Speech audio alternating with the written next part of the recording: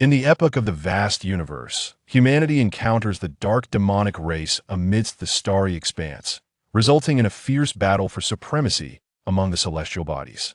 Young Zhang Yuan experiences a rebirth a decade prior, seizing the opportunity provided by the game heroes to join the cosmic battlefield, emerging as a legendary Mecha Sword Master. Chapter 1. The Commencement of Heroes. Beep beep beep.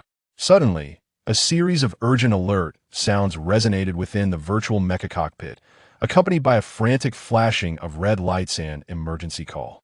Seated within the cockpit was a young boy, unresponsive, with his head tilted to one side and his arms limply hanging, lost in a slumber. The persistent beeping of the alert continued unabated for 2 full minutes until, at last, the boy's drooping hand stirred abruptly, his head slowly rising, revealing a pair of bewildered eyes. "Wasn't I supposed to be dead?" he murmured, turning his head in confusion. As he surveyed his surroundings, he discovered that he was encircled by an ultra-high-definition 3D screen.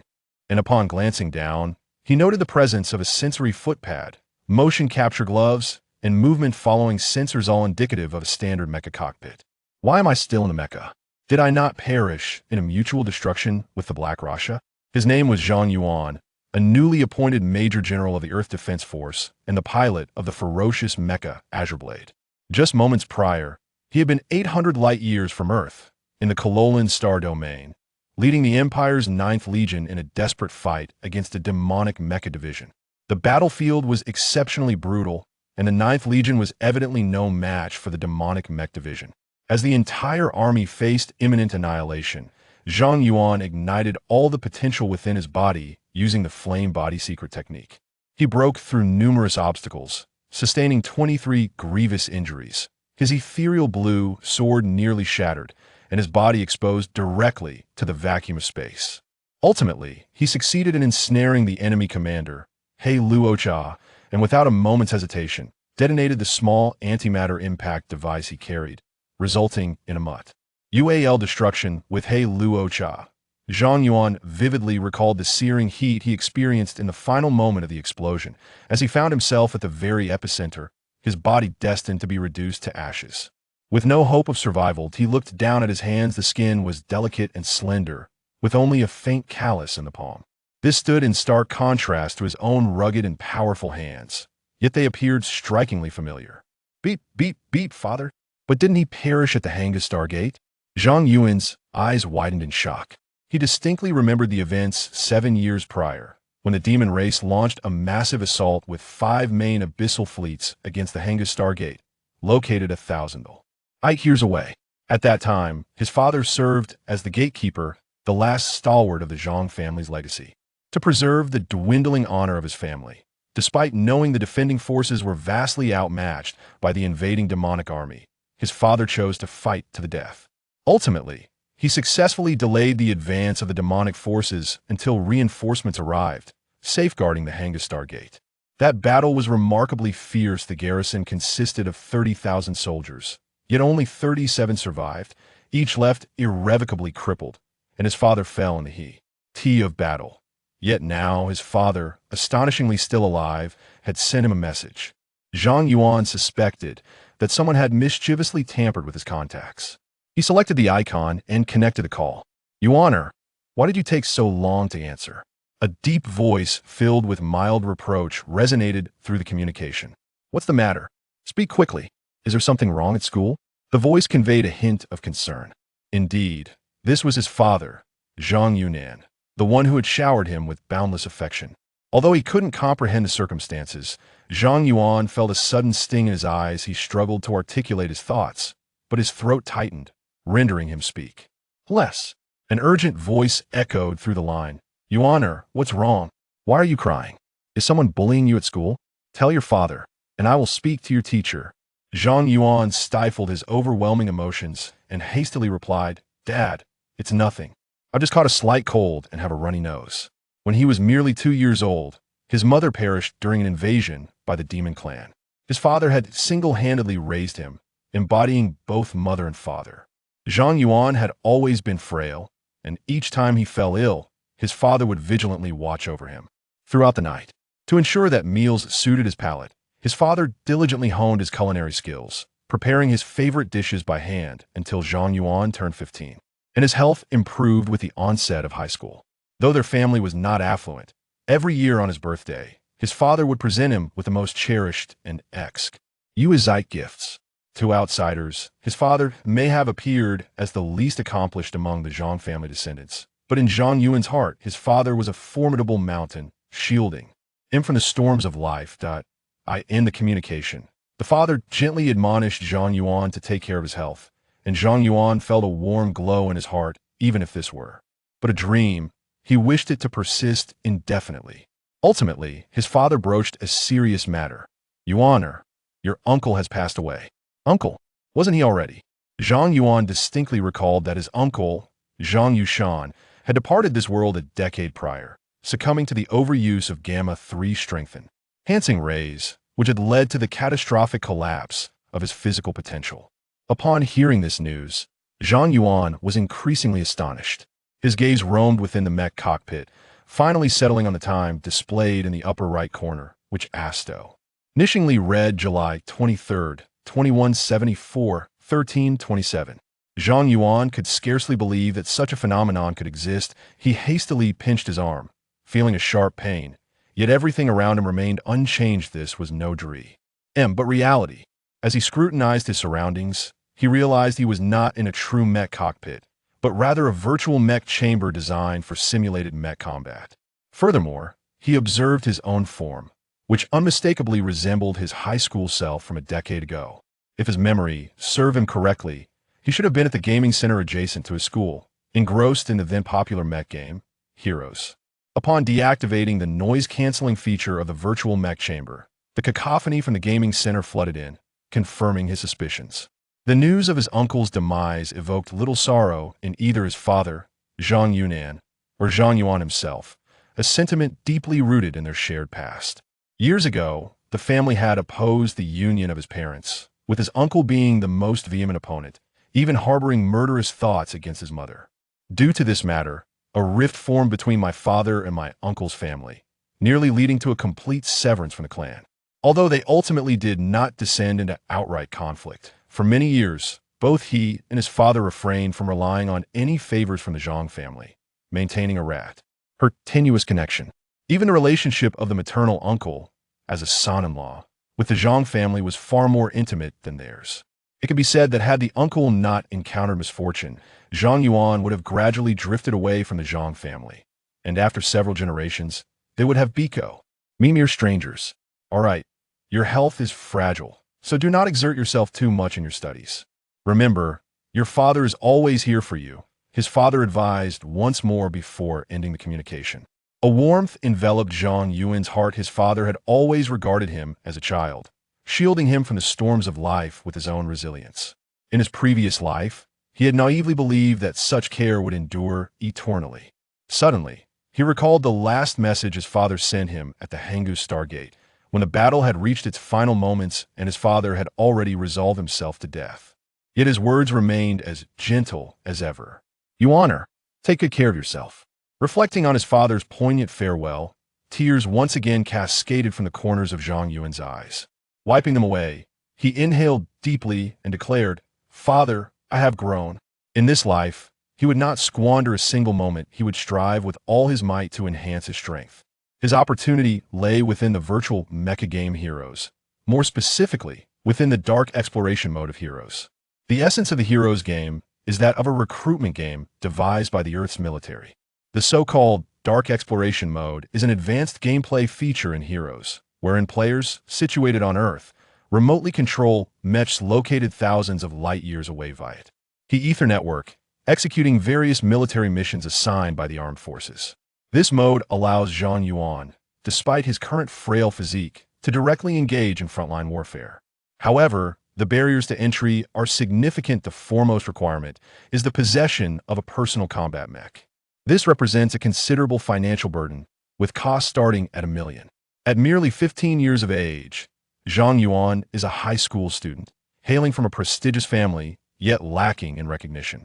Zhang Yuan mused to himself, relying on the Zhang family to obtain a combat mech seems implausible. I must rely on my own efforts.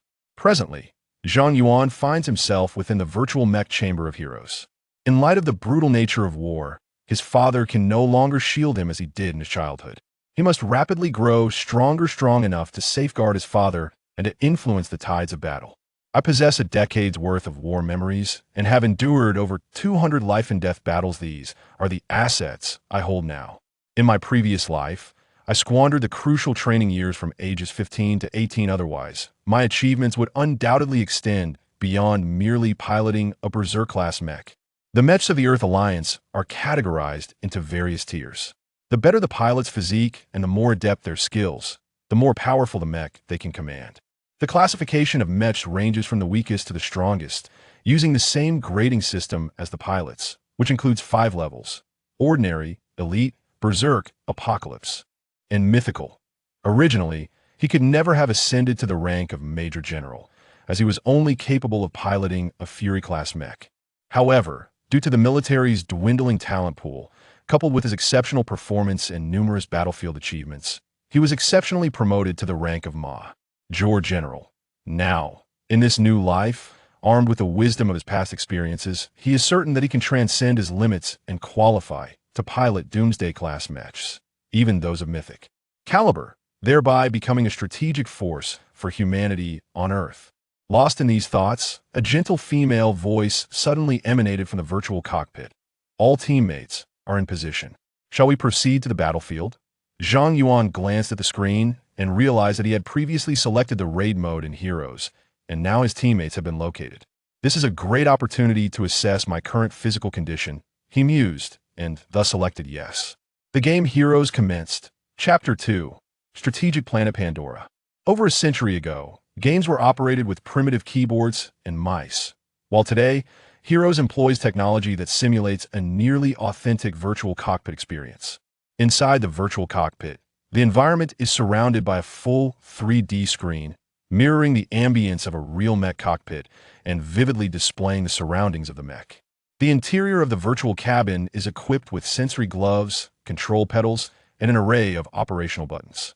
Moreover, the cockpit is encircled by a 48-directional vector inertial simulator, which flawlessly replicates the sensation of piloting a real battle mech. Once immersed in the game, players experience an engagement that is strikingly akin to piloting an actual combat mech. This technological foundation enables the game Heroes to develop gameplay modes such as dark exploration. Upon entering the game, a gentle, guiding voice resonated throughout the interface. Raid mission: destroy the minor demon clan base. Commencing loading of the mission map. While the game scene was being loaded, Zhang Yuan took a moment to peruse his current information.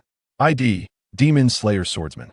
Record: 0 wins, 49 losses. Current mech: Wolf Demon Type 1 Werewolf form, 5 meters in height, 8 tons in weight, maximum output of 737 horsepower, a close combat assassin mech, equipped with a War God grade. Motion capture system. Current body modifications: none. Current mech modifications: none. Overall evaluation: Ancient Abyss. Upon reviewing this information, Zhang Yuan couldn't help but smile ruefully. At merely 15 years of age, he had been indulged by his father, leading to a self-centered and willful disposition.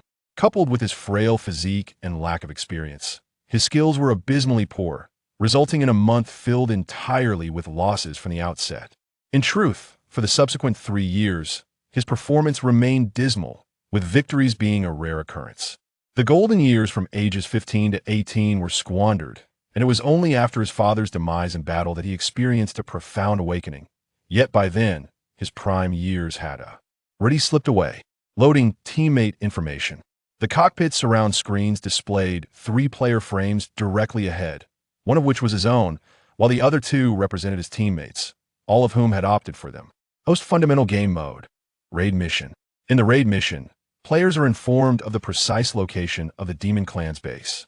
To achieve victory, one merely needs to destroy the demon base within the mission setting. For a novice, even with the task clearly delineating the precise location of the demon stronghold, its destruction remains a formidable challenge. However, for Zhang Yuan, this rudimentary battlefield holds no difficulty whatsoever. Earth Guardian Ordinary. Humanoid defense mech equipped with iron barrier system. Height: 8 meters. Weight: 20 tons. Maximum power output, 1300 horsepower. Special skill, high strength, alloy heavy armor. As he intended to converse with the pilot of the Earth Guardian, the latter preempted him. Wolf Demon, consider this match as a support role. Avoid direct confrontation with the opponent to prevent an early demise.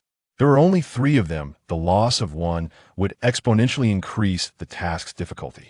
Indeed. What sort of demon-slaying swordsman is he? Judging by his track record, he must have been vanquished by demons himself. Chimed in a girl, piloting a fox demon type. Mech. Her tone carried a hint of resentment. A natural reaction given the circumstances anyone would feel discontented with such unreliable teammates. Fox demon type mech ordinary. Long-range attack mech equipped with Arrow God system. Height, for meters. Weight, for tons. Maximum output, 439 horsepower. Special ability, rapid targeting. Enough, yaya. Refrain from such remarks. Everyone has their novice phase. The Earth Guardian interjected again, indicating a familiarity with the Fox Demon pilot. Well, this is the legacy left by the 15-year-old Zhang Yuan for his future self. An ancient colossal pit, which he must accept as is. In response to his teammates' skepticism, he could only assert, "Rest assured, I will perform admirably." In the game Heroes, individual prowess is of utmost importance, yet it equally emphasizes the significance of collaboration. Players who recklessly seek to display their heroics, regardless of their exceptional mech piloting skills, may indeed accomplish missions single-handedly, but their ultimate evalua. Tie-ins will seldom reflect high merit. Upon hearing his words, the Earth Defender grew anxious, exclaiming, "Please, Wolf Demon, do not seek to show off. Focus on providing support, and I assure you a victorious outcome." Zhang Yuan fell silent, aware that his dismal performance rendered any explanation futile. The game begins. Destroy the enemy's base. As the system's voice faded, a map materialized on the mechs of the 3 players, marked with flashing red dots indicating the location of the target demon base. After a brief pause, the map minimized to a corner of the screen. Zhang Yuan's gaze brightened as the virtual cockpits surround display unveiled an eerily realistic environmentals. He now found himself in the Earth military's outpost, the equivalent of their base within the game. In the relentless struggle for control over Pandora, the human and demon factions engaged in fierce warfare on the planet, with the conflict escalating in intensity.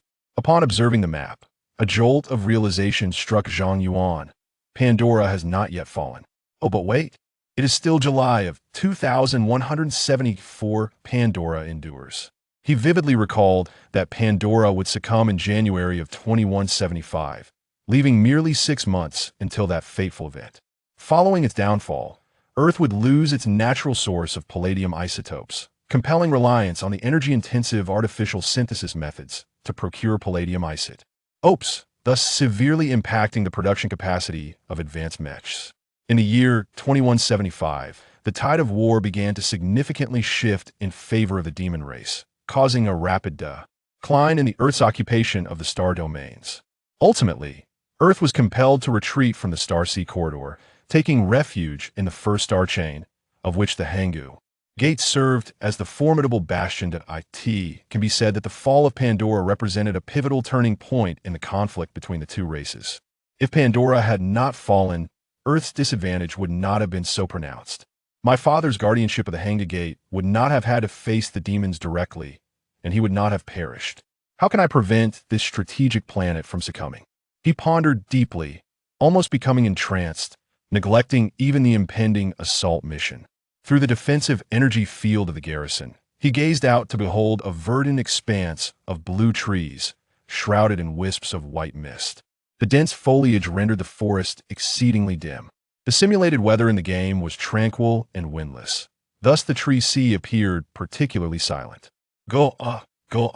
His yearning for a true combat mech grew increasingly fervent. My memories are too vague. I must swiftly activate the dark exploration mode to personally witness Pandora. Yet, acquiring a genuine combat mech would require at least $1 million, a sum far beyond the reach of an ordinary high school student without parental support, and Zhang Yuan in his previous life could not possibly afford it. However, at this moment, Zhang Yuan harbored his own plans. In Hero, players have the opportunity to initiate live broadcasts.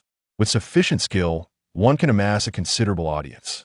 As the viewership grows, so too does one's popularity, leading to an influx of generous donations, streaming fees, and even advertising revenue, making it quite feasible to accumulate 1 million. With this thought in mind, Zhang Yuan narrowed his eyes. It is time to showcase my skills. Chapter 3, The White Spectre, Part 1, Pandora, Earth Defense Force Base. The environment was so lifelike that it was quite terrifying. Yaya's voice trembled slightly as she instinctively maneuvered the Fox Demon mecha behind the Earth Defender. Do not be afraid, Yaya. This is merely an illusion, just a game. The Earth Defender gently reassured her. Observing the scene, it was evident that these two were likely a couple. In the past, the 15-year-old Zhang Yuan would have scoffed, exclaiming, "Showcasing affection will lead to swift demise." However, now he remained silent, his heart as tranquil as a still pond, having danced with death countless times. Zhang Yuan had long attained inner peace. He scrutinized the movements of the young girl named Yaya within her mecha. Her maneuvers were relatively smooth, indicating she possessed basic mecha control skills. As for the Earth Defender, Zhang Yuan noted his defensive stance instinctively. With the nearly 5-meter-long tungsten steel greatsword in his right hand poised for action, while his left hand shielded vital areas with a powerful energy shield, Zhang Yuan silently approved. This fellow was rather competent. Within the Earth Alliance barracks, ample supplies were available, and the trio began to equip themselves with their chosen weaponry. The Earth Defender did not rush to select his gear, instead advising Zhang Yuan, Wolf Demon, the mecha's load capacity and attachment space are limited. Your Wolf Demon mecha is equipped with 4 sets of premium steel claws. I suggest you bring a scanning radar and utilize the remaining 3 spaces for energy panels. The energy panels serve as the power source for ordinary mechas, ensuring their operational endurance. As they journeyed into the Pandora forest, sustainability became a pressing concern, necessitating sacrifices in weapon storage to guarantee sufficient energy reserves. Without such measures, the mechas would risk stalling midway through their mission, leading to inevitable failure. Among the trio, Zhang Yuan boasted the least impressive combat record, held the lowest rank, and piloted the most subpar mecha. He had little to contribute, opting instead for a high-powered scanning radar, while utilizing the remaining space entirely for energy panels. An ordinary mecha possesses 4 additional equipment slots beyond its built-in gear. One was occupied by the scanner, leaving Zhang Yuan to fill the remaining 3 with energy panels. Once equipped, he cheerfully declared to the Earth Guardian, "Big brother, I shall handle the radar scanning. As for combat, I shall rely on you and the Fox Spirit." Pleased with Zhang Yuan's cooperation, the Earth Guardian patted the mecha's front panel with his enormous metallic hand, producing a resounding clang. Rest assured, victory will be yours. Understanding the sentiment, the Fox Spirit Yaya gleefully hopped off to gather her gear. Only then did the Earth Guardian begin to select his equipment. In addition to the initial tungsten steel greatsword and force field heavy shield, he affixed a Gatling cannon to his shoulder, dedicating the remaining space entirely to ammunition. Observing from the side, Zhang Yuan nodded in approval. The team was well equipped with both physical and energy-based attacks, capable of engaging at various ranges, boasting solid defense, sufficient endurance, and assured visibility. Provided no unforeseen mishaps occurred, he anticipated a comfortable victory in this endeavor. He was not in a hurry to showcase his combat prowess. In Heroes, technique is of utmost importance, yet the cooperation of teammates serves as a solid foundation for the application of such skills. A true warrior, if he cannot even manage his comrades, might find it questionable whether he can achieve glory on the battlefield, let alone survive. Once everything was prepared, the Earth Guardian waved his hand and strode forward. "Yaya, follow closely behind me. Wolf Demon, you take the rear. I shall lead the way. Let us set forth." "All right." Zhang Yuan nodded affirmatively. The trio advanced, soon entering the forest, where the surrounding mist thickened, and with the dim light, visibility rapidly diminished into obscurity. The demon race thrived in such shadowy environments. This forest was undoubtedly their territory. Zhang Yuan, cautious, promptly activated the high-powered scanner. The Earth Guardian cast an appreciative glance at him. Their thoughts aligned, indicating that this wolf demon was not as inept as his record suggested. They proceeded with care, traversing approximately a kilometer, where the trees grew exceedingly tall, with even the slenderest trunks requiring 3 men to encircle. The underbrush and weeds became increasingly dense, offering considerable resistance even to their powerful mechs. The only favorable news was that the mist within the forest had thinned significantly, which would enhance laser-based energy attacks. Suddenly, the scanner emitted a flurry of urgent alerts. the sound resonating directly in the ears of the three mech operators through their squad channel. "We have a situation. Wolf Demon. What do you see?" The Earth Guardian instinctively inquired, having developed a certain level of trust in Zhang Yuan's capabilities throughout their journey. To the front left at an angle of 30 degrees, coordinates 230, 1232, 32, there existed a concealed target. Judging by the electromagnetic reflection waveform, it was likely a ghoul from the Demon Clan.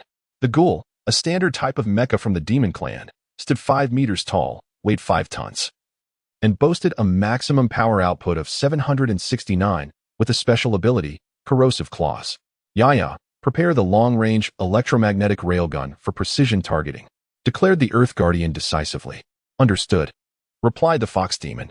Crouching down, she set up the electromagnetic railgun and awaited its charging. After a brief interval of 0.8 seconds, the charging concluded.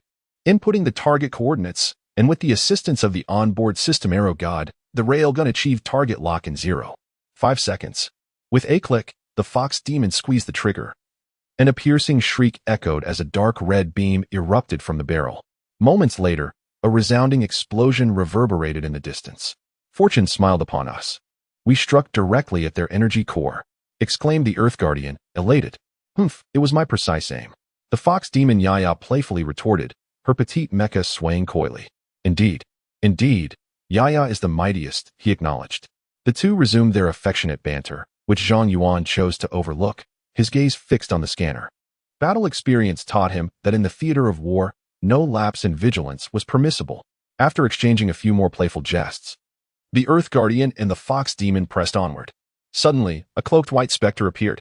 Zhang Yuan's expression shifted slightly as he realized that electromagnetic waves were ineffective against the cloaking capabilities of the Phantom-class mecha, rendering the scanner utterly useless. The White Phantom, a demonic mecha standing 4 meters tall and weighing 4 tons, boasted a maximum power output of 947 horsepower and possessed the unique ability of electromagnetic invisibility. What a stroke of bad luck! This monstrosity has appeared. The Earth Guardian felt an immediate sense of peril. Yet, at that moment, a flash of insight struck Zhang Yuan. Pandora, the White Phantom. No, not merely a phantom, but an insider. I recall now. The fall of Pandora was not due to a conventional defeat.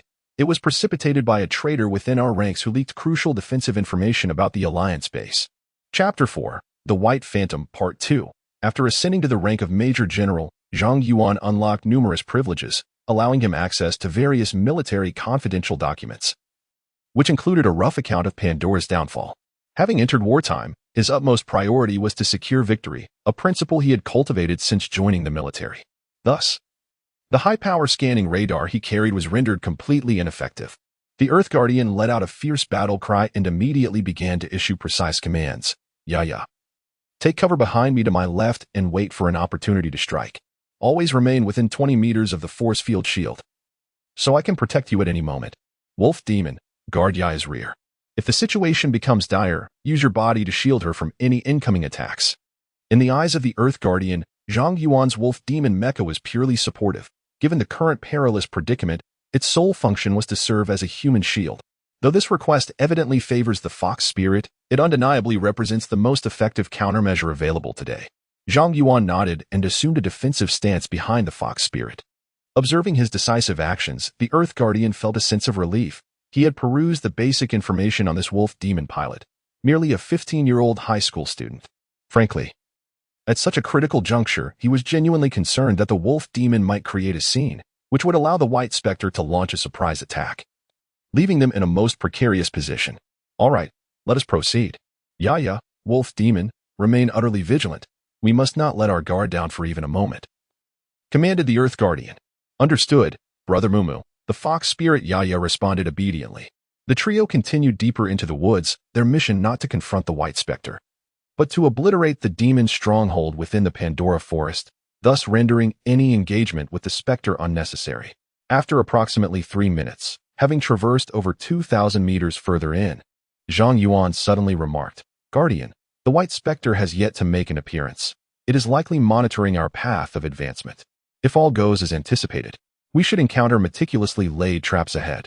The most prudent course of action now is to take a circuitous route and advance swiftly, depriving our adversary of the time needed to set their traps." Is that truly the case?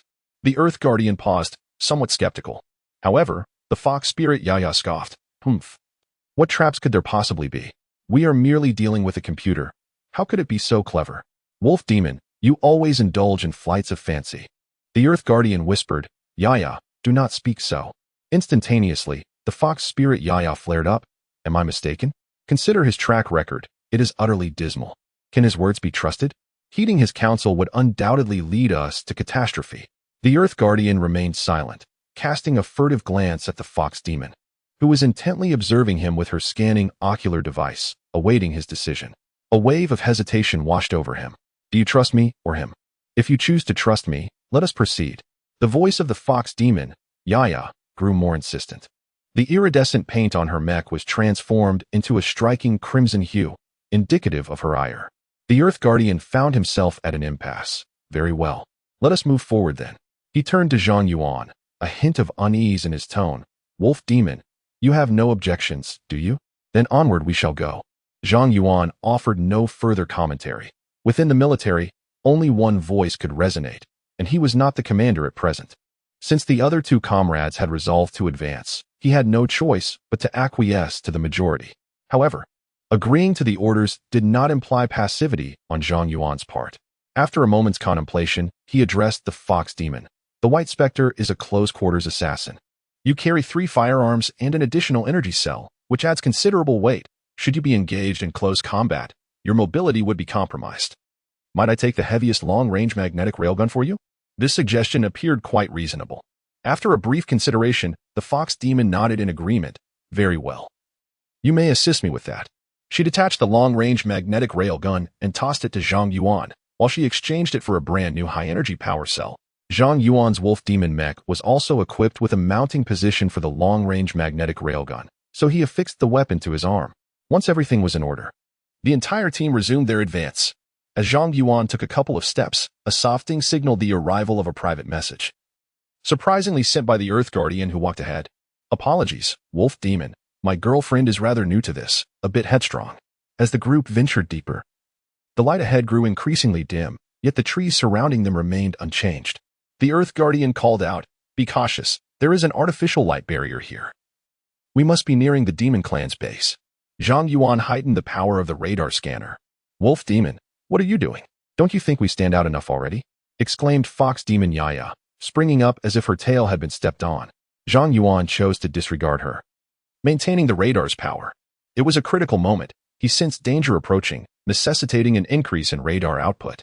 Even if the White Spectre eluded detection, it would at least prevent a surprise attack from other Demon Clan mechs.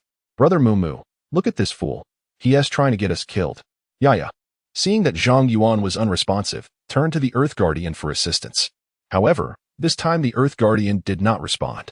Instead, he activated the high-powered searchlight atop his head, illuminating the dark forest ahead with a brilliant beam. Yaya, prepare for battle. We are nearing the Demon Clan's base, and there should be numerous celestial demon mechs in the vicinity. With that declaration, Yaya ceased her complaints towards Zhang Yuan and quickly positioned herself between him and the Earth Guardian, clutching a short-range rapid-fire laser gun, carefully aiming. As time passed, the forest remained eerily silent, devoid of even the slightest whisper of wind. Suddenly, a faint crack echoed from the canopy above the crowd, as something resembling a pine cone plummeted from the tree. Zhang Yuan turned his gaze towards the sound, and upon a mere glance, he immediately shouted, Sonic Bomb. Activate the gravitational field. As he spoke, Zhang Yuan swiftly began to operate the control interface, and in an instant, he activated the gravitational field while adjusting his stance into a shooting position, his eyes fixed intently on the radar scanning interface, waiting for the adversary to reveal themselves. Just as he completed these actions, the sonic bomb detonated. A bizarre shrill shriek pierced the air, accompanied by high-intensity infrasonic and ultrasonic waves. The atmosphere trembled violently, sending visible ripples radiating outward, causing leaves to cascade down and small creatures hidden within the canopy to tumble down like dumplings.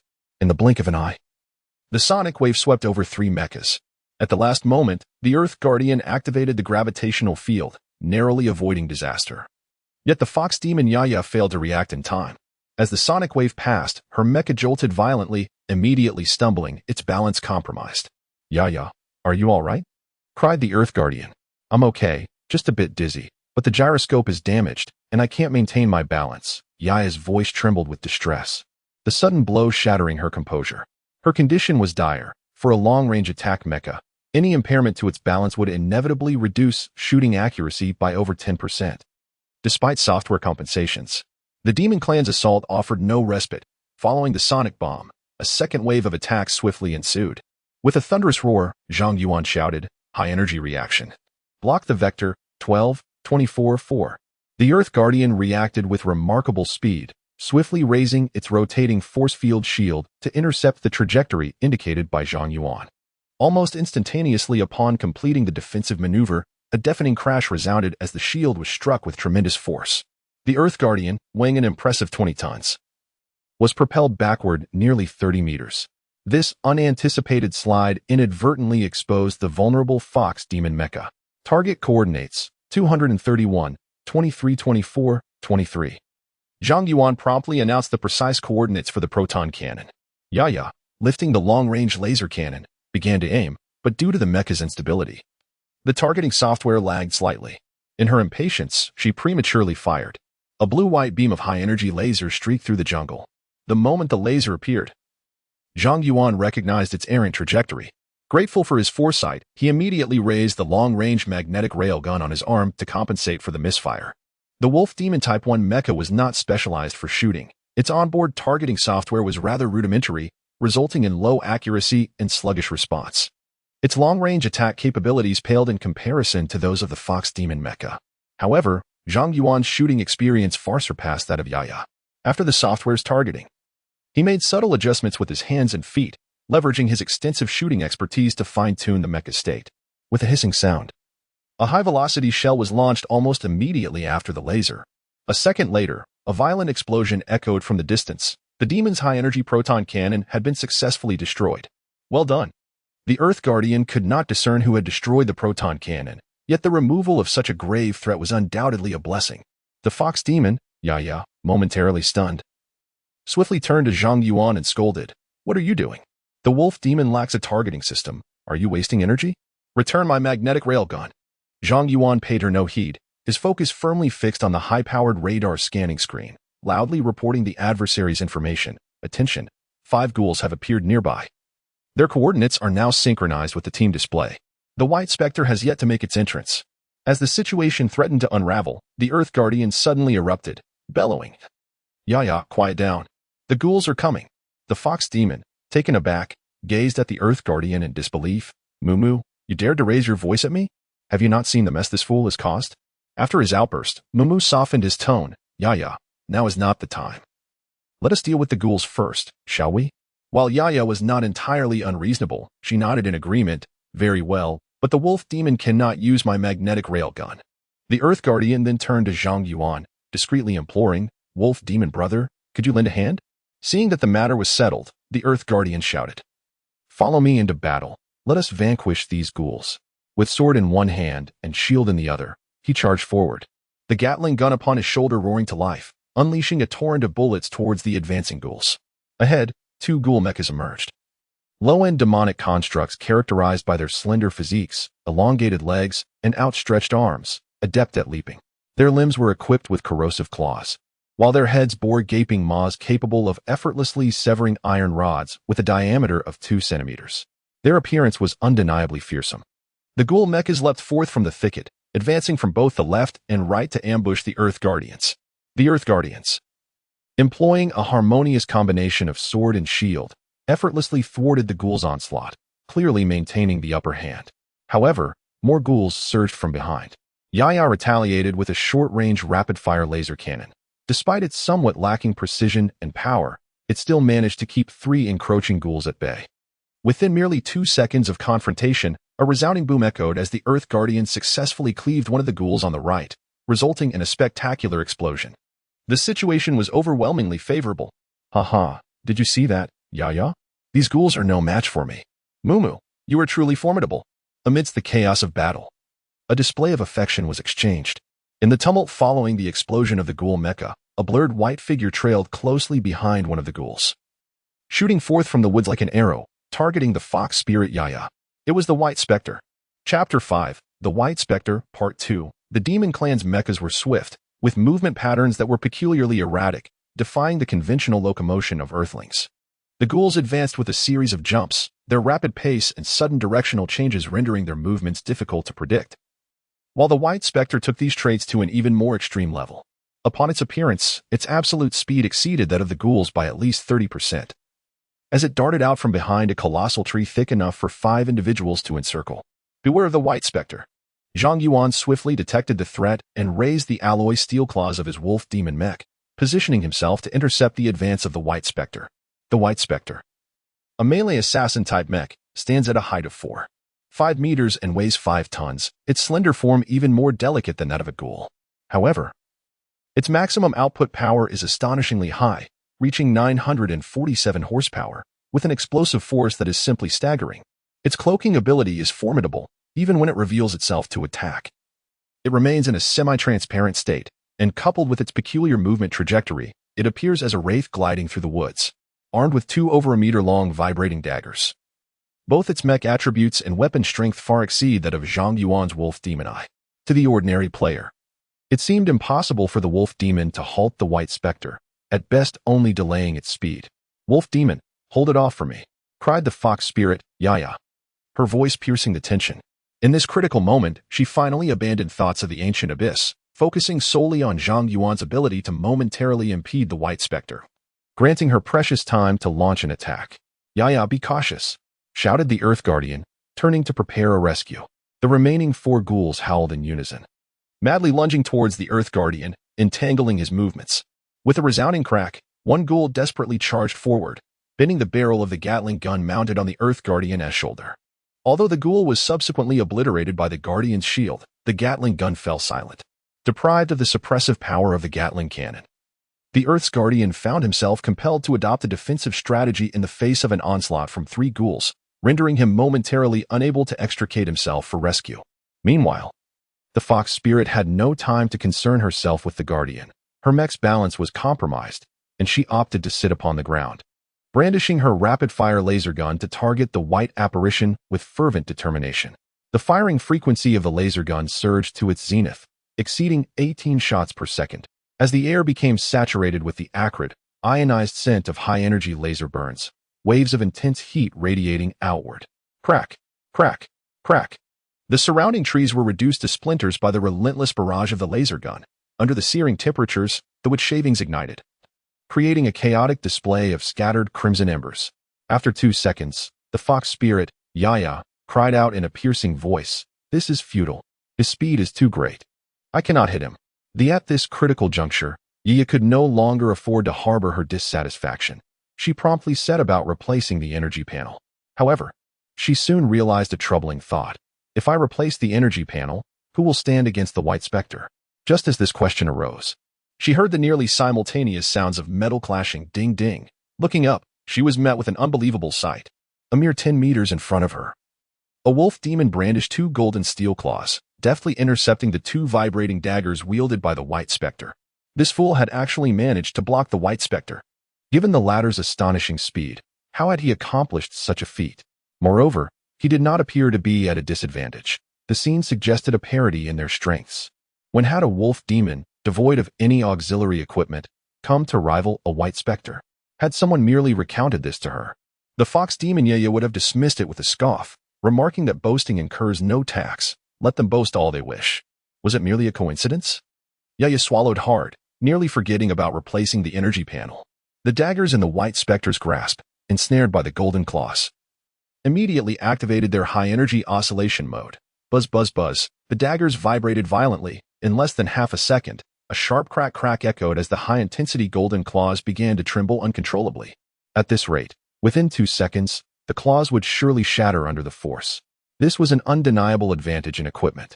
Withdraw your hands quickly. You cannot withstand him. Yi could not help but exclaim. Zhang Yuan exhibited no signs of retreat. At that moment, his gaze was solely fixed on his opponent, with all extraneous information irrelevant to the battle seamlessly filtered out by his mind. Sensing the fierce vibrations of the alloy steel claws, he astonishingly refrained from withdrawing his hand. Enclosed within the confines of the virtual mech cockpit, he deftly coordinated his hands, feet, and eyes, accomplishing an astounding 14 textbook-perfect mech maneuvers in a mere half a second. Each maneuver appeared deceptively simple, yet within the realm of heroes, locating even a single player capable of executing such control is an arduous task. While it is relatively straightforward for a player to maneuver a mech, merely requiring some hand and foot movements for the mech's motion sensing system to emulate human locomotion, the intricacies of precise operations, such as threading a needle with the mech, present a significant escalation in difficulty, necessitating rigorous training. Authentic combat demands that players master the ability to execute threading the needle within an exceedingly short time frame, requiring not only precision but also speed, thereby amplifying the challenge manifold. Zhang Yuan's prior execution was akin to controlling the wolf demon mech to perform 14 threading the needle actions within a mere 0.5 seconds, an unimaginably daunting feat externally. One could observe the 5-meter-tall wolf demon mech's steel claws subtly adjusting, tightening their grip on the white specter dagger, followed by an output of power reaching its zenith at 737 horsepower, utilized with absolute efficiency. Suddenly, the mech retreated a half-step. An unexpected maneuver executed with the swiftness of lightning. The white specter was forcefully yanked forward, stumbling half a step, causing the mech to momentarily lose its balance. An exquisite opportunity presented itself. In that fleeting moment, Zhang Yuan's limbs moved in unison once more, accomplishing 9 mech operations in the blink of an eye. The wolf demon mech's arms suddenly extended, unleashing its power to the utmost limit, with an astonishing output of 737 horsepower concentrated into its steel limbs. The arms quaked violently, causing the slender white phantom to stagger, unable to withstand the weight of the mech. With a resounding crack, the white phantom's body was momentarily lifted off the ground, experiencing a brief loss of control over its power. Now was the moment. Zhang Yuan, exhilarated to the peak of ecstasy, swiftly executed another 13 precise maneuvers. The right leg of the wolf demon mech rose while the left leg anchored firmly. The power output transitioned from the arms to the legs in an instant. With a rush of wind, it surged towards the slender waist of the white phantom mech midway through the right leg's advance. A series of metallic clangs echoed as the mech's built-in golden steel claws sprang forth, their tips glinting with a sharp, chilling light. This maneuver was renowned, known as Tiger Scraping the Mountain, a sophisticated close-quarters combat technique that balanced both offense and defense, ideally suited for tiger-shaped mechs. However, Zhang Yuan had cleverly adapted it for the wolf demon mech. The very name of this maneuver suggested its ferocity. It involved locking the opponent's attack with both hands, destabilizing their mech's balance through pulling and shaking. Seizing this opportunity, he unleashed a devastating kick from beneath, stealthy and cunning, the true lethal strike. If executed by a robust, high-quality tiger-shaped mech, such a kick would undoubtedly shatter the defenseless white phantom mech into fragments. Even though the wolf demon mech's power and strength were slightly lacking, it was still sufficient to deliver a significant blow to the white phantom. In a fleeting moment, a piercing sound erupted as the white specter was struck at the waist, the pivotal axis of strength, resulting in a resounding crack. The entire mech was propelled away. Its armor, designed for swiftness and stealth, as fragile as parchment. Zhang Yuan executed his movements with remarkable speed, ferocity, and discretion, while the white specter's frail waist absorbed the full force of the blow. It soared 20 meters before colliding violently with a great tree, producing a thunderous explosion. The white specter's body was grievously contorted, its arms wrenched off by the wolf demon mech, and violet-black blood gushed forth from the cockpit. Such injuries would render the pilot not merely dead but utterly incapacitated. Thus, the white specter was effectively ruined. How could this be possible? Yaya witnessed the entire spectacle, her eyes wide with disbelief, momentarily forgetting to replace the energy panel.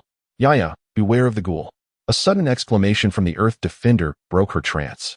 Turning swiftly, she beheld the ghoul abandoning its assault on the Earth Defender to lunge at her, a most unexpected turn of events.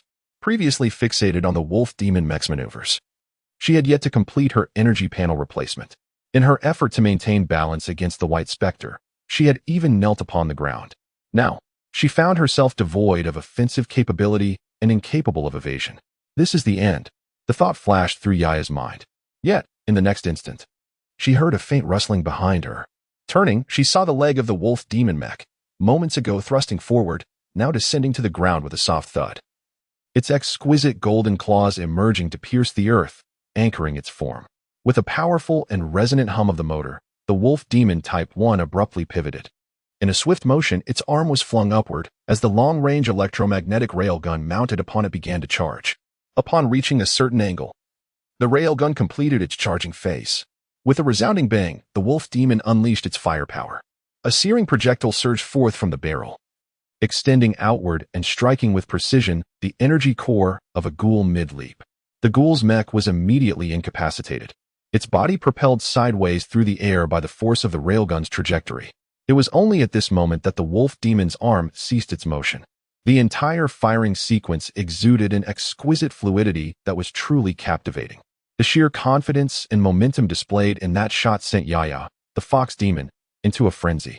Her heart racing uncontrollably, nearly leaving her breathless. How could one employ a long-range electromagnetic railgun for such a close attack?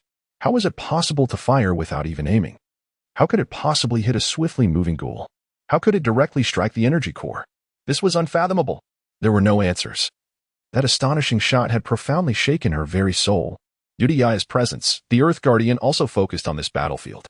He had not witnessed Zhang Yuan's maneuvers against the White Phantom earlier, but he clearly observed the entire sequence of Zhang Yuan's shooting, amidst the lingering echoes of the gunfire.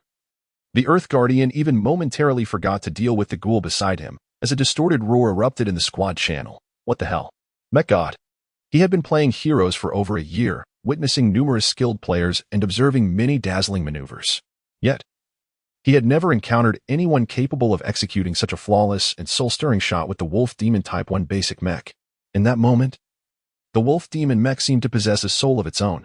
It was as if he beheld a seasoned veteran of countless battles surging through the smoke of war. Unlike the Fox Demon, he was acutely aware of the challenges inherent in achieving such a feat. The shot was executed with astonishing speed, leaving virtually no time for aiming. The aiming system of the Wolf Demon mech was notoriously unreliable, indicating that the opponent had not relied on the assistance of any mech's central intelligence. This shot was purely an act of instinct, yet it struck with remarkable precision. A super expert, the Earth Guardian found it difficult to conjure more fitting descriptors. After delivering that shot, Zhang Yuan himself was somewhat taken aback, as the outcome surpassed his expectations. However, he quickly realized, in the final battle against the Black Rakshasa, my skills have once again transcended. Previously, he would not have had complete confidence in hitting the ghoul, but after that shot, he discovered he could almost exert total control. Of course, there were repercussions. His body felt weakened after 2 consecutive high-intensity maneuvers, and it seemed that the ligaments in his arms and thighs had sustained minor strains. Yet, this trivial injury in no way diminished Zhang Yuan's state. "Beware of the ghouls," echoed Zhang Yuan's calm warning through the team channel, as tranquil as still water. While his voice initially sounded merely a touch indifferent, upon closer inspection, it resonated with the restraint of a master. The Earth Guardians were jolted into action, hastily turning to confront the remaining 3 ghouls. The Fox Spirit, Yaya, also regained her composure and began to assist nearby. The most formidable White Spectre had been vanquished, and the 3 ghouls posed no real threat, swiftly obliterated. "Let us proceed. The base lies ahead. We shall wreak havoc upon it," proclaimed the Earth Guardian with palpable excitement. "Indeed," Zhang Yuan responded. Logically, at this juncture, their ambush mission should have reached its conclusion, yet he remained vigilant, a reflex ingrained within him. Uncharacteristically, the Fox Spirit Yaya remained silent, trailing the group towards the Demon Lord's base. Moments later, a tremendous roar resounded as the small Demon Lord base nestled within the forest was engulfed in a blaze of azure flames. Victory! The system's exuberant tone proclaimed these 2 words. Almost simultaneously, Zhang Yuan perceived a peculiar voice echoing within his mind. Task completed. Fury points. 10. Chapter 6, Mutation. The ambush mission concluded with a total duration of 2 hours and 28 minutes. However, the game did not terminate immediately.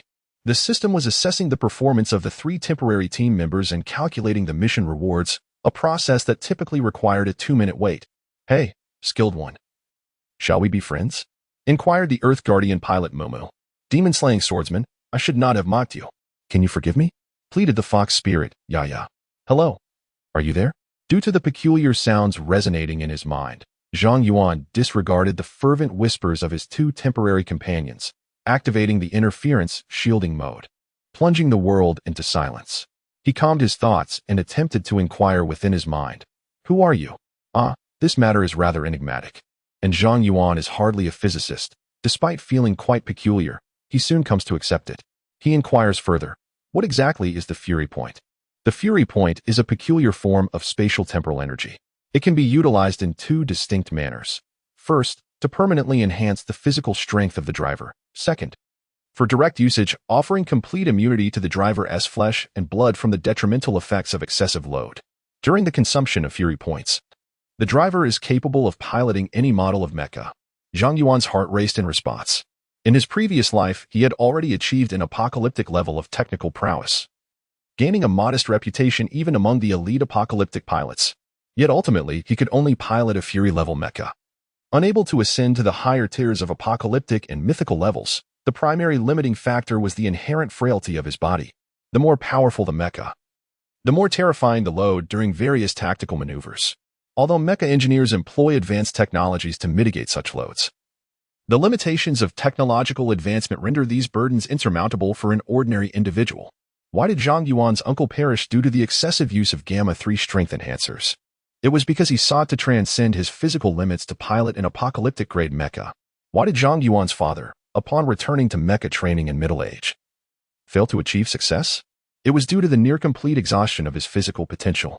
In the mecha combat leagues on Earth, numerous prodigies with extraordinary operational skills emerge each year. However, once these talents step onto the battlefield, the odds are stark, out of 1,000. Perhaps only one can endure the military's brutal training and subsequently pilot an apocalyptic-grade mecha, making it a rare stroke of fortune. In his previous life, Zhang Yuan was unable to overcome this challenge.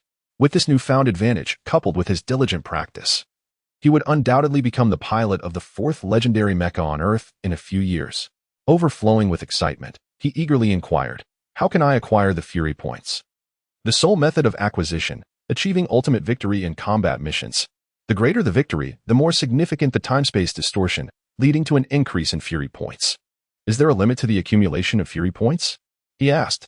Indeed. The current limit for your Fury points stands at 100. By accomplishing combat evaluation achievements, you can unlock new limits. Zhang Yuan promptly pressed on. What type of combat evaluation is required for unlocking? Each unlocking necessitates varying degrees of difficulty. The first unlock requires attaining an A-level evaluation, which raises the limit by 20 points. Understanding dawned upon Zhang Yuan, victory would yield Fury points, while the quality of each victory would determine the capacity for accumulating more Fury points. He hastily followed up with another question. What about the consumption of Fury points? For instance, how many points are needed to enhance to an elite physique?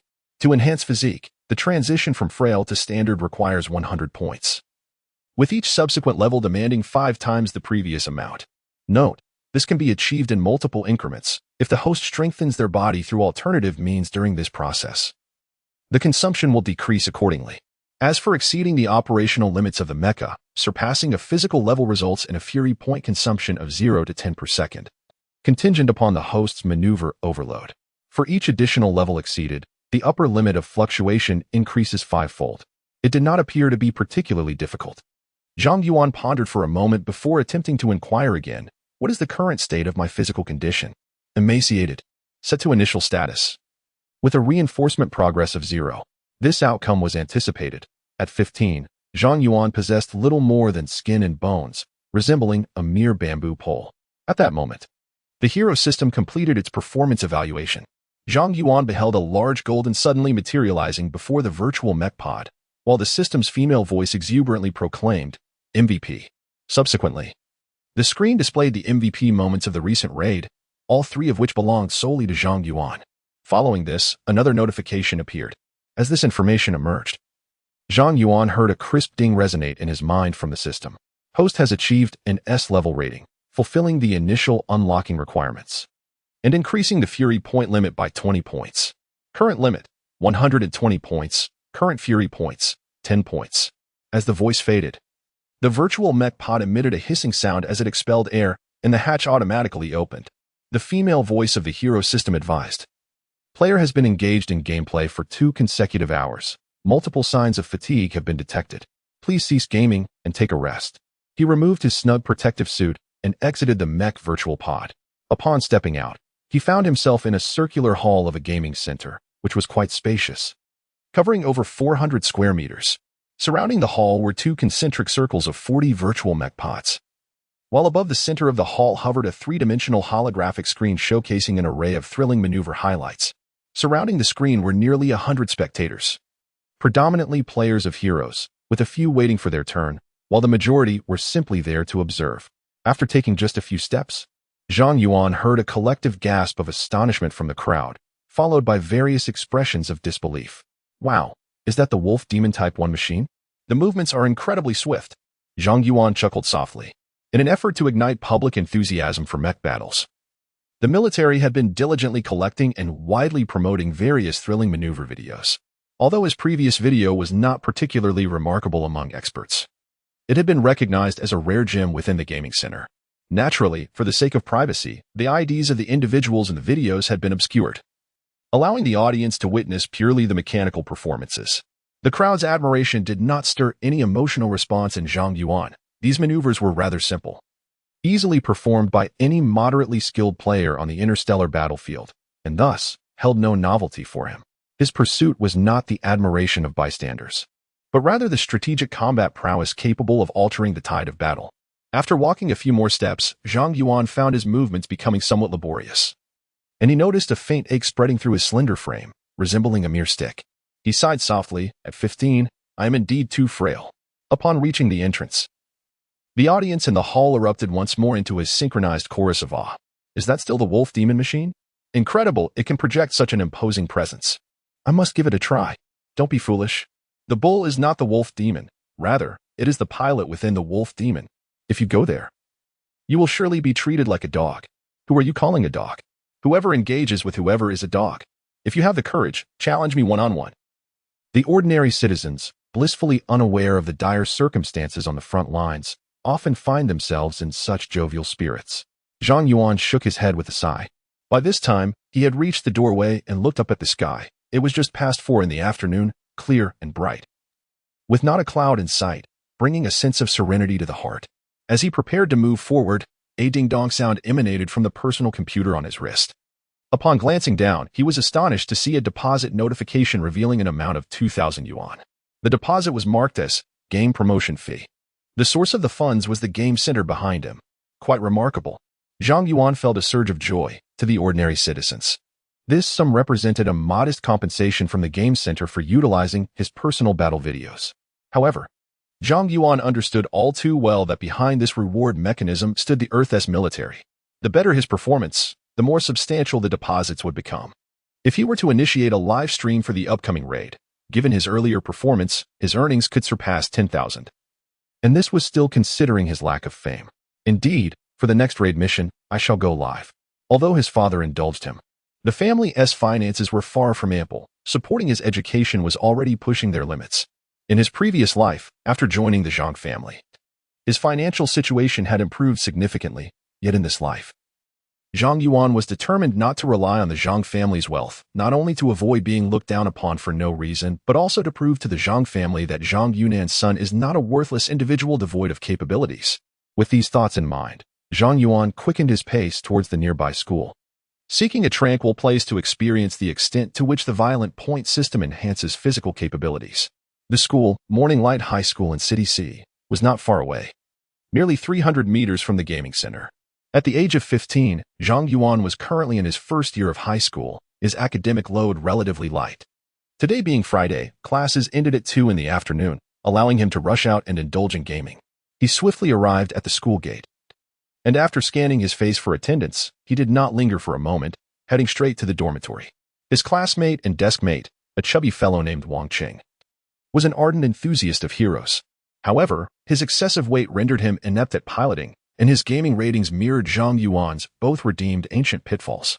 Zhang Yuan gazed at this portly figure and could not help but let out a deep sigh. This was Wang the Fatty, his classmate in the present. Yet in the future interstellar battlefield, they would be inseparable comrades. What lingered most vividly in his memory was the defense of the Lyra Fortress in the northern wilderness 5 years hence. Zhang Yuan, do you think we will perish? At that time, Wang Qing was no longer the chubby boy. His fat had transformed into muscle through rigorous training. As he spoke, one of his arms twisted unnaturally, a testament to the toll of executing extreme maneuvers in a mech. We will all perish. The question is whether our deaths hold any value. Zhang Yuan too was drenched in blood. A week later, Wang Qing fell in battle, sacrificing himself to shield Zhang Yuan from a high-energy cutting axe wielded by a bull demon mech. In his final moments, he bellowed, "Brother, survive. Avenge me." As he bid farewell to his old companions, Zhang Yuan felt a slight moisture in his eyes. Taking a deep breath, he smiled and patted Wang Cheng on the shoulder, saying, "My friend, it is high time you shed some weight." "Well, all right then. What time do we depart?" "I have already reserved a spot at the gaming center. Let us convene at the entrance at 6 o'clock this evening." "Enough of this. I must prepare thoroughly and ensure I do not embarrass myself before the goddess." "Go on," Zhang Yuan replied with a smile. "Oh, really?" Zhang Yuan remained unfazed, casually explaining, "That is due to my significant improvement in driving skills." "Uft, ancient pit." The chubby one gestured rudely at Zhang Yuan before running off. Chapter 7. A perfect beginning. As it was a weekend afternoon, the dorm was eerily quiet, with classmates having ventured out to enjoy their leisure time. Zhang Yuan first made a call to his father, confirming their meeting at 10 o'clock on Saturday morning, before shutting the dormitory door and lying down in solitude. The disadvantages of his frail physique became increasingly apparent as he soon felt a profound soreness in various muscles, to the point where even the slightest movement became uncomfortable. After pondering for a considerable time, he frowned, realizing that the duration had been too long, and his memories began to blur. Having solidified his plans, Zhang Yuan calmed his mind and delved into the peculiar information swirling in his consciousness. He was uncertain whether this frenzy points would prove beneficial. In his heart, he silently intoned, "Utilize 10 points of frenzy points to enhance my physique." Confirm. With a resounding boom, Zhang Yuan felt as though a bomb had detonated within his lower abdomen, the searing aftermath of which surged wildly throughout his body, obliterating all sensations save for the intense heat. In his previous life, Zhang Yuan had frequently experienced the military's strengthening agents, rendering this sensation familiar to him. He meticulously analyzed the effects. Indeed, it bore resemblance to the Gamma-3 strengthening agent, yet the heat was considerably more subdued, devoid of any harsh burning pain. It appeared that the side effects of the violent energy points on the body were far less severe than those of the strengthening agents. On Earth, all strengthening agents come with their own set of side effects. While they may temporarily enhance physical strength, they also leave behind numerous concealed injuries within the body. These hidden injuries do not significantly impact combat performance but greatly affect a warrior's lifespan and the duration of their physical peak. Generally, for mecha warriors, once they surpass the age of 35, their bodily functions experience a dramatic decline. By the age of 50, nearly half of them must rely on prosthetics to walk, and their lifespan is typically about a decade shorter than that of ordinary individuals, excluding those who perish in battle. These consequences are the price paid for forcibly augmenting physical prowess. Without such sacrifices, humanity would stand no chance against the formidable demon army. The internal heat persisted for approximately 5 seconds, after which it gradually receded. Zhang Yuan moved his body, keenly attuning himself to the changes within. For this, he had devised a simple yet effective testing method. He rose to his feet and commenced practicing a set of calisthenics released by the military in the center of his dormitory.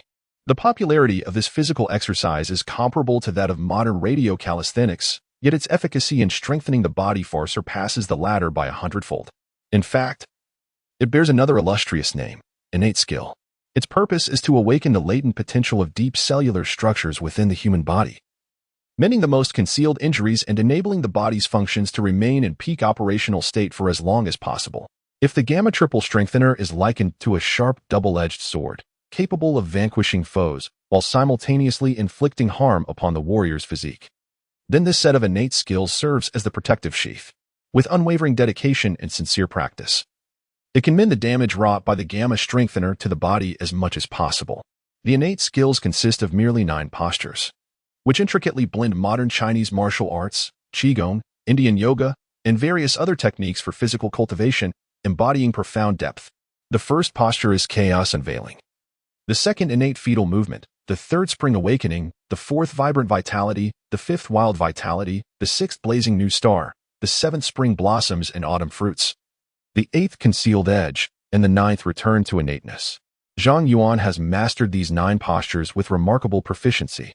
After practicing them in succession, he felt a continuous flow of energy coursing through his body, every pore opened wide, experiencing an unprecedented comfort akin to basking in a hot bath on a frigid winter's day, tenfold more pleasurable.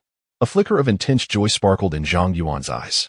Upon using the Gamma Strengthener, immediate practice of the innate skills results in a piercing, needle-like pain within the organs, necessitating a month of consistent practice, enduring daily bleeding to expel the stagnant blood within.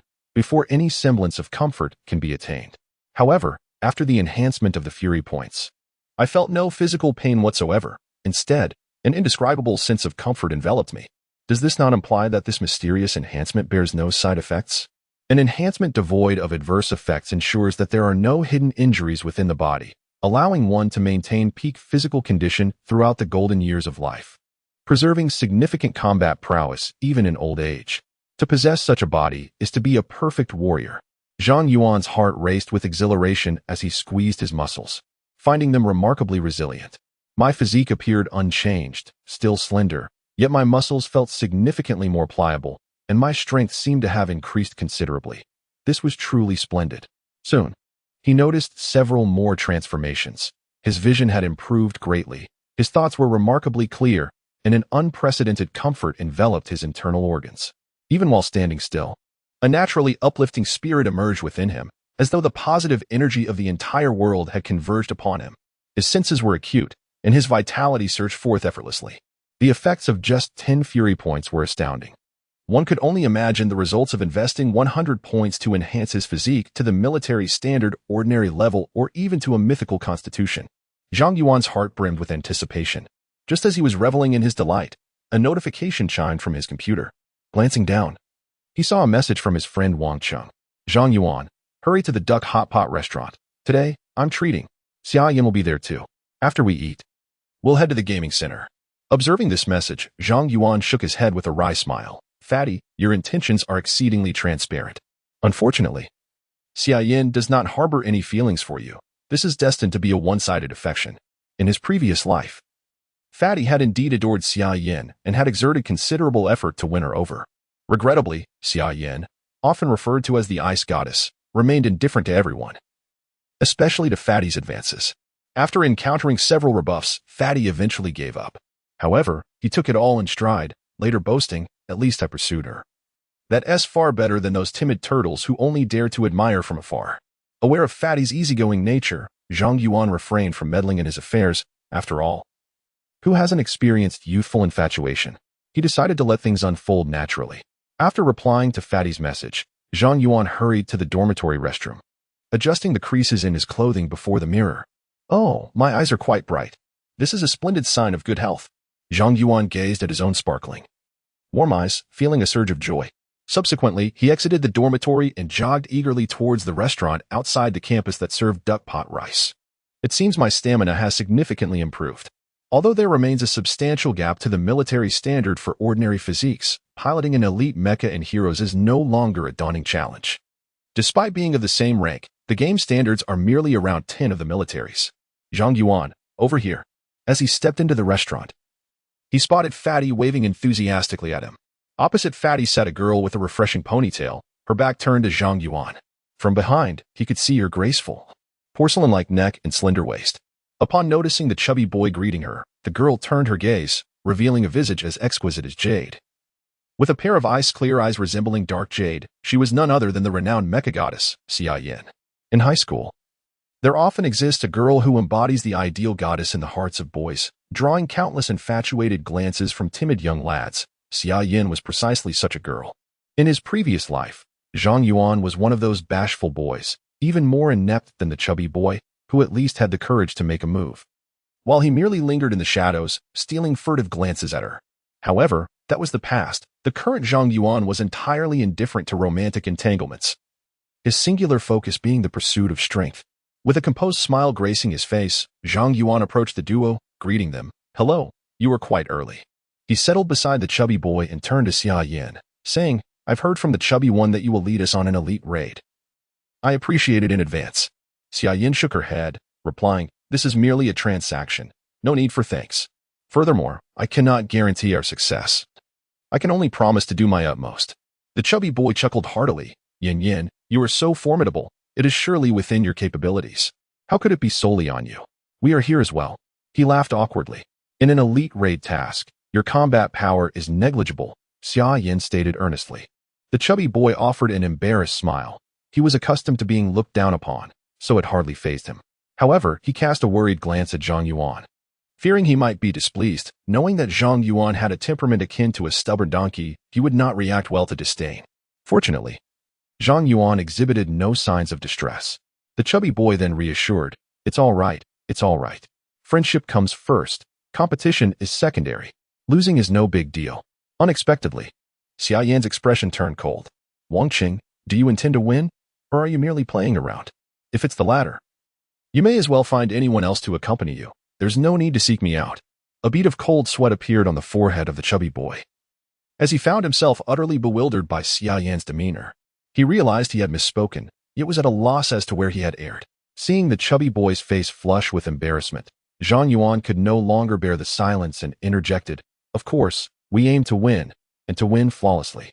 Ultimately, Xia Yan was merely a young girl, albeit one who took her pursuits seriously and exhibited a certain obsession with victory and heroes, which was entirely understandable. However, to Zhang Yuan's surprise, Xia Yan promptly overturned his assessment of her. She shook her head and asserted, "No, the situation in battle is uncontrollable. We can only strive for victory, but if we deliberately pursue perfection in winning, we may inadvertently miss our true opportunity." Upon hearing this, Zhang Yuan felt a stir within him.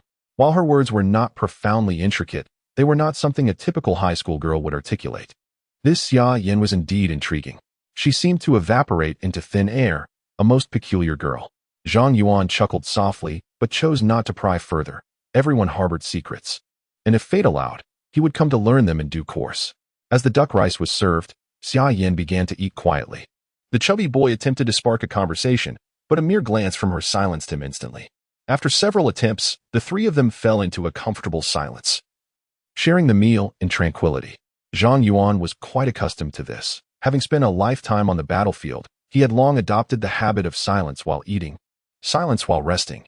This was not due to any particular rules, but rather because the dynamics of the battlefield changed in an instant, making time precious. Speaking would divert attention and reduce the pace of dining. 2 minutes later, with a soft clink, Zhang Yuan and Xia Yan simultaneously set down their chopsticks, their bowls gleaming as if they had just been washed, completely empty. Food was a rare commodity on the battlefield, and wastefulness was deemed disgraceful. Curiosity finally flickered in Xia Yan's eyes as she glanced at Zhang Yuan, who responded with a subtle smile. He surmised that the girl likely hailed from a military family, as she exuded a strong military aura. In contrast, the chubby fellow had only eaten half of his meal. He hastily shoveled a few more bites of rice, quickly settled the bill, and exclaimed, let us go, to the gaming center." The three rose and made their way to the gaming center, which, as usual, was bustling with activity. The holographic screen in the hall continued to showcase a thrilling montage of highlights. After taking a few steps, Xia Yan suddenly uttered a soft and looked up at the holographic screen. Chapter 8, Elite Level Assault, Gaming Center. What's wrong? The chubby one was keenly attentive to Xia Yan's reaction. He glanced at the screen and immediately shouted, "Wow, that powerful kick and the momentum of drawing the gun, such a master." Zhang Yuan also caught sight of it. It was now nearly 6 in the evening, and more than 2 hours had passed since he completed his assault mission. Astonishingly, the video appearing on the holographic screen showcased the very tactical maneuvers he had executed earlier. Previously, these 2 maneuvers were interspersed with other spectacular feats, but now, the others have vanished, leaving only these 2 maneuvers to be replayed incessantly, with many crucial moves presented in slow-motion close-ups. In Heroes, the majority of impressive maneuvers serve merely as a display of skill, often failing to withstand the scrutiny of actual combat, whereas Zhang Yuan's maneuvers are fundamentally distinct. His techniques prioritize practicality while effortlessly showcasing a breathtaking brilliance. At first glance, there appears to be little difference between the 2 sides, yet upon closer examination, Zhang Yuan's combat videos emerge from the multitude like a classic, imbued with endless charm. Xia Yan watched intently for nearly 10 minutes before exclaiming, "The wolf demon pilot is a true master of combat. He is exceptionally strong." The plump boy, taken aback, responded, "Combat? What combat? Are you referring to the mecha fighting tournament?" To the average person, what constitutes mecha combat is synonymous with the tournament. Every player who achieves success there is regarded as a legendary figure of immense strength. Xia Yan cast him a dismissive glance, stating, "Combat is simply combat."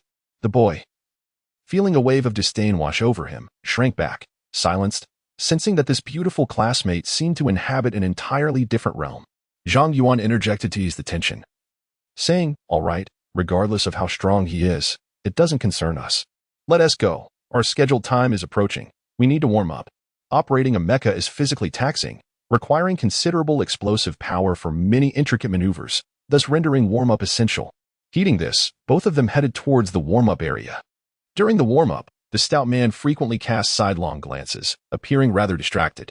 Following his gaze, Zhang Yuan beheld a round, pert posterior, followed by a pair of long, alluring legs, a truly captivating sight.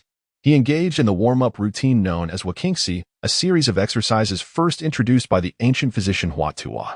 In modern times, the military had employed advanced data analytics to refine this regimen, resulting in remarkable efficacy. The movements of the tiger, the bear, and the crane soon enveloped Zhang Yuan. And as he began to perspire lightly, a voice suddenly interrupted his immersion. "Have you been practicing Wakingxi for long?" Turning, he saw Xia Yan. Her gaze fixed intently upon him, her obsidian-like eyes radiating an icy clarity. "Oh, I've practiced for a few years. Why do you ask?" Zhang Yuan replied, adjusting his stance. "You perform remarkably well. It is rare to find someone who embodies both form and spirit as you do," Xia Yan praised, her demeanor remaining notably composed despite her commendation. Thanks to the military's unwavering promotion of Wakingxi, many had taken it up, yet those who truly grasped its essence and persisted were exceedingly few. "Thank you for the compliment." Zhang Yuan replied with a squint and a smile. "Hurry, our appointment time is upon us. Let us proceed," came the stout man's urging voice. The three had completed their warm-up and entered their respective mecha virtual pods, simultaneously connecting to their team channel. However, operating the mecha was an exceedingly intricate endeavor, reliant solely on relentless practice over time. Achieving such results often suggested the involvement of a substitute player. Xia Yan's tone turned icy. "Zhang Yuan, what you are doing is utterly meaningless." Zhang Yuan forced a smile. The concept of reincarnation was utterly inexplicable, and the more one attempted to elucidate it, the more convoluted it became. The only viable strategy was to adhere to an unassailable rationale that no one could possibly uncover. "With this in mind," he remarked, "I did not hire a substitute. I merely experienced a sudden epiphany. Rest assured, I shall not impede our progress when we engage." "An epiphany, you say? Who would believe such a tale?" The stout fellow scoffed but chose not to press further. The streets were rife with advertisements for substitute players, each costing a mere 30 yuan per session. He, too, had engaged such services in the past, deeming it inconsequential. Xia Yan pondered briefly. This was the other party's decision, and it was their own funds at stake. She felt no compulsion to intervene, nor did she wish to involve herself further, thus she refrained from further comment. "Regardless of the circumstances, I shall give my utmost effort." Approximately 2 minutes later, the system announced, "Please prepare. The game is about to commence." 10 seconds later, the game transitioned to the scene guidance interface, revealing a striking close-up of the ambush mission setting. This particular scene featured a colossal, crimson-eyed black spider, set against a vast expanse of red earthen plains, where flashes of lightning, swirling winds, and swarms of spider mechas could be seen. The entire tableau exuded an aura of desolation, toxicity, barrenness, and chaos, evoking an inexplicable sense of oppression in those who beheld it. "Do not lament.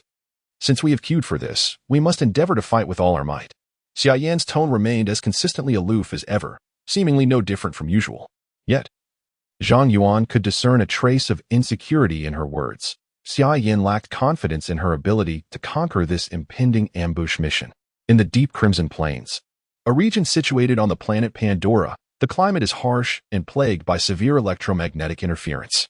Within this area lies a medium-sized demon stronghold, guarded by elite-grade spider mechas of formidable combat capability, numbering over 40. Most alarming of all, a demon commander is present, piloting the top-tier elite mecha known as Nuvolo, which possesses transformation abilities. Reflecting on this, Zhang Yuan turned his gaze towards his control panel.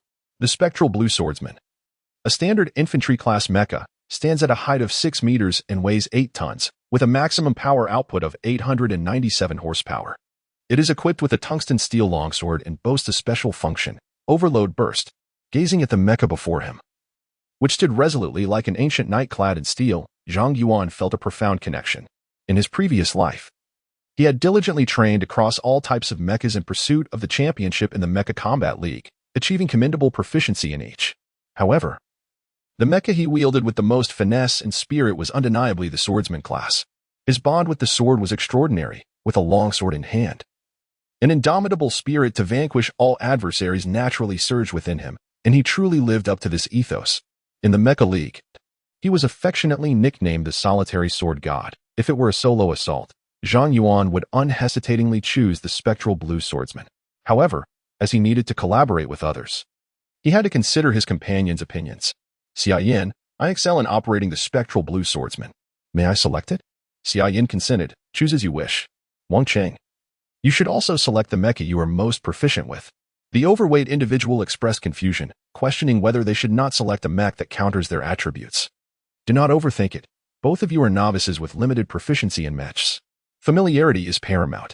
Reluctantly, the heavier-set man ultimately chose a Guardian of Earth, a mech known for its robust armor and decent offensive capabilities. Having been in Heroes for half a year, he believed that only the Guardian of Earth could spare him from being utterly overwhelmed by the computer's onslaught. Upon observing the selections of her two less-than-competent teammates, Xia Yin pondered her own choice and ultimately decided on a refined long-range attack specialist mech. Hoi. Elite. Long-range attack mech system. Arrow God. Height. For meters weight. 4. 3 tons maximum power output. 1790 horsepower special ability 1. High energy ion microthrust. Mobility skill. Special ability 2. Rapid targeting. With this selection, the team was well-rounded, featuring a tank, melee, and ranged capabilities. Now, do not feel pressured. Once the battle commences, focus on protecting me from enemy ambushes, and I will handle our opponents, she instructed confidently. Understood. The heavy-set man replied, eager to protect his beloved goddess. Zhang Yuan succinctly affirmed, all right. After half a minute, the system's voice announced, map scene loading complete. Players are entering the Alliance base. The base's defensive shield will deactivate in 1 minute.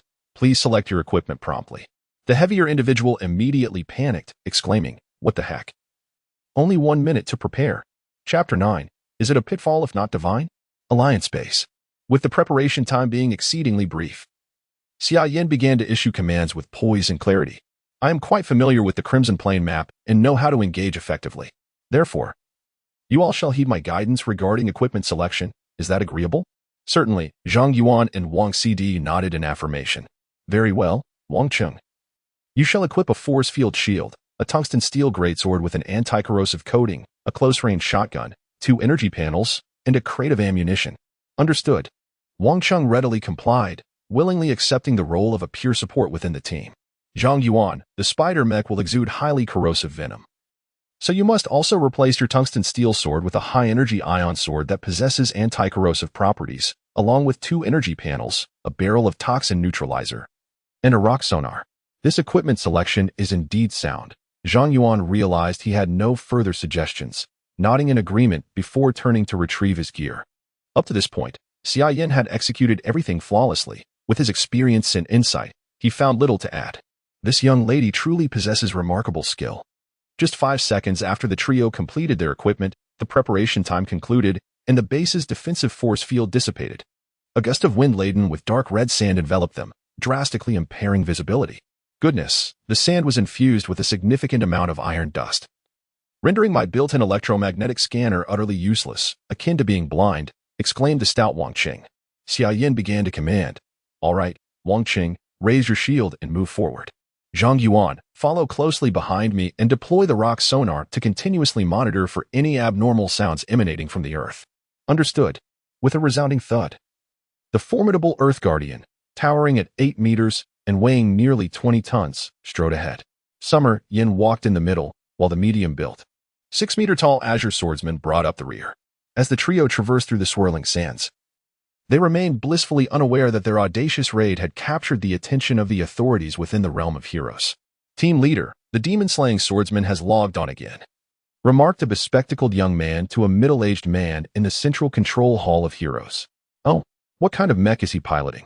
The middle-aged man, named Li Rumin, inquired with interest as he approached.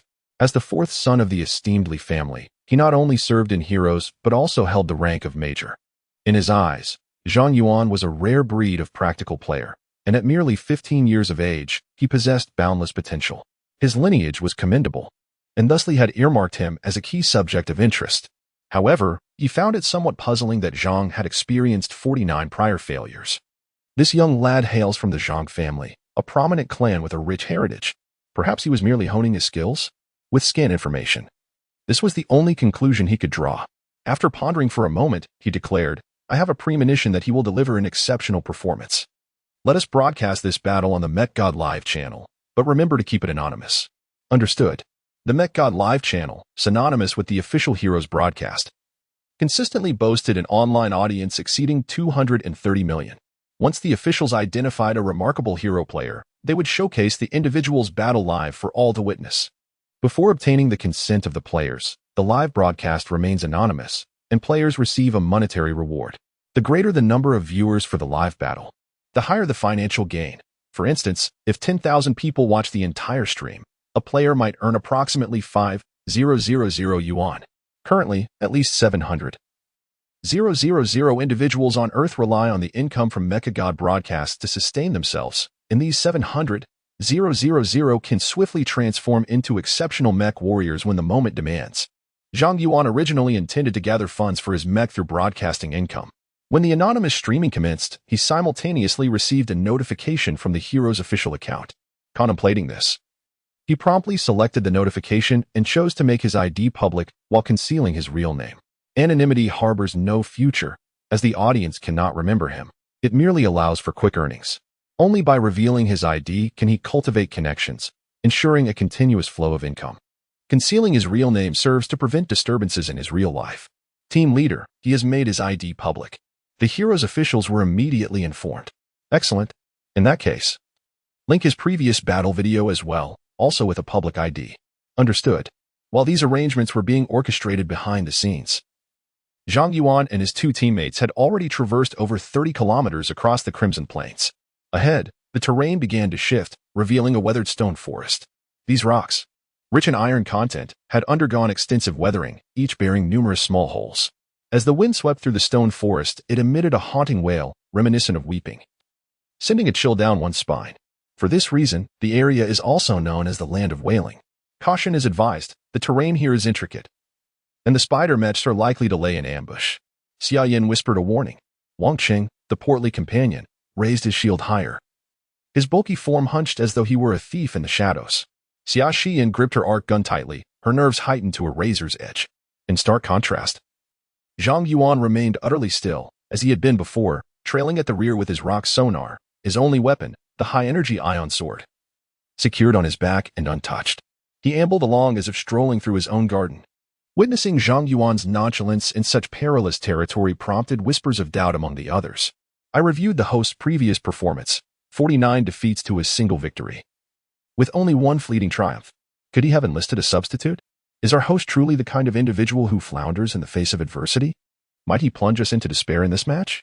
A foreboding sense of impending failure enveloped the audience. Unbeknownst to Zhang Yuan, he remained oblivious to the audience's murmurs and disregarded Xia Yan's occasional glances of discontent, continuing his stroll unabated. After a time, the stone forest ahead thickened, creating numerous blind spots. Anyone with a modicum of common sense would recognize the imminent danger. Xia Yin cast another glance at Zhang Yuan. Finally unable to restrain her plea, Zhang Yuan, you ought to draw your sword. Team communications were also broadcasted live, leaving the audience exchanging incredulous looks. It seemed the host was indeed on a path to failure. At that moment, a fierce gust of wind swept in, accompanied by a chilling wail, as a torrent of sand surged towards the trio like a crashing wave. Oh no! So much sand. I can't see a thing. The corpulent Wang immediately cried out. Xia Yin vaguely perceived a fleeting shadow amidst the swirling sand, prompting her to shout. Zhang Yuan, be cautious. A spider mech is lurking in the sandstorm. Chapter 10, The Unparalleled Elegance of That Sword, Qi Ming. +1 update, Zhang Yuan stood 30 meters away from Xia Yin. Even before her warning reached him, he had already detected the presence of the spider mech. Fully aware that it had him in its sights, for among the trio, his defenses were the weakest, appearing the least prepared. This was precisely Zhang Yuan's intention. In their group, Wang Qing was merely a liability, while Xia Yin operated a long-range mech. Both would be left in disarray if ambushed. Thus, should an attack occur, it was best that he absorb the brunt of it. The hissing of the spider mech's engine was concealed within the mournful howl of the wind. From Zhang Yuan's perspective, he beheld a nearly 3-meter-tall insectoid mech charging towards him. This was the spider mech. Its forelimbs equipped with hydraulic pincers capable of effortlessly severing non-defensive mechs, while its head housed a corrosive venom spray nozzle, and its back was adorned with a spiral laser cannon. Upon realizing that Zhang Yuan had spotted it, the spider mech immediately launched its assault. A spiral laser erupted from its back, effortlessly slicing through the sandstorm to strike at the energy core of Zhang Yuan's mech. Indeed, it was an elite-level mech.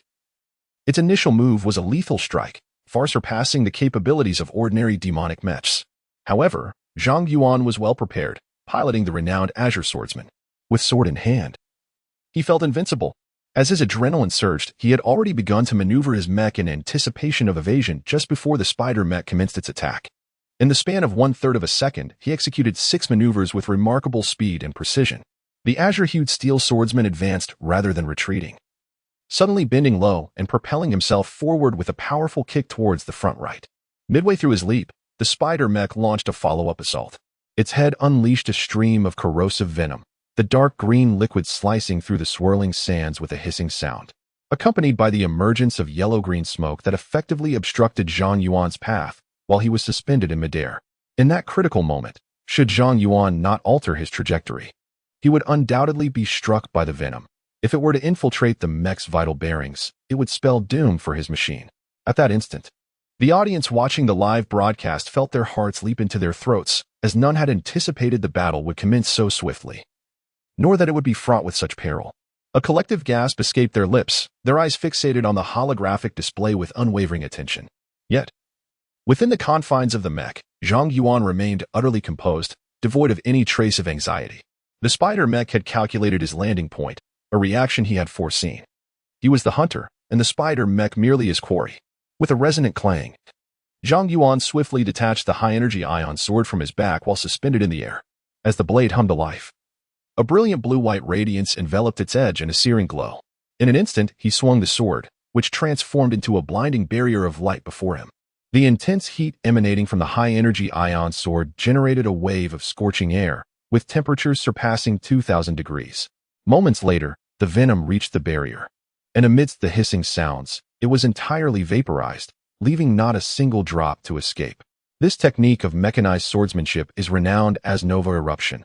Upon thrusting the blade, it rotates in a conical fashion at an astonishing speed of over 300 revolutions, utilizing the high-energy ion sword to generate a thermal light barrier that effectively counters such venomous assaults. This is indeed an advanced maneuver that seamlessly integrates both offense and defense. Before the audience could even utter their admiration, the Azure Swordsman had already landed. In that moment, the heavy steel mech exhibited a surprising suppleness akin to flesh and blood. It curled its body and executed a roll on the ground, narrowly evading a spiraling laser cannon shot, and positioned itself perilously close to the spider mech's frame. The spider mech's metallic pincers lunged, one aimed at the mech's arm, while the other targeted the core of its power axis located at the waist.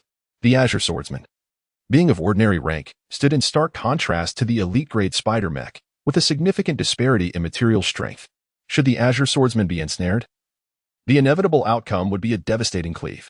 The live stream erupted with instinctive gasps, as the peril of this confrontation was palpable. The stakes of life and death hinged on a mere moment. At this critical juncture, as the pincers drew near, the engine within the Azure Swordsman roared to life with a thunderous explosion. The special maneuver, Overload Propulsion, was unleashed. Overload Propulsion serves as the Azure Swordsman's burst technique, designed to amplify energy supply to the engine, significantly enhancing power output. Typically, this ordinary-grade mech can sustain an additional 30 power output for up to 3 minutes. In this instance, Zhang Yuan unleashed an additional 20 power, not because a higher output was unattainable, but rather because it was unnecessary. In an instant, the speed of the Azure Blade Knight surged dramatically. The sound of pincers scraping against the Azure Blade Knight's armor resonated, yet they merely grasped at the air. While the Azure Blade Knight had already penetrated the defensive blind spot of the spider mech, the exterior of the spider mech was forged from chitinous energy alloy, rendering it exceptionally resilient. It seemed improbable that the Azure Blade Knight could. Within the Mecha God live stream, a voice erupted in exclamation. Before he could complete his sentence, the Azure Blade Knight's mech swayed slightly, adopting a distinctly elegant and formal sword stance.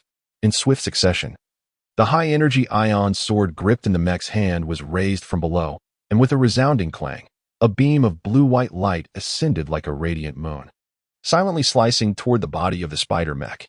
This was the advanced maneuver of swordsmanship, New Moon. The mech regained its equilibrium, activating the overload propulsion system, channeling energy into its legs, distributing power to its arms, and overcharging the high-energy ion sword. pausing for a mere 0.3 seconds. It awaited the Sword God system fitted within the mech to optimize its motion dynamics. And then, power erupted. The Azure Blade Knight typically boasted an output of 897 horsepower, with standard overload propulsion providing an additional 30 power. However, this time, in a bid to breach the elite defenses of the spider mech, Zhang Yuan pushed the overload propulsion to its absolute limits, amplifying the mech's power output by an astonishing 50, reaching a peak of 1345 horsepower.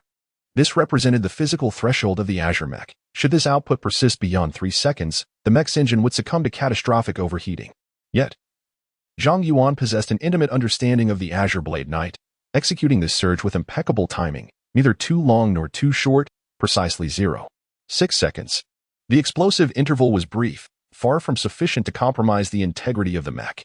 The extraordinary surge of power permeated the entire mechanized swordsmanship, with not a trace of energy wasted, all converted into sheer offensive might. What a flawless strike it was. The audience in Mecha God beheld the sword light transform into a crescent moon, rising and piercing through the very center of the spider mech's body. Thus, the demon clan met its downfall. With a resounding crack, boom, the spider mech, along with its demon pilot in the cockpit, was cleaved in two, crashing heavily to the ground. It was only at this moment that gasps of astonishment erupted from the throats of the spectators. Goodness, what is this? Am I witnessing a mechanized version of the legendary swordsman Shimin Shui Shui? Is this truly a mech? Are you certain this ISNTA steel swordsman? I'm in awe. Does the streamer accept disciples? Ancient Pit generously bestowed 10,000 star coins upon Demon Slayer Swordsman. Ancient Pit generously bestowed 10,000 star coins upon Demon Slayer Swordsman. Ancient Pit generously bestowed 10,000 star coins upon Demon Slayer Swordsman. Ancient Pit, a stunning strike. I am humbled, and here is my tribute. Goodness, what a lavish patron. In mere minutes, the viewership soared from a few hundred to 2,000, and it continued to surge wildly, with donations of star coins escalating rapidly. His maneuvers were dazzling, a feat any exceptional streamer could achieve, yet the tactics of the Demon Slayer swordsman transcended mere brilliance, embodying something profoundly awe-inspiring. Have you noticed? Each of the streamer's 3 remarkable movements exhibited no superfluous actions. He either refrained from striking or delivered an instantaneous kill. And there is more. He may appear quite ordinary at first glance, yet once the battle commences, his aura becomes utterly terrifying. Indeed, as I adjusted my perspective and embodied the spider mech, I found myself utterly overwhelmed. The chatter on the Mecha God live stream channel is rife with speculation. On the battlefield of the Crimson Plains, as the dust settled, Xia Yin and Wang CD beheld the shattered remnants of the spider mech. Zhang Yuan, could it be that you've truly had an epiphany? Wang Cheng stammered, astonished. In but a fleeting moment, he had vanquished a mech. Was this truly the ancient pit we once knew? Xia Yin remained silent as she examined the wreckage of the spider mech. After several minutes of scrutiny, she raised her gaze to Zhang Yuan and said, I apologize for doubting you and suggesting you had hired a substitute player. It's quite all right. Zhang Yuan replied with a gentle smile. Let us proceed. This map harbors 50 of these creatures. Along with a new nefarious mech reaching the Demon Clan's base will not be an easy feat. The mission has only just begun. In this second chance at life, amidst a turbulent era, he would hold nothing back. He was determined to ascend to greatness and become the Mecha Sword God. Chapter 11. Never Surrender. The winds of the Crimson Plains continued to howl, and the formation of Zhang Yuan and his companions remained unchanged, with Wang Cheng leading the way and Zhang Yuan following closely behind. Meanwhile, the viewership on the Mecha God live stream channel surged to 10,000 and was still on the rise. This initial assault mission had merely begun, and the map's most formidable foe, the demonic mech Nefarious, had yet to make its appearance. The audience's engagement was remarkably high, as once they arrived, they seldom departed. A formidable elite mech, named Hades, accompanied by 2 standard mechs, raises the question of how this lineup should confront the top-tier elite mech, Nephthys. Concern for Zhang Yuan has already begun to surface among observers. At this point, there is no longer any doubt regarding Zhang Yuan's prowess in piloting mechs. However, mere technical skill is insufficient without the mechanical capabilities of the unit itself. A basic wolf demon mech, no matter how skillfully manipulated, cannot hope to outmatch a legendary class mech. The trio within the team is deliberating over this predicament. As long as they avoid being ensnared by the smaller spider mechs, they should remain relatively safe. The primary challenge lies with the Nephthys mech. Its exterior is crafted from iridium alloy, rendering it exceptionally resilient, and its outer layer is fortified with a lightweight force field, making its energy and physical defenses unparalleled among elite mechs. What is even more daunting is its ability to transform. In humanoid form, it serves as a formidable assassin mech. While in spider form, it can swiftly burrow underground, enabling it to either escape or launch ambushes, proving to be quite a nuisance. Xia Yin meticulously analyzes the characteristics of the Nephthys mech for her two teammates. After a brief pause of several seconds, Zhang Yuan speaks up. The rock sonar can counter the Nephthys' burrowing capabilities. I will handle the sonar operation, thus minimizing the threat of underground ambushes. The pressing issue now is how to breach Nephthys' defenses. My Gauss sniper rifle and the large magnetic railgun can simultaneously target the mech's vulnerable waist. This should penetrate its defenses, but Nephthys is exceedingly swift and challenging to aim at. I require her to remain stable for 3 seconds.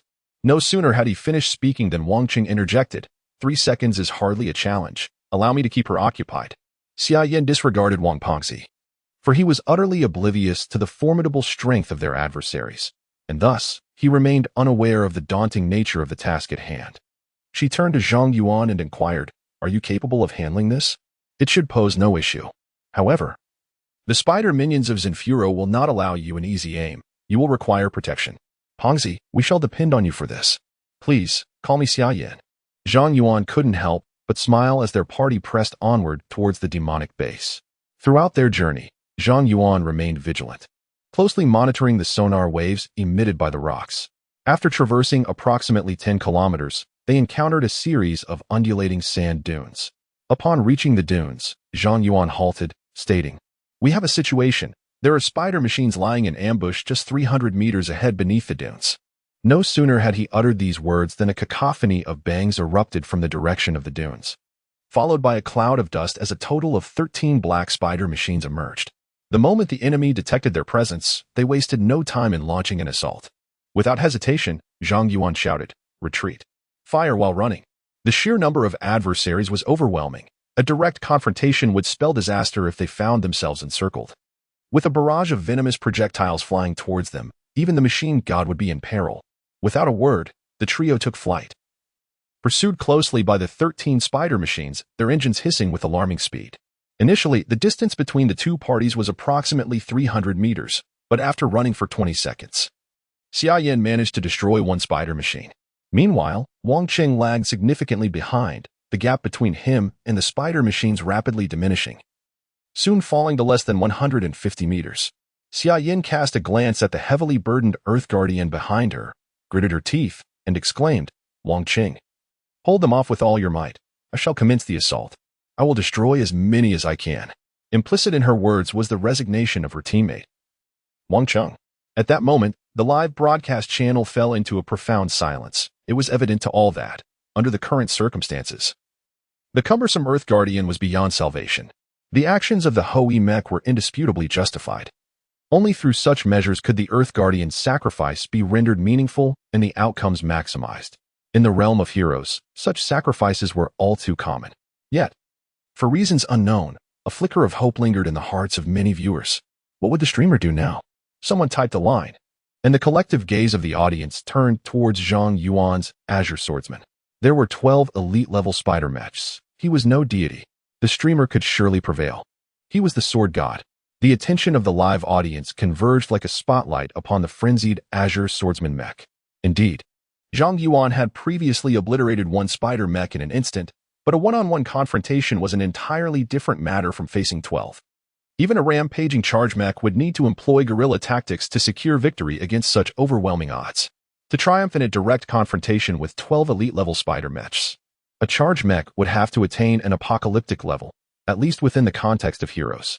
Nevertheless, Zhang Yuan's charging speed intensified rather than diminished. "I shall never abandon my comrades. Coordinate with me."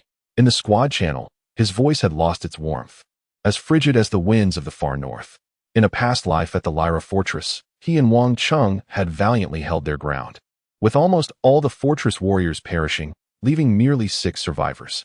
In the final moments before reinforcements arrived, a powerful cutting axe was hurled at him by a bull demon machine, while he was ensnared by a spider mech, just as he believed his demise was imminent. Wang Qing, a mere 10 meters away, rushed forward without hesitation, using his battered mech to shield him from the fatal blow. Zhang Yuan vividly recalled that moment. The high-energy cutting axe whirled with a piercing shriek, slicing through Wang Qing's cockpit and showering the air with blood and flesh. "Brother, avenge me." This was Wang Qing's final cry, echoing in the team channel, accompanied by the gurgling sounds of blood. At that time, Wang Qing also piloted a Terran defender, facing the overwhelming onslaught of demonic mechs just as they did now. The sky above Lyra Fortress was reminiscent of the current scene, painted in a doomsday-like crimson. "Brother, I will never abandon you, be it on the battlefield or in the game." Chapter 12. Advanced Maneuvering, treading without a trace in the previous life at Lyra Fortress. "Hey, aren't you that Zhang Yuan?" "I am Zhang Yuan, but I now hold the rank of captain. You shall address me as commander." "Yes, commander." The young Wang Qing immediately saluted Zhang Yuan. At that time, Wang Qing was 21 years old, robust in stature yet still bearing traces of youthfulness on his face. Ahead, a spider mech spiral laser cannon struck the Earth Guardian. Although the assault was deflected by a force field shield, the elite-grade artillery still forced the Earth Guardian to stagger back several steps, nearly causing it to lose its balance. Zhang Yuan felt a jolt. His brother could not endure much longer, and he had to act swiftly. Currently, he was 150 meters away from Wang Qing, with the spider mech also positioned 150 meters from Wang Qing, yet the spider mech's speed surpassed that of an ordinary-level Azure Sword Master by a considerable margin. Unless unforeseen circumstances arose, before he could reach them, Wang Qing's Earth Guardian would be overwhelmed by the swarm of spider mechs. He had to be faster than his adversary. Zhang Yuan's limbs flurried with remarkable agility, executing a series of maneuvers at an unimaginable speed and with astonishing precision. The engines of the Azure Sword Master mech roared like a ferocious beast, dramatically increasing its velocity to nearly match that of the spider mech. He activated the advanced sprint maneuver of the Azure Sword Master mech, known as Silent Snow. In the Silent Snow state, for each step taken by the mech, the pilot inside must perform 6 precise operations. The more flawlessly these operations are executed, the lower the wind resistance encountered by the mech during its charge, thereby enhancing the efficiency of the mech's engine power. Simultaneously, the quicker these operations are completed, the higher the frequency of the mech's footfalls, resulting in an increase in speed.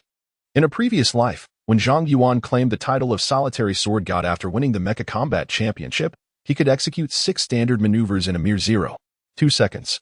This meant he could propel the Azure Swordsman forward with the snow tracking steps technique, astonishingly enhancing the sprinting speed limit of the Azure Swordsman's mech by 25. Now, Zhang Yuan's piloting skills have once again reached a new zenith.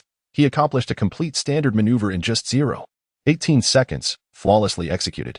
This achievement is even more remarkable considering his physical condition has not yet caught up. Had he possessed the physique from his past life in the Mecha League, he would likely require only 0.15 seconds. Though a heavy metal mech thundered across the dark red sands, it appeared as if a delicate water strider glided gracefully upon the surface of water, both eerie and breathtaking. The Mecha God channel erupted with excitement. What is this? What sorcery is at play? Is the streamer using cheats? Such ignorance. This is an advanced maneuver. Snow tracking steps. But wait. The snow tracking steps can at most enhance speed by 20, yet the streamer's speed has increased by no less than 20. Extraordinary. A feat of unparalleled skill. The streamer's masterful control. Disciple of the Sword Sect Tip Demon-Slaying Swordsman 10,000 star coins. Ancient Pit of Giants Tip Demon-Slaying Swordsman 1,000,000 star coins. A torrent of tips nearly overwhelmed the live broadcast channel. On the Crimson Plains, she was profoundly shaken, yet the situation was dire. Without hesitation, she crouched low, deftly executing a few commands, and one of the mech's arms smoothly rose, positioning a Gauss sniper rifle with precision. One mechanical arm hung down naturally, clutching a plasma gun for self-defense. Through the scope, she beheld the Azure Swordsman charging towards the swarm of spider machines like a tempest. Though merely a solitary figure, he stirred up a cloud of dust, his mech akin to a galloping steed, exuding an aura reminiscent of a 1,000-strong army. In but 2 seconds, Zhang Yuan remarkably surged to the side of the Earth Defender, as 9 out of the 12 spider machines redirected their assault towards him, while the remaining 3 persisted in targeting Wang Qing's Earth Defender. The foremost spider machine hesitated momentarily, its mounted spiral laser cannon flickering to life, as it unleashed a beam towards Zhang Yuan. In that fleeting instant of the spider machine's pause, Zhang Yuan had already anticipated its intent. With a fierce grip of his right hand, the mech's central brain comprehended his resolve. With a thunderous roar, the engine exploded into action, propelling the Azure Swordsman into an overclocked state, maximizing its power output to a stable 130. He possessed profound knowledge of both the Azure Swordsman and the Spider machines.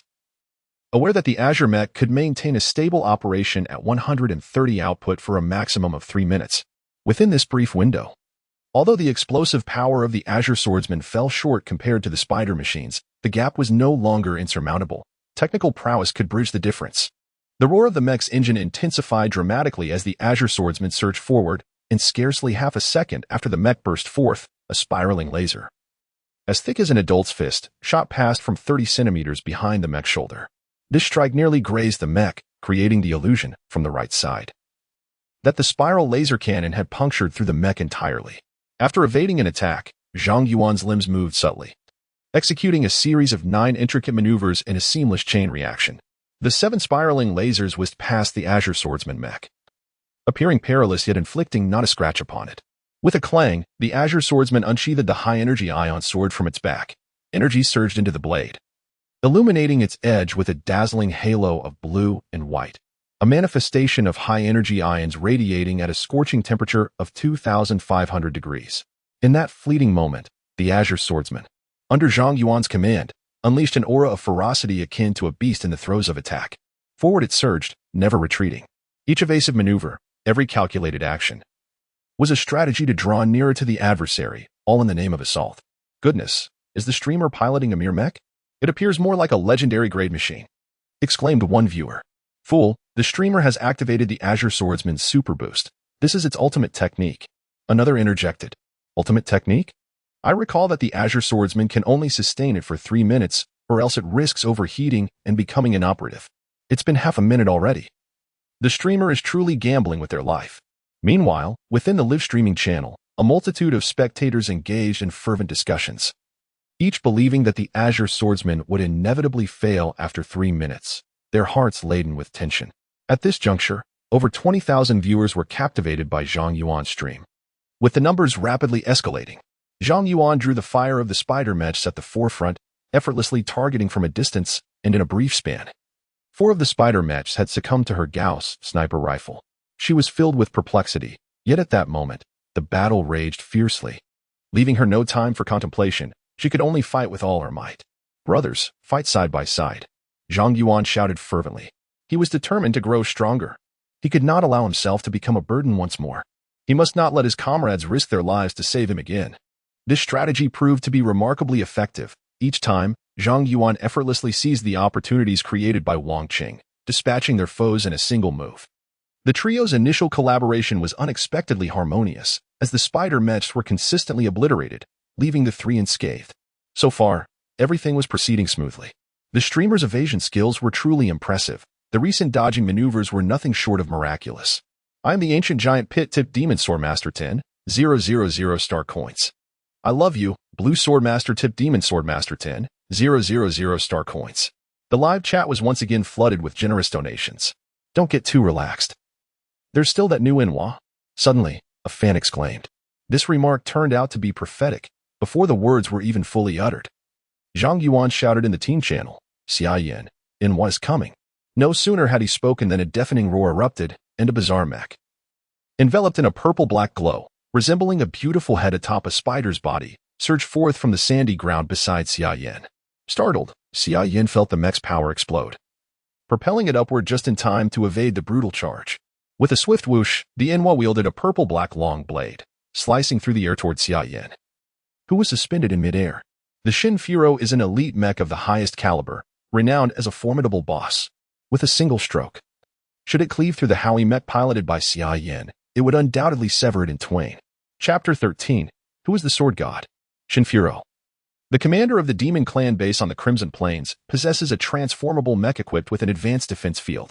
Were it not for its somewhat limited power output, classifying it as a berserk-grade mech would not be unjust. As a commander, upon detecting the incursion of human mechs from Earth, he swiftly assembles 13 mechs to counterattack, while seizing the opportunity to ambush the adversary's most vulnerable point amidst their long-range assault. The Howie's doom was proclaimed live on the Mech God broadcast, eliciting gasps of astonishment from the audience. At that moment, the Earth Guardian and the Azure Swordsman were situated 130 meters away from Howie. Yet under the relentless assault of the formidable demon commander Shinfuro, the frail Howie mech was destined for annihilation. Confronted with the impending death blow, Xia Yan's left hand, which had been firmly grasping the plasma paralysis gun, suddenly emitted a brilliant light as she fired. A fist-sized blue and white plasma sphere erupted from the barrel, akin to a spherical bolt of lightning, hurtling towards the pursuing Shinfuro. Simultaneously, the vector thrusters beneath the Howie mech, suspended in midair, flared to life, unleashing two jets of deep blue flames, each measuring 1 meter in length and 15 centimeters in diameter, at high speed. In a cacophony of piercing howls, the Howie mech surged forward 30 meters towards Zhang Yuan, propelled by a high-energy ion microthrust. Meanwhile, the Zenfuro was struck by a plasma paralysis gun, the plasma sphere detonating and enveloping the Zenfuro in a web-like current, causing the field on its surface to flicker with brilliance. The field, a remarkably unique force field, derives its generator core from palladium isotopes produced in Pandora. This force field not only boasts considerable strength but also provides comprehensive defense against both energy and projectile attacks.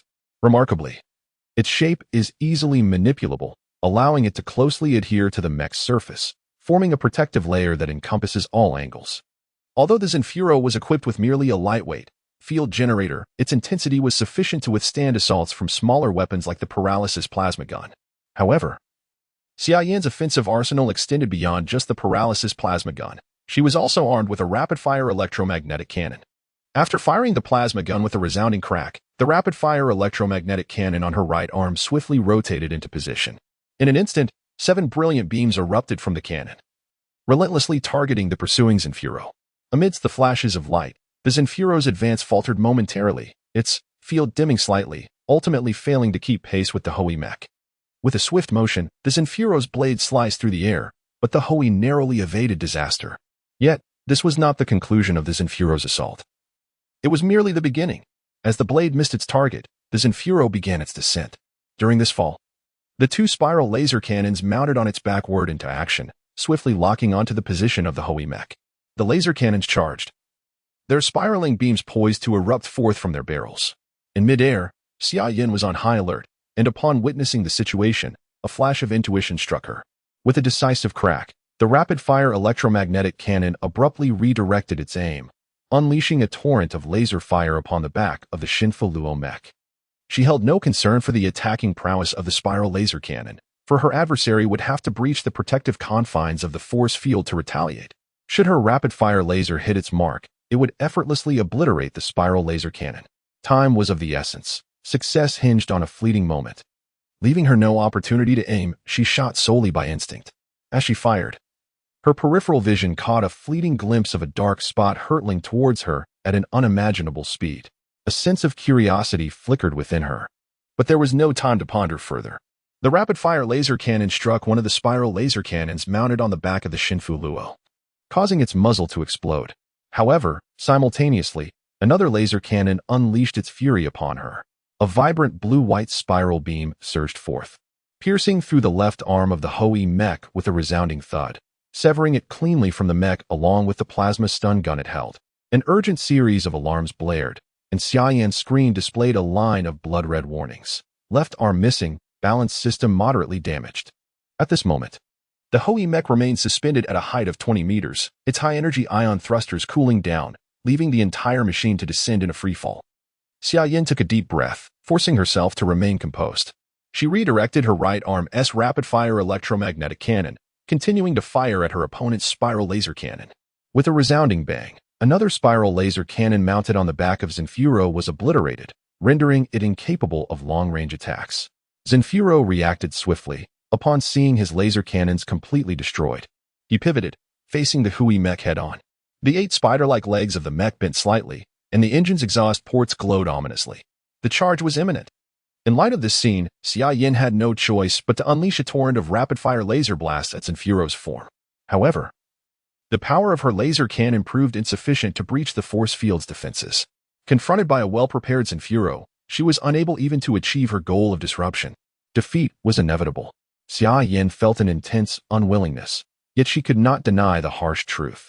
The defensively fragile long-range attack mech, Howie, would be swiftly overwhelmed by Zenfuro if it breached the distance. In such an uneven confrontation, where 9.5 out of 10 pilots would be instantly vanquished, Her ability to evade Zenfuro's lethal strikes 3 times and destroy 2 of its spiral laser cannons was a testament to her exceptional skill. When the Zenfuro mech made its appearance, Zhang Yuan and Wang Cd were still over 100 meters away, and her entanglement with Zenfuro lasted barely over a second. Whether as the Azure Swordsman or the Earth Guardian, neither could traverse 100 meters in that fleeting moment. If her Hui mech were to be destroyed, their team would lose its critical offensive capability to penetrate Zenfuro's force field, confronted with a tiger clad in a tortoise shell.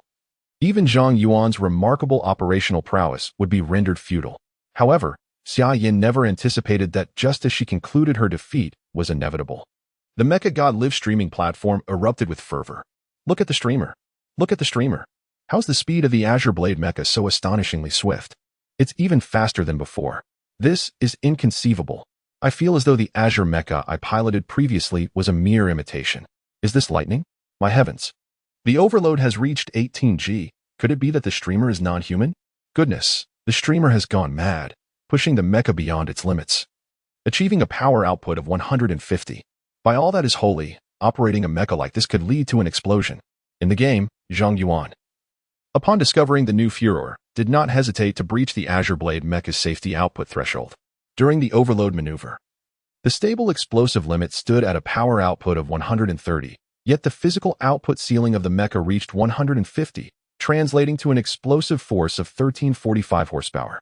Previously, when Zhang Yuan annihilated the spider mecha, he had unleashed the physical limit for a mere 0.6 seconds.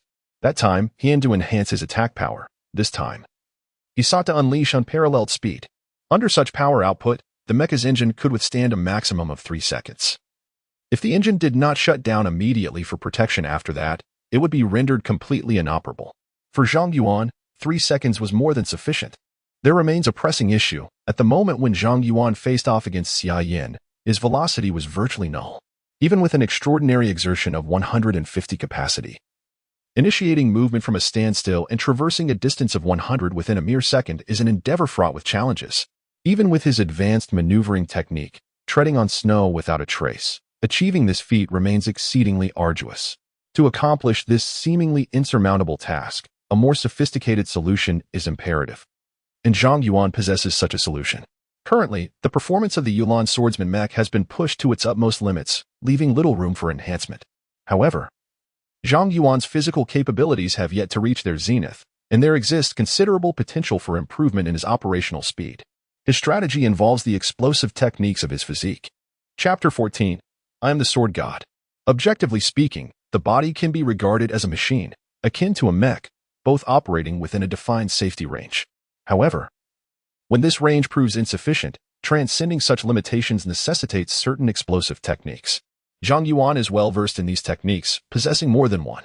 He intends to employ a relatively safe, lower-tier explosive method, known by the military as acupoint shock method, colloquially referred to as golden toad swallowing the moon. The term acupoint refers to the body's sensitive points, while meridian denotes the channels connecting these points. This technique harnesses a special breathing method to stimulate these sensitive areas throughout the body, thereby unlocking its latent potential.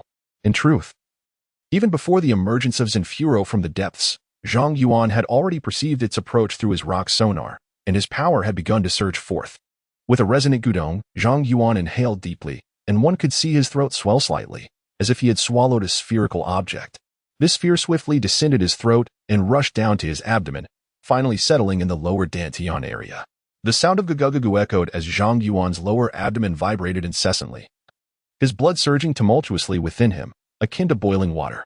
In an instant, Zhang Yuan experienced a remarkable enhancement in both strength and mental acuity, each improving by at least 10. Under the dual eruption of the mech and pilot, Zhang Yuan adeptly maneuvered the Azure Blade Swordsman to execute the snow steps without trace technique.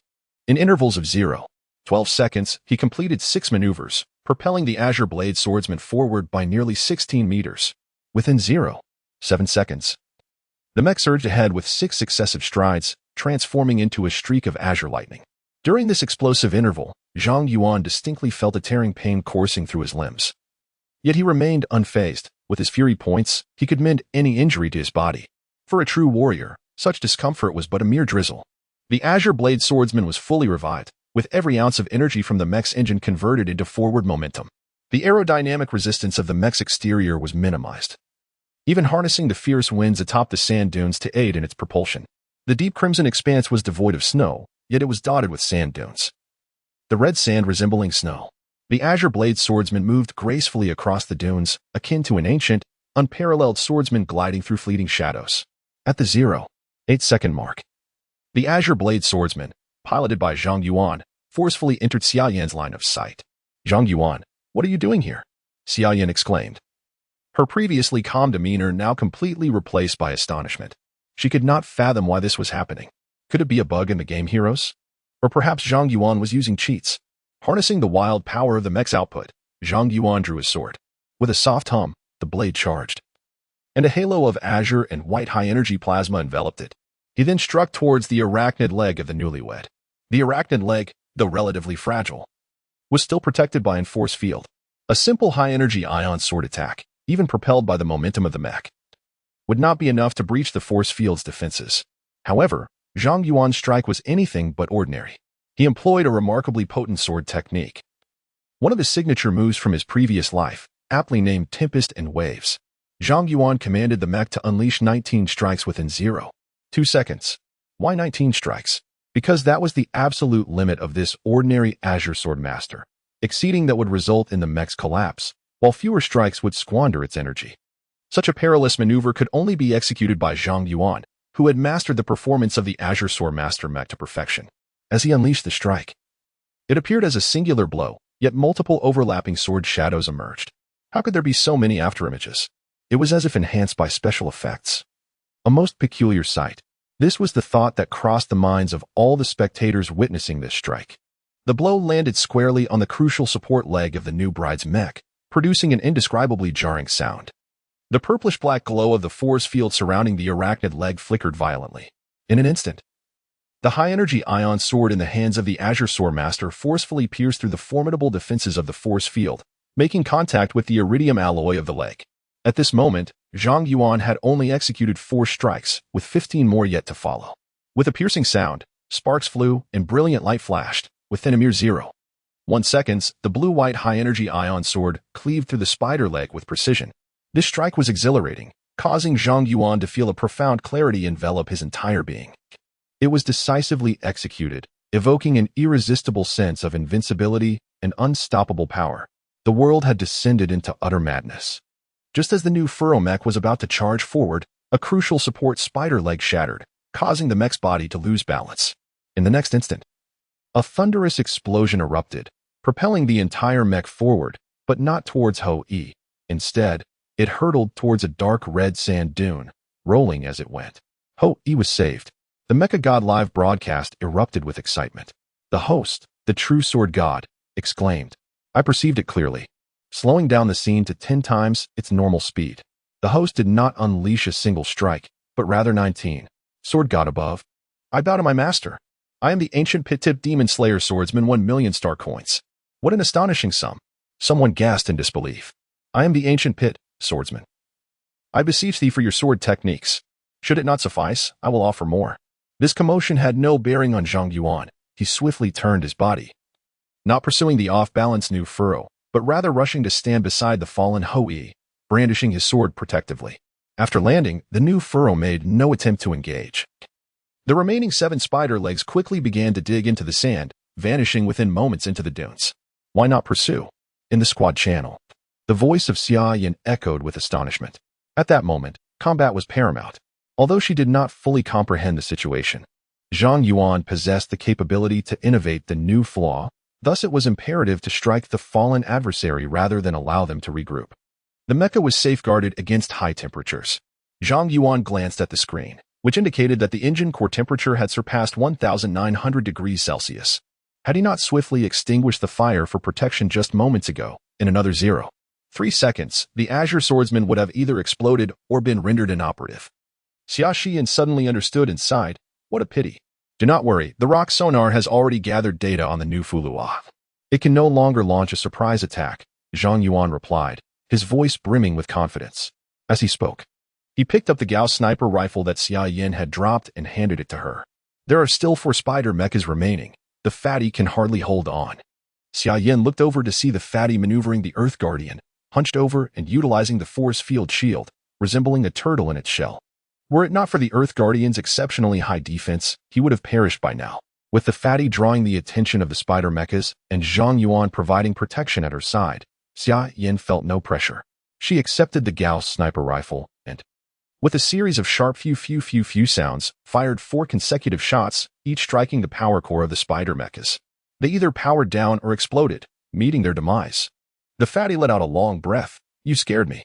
I thought I was going to be eliminated. He maneuvered the Earth Guardian with a spring in his step. Finally stopping beside Xia Yan, his face flushed with embarrassment. Zhang Yuan, Xia Yan, I have been a burden to you. Xia Yan remained silent, while Zhang Yuan chuckled. Then let us find a way to improve. Indeed. Wang Qing responded earnestly, and then inquired, what shall we do now? Zhang Yuan glanced at the rock sonar, which clearly indicated the fleeing direction of the new recruit. The new recruit was heading to guard the base, and so should we. He led the way, with Xia Yan following closely behind, and the stout Earth Guardian bringing up the rear. Unbeknownst to them, the heart of the team had naturally shifted to Zhang Yuan. The Azure Swordsman, and both Xia Yan and Wang CD accepted this transition without question. This was largely due to Zhang Yuan's remarkable prior performance. After walking for a while, Xia Yan's voice suddenly echoed through the private channel. Zhang Yuan, would you be interested in trying the Dark Exploration mode of Hero? Chapter 15. What could be difficult? The Crimson Plains. Xia Yan's words stirred something within Zhang Yuan. Could it be that Xia Yan has already activated the Dark Exploration mode? To unlock the Dark Exploration mode in Hero, players must not only meet certain hardware requirements but also pass a stringent psychological endurance test to prevent mental breakdowns on the real battlefield. Due to this requirement, the players who successfully enter the Dark Exploration mode are predominantly mature adults over the age of 25, with rare exceptions like 15-year-old high school students. If Xia Yan has indeed activated the Dark Exploration mode, then this young lady is truly remarkable. Zhang Yuan was well aware of the essence of the Dark Exploration mode. It had been his primary goal since his rebirth. I've heard of it before. It sounds quite intriguing, he smiled. Are you interested in participating? Xia Yan's voice remained soft. Yet Zhang Yuan could discern the subtle hint of anticipation within it. She hoped he would acquiesce. Zhang Yuan, with his heightened sensitivity post-rebirth, quickly grasped this nuance. His mind raced. This Xia Yan was no ordinary individual. Judging by her demeanor, it seemed she intended to invite him for a particular endeavor. Perhaps even offer him a combat mech. This could resolve my mech dilemma, yet it would also require a significant favor in return. I should first gauge her intentions. With this thought, Zhang Yuan smiled and remarked, I have heard that the risks associated with the Dark Exploration mode are somewhat elevated. But should one achieve notable results, not only can military merits be accrued, but substantial rewards can also be obtained. To be candid, I am quite intrigued to try it. However, I currently lack my own mech. Players are akin to mercenaries, not part of the regular army, and possessing a mech is imperative. Zhang Yuan marveled inwardly. The price of a genuine mech was exorbitant. Even a standard model would cost over $1 million, with superior ones starting at $20 million. While the more advanced categories would soar into the hundreds of millions. As for Doomsday or Mythic level mechs, those were bespoke creations, unattainable by mere financial means. The fact that Xia Yan casually suggested lending him a mech struck him as whimsical. This young woman possessed a profound background, and her surname, Xia, piqued his curiosity. Could she possibly belong to the Xia family? In truth, in his previous life, Zhang Yuan had known a female mech pilot with the surname Xia, named Xia Xian. The Xia family's little princess, an unparalleled talent and pilot of the mythic level mech Yuan the Great Saint, a strategic asset for Earth. Zhang Yuan was uncertain about the relationship between Xia Yan and that Xia Xian, but he surmised they were likely sisters. However, such matters were of little concern to him. What truly mattered at present was what level of mecha Xia Yan could lend him and what conditions would be required. To be honest, the ordinary game mode of Hero involved battling against AI-controlled NPCs of the Demon Clan, which, in Zhang Yuan's eyes, resembled child's play and lacked excitement. After just 2 matches, he found himself utterly bored. What level of mecha are we discussing? I don't have much pocket money, but if you don't mind, I can lend you an enhanced Azure Blade, which is considered a top-tier mecha and boasts over 50 better performance than the one you are currently piloting. What do you think? Such bold claims. Zhang Yuan thought to himself, they were still in high school, and an enhanced Azure Blade cost at least $4 million. The disparity was striking when he reflected on his monthly allowance of $2,000. Yet, he knew that there was no such thing as a free lunch. Every favor carries a price. With a slight smile, he remarked, A mecha is indeed a fine asset. The cost of an enhanced Azure Blade would take an ordinary person decades of relentless toil to accumulate. Surely, you wouldn't lend it to me without some form of recompense. So what do you need from me? Xia Yin was forthcoming in her response. I wish to form a dark exploration team, and am currently seeking members. I believe you possess great strength, and I hope you can become my teammate. I see. I'll give it some thought, and provide you with an answer by tomorrow. Zhang Yuan did not immediately acquiesce. Xia Yin can assist him in resolving the mecha issue. Yet it also restricts his freedom. After joining her squad, he finds himself unable to freely investigate spies within Pandora. However, he undeniably requires the mecha. If he cannot raise sufficient funds in a short span of time, he will have no choice but to agree to Xia Yan's terms, securing the mecha first. In reality, her team comprises at least 13 reserve members, each of whom approached her with their own mechas. When Zhang Yuan encountered her, she seized the opportunity to negotiate. Yet he seemed to contemplate the offer, provoking a sense of arrogance in her. Nevertheless, upon further reflection, she realized, only those with skill are entitled to pride. Zhang Yuan is precisely the assault mecha pilot I require. Thus, it was settled.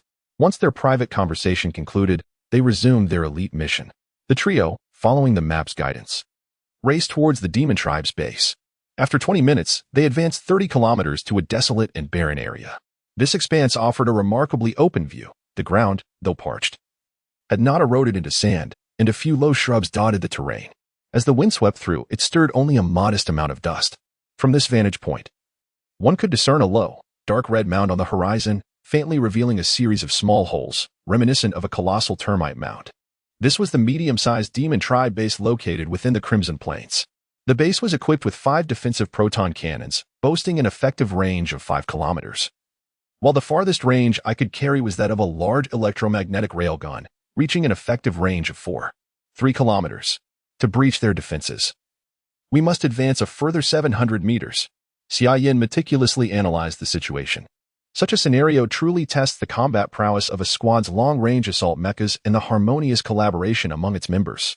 Wang Cheng promptly stepped forward, declaring, I will take the lead. You all follow closely behind me. As he spoke, he bent slightly, positioning his force field shield before him, embodying an attitude of charging ahead. However, it was still insufficient. Zhang Yuan observed the corpulent figure and shook his head. Do not worry, I can withstand it. The metallic palm of the Earth Guardian thudded heavily against his chest, producing a resounding clang. Do you see this? An 18mm thick, reinforced high-strength alloy. You cannot withstand it. Xia Yin also shook her head. Wang Cheng's confidence waned as he weakly inquired, Then what should we do? This is my only utility. Zhang Yuan, what are your thoughts? Xia Yin turned to him, recognizing that his prior performance indicated his capabilities surpassed hers, making his opinion crucial and directly influential to the battle's outcome. The Mecha God live channel erupted with comments. The streamer has gained command. Impressive. Indeed, the streamer was formidable. Who else could sever a leg from a new mecha with a standard model? Do you think this girl will fall for the streamer? Amidst the lively banter on the channel, Zhang Yuan pondered briefly before stating, Xia Yin, take cover behind the Earth Guardian and advance. Wang Cheng. When we reach the assault distance, crouch down to serve as a temporary bastion, shielding Xia Yin while she attacks. No problem. Wang Cheng regained his sense of purpose. The viewership on the Mecha God live channel had quietly surged to 200,000, and discussions about Zhang Yuan and his comrades' tactics ensued. In my opinion, this task is fundamentally impossible to accomplish. The Earth Guardian is lagging behind.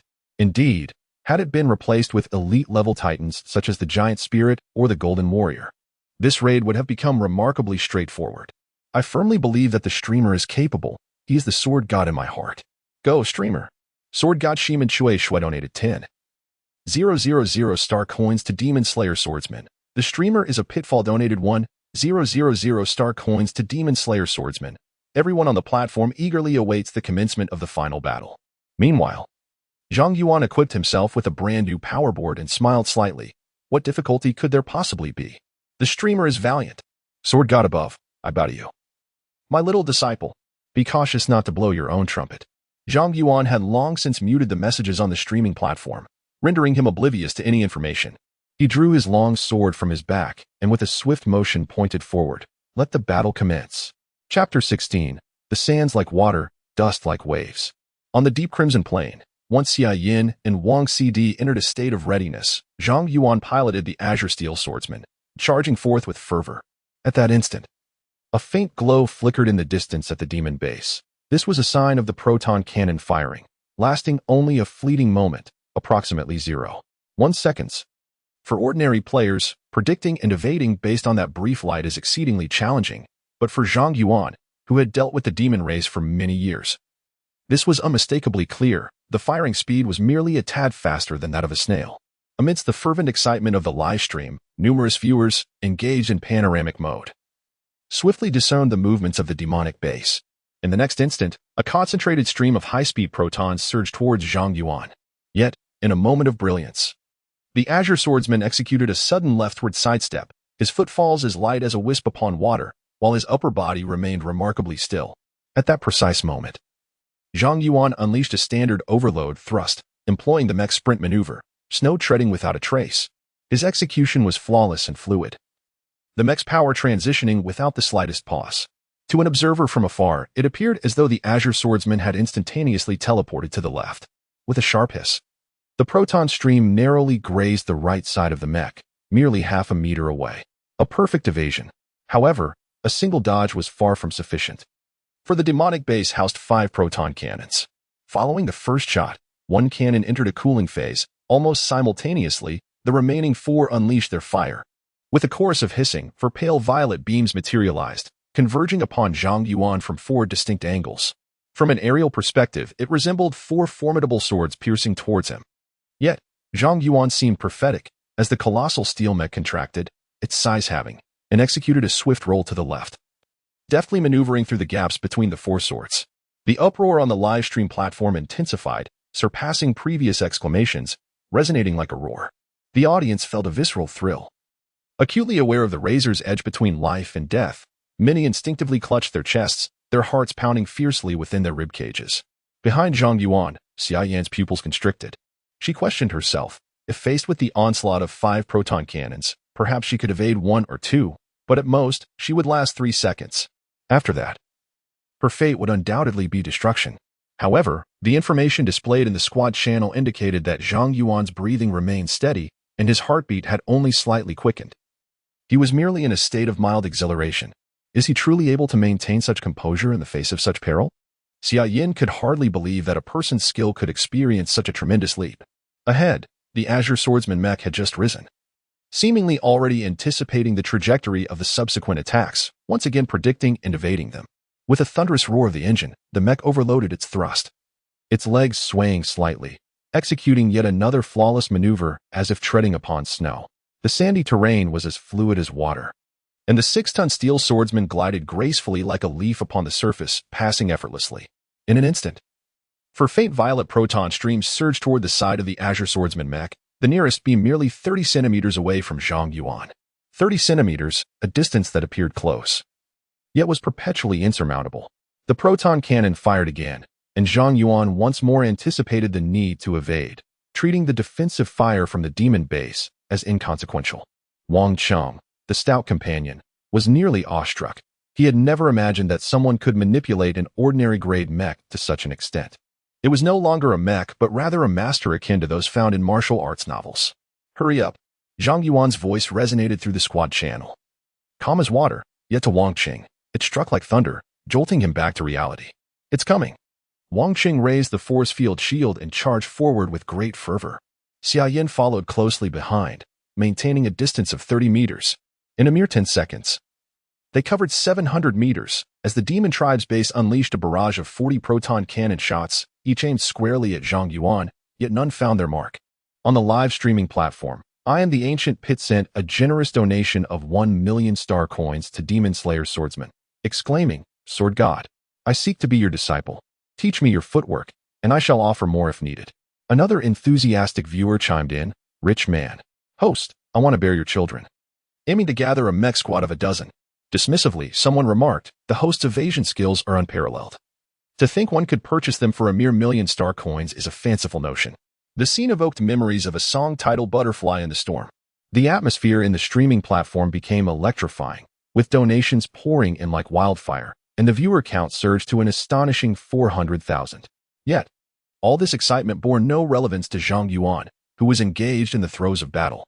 As Xia Yin entered the firing range of the massive magnetic railgun, it did not signify the end of his task to draw fire. In fact, the situation grew increasingly perilous. The cannon fired with a hit rate of 100%. Yet it failed to evoke awe. Although Xia Yan's shooting skills were indeed impressive, capable of earning him an MVP moment in a standalone ambush, in this particular confrontation, all glory was eclipsed by the dazzling performance of the Azure Swordsman ahead. In this assault, the Azure Swordsman emerged as the singular protagonist. Bang! Xia Yin fired the fourth shot, and the fourth proton cannon fell silent, leaving only one cannon remaining at the Demon Clan base. At that moment, Zhang Yuan suddenly heard a series of urgent alarm beeps, and for a brief second, his eyes widened as he perceived a series of familiar waveforms emanating from the rock sonar. These waveforms indicated that the new Furo was already underground, perilously close to their location, while approximately 20 spider mechs were advancing towards them from at least 2 kilometers away. Due to the rapid advance of Zhang Yuan and his companions, the Demon Clan was caught off guard, resulting in a significant distance opening up between the commander and his soldiers because of the mech's performance disparity.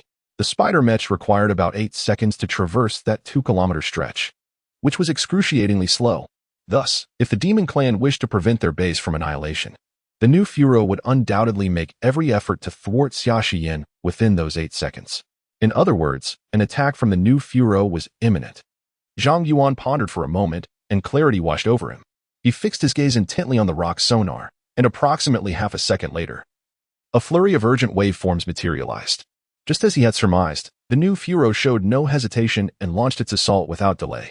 The new Furo is far too swift. Xia Yin has no time to retaliate and must evade. This thought flashed through Zhang Yuan's mind, and he immediately communicated through the team channel.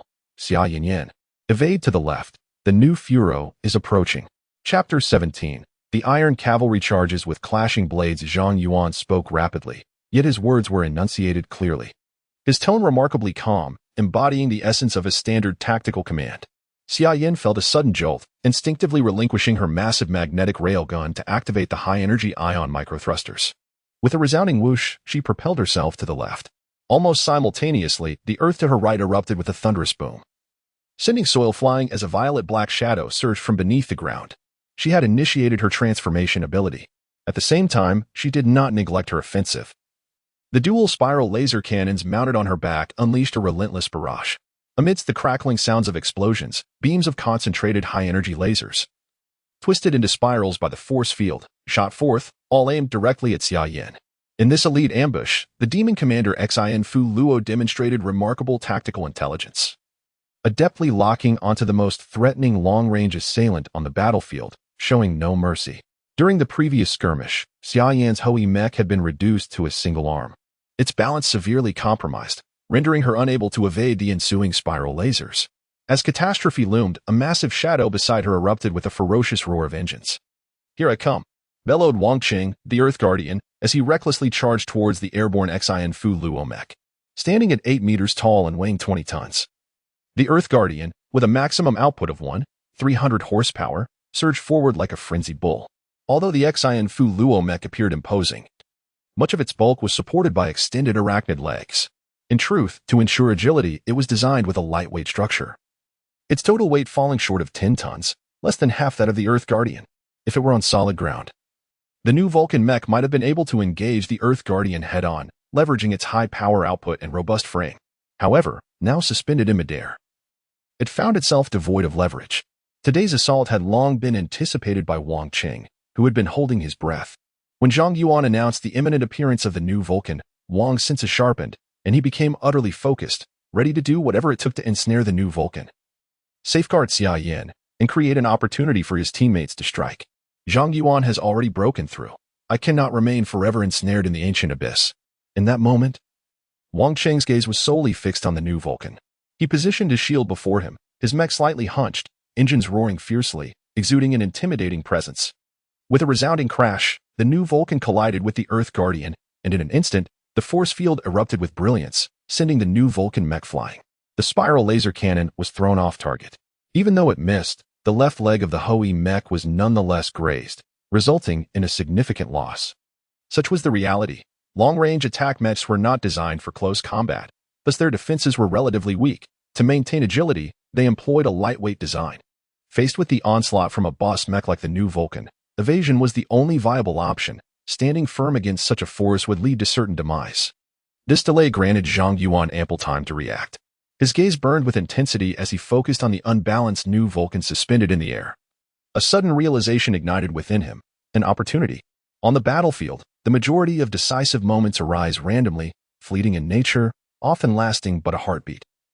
Seizing such a moment could spell victory. At this juncture, the new Vulcan, unsteady and airborne, presented an ideal chance for a lethal strike. In an instant, Zhang Yuan realized that he could transform this opportunity into a triumphant victory. This was the keen intuition of a seasoned veteran. Without hesitation, he turned around and unleashed an additional 30 power output from his mech, igniting the mech maneuver known as Silent Snow once more as he charged towards the airborne Nu Fu Luo Biao. As the Azure Swordsman mech surged towards the large magnetic rail gun that Summer Yin had dropped, Zhang Yuan's right leg trembled slightly as he executed a subtle leg shock maneuver. The mech's core sensed his movement, and the steel right leg responded with a slight tremor, perfectly colliding with the large magnetic rail gun on the ground. The impact was neither too heavy nor too light. With a soft click, the rail gun gently soared towards Summer Yin, landing precisely beside her arm. The proton cannon was rendered useless. Zhang Yuan's voice remained calm and steady. As he spoke, he suddenly took a left step, and with a soft whoosh, a proton beam grazed past his body, a mere 15 centimeters from the mech. Upon receiving the large magnetic railgun, Summer Yin extended her arm, pivoted, locked onto her target, and pulled the trigger, her movements flowing seamlessly. A blue-white beam shot forth towards the distant demon base, silencing the last proton cannon of the demon stronghold. Zhang Yuan paid no mind to the outcome behind him. He had unwavering faith in Summer Yin's combat prowess. As the blue-white beam from the large magnetic railgun appeared, his focus was singular, fixated solely on the Nu Fu Luo, which stood 30 meters ahead and was 5 meters tall. Once more, he activated the Azure Swordsman's 50 ultimate thrust, and with a resounding thud, he swallowed a mouthful of energy, unleashing the latent potential within him with the golden toad swallowing the moon.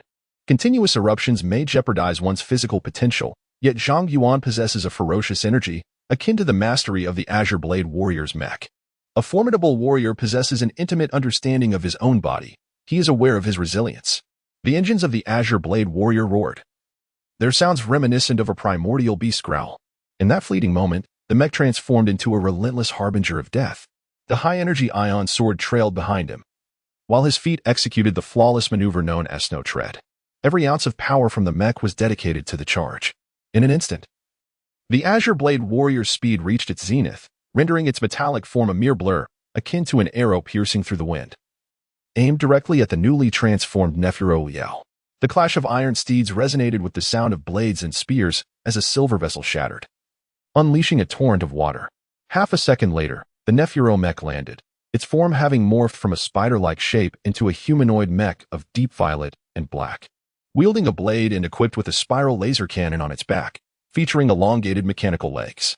The force of the earlier impact had not yet fully dissipated. Upon landing, the Nephiro slid backward uncontrollably, temporarily unable to mount a counterattack. At that precise moment, Zhang Yuan stood before the Nephiro. The recently activated energy panels grew scorching hot, their output reaching its zenith as immense energy surged into the high-energy ion sword in his arm, which radiated a blinding blue-white luminescence. Sword technique, tempestuous waves. Sword technique, crescent moon. In an instant, Zhang Yuan seamlessly fused two techniques of mechanized swordsmanship, resulting in a crescent-like glow that shimmered and intertwined, with each wave of brilliance giving rise to the next. As the old moon waned, the new moon ascended. All torrents, all radiance, all power converged upon the most vulnerable waste of the new Furora mech. This strike, reminiscent of a fantastical dream, shimmered with the brilliance of a supernova, concealing within its breathtaking beauty a suffocating aura of bloodshed. With a soft whoosh, the high-energy ion sword sliced through the air as if parting a sheet of white paper, effortlessly penetrating the waist of the new Furora. Zhang Yuan promptly switched the engine to his safe operational mode, yet the mech's momentum remained unabated, hurtling forward at high speed, narrowly evading the new Furora mech. A cacophony of sounds erupted behind him as the purplish-black field surrounding the new Furora extinguished completely, allowing the two halves of the mech to drift apart. The Mecha God Livestream platform erupted in a resounding explosion. A strike devoid of malice had forged an unparalleled triumph. Streamer, I am hopelessly in love with you. The streamer piloting the Azure Swordmaster is unmatched in the world. A common-grade mech annihilated the new Furore with a single blow. I must be dreaming. Donations poured in like snowflakes, nearly overwhelming the livestream channel. Chapter 18, Harvest. The new Furore met its demise. The mech that obliterated it was merely an ordinary-grade Azure Swordmaster Type 1, with a combat power estimate of 6, even with the high-energy ion sword designed for corrosion resistance. Its combat power estimate barely reached 8. Two mechs, disparate in power, strength, and technological advancements, seemed to belong to entirely different eras. According to logic, the Azure Swordsman mech should be incapable of breaching defenses, yet astonishingly, it cleaved through the Shin Furore with a single strike. Could technology truly bridge the gap between mechs? Alas, I shall never again have the face to pilot the Azure Swordsman. It feels as though I have been operating a mere imitation. I am the ancient Abyss generously rewarded Demon Slayer with 100,000 star coins. I am the ancient Abyss. A flawless moment of execution, a perfect strike. Words fail me. I can only express my admiration through this reward. What a superlative benefactor. On the other hand, with the demise of the Shin Furore, the most significant threat to the team has been eliminated. Unlike the majority of spectators engrossed in the spectacle, she perceived far beyond the superficial brilliance. She discerned Zhang Yuan's impeccable command over the battle mech and his flawlessly executed maneuvers for an ordinary-level Azure Swordsman to vanquish the Shin Furore. The precision of his calculations regarding both strength and mech performance, this is the ally I most desperately need. Xia Yan's desire to recruit Zhang Yuan into her team intensified. The straightforward Wang Qing, in a state of awe, stared blankly at Zhang Yuan's Azure Swordsman for several seconds before exclaiming, "Zhang Yuan, you are absolutely incredible." Mech God Livestream. I have made a discovery. The host's overload super boost can be utilized continuously without damaging the mech because it only activates during moments of necessary power output.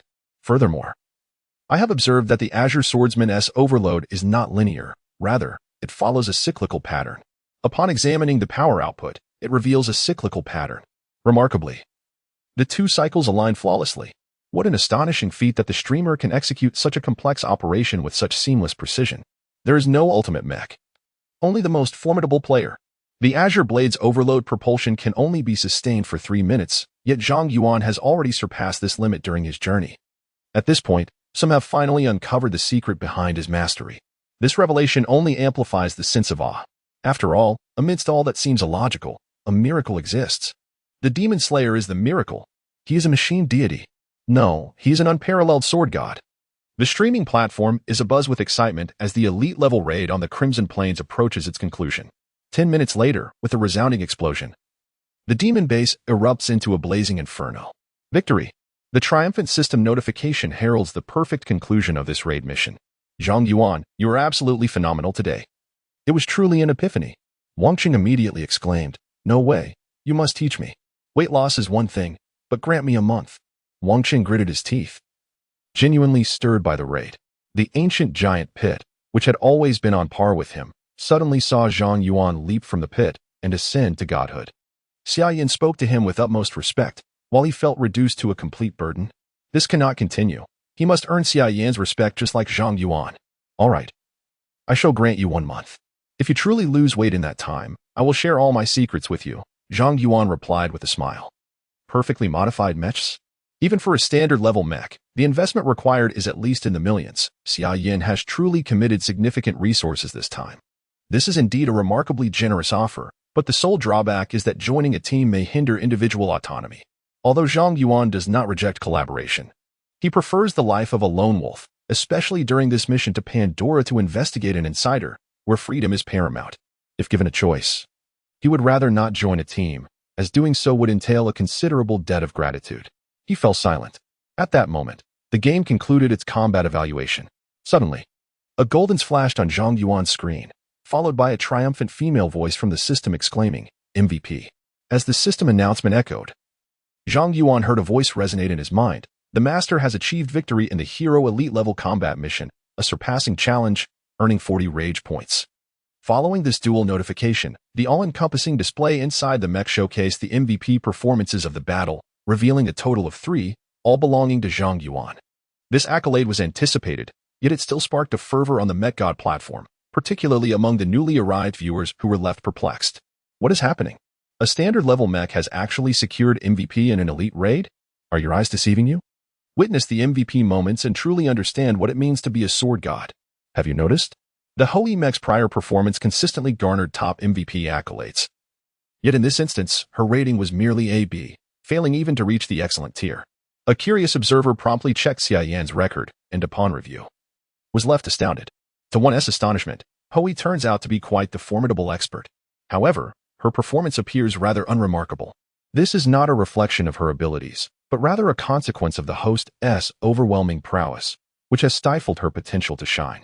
On the Machine God streaming platform, the audience remains captivated, engaging in lively discussions, reluctant to disperse, until Zhang Yuan eventually concludes the broadcast. Only then do they feel compelled to leave. Yet each viewer has taken the time to follow Zhang Yuan's ID. When he next initiates a stream, at least 500,000 viewers will receive notifications promptly. Even if only half of them can join, Zhang Yuan's foundational popularity would be commendable. Zhang Yuan, however, remains indifferent to these numbers, as his ultimate aim is not to profit from streaming, but rather to utilize this avenue to acquire his initial capital. After the broadcast, his communications incessantly ping with messages from his audience, a side effect of his newfound fame. Upon lifting the communication restrictions from his fans, a torrent of messages floods in from the streaming platform. As Zhang Yuan peruses the influx, he is taken aback. Wow, the tips have amassed over 5 million star coins. One individual, under the alias IAM the Ancient Pit, has generously donated 3 million. What a magnate. With a conversion rate of 10:1 for star coins to real currency, and a 70-30 split with the Machine God platform, this means he stands to receive 350,000 from the tips alone, coupled with the 250,000 he earns from the 500,000 viewers. His total earnings amount to 600,000, leaving him tantalizingly close to his million target. It would not be difficult for him to conduct a few more streams to gather sufficient funds to purchase a standard-grade Azure Blade mecha. How fortuitous! With this sum of money, I shall possess my own mech, rendering me free from any obligation to Xia Yan, whether in this life or the last. Zhang Yuan has always been the sort who despises being beholden to others. His body, however, is still not up to par. He has overexerted himself today and sustained minor injuries. Alas, it seems he can no longer continue the live broadcast. Zhang Yuan has dismissed the notion of working through the night. Suddenly, a series of urgent beeps echoed. Someone was requesting to connect to his private communication channel. Upon inspecting the ID, he recognized it as I am the Ancient Pit, the generous benefactor who had just bestowed upon him 3 million star coins. Such a wealthy patron could not be disregarded, and he chose to accept the call. I am the Ancient Pit began with a straightforward inquiry. Master, do you accept disciples? The interlocutor quickly adjusted their request. How about I purchase the 3 maneuvering techniques you just demonstrated at 20,000 each? No. Let us say 30,000. What do you think? Zhang Yuan fell silent, taken aback. To be frank, the 3 techniques he employed were military maneuvers, although they were advanced. They were not classified secrets. One could easily find and purchase them on the Star Alliance network, each priced at a mere 10,000. The notion that they were worth such an exorbitant sum was ludicrous. However, I am the Ancient Pit assumed Zhang Yuan was hesitant and escalated the offer. What if I offer 30,000 each? As long as you provide me with a few pointers, I will transfer the funds immediately. No sooner had the words left his mouth than Zhang Yuan heard a ding sound. His account had instantly increased by 900,000 yuan. The other party's decisiveness was strikingly clear. Zhang Yuan was momentarily taken aback, glancing down at his account to find that the balance had surged to 153 million. Merely 700,000 away from acquiring a standard model of the Azure Swordsman mech. The beggar's version would certainly not suffice. It required modifications. No, it necessitated perfect enhancements, which would amount to over 7 million. Initially, Zhang Yuan perceived this goal as somewhat challenging, yet it now seemed attainable with just a few live streams. Indeed, I have stumbled upon a wealthy benefactor. Shall I impart my knowledge? Certainly. Chapter 19. Xia Yin and Xia Shi Yin. The elite raid had concluded, and Zhang Yuan could not monopolize the virtual cockpit any longer. With the hour growing late, he arranged the next meeting with IAM the Ancient Pit before vacating the virtual chamber. Upon exiting, Wang Qing dashed over, fixating his gaze on Zhang Yuan, scrutinizing him for a full half-minute before finally speaking. Brother, you were phenomenal today. Quickly, Tell me, how did you train like this? I'll share my weight loss secrets, but only after I shed some pounds. Zhang Yuan retorted, eyeing the excess flesh on Wang Cheng's belly. Without further ado, Wang Cheng bolted away, neglecting the approaching Xia Yin altogether, indicating that he had indeed experienced a significant shock today. Xia Yin glanced back at Wang Cheng's retreating figure, then shifted her attention to the holographic screen above the gaming hall, where the dazzling maneuvers were refreshed, now entirely showcasing Zhang Yuan's Azure Swordsman. You've started a live stream? She swiftly observed, noticing that the Azure Swordsman had not concealed its ID. Zhang Yuan nodded, a smile gracing his face as he replied, just trying to earn a little pocket money. Xia Yin is not foolish. She is acutely aware of Zhang Yuan's performance in the game.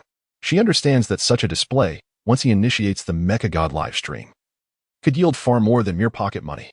If he persists and builds his reputation, garnering millions, or even tens of millions from a single stream would not be an extraordinary feat. She scrutinizes her classmate before her and notices his warm, luminous gaze. The exposed skin reflecting a subtle sheen akin to jade, and a faint, elusive smile that exudes a serene confidence. Allow me to formally introduce myself. My true name is Xia Yin, the third daughter of the Xia family, the head of Moonlight City. Xia Yin extends her hand. Zhang Yuan raises an eyebrow in surprise. It is indeed Xia Yin. No wonder this beautiful classmate vanished after their high school graduation. Xia Yin is no ordinary individual. Possessing an innate talent for mecha combat from a young age, she piloted a Rampage-class mecha at 18, achieved a breakthrough at 21 with the Apocalypse-class mecha, and established herself as a formidable commander. 3 years later, she accomplished another significant advancement in mecha technology, becoming the pilot of the mythic-level mecha, Inhua the Great Sage, thus earning the distinction of being the third mythic-level pilot on Earth. She is also the sole female pilot of a mythic-level mecha on the planet. In his previous life, Zhang Yuan encountered her in the year 2184, when she was in the Legion, commanding the Inhua the Great Sage equipped with Earth's highest technology. Enjoying a revered status and unmatched charisma, he could only gaze at her from afar. To unexpectedly encounter the youthful and inexperienced version of this mythic-level pilot after his rebirth is indeed a remarkable coincidence. Such an extraordinary individual, naturally, warrants a proper acquaintance. Zhang Yuan extended his hand to grasp Xia Yin's, noticing the delicate appearance of her hands back contrasted with the thin calluses on her palm, revealing a strength in her wrist that suggested a rigorous training regimen. After a brief moment of grip, he released her hand and introduced himself, Zhang Yuan, the third-generation heir of the Zhang family from Donghai's Penglai Island. Hearing his lineage, Xia Yin paused for a moment. Then her expression shifted to one of realization. No wonder, the Zhang family's dynamic swordsmanship is quite renowned. After a brief silence, she inquired, I noticed you started a live stream. Were you planning to purchase a mech to embark on a dark exploration mode from the outset? Zhang Yuan expressed surprise. Indeed. How did you know? Xia Yin smiled softly. Just a guess. I've heard that the third-generation heir of the Penglai Zhang family was frail and sickly as a child. You likely weren't favored at home. And your allowance must be meager. Am I right? This was the first time Zhang Yuan witnessed a smile from Xia Yin, and he was momentarily captivated. Feeling as though he had encountered an exquisite beauty emerging naturally from the water, he quickly regained his composure. Reflecting with a wry smile on how fate seemed to favor her, endowing her not only with extraordinary talent in mechs, but also with unparalleled beauty. Fortunately, in this era, there were many beautiful women, and every young man and woman had withstood their share of trials. Zhang Yuan soon returned to a state of calm. You are correct. I am indeed not well regarded in the Zhang family, but it matters little. They will eventually recognize their error. However, since you are in need of funds and I happen to have some pocket money, why not let me lend it to you? Don't misunderstand. There are no strings attached. Just return it when you have the means. Zhang Yuan is far from foolish, as a scion of a prominent family. He has been trained from a young age to recognize talent and instinctively seek out opportunities for either investment or camaraderie. It is likely that Xia Yin has perceived this quality in him as well. Given that the other party is willing to assist without imposing stringent repayment conditions, he would certainly not decline such a favor, especially since time is of the essence for him. Entering Pandora even a day earlier would be advantageous. Very well. How much can you lend? 8 million, as I have accumulated quite a sum over the years, Xia Yin replied with a figure.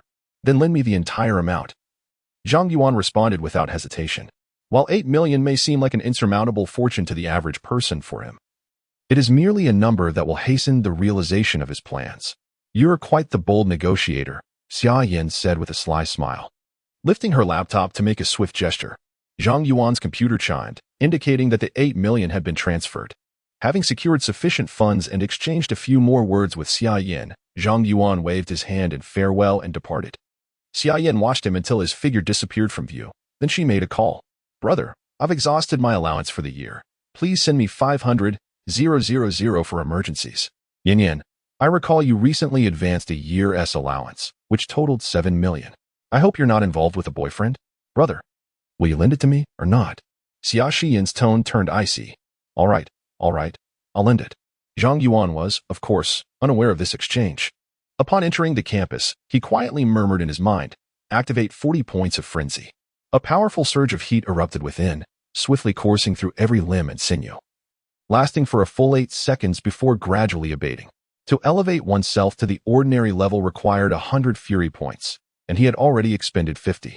He was not far from the military standard. Feeling the vibrant energy coursing through him, Zhang Yuan had no inclination to rest. Glancing at the time, he noted it was only 7:53 p.m. He resolutely turned on his heel and made his way toward the gaming center outside the school once more. This time, he did not intend to engage in the rudimentary assault mode against computer opponents. Instead, he sought to partake in the more challenging player versus player mode. As he walked, a voice suddenly rang out ahead. Zhang Yuan, aren't you planning to sleep? I can't sleep. I'm preparing for another live stream. Zhang Yuan replied candidly. Although he was no longer financially strained, he found himself in dire need of fury points. Regrettably, the gaming center would close after midnight, or else. With his ample fury points, he would undoubtedly stream through the night. Aren't you tired? Asked Xia Xian, astonished. Earlier, during the Crimson Plains battle, Zhang Yuan had unleashed multiple bursts of energy, with his maximum overload exceeding 18 GS, far surpassing the limits of an average 15-year-old high school student. That was merely a warm-up, Zhang Yuan shrugged, stretching his legs, exuding an aura of boundless energy. Then how about we go together? Xia Xian suggested, turning to follow Zhang Yuan as he headed outside. During the previous battle, she had not made a remarkable contribution, having only fired a few shots. And she too felt somewhat lackluster. With a swift leap, Zhang Yuan covered a distance of 4 meters, then turned to look at Xia Xian. What do you think? Xia Yan, possessing considerable insight, remarked. Well, in terms of explosive power, your physique is more than adequate to pilot an elite mecha. The two walked side by side to the gaming center, only to discover that all the machines were occupied. It seemed they would have to wait. Much to Xia Xian's disappointment. There's no need to wait. Just watch me, Zhang Yuan said with a smile. Proceeding to operate his personal computer and connecting to the gaming center owner's communication line. I am the demon-slaying swordsman, and I wish to use 2 virtual pods for a live broadcast. Zhang Yuan's intuition proved correct. His outstanding performance had already garnered the owner's attention. Are you physically up to it? You've already participated in 2 raids today. I assure you, there are no issues. I possess a family heirloom technique for body training and restorative potions, allowing for a swift recovery. Moreover, if I were unfit, the virtual pod's mainframe wouldn't permit my entry, would it? Indeed, the staff member replied.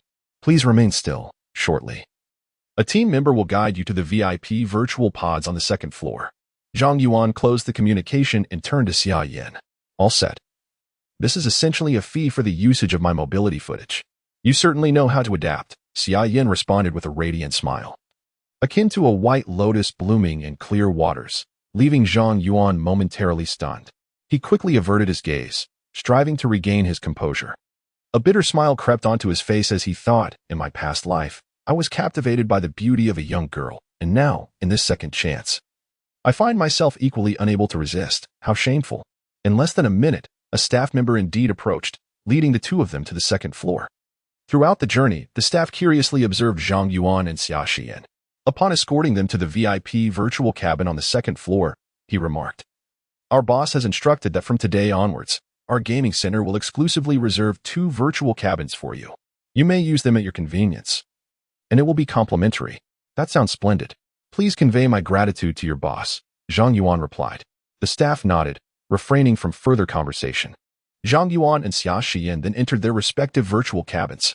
This VIP virtual cabin was equipped with the latest generation of technology, offering superior handling and more immediate feedback, significantly enhancing the user experience compared to ordinary equipment.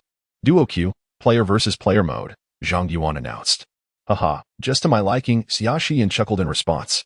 As the two began their duo queue, viewers who had recently followed Zhang Yuan on the Mecha God live streaming platform promptly received notifications. The account you follow, Demon Slayer Swordsman, is now online.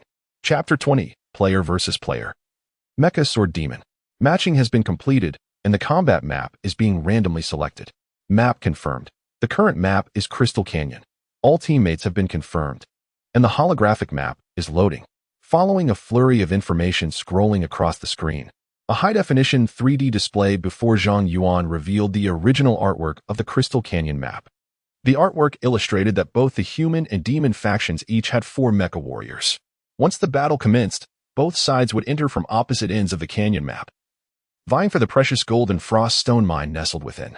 Unfortunately for Zhang Yuan, his team was assigned to the demon faction. In the canyon map, there exist 3 open mining sites for the precious gold silk frozen stones. The objective for both teams of players is to seize these mining points to extract the coveted minerals. Whichever side successfully collects a sufficient quantity of gold silk frozen stones first shall be declared the victor. It is noteworthy that the Crystal Canyon is also located on the planet Pandora, and the quality of the gold silk frozen stones mined from this canyon is exceptionally high.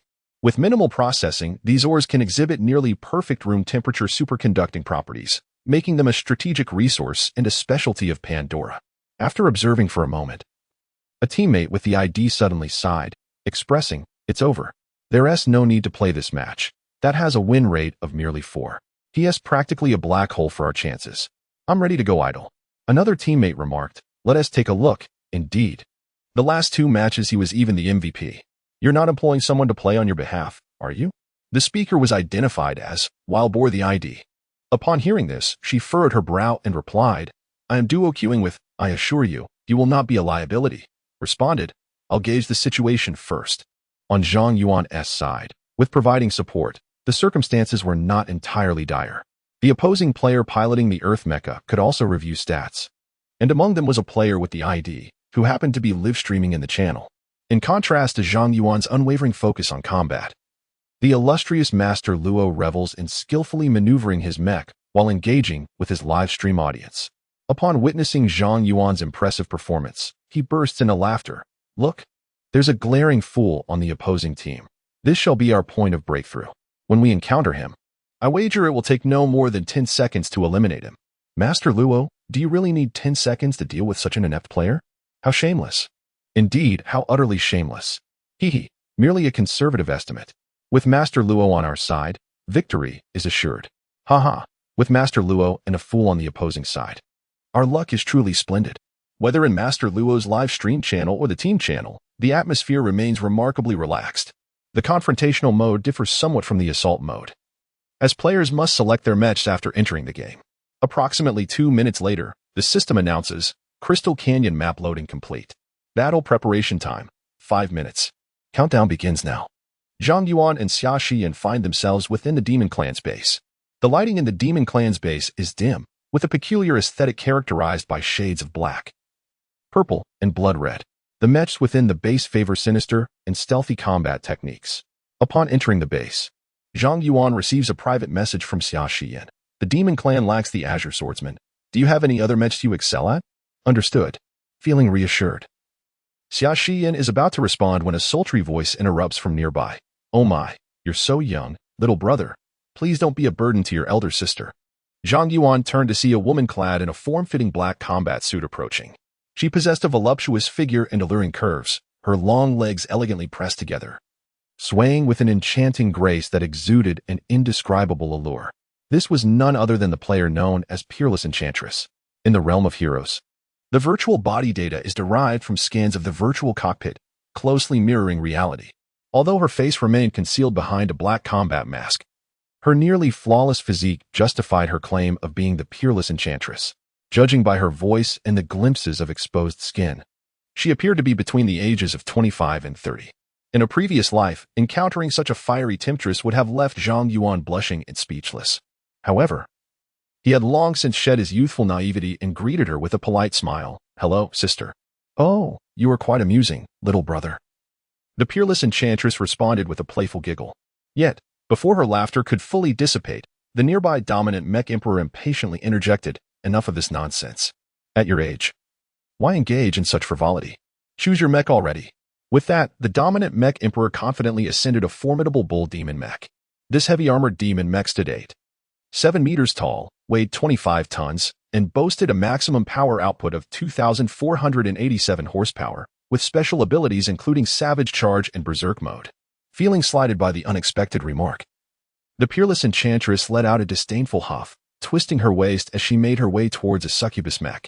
Demon assassin type mech.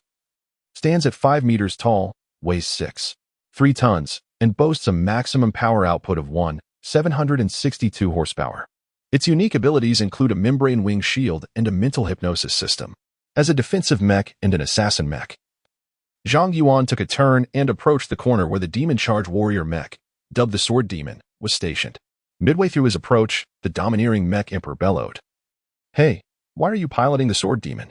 That mech's operation is utterly inhumane. Is it something you can handle? Hurry and switch it out." The unparalleled enchantress chimed in. "Brother, the Sword Demon mech is utterly ineffective. You should opt for the Bull Demon mech instead, as its sturdier frame makes it less susceptible to destruction." At that moment, Zhang Yuan's Mech God livestream had already attracted over 300,000 viewers. Witnessing the incessant doubts from Zhang Yuan's two teammates, the chat erupted in a flurry of comments. Those two clowns, do they not realize the host is the reincarnation of the Sword God? Pardon their ignorance, they are indeed blind. And the Mech Emperor? More like Chicken Emperor. Can't wait to see the host turn the tables. Zhang Yuan, however, did not take offense. The skepticism from his teammates was not entirely unfounded. It stemmed from the notoriously challenging operation mode of the Sword Demon mech. The physical coordination of the demon race generally surpasses that of humans, coupled with superior bodily composition and distinct anatomical structures. Consequently, their mech operation limits are significantly higher than those of humans. To enable players to adeptly maneuver demon mechs in combat, the majority of demon mechs and heroes have undergone modifications to their operation modes to accommodate human pilots. Xiaoxian hesitated momentarily, whispering to himself, "Is this truly feasible?" Initially, when he first encountered the Sword Demon mecha, he had suffered a humiliating defeat. Yet, through relentless practice, he had completely acclimated to the Sword Demon mecha, allowing its formidable power to finally manifest. In fact, on the authentic battlefield of the planet's surface, the elite-level Sword Demon mecha serves as the absolute mainstay of the demon forces, exhibiting a terrifying combat prowess. Typically, a single Sword Demon mecha can vanquish two adversaries of the same caliber as the Azure Sword Master. Raising his gaze towards the Sword Demon before him, it stood poised and silent, its humanoid form adorned with two spiraled horns atop its head, cloaked in a paint scheme of deep black intermingled with blood-red hues. In its grasp was a massive crimson sword, exceeding 3 meters in length, while its back bore a sword rack, upon which 9 pitch-black soft swords hung, resembling a metallic cloak composed entirely of blades at a glance. "Hey, are you even listening to me?" The overbearing mecha roared in frustration. But Zhang Yuan paid him no heed, striding directly into the cockpit of the Sword Demon. With a soft hum, the vulnerability scanner at the mecha's eye glowed to life, emanating a blood-red radiance. Crack, crack, Zhang Yuan maneuvered the mecha forward in a seamless motion. "Fool, do you think merely walking will suffice?" The overbearing mecha's tone grew increasingly irritable. Before he could finish his sentence, Zhang Yuan abruptly drew his sword, pivoted, and launched himself forward with a powerful thrust, executing the entire sequence in one fluid motion. With a piercing gust of wind, the right arm of the Sword Demon mecha became ethereal, and suddenly, dozens of blood-red sword shadows materialized in the air. This was the signature maneuver of the Sword Demon mecha, Endless Sword Edge. Endless Sword Edge, in an instant, a surge of power erupts, delivering a devastating barrage of 49 thrusts in less than half a second, capable of transforming an adversary into a veritable hive of punctures. Zhang Yuan's thrust is sudden, fluid, and imbued with formidable momentum, akin to the shattering of an ice glacier. A discerning observer would immediately recognize that the Sword Demon mech is wielded by an absolute master. "Damn it, why didn't you say so earlier?" the overbearing mech exclaimed instinctively. Chapter 21, The Comedic Mech.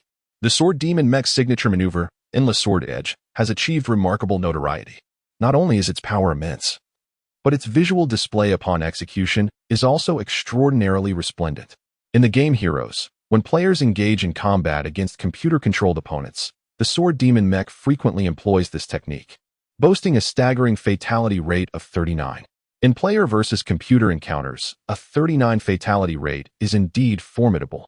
Consequently, the computer-controlled Sword Demon Mech instills a sense of dread, often regarded as a mini-boss that demands cautious approach. However, in the hands of players, the formidable Sword Demon Mech faces an unexpected downfall. While players can also execute the endless sword edge when controlling the mech, the maneuver's effectiveness is significantly diminished due to the complexity of the controls. Most players require preparation time to unleash endless sword edge, making it easily evaded. Additionally, the intricate nature of this sword technique often results in awkward moments of stiffness for the player-controlled Sword Demon Mech. When movement is evaded, and one is left in a state of rigidity, it essentially spells one's own demise. However, Zhang Yuan's recent display of the endless sword edge was entirely different. It was a swift and explosive maneuver, executed with such abruptness that the entire eruption lasted no more than 0.3 seconds, devoid of any noticeable moment of rigidity. To be candid, this technique was undeniably spectacular. Not only did the dominant machine emperor appear momentarily stunned, but the peerless enchantress beside him also expressed her surprise with an O. In contrast, Xia Yin seemed unfazed, having witnessed Zhang Yuan's swordsmanship multiple times while piloting the Azure Blade Mecha. The Mecha God live channel, however, erupted with excitement. The audience adored the Sword God's fiery temperament, who never offered explanations but rather showcased his prowess directly. Look quickly, for their opponent is the Great Luo Golden Immortal. Who is the Great Luo Golden Immortal? In the Crystal Canyon, Xia Yin opted for a long-range attack mecha, specifically the Spider Mecha from the previous battle on the Crimson Plains. Subsequently, the four teammates began discussing their respective equipment. The dominant machine emperor spoke up. Our team is all about aggressive assaults. I prefer to charge in. So I'll take 2 high-energy cutting axes and a lightweight force field generator, and that's all. Originally, there were 4 additional equipment slots available. But the force field generator was substantial. Its formidable capabilities came at the cost of occupying a vast amount of space, with 1 generator consuming 4 slots. Xia Yin kindly suggested, the generator takes up too much room. Why not replace it with a heavy-duty reflective force field shield? How about also carrying a sonic cannon or something for long-range attacks? The dominant machine emperor waved his hand dismissively and scoffed. We will fight how we choose. I assure you we won't falter. You're just a little girl, so don't meddle. He took up 2 cutting axes and began loading the lightweight alpha field generator. The unparalleled enchantress had long regarded him with disdain, chuckling mischievously, you foolish giant. Lacking ranged attacks, it would be a miracle if you aren't kite-fished to death. What is it? Do you wish to fight? With just a small cricket. I could send you to the afterlife. The controlling demoness, the unparalleled enchantress, coldly smiled, aiming a miniature laser gun, affectionately dubbed Cricket, at the head of the bold demon machine. The overbearing machine sovereign became increasingly infuriated. You filthy BTC. Don't let me see you across from me again, or I'll strike you down each time. Zhang Yuan, observing from the side, frowned slightly. This overbearing machine sovereign was nothing but a brute, exceedingly rude. If they were in the military, Zhang Yuan would surely take the time to properly educate him. A person of such temperament could be brought to submission with a mere fist, making him obedient. However, in the game Heroes, if teammates failed to cooperate, the situation could become quite troublesome. After some contemplation, Zhang Yuan spoke up.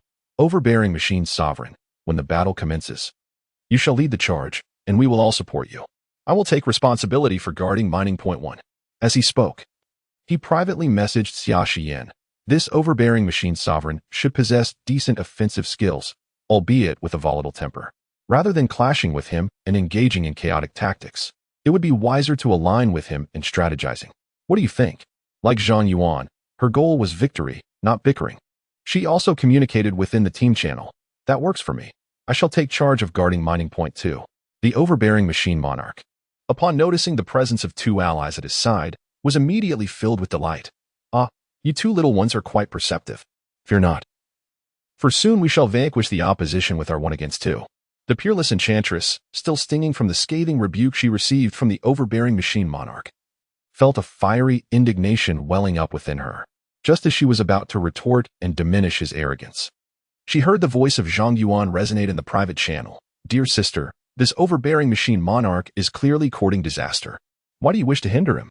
Instead, Why not join me in claiming the first mineral point? At merely 15 years of age, Zhang Yuan had yet to experience the changes of adolescence. And his voice was pure and melodious, imbued with reason and soft persuasion.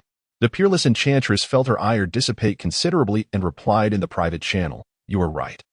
Dear brother, let the brute meet his demise." In the team channel, however, she firmly declared, "I shall guard the first mineral point. If you wish to perish, do so on your own."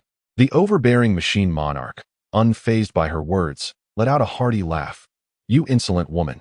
I shall show you what it truly means to be the overbearing machine monarch."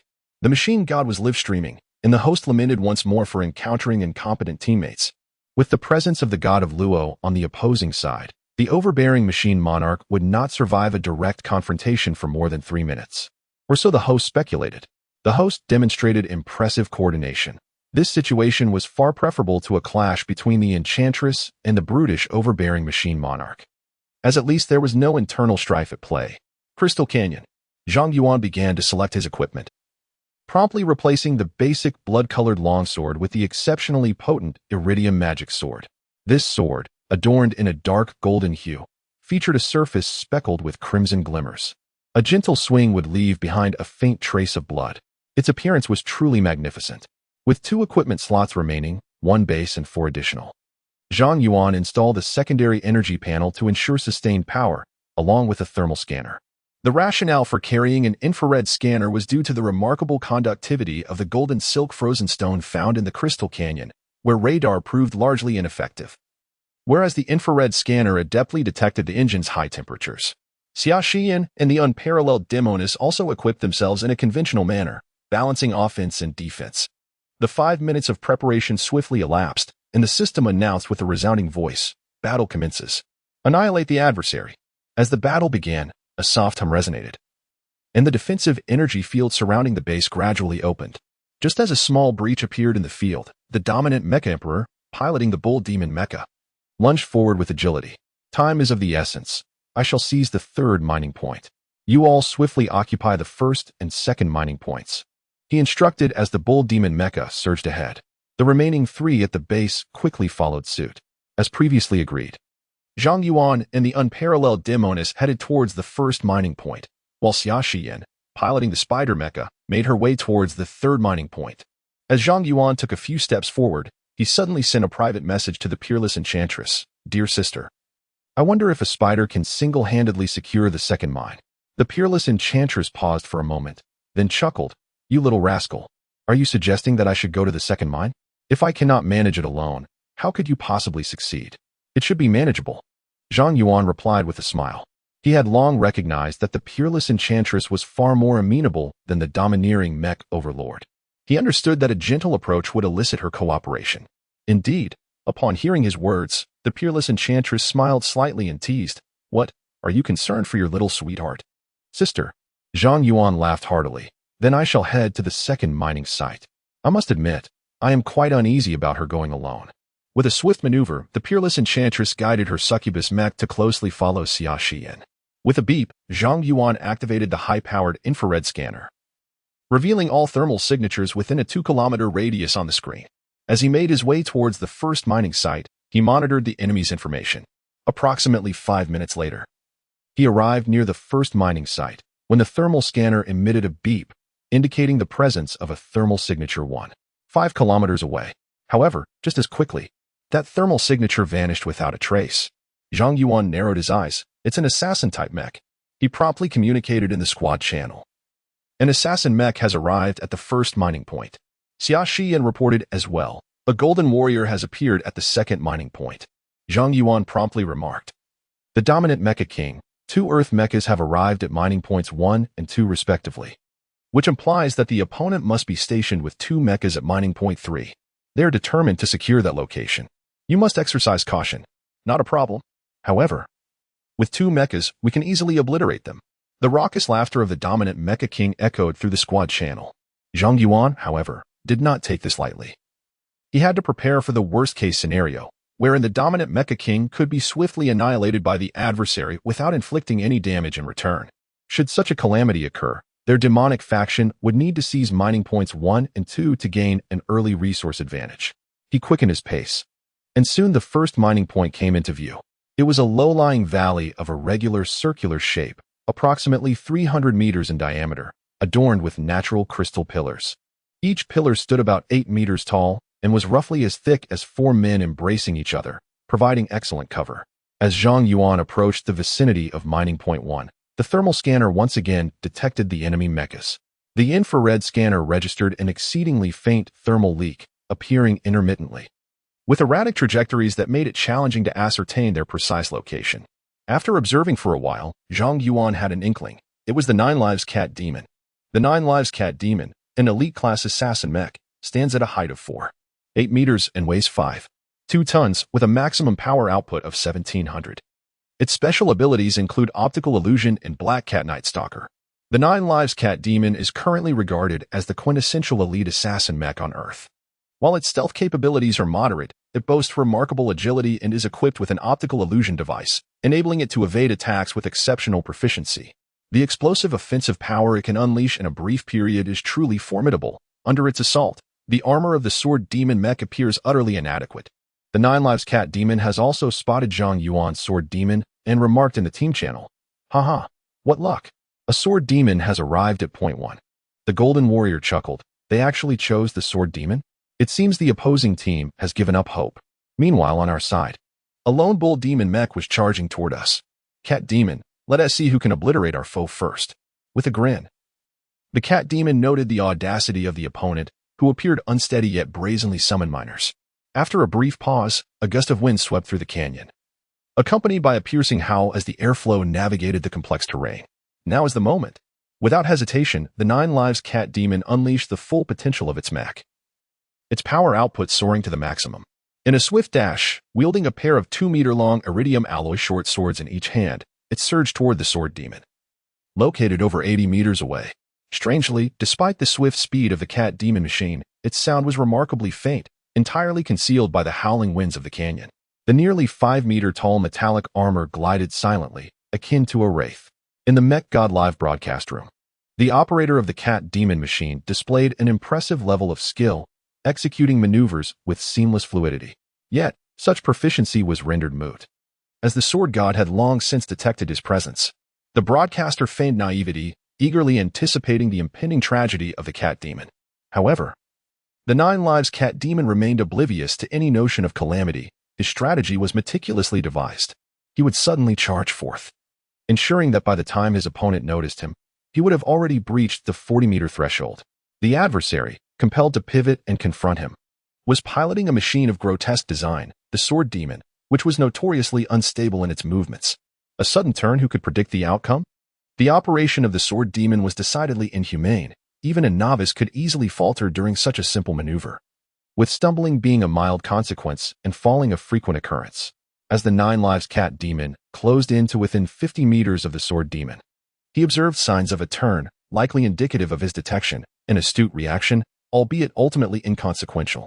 In a swift motion, he activated the optical illusion feature of the Cat Demon machine, conjuring 8 identical replicas of the 9 Lives Cat Demon machine within a 20-meter radius.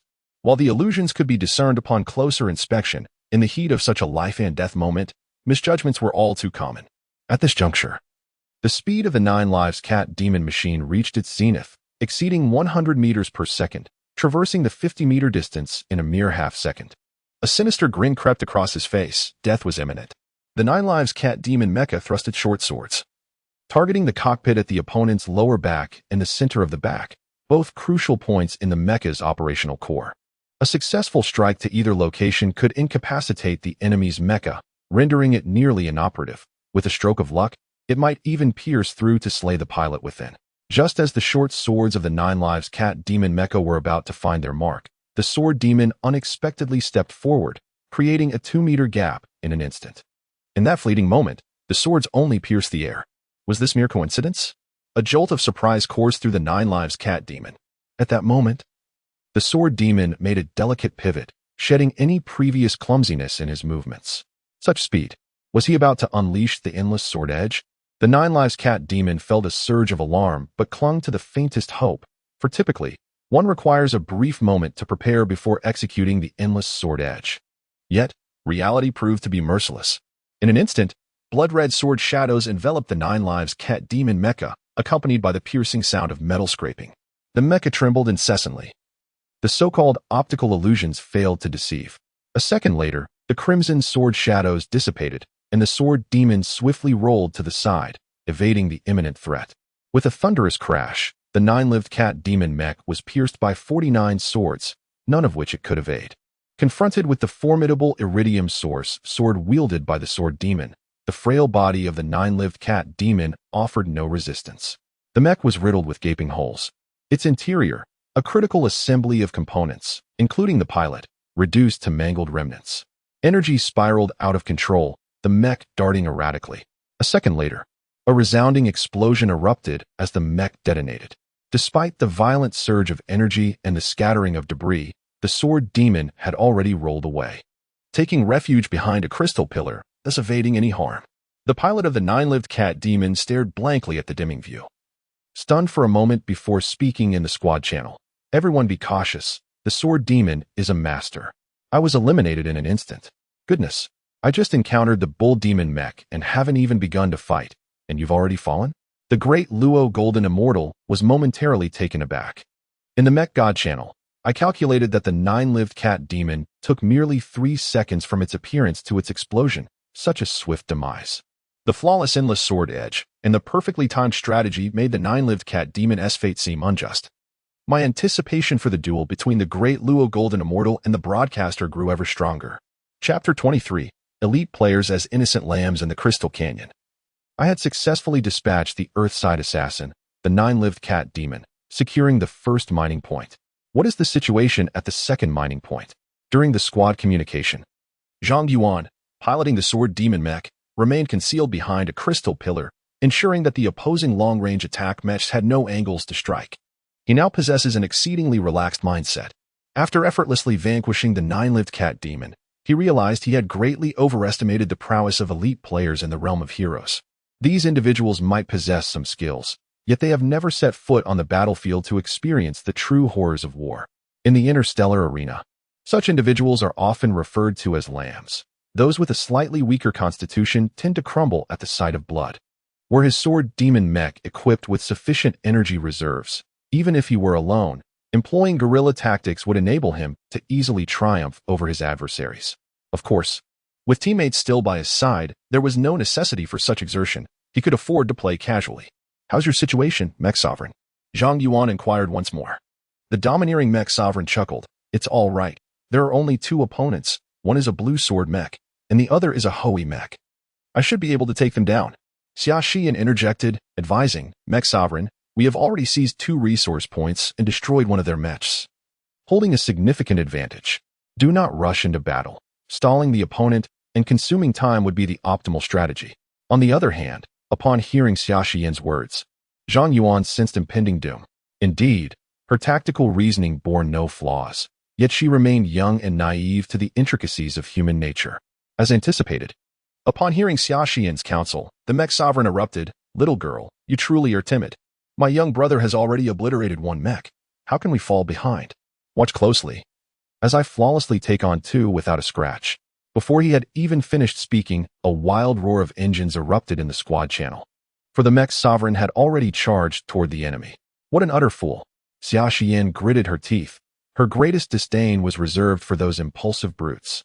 The exceptional enchantress chuckled lightly. "Let that fool meet his demise. We still have a fair chance with 3 against 3. You little vixen, who do you think will perish?" Came the boisterous declaration, "Behold my magical bull charge." The squad channel erupted with the impassioned roar of the dominant mechanized monarch. However, to everyone's astonishment, mid-roar, the tone shifted abruptly. "Damn it," the swordsman dodged. A thunderous crackle filled the squad channel, accompanied by the sound of electricity. "I just got hit by Hoey. Damn it, it's a massive magnetic railgun. Thankfully, I haven't force field. What the hell, this swordsman is as slippery as an eel. Why not face me head on, you fool?" In an instant, the squad channel was overwhelmed with screams of rage, echoes of thunder, electric static, frantic maneuvers, and heavy breathing, transforming it into a personal showcase of the dominant mechanized monarch. I had never encountered such a boorish individual. The exceptional enchantress sighed softly and switched to private chat. "Little brother, I sense the situation is dire. I shall head to the third mining point to provide support. She possessed a tough exterior yet a tender heart. Sister, be cautious and watch out for that elusive golden warrior mech, Zhang Yuan advised. Understood. No sooner had she spoken than the squad channel erupted once more with the roar of the dominant mechanized monarch. Not good. Their Hoei mech is exceptionally accurate. My force field energy is nearly depleted. Damn it, that was close. This swordsman is quite skilled. I need to evade. In the roaring channel, the thunderous sound of engines soon filled the air, indicating that the Dominator mech had unleashed the power of its bull demon engine, preparing for a retreat. What a fool. Zhang Yuan couldn't help but chuckle wryly, thankful that this imbecile wasn't entirely brainless.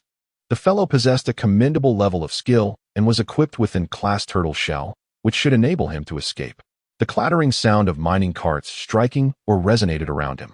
Zhang Yuan glanced at the progress of the golden silk frozen stone resources, which had reached 8.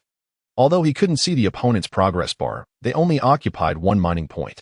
In Heroes, both sides mined at an equal pace. Thus, the opponent's progress should be approximately 4. Currently, they held a 4 advantage, and given the speed at which they occupied the mining point, the longer this continued, the greater their advantage would become. Suddenly, the furious roar of the Dominator mech echoed through the squad channel. Damn it, it seems we can't get away. We're trapped by this unfortunate swordsman. Damn it, you rascal, we're going to fight you. The squad channel erupted again with the roar of engines. Though this time the sound was not entirely pure, it carried a hint of distortion. Zhang Yuan, with his profound understanding of mech performance, immediately recognized that the power transmission pipe of the Dominator mech had sustained damage. Once a mech suffered such an injury, it was akin to a master martial artist having their skills crippled. Even if the mech possessed tremendous power, it would be rendered meaningless. The power output would be severely affected, and as the power continued to flow, the wound on the pipe would rapidly widen until the mech ultimately succumbed to destruction. In the live broadcast of the Mecha God, the domineering machine monarch exhibited an audacious bravado, daring to challenge 2 opponents simultaneously in the face of the formidable Luo. He seemed to believe that his performance was commendable, yet from my perspective, he was merely being toyed with by Luo. Behold, he has fallen victim to yet another strike. It is over for him. Look quickly, that golden warrior is advancing towards the broadcaster. Goodness, the golden warrior is a defensive mech. Encased in a thick layer of 1 centimeter ceramic armor, akin to a colossal tortoise, it is virtually impervious to damage. Within the squad channel, the voice of the domineering machine monarch has taken on a note of desperation. This fellow has been relentlessly pursuing us, leaving me no respite. Damn it, we have suffered another hit. The Azure Swordsman is undoubtedly no ordinary foe. Otherwise, we would not be struggling against him. Let us investigate his ID. Good heavens. It is none other than Luo. A resounding explosion echoed through the squad, and the interface displayed the avatar of the domineering machine monarch dimming ominously, indicating that the bull demon mech has been destroyed. Moments later, the voice of the domineering machine monarch resounded once more. This is not a matter of our inadequacy. The opponent is simply too formidable. Typically, we can handle 1 against 2 with ease, but we never anticipated encountering Luo. He is ranked among the top 100 in the Elite Combat League, a truly formidable adversary. None among our ranks can hope to match him. I suggest we cease wasting time and concede defeat. Then, the voice of the unparalleled enchantress chimed in, laced with a sneering tone. Oh, so when faced with defeat, you choose to surrender? Were you not quite confident at the outset? The tyrannical machine emperor, consumed by rage, exclaimed, You insolent fool, all you do is spout nonsense. If you possess any courage, why not venture to the third mining point? Let me inform you, without my presence, victory will forever elude you. Indeed. The demon faction has already conceded defeat. In his fury, he even forgot to use the term we in his self-reference, revealing his lack of decorum. Anyone subjected to such incessant insults would inevitably erupt. The unparalleled beauty, too, had reached her breaking point. Moments later, she declared fiercely, I shall indeed test my mettle at the third point. If I cannot best the god of war, how could I possibly fail against that mere he? Zhang Yuan, eager to dissuade her, opened his mouth to speak, only to realize that she had activated silent communication mode. Clearly resolute in her decision to proceed to the third mining site, he placed a hand upon his forehead, lamenting his misfortune in encountering such eccentric allies. After 2 consecutive assaults, the hour was growing late, and fatigue began to set in. What he had initially hoped would be a leisurely endeavor now appeared to demand fervent effort. At that moment, Zhang Yuan's infrared scanner detected a moving red dot. Analyzing the infrared radiation waveforms revealed it to be a classic defensive model of elite caliber, the Golden Warrior. Ah, how intriguing. A lone individual approaching, perhaps underestimating my machine's prowess. Seeking to seize an opportunity? What a splendid chance. With our defensive mech having been obliterated, Zhang Yuan initially pondered how to navigate the later stages of combat, yet now, the audacity of his opponent to approach the mining point he was tasked to guard was nothing short of self-inflicted folly. Meanwhile, the atmosphere within the Earth Faction's team channel painted an entirely different picture. The warrior, that sword demon, must be a formidable opponent. Do not underestimate him. The great Luo Golden Immortal spoke. His words were not without merit, as a comparison of their attributes clearly reveals. Golden Warrior, Elite, Humanoid Defense Mecha Height, 8. For meters weight, 23 tons engine maximum output, 2314 horsepower special skill 1. High energy ion shield special skill 2. Frenzy charge sword demon, Elite, Demonic charge warrior mecha height, 6. 2 meters weight, 6. 9 tons engine maximum output, 1825 horsepower special skill 1. Bloodlust the sword demon stood before the Golden Warrior, resembling a child before an adult in stature. In terms of special skills, the Golden Warrior undoubtedly held a crushing advantage. In the realm of heroes, when equal-tier defense mechas engage charge warriors, 9 out of 10 encounters resemble a father confronting his son, with the remaining instance resulting in a stalemate. The prospect of a charge warrior emerging victorious is exceedingly rare and can be disregarded. Faced with such a situation, the great Luo Golden Immortal had little to say. Be cautious. Retreat at the first sign of danger. Wait. It seems an assassin from the opposing side has arrived. Haha. Lord Luo stood beside him, with only one assassin approaching from the other side. Was this not a death wish? Chapter 24. The enigmatic and unpredictable sword dance. Mining point number 1. Amidst the tremors of the ground, the heavy Golden Warrior strode purposefully toward the mining site. Zhang Yuan emerged from his hiding place, fixating his gaze upon the defensive mech before him, particularly drawn to the right arm, where a conspicuous scorch mark marred the thick, high-strength armor, revealing a fist-sized breach through which the internal structure of the mech was clearly visible. This injury shall serve as my point of entry, he mused, his thoughts crystallizing into a foundational strategy for the ensuing battle.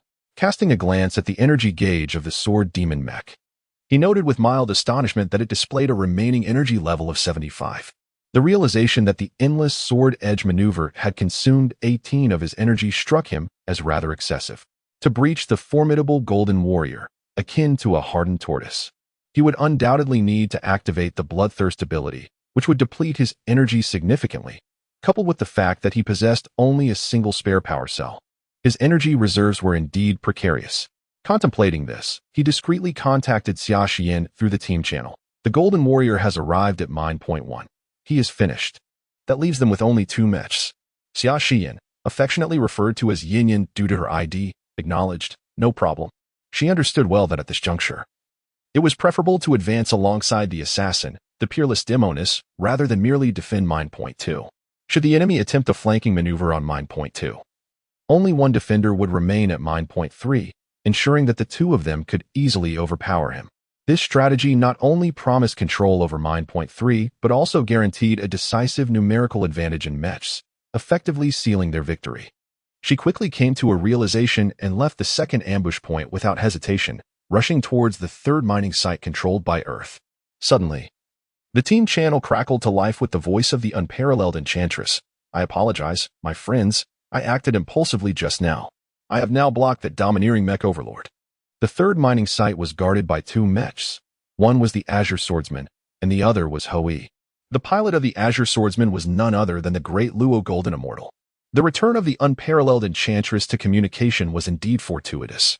At this moment, the Golden Warrior was still 1,000 meters away from Zhang Yuan, and given its massive size, it would take at least 30 seconds to reach him, allowing Zhang Yuan a moment to strategize. However, before he could utter a word, the domineering mech overlord chimed in. What are you fighting for? Aren't you ready to admit defeat? This is such a waste of time. No sooner had he finished speaking than 3 system notifications appeared. Ding. You have been blocked by Unparalleled Enchantress. Ding. You have been blocked by Demon Slayer. Ding. You have been blocked by our dear Yin Yin. Fine, you win this round, but we're not retreating. Let's see you endure the punishment. Yet, no one paid him any heed. Zhang Yuan's calm and composed voice resonated in the team channel, his words rapid yet articulate. Assassins. Yin Yin, there's no need for you to rush into action, just hold them off. Once I deal with the Golden Warrior, we will have 3 mechs and control over 2 mining points, giving us a tremendous advantage and victory within our grasp. You do realize, little brother, that you are a charge mech? How do you plan to contend with the Golden Warrior? What if you get overwhelmed? The unparalleled enchantress harbored a hint of disbelief. Rest assured, there is no cause for concern. Yet, a slight frown creased her brow as she remarked, you sound just like that overbearing machine overlord. Before she could finish her thought, Xiaoxian interjected, Sister, have faith. The sword demon once vanquished a new Furo in merely 3 seconds. New Furo, slain in 3 seconds. Fine, sister, I shall trust you. The Mecha God live stream erupted with merriment. How amusing that our great sword god's prowess is once again questioned, haha. I wager that the sword god will fell the Golden Warrior in no more than 3 strikes. The base attack of the sword demon's mech far surpasses that of the Azure Swordsman. 3 strikes? I doubt it. Just observe how the sword god remains nonchalant. Chatting even in the heat of battle, 1 strike should suffice. 1 strike may be a stretch, 3 strikes seem excessive. I wager 2 strikes. While the channel buzzed with banter, a sudden upheaval transpired in the Crystal Canyon's battlefield. A sharp sound pierced the air as a nearly 10-centimeter wide blue-white beam, akin to an arrow, soared over the 3rd mining point, abruptly targeting a crystalline spike at its edge. Under the barrage of high-energy lasers, the pale blue crystal spike detonated, sending debris flying and revealing a hazy silhouette. Not good. I've been spotted. The unparalleled enchantress exclaimed, her voice tinged with panic. The assassin mech is most formidable when cloaked in invisibility. Once exposed from the shadows, it becomes exceedingly vulnerable. If the adversary happens to wield a long-range attack mech, the assassin mech finds itself trapped, akin to a whack-a-mole, with no escape in sight. After a startled exclamation, the ethereal swordsman, under the control of the great Luo Golden Immortal, surged forward with an explosive acceleration, positioning himself at one of the exits of the 3rd mining point, effectively obstructing the renowned demonist's only recent escape route. Hissing sounds pierced the air as rapid-fire laser cannons unleashed their fury, firing once every 0.3 seconds with astonishing frequency. Their destructive power more than sufficient to penetrate the defenses of the assassin mech. Zhang Yuan heard the squad channel erupt with a series of puff-puff boom sounds, followed by an eerie silence. Without the need for the renowned demonist to speak, he already grasped the outcome in the initial 3 strikes. She had managed to shield herself with the flesh membrane wing shield of her succubus mech, but it was swiftly overwhelmed, as the defenses of the assassin mech proved as fragile as paper, succumbing to a single blast. The squad channel fell silent for a few seconds before the voice of the renowned demonist broke through, laced with despair. I'm sorry, I didn't anticipate being discovered. The tyrannical mech monarch laughed heartily, fully aware that his 3 teammates could not hear him, yet he felt an immense satisfaction within. I knew you were a little wench. How absurd, and yet you apologize. You're killing me with laughter. As his amusement lingered, he switched communication frequencies to broadcast across the entire Crystal Canyon. To the Earth team, we are down to just 2 mechs on our side. One is the Sword Demon, and the other is the Spider mech. The Sword Demon is at the 1st mining point, while the Spider is heading towards your 3rd mining point. Luo Shun, hurry up and obliterate them. I'm eager to commence the next match. This tyrannical mech monarch truly embodied shamelessness to the utmost degree. While Zhang Yuan and his teammates may still be oblivious to the situation, the viewers in the Mech God livestream were watching with perfect clarity. Damn it. My fists are itching. What should I do if I want to smack someone? Meow Meow generously rewarded Demon Slayer with 10,000 star coins. Meow Meow express sympathy for the esteemed sword god, lamenting the presence of such shameless teammates. A wave of donations flooded the live stream, overwhelming the screen. Zhang Yuan, oblivious to the actions of the domineering machine overlord, was entirely focused as the Golden Warrior approached within 100 meters, an imminent battle loomed. Contemplating his strategy, he decided to engage in psychological warfare. With unwavering concentration, he observed the advancing Golden Warrior, ever vigilant against the opponent's ferocious charge special move, and began to orchestrate a sword dance with the Sword Demon Mecha on the open ground of the 1st mining point. How does one encapsulate this sensation? It felt akin to standing before a genuine demon race swordsman, with a true demon pilot maneuvering the Sword Demon Mecha. Despite the extensive modifications made to the internal operations of the Sword Demon Mecha and Heroes to accommodate human physiology, the handling remained exceedingly awkward and challenging. Yet, the Sword Demon Mecha before him seemed to have come to life. In the face of impending conflict, the Sword God was dancing. A chill crept down my spine. Could the Sword God be an undercover demon agent infiltrating Earth? The coldness intensified, and my back became damp. Viewers, watching from all angles, sensed the bizarre atmosphere. And for the player controlling the Golden Warrior, who was directly facing Zhang Yuan, the tension felt even more palpable. He involuntarily halted his advance. Though less than 30 meters separated them, he hesitated to strike, instead slightly bowing and adopting a defensive posture. Through the sounds transmitted via the squad channel, he heard an engine roar akin to that of a ferocious beast. It was the bloodthirsty activation of the Sword Demon. Merely hearing this engine noise made the Grand Luo Golden Immortal feel a tingling sensation at the back of his head. Chapter 25. Utterly defeating the Golden Warrior at the third mining point. The Grand Luo Golden Immortal, deserving of his elite rank among the top fighters in the league, promptly communicated with his ally, the Hoei Mecha. The Golden Warrior is finished. However, we are aware of the movements of their spider mecha. Come, let us intercept. Lord Luo, I shall follow your lead. The Hoei Mecha unhesitatingly trailed the steps of the Azure Swordsman. At the first mining point, facing the Golden Warrior from Earth, Zhang Yuan did not hesitate to activate the mecha's special technique, Bloodthirst. Bloodthirst, by injecting a special energy explosive into the mecha's energy transmission conduits. The power output of the mecha is enhanced by 100 for a brief period of 10 seconds, with a cooldown of 5 minutes between activations. In contrast, the Azure Swordsman's model can only achieve a maximum power enhancement of 50, and it is exceedingly difficult to control, though it excels in agility over the Sword Demon's mecha. However, the Sword Demon's power output directly surges by 100, allowing him to overpower the Azure Swordsman within that fleeting moment. As the saying goes, brute force can shatter finesse. If timed appropriately, a single strike from the Sword Demon can conclude the battle. On the true battlefield, the Sword Demon mecha has wreaked havoc with this explosive technique, proving formidable among mid to lower tier pilots, often achieving victories in 1 versus 2, or even 1 versus 3 scenarios. As the bloodthirsty mechanism activated, the Sword Demon engine roared to life, its power output surging to a terrifying 3,600 horsepower. Beneath this formidable energy release, a dark crimson glow enveloped the surface of the Sword Demon mech, creating a truly ominous spectacle. However, such a powerful burst of energy necessitated an equally daunting consumption of resources, placing greater demands on the pilot's physical capabilities. The moment Bloodthirsty was engaged, Zhang Yuan observed the energy gauge of the Sword Demon mech plummeting at an alarming rate. At this pace, the remaining energy post-activation would dwindle below 20. Time was of the essence. The battle must conclude without delay. In the instant following the surge of power, Zhang Yuan deftly employed the Sword Demon mech's unique maneuver, the Shadow Mirage. Within the confines of the virtual cockpit, his limbs moved with remarkable speed. Yet certain actions bore an awkward stiffness, resembling a mechanical dance performed at an exhilarating pace. Amidst his methodical and high-density maneuvers, the Sword Demon mech sprang into action. A distinctive change resonated from the mech's engine, producing a roar reminiscent of a demonic creature, akin to the hiss of a venomous serpent poised to strike. The energy flow within the mech's conduit surged, with a slight overflow manifesting as a faint sanguine glow upon its surface. Simultaneously, the mech's arms and legs began to move in a peculiar manner, initiating the advance with an air of enigma characteristic of the Shadow Mirage.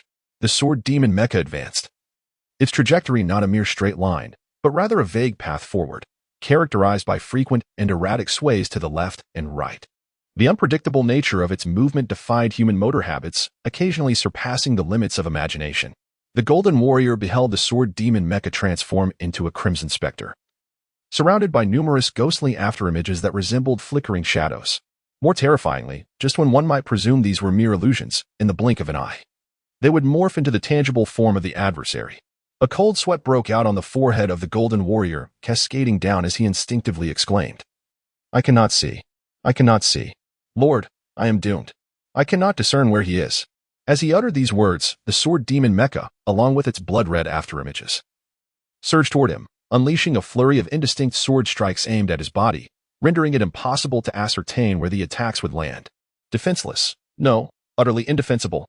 With a roar of fury, the Golden Warrior activated his mecha's defensive special ability, High Energy Ion Surge. A dazzling eruption of golden light radiated from the mecha. as countless searing high-energy ions erupted from multiple nozzles across its surface, enveloping the Golden Warrior in a swirling magnetic field, forming an intensely heated ion shield. In the instant the high-energy ion surge was unleashed, the Golden Warrior pivoted and activated another special ability of his mecha, rampaging charge. He charged not towards the location of the sword demon, for he was utterly unaware of its precise whereabouts. Instead, he surged in the direction from which he had previously come. In other words, he decisively opted to escape with a frenzied dash. After sprinting a few paces, the anticipated blow did not materialize. The high-energy ions that erupted from his body in all directions seemed to encounter no obstacles. As if the sword demon's mech that had approached him was merely an illusion. 3 seconds later, the plasma jets of the Golden Warrior entered a state of high-temperature protection, and the plasma shield rapidly diminished and vanished. It was at that moment the blood-red sword demon reappeared.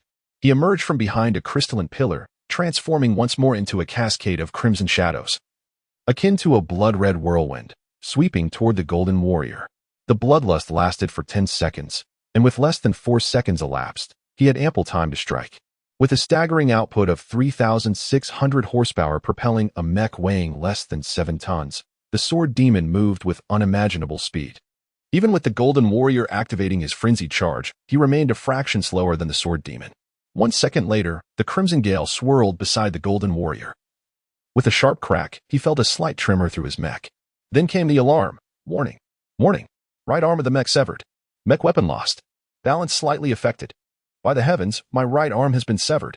The Golden Warrior cried out in despair, his heart racing. His mind was devoid of any thoughts of retaliation. Consumed by a singular command, flee. Yet, how could the cumbersome defensive warrior possibly outpace the agile sword demon? Upon taking merely a few strides, the Golden Warrior felt a violent tremor in his mech's right leg, accompanied by a cacophony of metallic clinks resonating in his ears. This sound persisted for approximately 2 seconds before he realized he could no longer maintain balance within the mech. Alarm! Alarm! The right leg of the mech is missing. Balance severely compromised.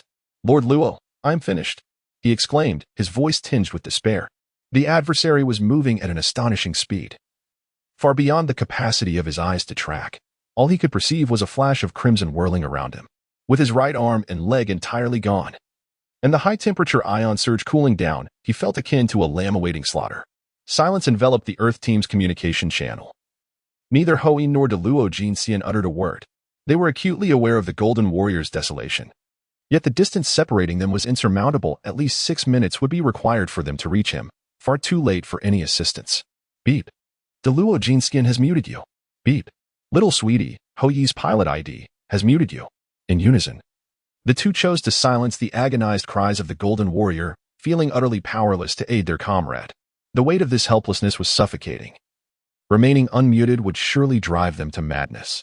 Meanwhile, an unusual silence prevailed in Deluo Jinxian's livestream, lingering for some time before a viewer finally commented, Lord Luo, that sword demon on the opposing side seems rather formidable.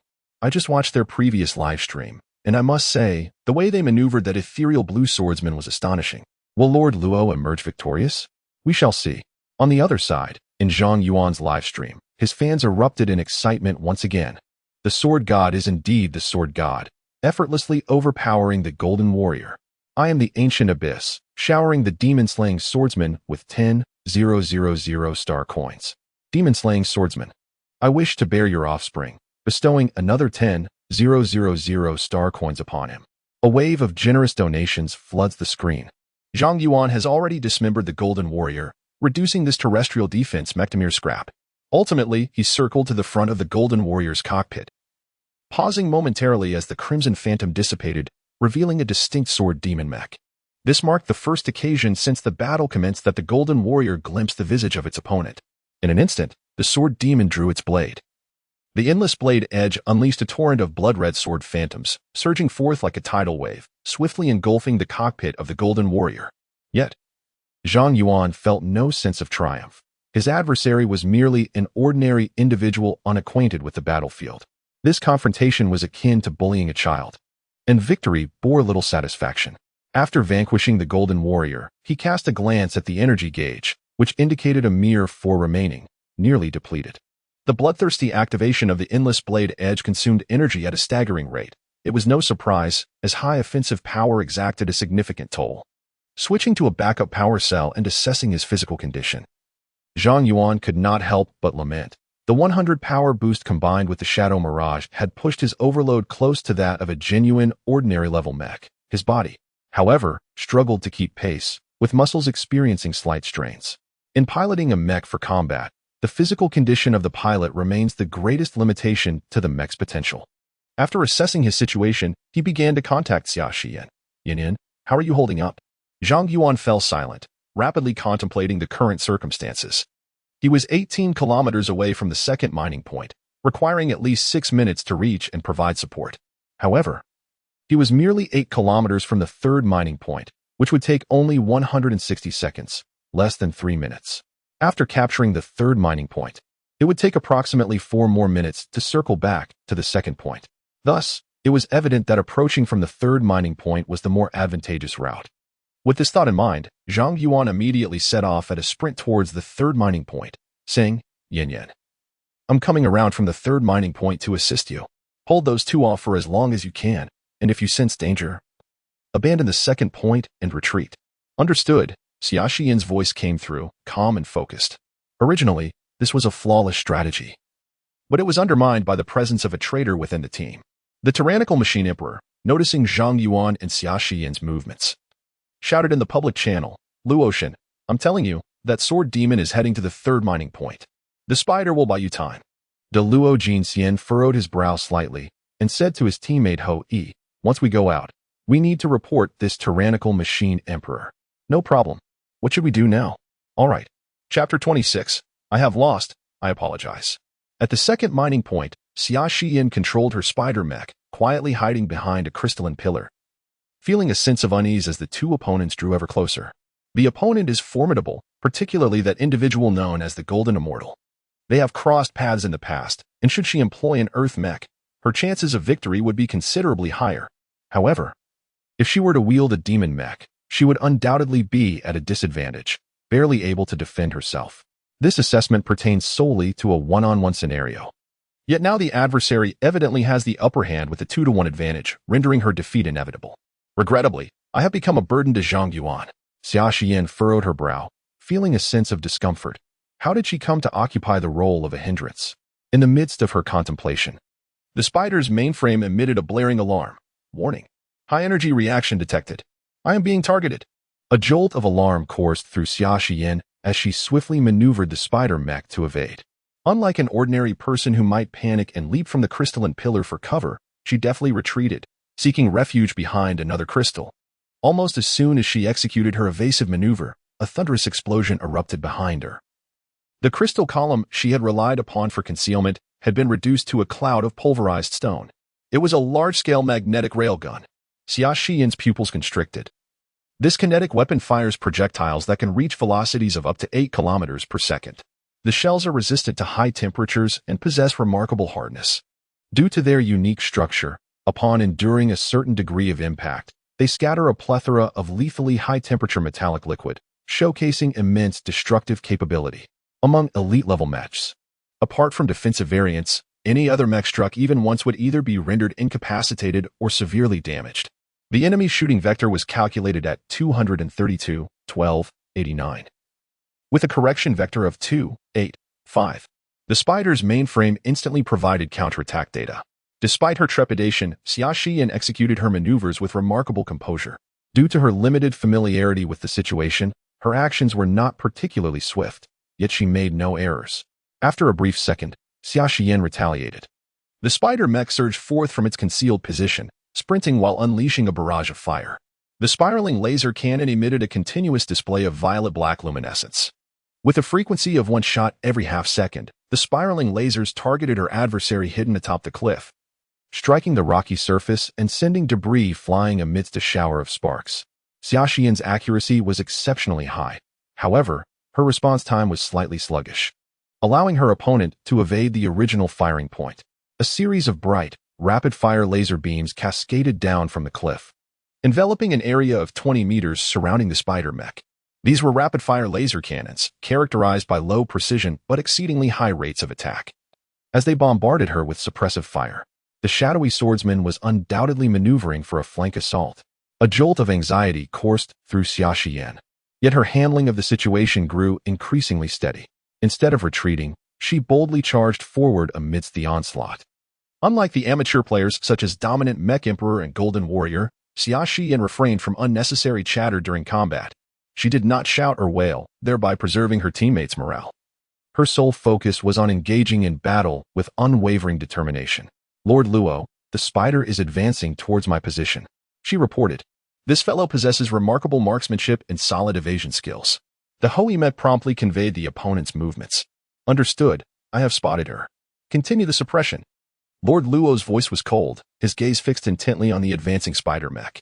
In his live streaming room, the familiar fans of the great Luo Jin Xian gasped in astonishment upon witnessing his current state. The divine Luo was exerting his utmost effort. The operation of the spider mech was not particularly impressive. However, his lack of errors was quite commendable. Amidst the buzzing discussions, the great Luo Jin Xian had already advanced to a mere 80 meters behind Xia Xian. At this distance, he unhesitatingly activated the overload propulsion of the Azure Blade mech. With a thunderous roar, the engine unleashed an additional power surge of 38, transforming the Azure Blade into a streak of blue lightning, hurtling forward towards the spider mech. The spider mech, sensing an impending threat from behind, swiftly pivoted, its head-mounted nozzle unleashing a spray of corrosive venom towards the Azure Blade. This maneuver was executed with astonishing speed, at least double that of previous actions, indicating prior planning.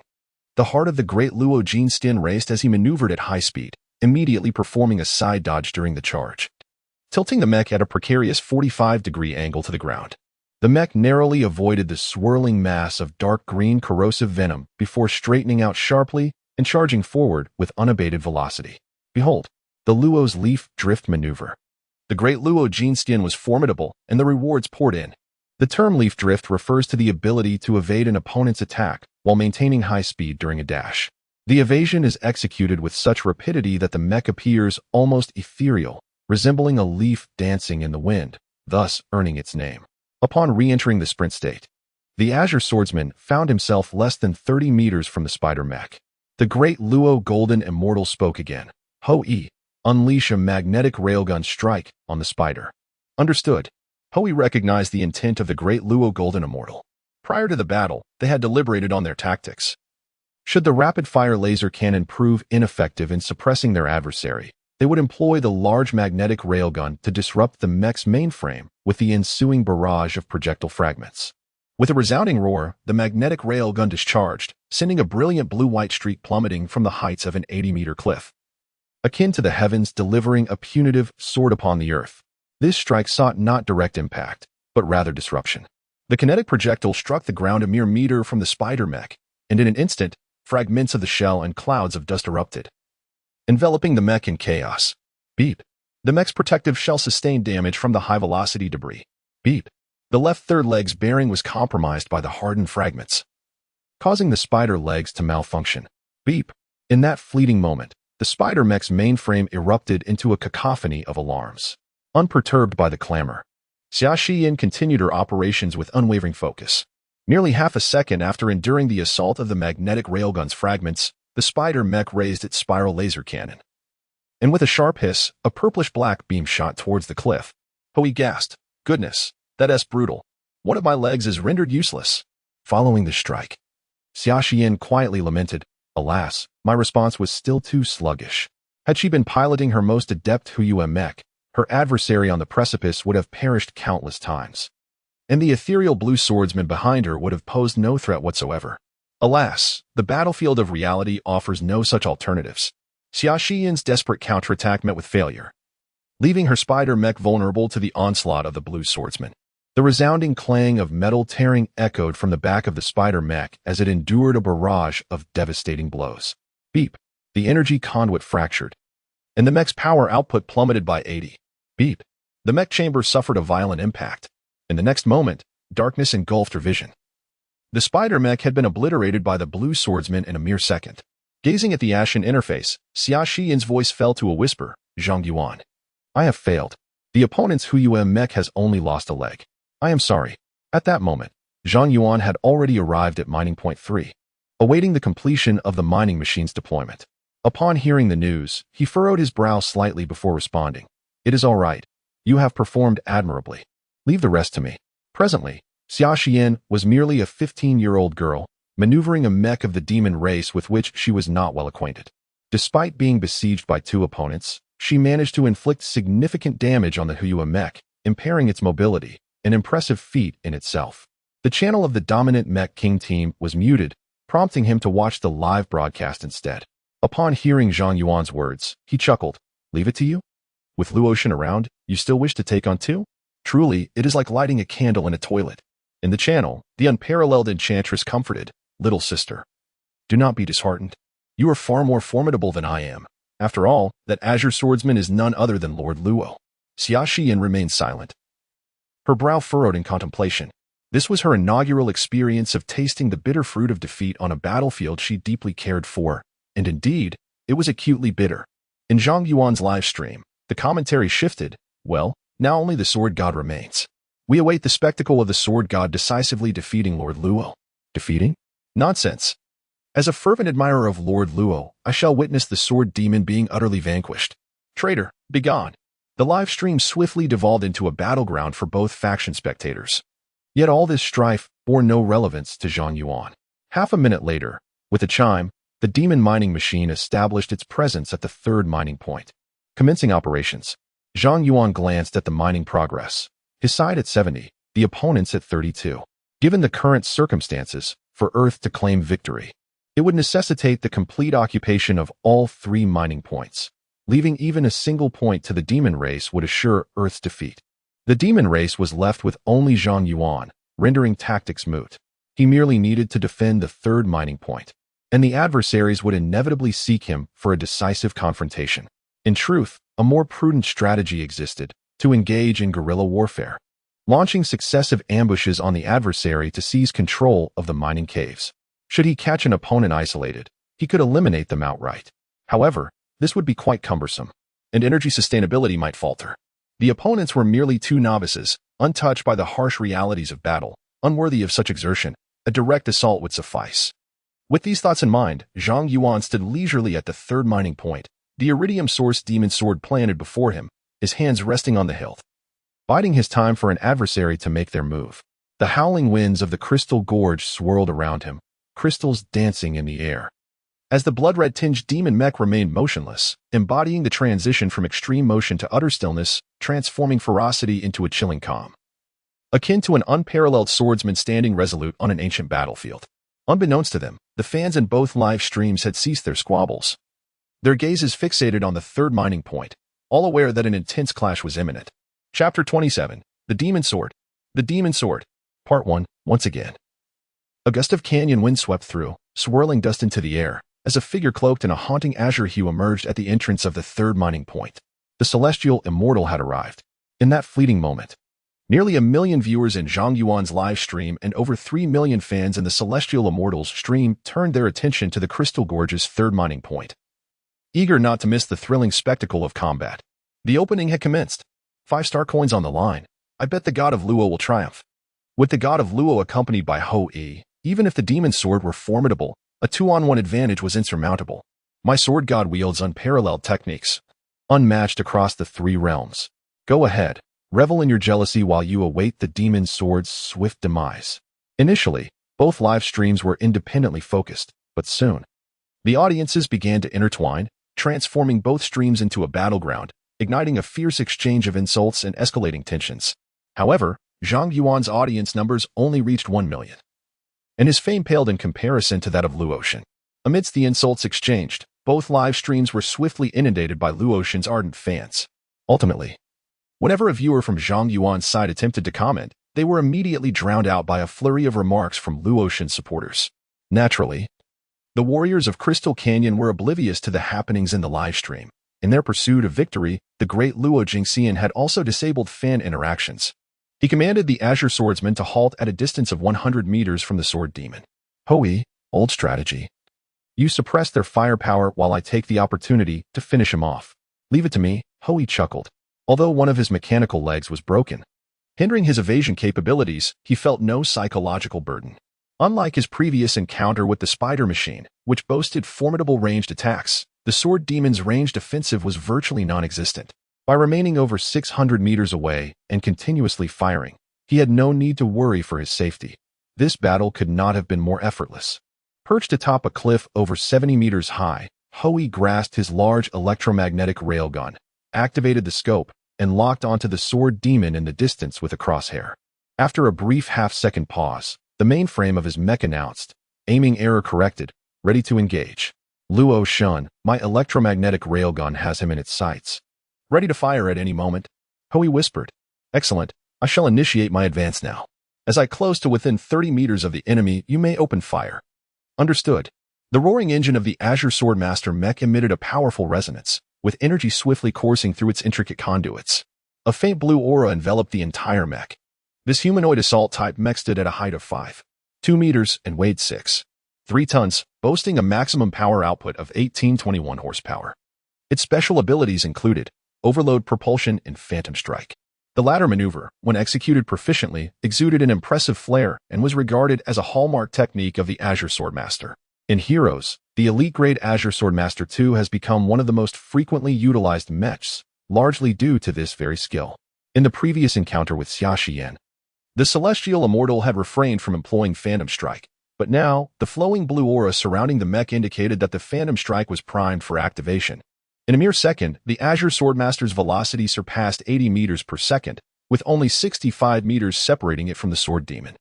It was my first time witnessing Luo Shun so intensely focused on battle, achieving an unprecedented overload of 15G.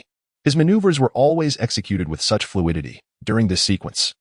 He performed at least 15 actions within a heartbeat, truly terrifying. Observe the Sword Demon, remaining utterly still, undoubtedly struck dumb with fear. Luo Shun is invincible.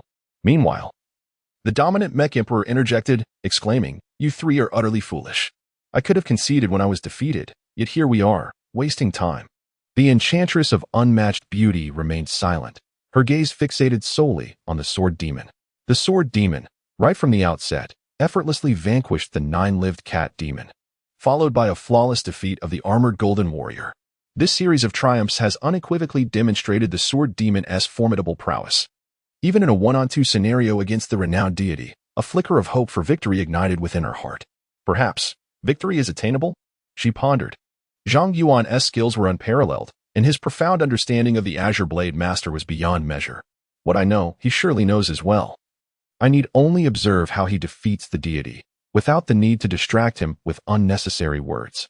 In the few joint battles they had fought, Zhang Yuan had already established an indomitable impression in Xia Xian's mind. With all eyes upon them, the Azure Blade Master charged within 30 meters of the Sword Demon. The great Luo Golden Immortal spoke gravely in the Teen Channel. Hoey, fire. A blue-white streak of light surged swiftly down from a nearby cliff, resembling a divine sword of retribution descending from the heavens, poised to annihilate the demon swordsman below. A collective gasp erupted from millions of spectators, their gazes fixated on the holographic screen, fearful of missing even a single frame of the exhilarating spectacle. Almost simultaneously, the Sword Demon at the third mining point made a subtle move, shifting just slightly to the left front, stepping forward about 5 meters. A peculiar muffled sound resonated, as the kinetic projectile of the massive rail gun barely grazed the Sword Demon's form, striking precisely at the spot where he had previously stood. That place was an expanse of soft earth, devoid of any sharp stones. Upon the impact of a formidable kinetic bullet against the soft earth, a crater resembling a meteoric impact emerged, measuring over 1 meter in diameter and 2 meters in depth. At the center of this pit lay a seemingly bottomless hollow, from which emanated a plume of steam. The sword-wielding mech, standing nearby, bore merely a smattering of mud. The Luo Golden Immortal's pupils constricted. A master, far superior to myself. He had already commenced a full-speed charge, reasoning that his adversary must be under some pressure. At this juncture, a shot from the magnetic railgun should render the opponent frantic to evade. Yet, the individual displayed an astonishing nonchalance, merely sidestepping with the simplest of maneuvers. Such composure and confidence were traits the Luo Golden Immortal recognized he lacked, not to mention the operational prowess. The very mindset of his foe was leagues ahead. However, with the arrow knocked, he had no choice but to release it, as he stood a mere 25 meters from the Sword Demon, with no avenue for retreat. Hoey seized the chance to shoot with precision. He bellowed. In response, the engine of the Azure Blade Knight erupted with a cacophonous roar, initiating the mech's overload propulsion system. The power surged to an unprecedented 40, reaching 2,520 horsepower, and the speed of the Azure Blade Knight escalated significantly. Furthermore, the thrusters on the mech's back activated, releasing a torrent of blue-white vapor that shot forth over 3 meters, amplifying the mech's velocity even further. Incredible! A 24G overload. Luo Shun is recklessly daring. The Sword Demon was doomed. Luo Shun, the formidable. At that moment, the Grand Luo Jingxian beheld a faint yet vibrant crimson glow emanating from the Sword Demon's mech armor, which suddenly intensified. Strangely, despite having evaded the previous strike from the magnetic railgun, the Sword Demon remained stationary. Do you truly underestimate me? The Grand Luo Jingxian felt a profound indignation. Very well. Prepare to meet your demise. Chapter 28. The Sword Demon. The Sword Demon. Part 2. In the Crystal Canyon. At the third mining point, the Azure Swordsman Type 2 mech launched its special technique, Phantom Thrust, with audacious fervor, just 20 meters away from Zhang Yuan. Overloaded propulsion. Phantom Thrust. Both techniques exhibited explosive capabilities, and under the dual acceleration, the speed of the Azure Swordsman reached an astonishing level. The Grand Luo Jingxian sensed his vision blurring, leaving only the dimly glowing target ahead. The only action he could muster was to raise his formidable iridium alloy sword, its tip aimed directly at the cockpit of the Sword Demon's mech.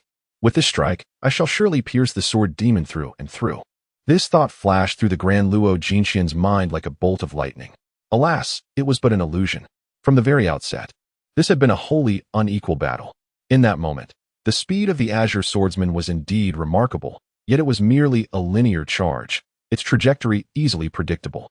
When the opposing mech unleashed its explosive speed, it was 20 meters away, requiring a mere 0.1 seconds to reach him. For Zhang Yuan, maneuvering his mech slightly to evade a foreseeable linear charge within that brief span was a simple task. In truth, Zhang Yuan's capabilities extend far beyond mere evasion. After executing these maneuvers, the Azure Sword Master had yet to close the distance, remaining 5 meters away from Zhang Yuan. Undeterred, Zhang Yuan proceeded with meticulous precision, activating the bloodthirst of the Sword Demon, unleashing a full 100 power surge. The mech slightly bent forward, its legs sinking ever so slightly as its center of gravity shifted forward, adopting a stance to brace for impact. Simultaneously, he swung the Iridium Source Demon sword forcefully towards the oncoming Azure Swordmaster. A piercing sound of slicing resonated through the air, followed by a burst of sparks. The Azure Swordmaster surged past the Sword Demon mech, colliding directly with the Iridium Source Demon sword in Zhang Yuan's grasp. Throughout this ordeal, the blood-illuminated Sword Demon mech remained stationary, its only movement being the slight sinking of its legs, with the metallic claws embedding themselves into the earth to a depth exceeding 30 centimeters. 1 second later, the Azure Swordmaster's mech began to disintegrate. A fissure originating from its right waist, diagonally slicing through the cockpit and emerging from the right flank of the mech. The cut was as smooth as a mirror, and within the cockpit, the pilot was cleaved asunder, blood erupting like a fountain. A seemingly simple strike had resulted in the instantaneous demise of the Tao God. The Grand Luo Immortal, who was left bewildered by his own death. He should not have wielded powers beyond his control, indeed. Had the Grand Luo Immortal opted for a more conservative defensive strategy, he might have endured longer. The screen of the mech before the Grand Luo Immortal darkened, transforming into a third-person perspective of death. An option appeared before him, labeled Moment of Death, and, filled with confusion, the Grand Luo Immortal promptly selected it. From a third-party perspective, the Azure Sword Master resembled a supercar racing at full throttle, hurtling towards the Sword Demon mech. In the final moment, the Sword Demon mech suddenly blurred slightly, and the sword, which had been aimed directly at the Azure Sword Master, shifted to the side. Subsequently, the Azure Sword Master whizzed past the Sword Demon mech, accompanied by a flash of fire. In an instant, the Azure Sword Master disintegrated, creating a scene reminiscent of a catastrophic car crash. At this moment, the situation became clear. Every movement of the mech was vividly displayed. As the Azure Sword Master surged past the Sword Demon, the sword in the latter's hand sliced through the Azure Sword Master's mech, emitting a crimson glow due to the intense friction. Countless fragments of the mech scattered in all directions, and even the air shimmered with visible ripples from the Azure Sword Master's high-speed charge. Yet, amidst this chaotic maelstrom, the Sword Demon mech remained utterly still, like an immovable mountain. In slow motion, what was supposed to be his proud explosive technique turned into a foolish act of self-destruction before the Sword Demon. The opponent merely positioned the sword in front, and the Azure Sword Master collided with it, resulting in utter annihilation. In the live broadcast, initially, both Zhang Yuan's and the Great Luo Golden Immortals channels were enveloped in silence, as the vast majority of viewers, much like the Great Luo Golden Immortal himself, were unable to discern what had transpired. Consequently, many opted for a slow-motion replay. Approximately a minute later, someone spoke up in the Great Luo Golden Immortals live channel. This utterance acted as a catalyst, instantly igniting the previously hushed chat room into a frenzy. Alas, I, the god Luo, have been utterly crushed by the sword demon. How disheartening. The prowess of this demon-slaying swordsman surpasses mine by at least 2 tiers. We are of entirely different realms. Perhaps it is a Doomsday-level expert who has come under a new guise to engage in battle. Goodness, a Doomsday-level expert? Are they truly those prideful beings, elusive like a dragon? Surely not. The demon-slaying swordsman is even live-streaming. I must go pay homage to the glory of a Doomsday-level expert. My brothers, I must take my leave. At this moment, however, Zhang Yuan's live stream presents an entirely different scene. The Sword God takes action, and the insignificant foes scatter. I believe the Sword God could easily take on 4 opponents alone. Not merely 4. Were it not for the burden of incompetent allies, he could handle 10 without issue. I shall challenge 10 myself. I am the ancient giant Pit generously bestows 100,000 star coins upon the demon-slaying swordsman. I am the ancient giant Pit, master. Your might is unparalleled. Goodness, wealth truly can move mountains. He has genuinely taken on a master.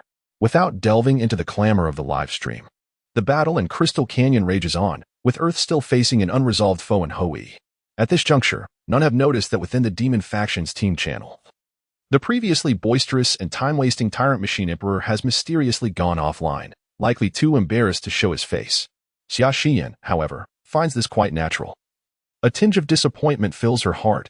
I have always believed myself to be among the elite of the younger generation, yet I did not foresee this. Alas, I can no longer squander time indulging in the frivolities of high school life. Zhang Yuan remained silent, casting a fleeting glance at the sword demoness energy, which stood at 80. He then assessed his own condition. The subtle ache in his muscles had become increasingly pronounced. The recent flurry of rapid movements had exacerbated his injuries significantly. If the Hoi Mecha insisted on engaging him in direct combat, he would indeed face considerable trouble. In a moment of contemplation, Zhang Yuan decided to employ psychological warfare once more. He straightened his posture, remaining motionless, and raised his longsword. Its tip aimed directly at the Hoi Mecha. The Mecha's speaker emitted a calm voice. Now, it is just you left. Luo Shun, will you fight? Hoi's voice trembled slightly. Surrender. Your artillery cannot reach him. The Great Luo Golden Immortal sighed, having lost all fighting spirit. I concede, this sword demon is truly a monster.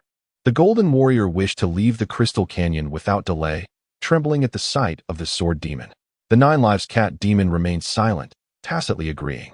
Thus, 5 seconds after Zhang Yuan's declaration, the screen in the Crystal Canyon froze, and the demonic side's display suddenly illuminated with the golden character's victory. The Earth side initiated a surrender vote, which passed unanimously with 4 votes, leading the Earth Mecha team to withdraw from the Crystal Canyon. Chapter 29, The Proud Little Girl. Second update, Zhang Yuan's victory sparked jubilation in his live broadcast room. Ha ha ha, Hoi must have been utterly terrified. If it were me, I would surrender too. Facing the Sword God would frighten anyone. Terrified 1, terrified 2. Seeking tales of terror? This was a newcomer in the chat room. Put yourself in the shoes of the Sword God's adversary, and you will understand the experience, an elder kindly advised.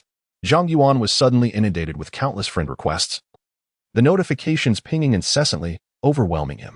In response, he decided to block friend requests and set his communication mode to friends only, thus restoring a semblance of tranquility to his world.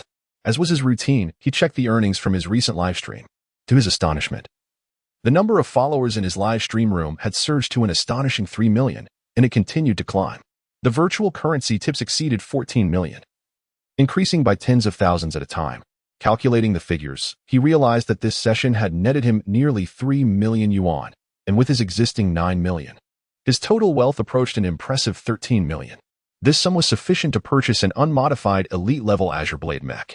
However, the Dark Exploration mode necessitated a physicality 5 times greater than that required for standard gaming modes. Currently, his physical condition was inadequate to pilot an elite-level mech.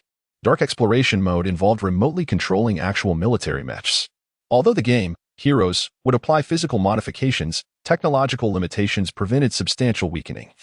The maximum reduction could only reach 50% of military standards, or else operational distortions would occur. Zhang Yuan found himself in a paradox. His operational awareness had attained a pinnacle akin to a doomsday scenario, yet his physical capabilities remained woefully inadequate, permitting him to pilot only a top-tier modified ordinary mech. The disparity in physical prowess to command a true elite mech was still vast. He felt an intense urge to engage in an all-night battle. At this moment, the battle evaluation appeared. A prominent golden flashed on the virtual cabin screen before Zhang Yuan, while simultaneously, the system's female voice exuberantly announced, MVP. Upon the announcement, a voice resonated in Zhang Yuan's mind. The Master has achieved victory in an elite-level battle mission, receiving an S-level evaluation, with 15 Fury points awarded. The Master has completed the total annihilation achievement, single-handedly eliminating all opponents, earning a maximum of 30 Fury points. The Master currently possesses 15 Fury points, with a maximum limit of 170. Zhang Yuan furrowed his brow slightly. This reward seems rather meager. In the previous round, he had received 40 points, yet this time it had plummeted to 15. He wondered what criteria the mainframe employed to determine rewards. Unable to comprehend, he directly inquired, "Mainframe, I need to know the standards for rewards." He understood. It seemed that, in both this life and the last, to attain greater strength, one must continuously challenge their limits. He felt the slight ache in his body and silently chanted, "Enhance." A familiar warm current surged from deep within him, momentarily flowing throughout his body. After 8 seconds, the warmth diminished, and all fatigue and pain vanished without a trace, leaving him invigorated once more. I have utilized a total of 65 Fury points. My physical strength should be approaching the ordinary level. Wait, something feels amiss. Zhang Yuan meticulously assessed his physical condition and discovered that the myriad of minor injuries had indeed been impeccably healed by the Fury point. The muscle soreness had completely vanished, and his strength had notably increased. However, he still felt a lingering heaviness in his head, a persistent drowsiness enveloping him. For reasons unknown, the Fury point exhibited a flawless restorative effect on the physical ailments of its master, yet proved largely ineffective against mental fatigue. "Master, it is time for you to rest," the voice of the mainframe suggested. Zhang Yuan furrowed his brow, perplexed. How can this be? Are not the mind and body interconnected? As a materialist, he perceived the mind merely as a conceptual abstraction. If the body was healed, then logically, the mind should also recuperate. Why, then, in the realm of the mainframe, were the two seemingly bifurcated? Master, this conundrum remains beyond the mainframe's explanation. Resigned to the mystery, Zhang Yuan acknowledged that even a time-traveling, mutated mainframe could not provide answers, deeming it a perplexing enigma. As drowsiness washed over him, he found little inclination to delve into such abstract notions concerning the mind and body. The persistent beeping of a communication device drew his attention. Glancing at the screen, he recognized the ID. "I am the Ancient Pit." This was a familiar contact, prompting Zhang Yuan to answer the call. Master, your swift defeat of Lord Shen with that sword strike was absolutely magnificent." The excited voice of the Ancient Pit resonated through the device. This marked the first time Zhang Yuan had heard her voice, soft and ethereal, yet surprisingly youthful. Her tone, however, bore the assertiveness typically associated with boys, leading him to conclude that she was likely a tomboy in reality. The admiration from the other party was anticipated. However, he felt no sense of pride regarding the final strike he delivered. His opponent was far beneath him. Akin to teasing a child, there was nothing worthy of boasting. "I recall our previously arranged guidance session is scheduled for tomorrow afternoon, correct?" "Indeed, it is tomorrow afternoon." Zhang Yuan inquired. "Oh, then what brings you to seek me now?" Master." "Stop right there. I am not your master. I am merely a paid professional, and the term master bears no relevance here." Zhang Yuan had no time to teach any disciples and had never acknowledged taking on such a role. The Ancient Pit felt somewhat bewildered. "Master, I simply wish to have a chat with you." With a click, Zhang Yuan abruptly ended the communication. He had no time for idle conversations. He found the adoration of children for their idols rather bothersome and had no interest in it whatsoever. While being a wealthy individual had its merits, the potential for countless troubles made it advisable to avoid such complications. His purpose for live streaming was not to accumulate wealth but rather to acquire a mech for dark explorations. Unexpectedly, within a mere 3 seconds after transferring 900,000 yuan, he heard a ding sound. 1.8 million yuan had been credited to his account, accompanied by a message. You think you can shake me off? Not a chance. The world suddenly fell silent. Yet the silence lasted only 5 seconds. After 5 seconds, another ding echoed, indicating a deposit of 3.6 million yuan. Along with a message, once a master, forever a father. Master, this is a small token of my appreciation from your disciple. Please accept it, hee. This little girl certainly poses a challenge. Zhang Yuan felt somewhat speechless. Well, all right. Zhang Yuan paid little heed to the cacophony of messages resonating on his communicator. After shedding his form-fitting attire, he stepped out of the virtual chamber, where Xia Shiyin awaited him just outside the door. Let us depart, she suggested. Zhang Yuan nodded. And the two walked side by side towards the exit of the gaming center. Upon reaching the first-floor atrium, the holographic screens played a continuous loop showcasing Zhang Yuan's remarkable maneuvers in the game. Amidst the chorus of gasps and admiration, they arrived at the entrance of the gaming center. After a short stroll of a few hundred meters, they stood before the gates of Qinxi High School. The hour was late, and beneath the dim street lights, Xia Shiyin suddenly halted, turning to Zhang Yuan. I must bid you farewell. Chapter 30. The arrival of the Slayer in the darkness of the campus entrance. Xia Shiyin's words took Zhang Yuan by surprise. He, with his hands tucked into his pockets, ambled along and replied, "Oh, then see you tomorrow." With a wave, he proceeded alone towards the school gate, preparing to swipe his card and head to the dormitory for rest. However, Xia Shiyin hurriedly closed the gap, catching up to him within the school grounds. What I mean is, I am transferring schools. Eh? Why the sudden transfer? Zhang Yuan asked, perplexed, glancing at Xia Shiyin. In his previous life, she had diligently completed her high school education. Could it be that his earlier performance had unsettled her? Or perhaps it was due to the dark exploration mode. Once I turn 18, I intend to enlist in the military, and I must begin my preparations in earnest now. I fear there will be little time left to remain in school and study peacefully. It seemed his earlier conduct had indeed left an impression on Xia Shiyin. Ah. This is indeed Xia Shiyin, the girl who pilots the legendary mech, a spirit that has never been content to languish in the shadows of others. She stands as the towering tree of the forest, forever incapable of becoming a mere parasitic flower reliant on another. No adversity can dissuade her. Failure only fuels her determination to strive even harder. She is the princess of the Xia family in Moonlight City, blessed with extraordinary talent and relentless perseverance, destined to illuminate the world. In the stillness of the night on campus, Zhang Yuan gazes at the enchanting girl illuminated by the hazy lights, a pang of reluctance stirring within him. After a moment of gathering his thoughts, he manages to compose himself and offers a gentle smile. I see. I will repay the 8 million you lent me as soon as possible. Your contact number remains unchanged, I presume? After you activate the dark exploration mode. Which map will you venture to? The Pandora planet in the Star Sea corridor. There is no need for concealment. Many players embark on military missions to Pandora, and his presence is inconsequential. Xia Shiyin's expression shifts to one of surprise. Pandora? The situation there has been extremely volatile lately, with formidable indigenous inhabitants. You must understand. The real Pandora is 100 times more perilous than in the game. The mercenaries who go there typically pilot elite mechs, and your physique is still quite distant from that level. Are you certain you can manage? Zhang Yuan told a small fib, with the Gamma 3 strengthening agent. My physique is not an issue. In a previous life, among the players of Hero, at least 5 million possessed an elite level of mech operation awareness. What they lacked was merely physical fitness. In the 2 years leading up to the rebirth, the state of warfare had deteriorated significantly. To recruit soldiers, the military extensively promoted the Gamma 3 strengthening agent, resulting in a rapid influx of qualified interstellar warriors. Currently, the situation is not as dire. The control over the Gamma 3 agent remains relatively stringent. However, the Zhang family is prominent enough that acquiring the Gamma 3 agent is not particularly challenging. Oh, I understand now. I wish you all the best. Xia Shiyin harbored no doubts. You too, Zhang Yuan. Pandora, is the gap widening? No. I must go to Pandora. Upon approaching the dormitory, Xia Shiyin dialed her father's number. Dad, I no longer wish to stay at Morning Light High School.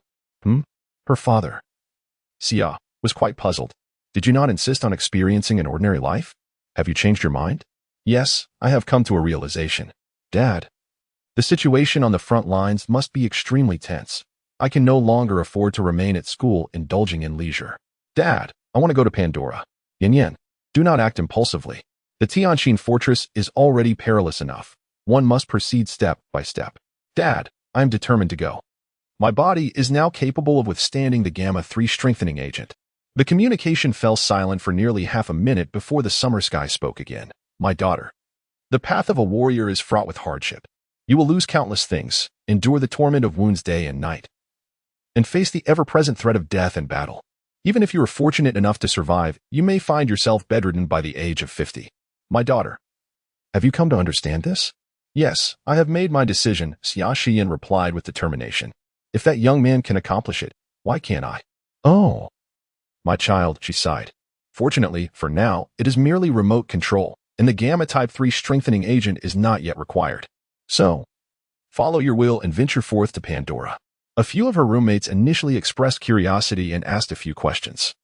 But Zhang Yuan remained focused on his training, ignoring them completely, which caused their interest to wane. After practicing 5 rounds, he felt a continuous flow of energy within him. Only when he felt invigorated and full of spirit did he cease. After taking a few moments to recuperate, he glanced at his personal account on his wrist, which displayed a total of 16.04 million yuan. To an ordinary person, this was an immense fortune. However, for a mech warrior, it was scarcely enough to purchase even the most basic elite class mech. For instance, the elite class Azure Blade Swordsman Type 2 required 24.3 million yuan. And that was merely for the basic prototype, excluding any modifications. Even weapons and high-energy power cells would incur additional costs. To deploy this machine on the battlefield, one would need to invest at least an additional 5 million yuan, and even then, it would only be equipped with the most ordinary alloy steel sword. Well then, rest well tonight. Tomorrow we shall fight again. After establishing his plans, Zhang Yuan began his morning routine. Once he completed his grooming and bathing, he was about to rest when suddenly, a soft beep emanated from his wrist computer. Glancing down, he noticed a game notification from Hero. Upon opening it, a holographic image materialized before him, showcasing a red and black demon mech against a backdrop of a dense forest, surrounded by the scattered remnants of Earth S-mechs. Above the demon mech, the sky bore 3 blood-red characters, the Butcher. An exhilarating score accompanied the display, along with an urgent voice announcing, map activated for battle. At 9 a.m. on July 24th, the Butcher will descend upon Blackwind Valley. No one on Earth can stand in his way. The dreamlike forest is on the brink of collapse. Hero, where are you? Zhang Yuan felt a jolt of realization. July 24th was merely tomorrow morning. Blackwind Valley? The Butcher. Wait, let me think this through. Chapter 31. The golden hand of microtransactions. Lost in thought on his dormitory bed, Zhang Yuan's mind was inundated with these words. Dreamlike forest, the Butcher, Blackwind Valley. Each term resonated within him like a key, unlocking the doors of his memories. In early July of 2174, the legendary demon general, Delithuo, piloted the perfectly modified berserker-class mech known as the Butcher, leading his legion into the dreamlike forest. At that time, the demon faction's base in the dreamlike forest was situated in Blackwind Valley. The initial downfall of Pandora also commenced in the dreamlike forest, occurring 2 months after Delithuo's incursion, an event now referred to as the Fog Month Incident. It is evident that General Delithuo of the demon race is an indispensable key figure in this upheaval. Following the incident in the Mist Month, the situation on Earth within Pandora deteriorated rapidly, with the planetary bases falling one after another, culminating in Pandora's complete downfall 6 months later. As of July 23rd, only a little over a month remains until the Dream Forest succumbs to the demon forces. The urgency of time is far greater than I anticipated. The battle situation in Pandora is swiftly worsening. What I must do now is activate the Dark Exploration mode and enter the Pandora planet. The current circumstances leave him no time to adequately prepare for battle. Not to mention that with each passing day, the inertia of history grows stronger, making it increasingly difficult for him to alter the course of events. The funds at his disposal to acquire a brand new elite mecha are decidedly insufficient. However, there is no stipulation that he must procure a new one. He can certainly opt for a second-hand model. Indeed, Zhang Yuan is resolutely set on purchasing an elite-grade mecha. Although his current physique cannot withstand the full capabilities of a new elite mecha, he can set a limit on the mecha's output power, fighting, and growing stronger simultaneously. Soon, he will be capable of wielding elite-level power. With this thought in mind, sleep eludes Zhang Yuan. Under the curious gaze of his roommate, he leaps out of bed, rushes to the dormitory balcony, activates the holographic screen, inputs a very familiar phone number from memory, selects the call option, and upon connection, begins to count in his mind. 5, 4, 3, 2, 1. Answer. The communication was indeed established, and an impatient voice emerged from the other end. Hello, Ding's Repair Shop. Why are you calling at this hour? Is a mech malfunctioning? Ding's Repair Shop is owned by Ding Shi, commonly referred to as Old Ding, a man afflicted with severe obsessive-compulsive disorder who insists on waiting 5 seconds before answering any call. He currently resides in the city of the White Emperor on the 5-3 satellite of the Darwin system in the Kaluolan star domain. Once a prominent mech engineer at the renowned manufacturing company, Tianji Pavilion, Old Ding left after his wife eloped with a handsome young man from the company, feeling unworthy to remain there. Thus, he opened his repair shop. Despite resigning, his skills and connections lingered, allowing Ding's repair shop to appear as a mere maintenance facility while discreetly engaging in mech modifications. Old Ding is a master of his craft, known for his reliable techniques.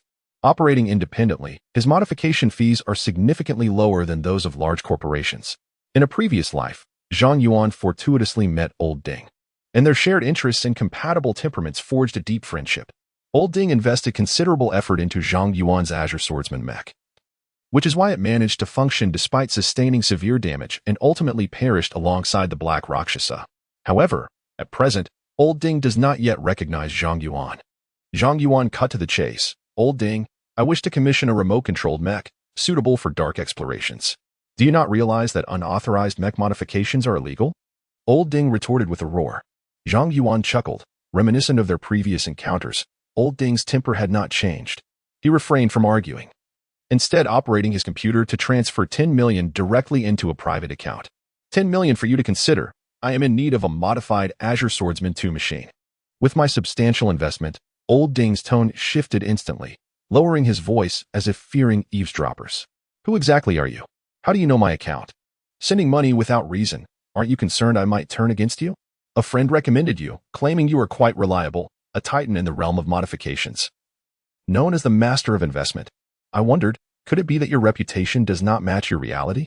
If you cannot manage this, I shall turn to Old Ma instead. Old Ma is similarly a distinguished figure in the modification industry and a rival to Old Ding, with whom he shares an uneasy relationship. Zhang Yuan's conversation was a mix of flattery and provocation, subtly revealing his familiarity with the modification world, indicating he was an insider. Old Ding's defenses lowered, and his temper flared once more. What is so difficult about modifying mechas? Let me tell you, I can do everything Old Ma can. Everything he can't do, I can. I accept your job. Now tell me how you wish to modify it. I won't ask for a brand new one. I know you must have access to second-hand military surplus, and those mercenaries would surely sell you a few. What?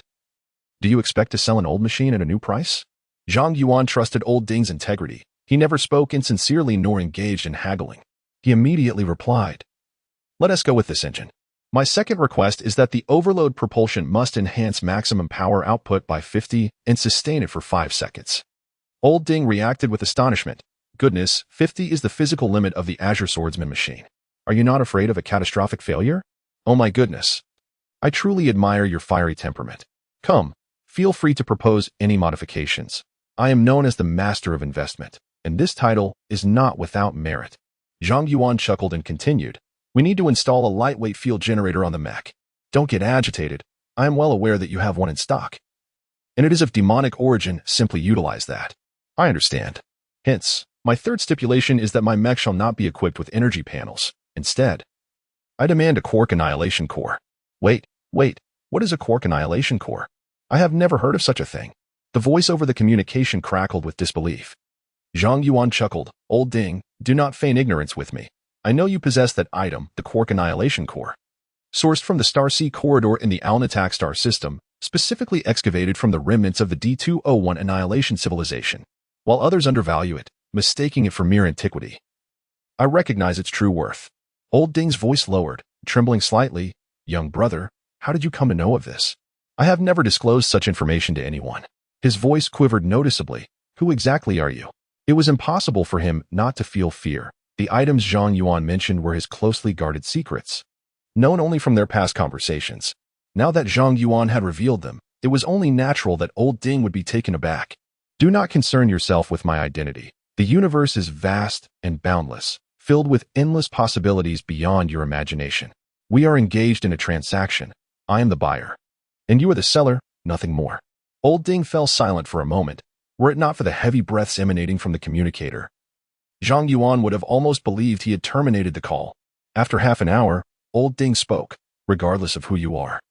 You have aided me in resolving a significant dilemma. This quark annihilation core in my possession is now yours, along with a gram of quark slurry fuel. Zhang Yuan smiled. Thoroughly satisfied. Thank you.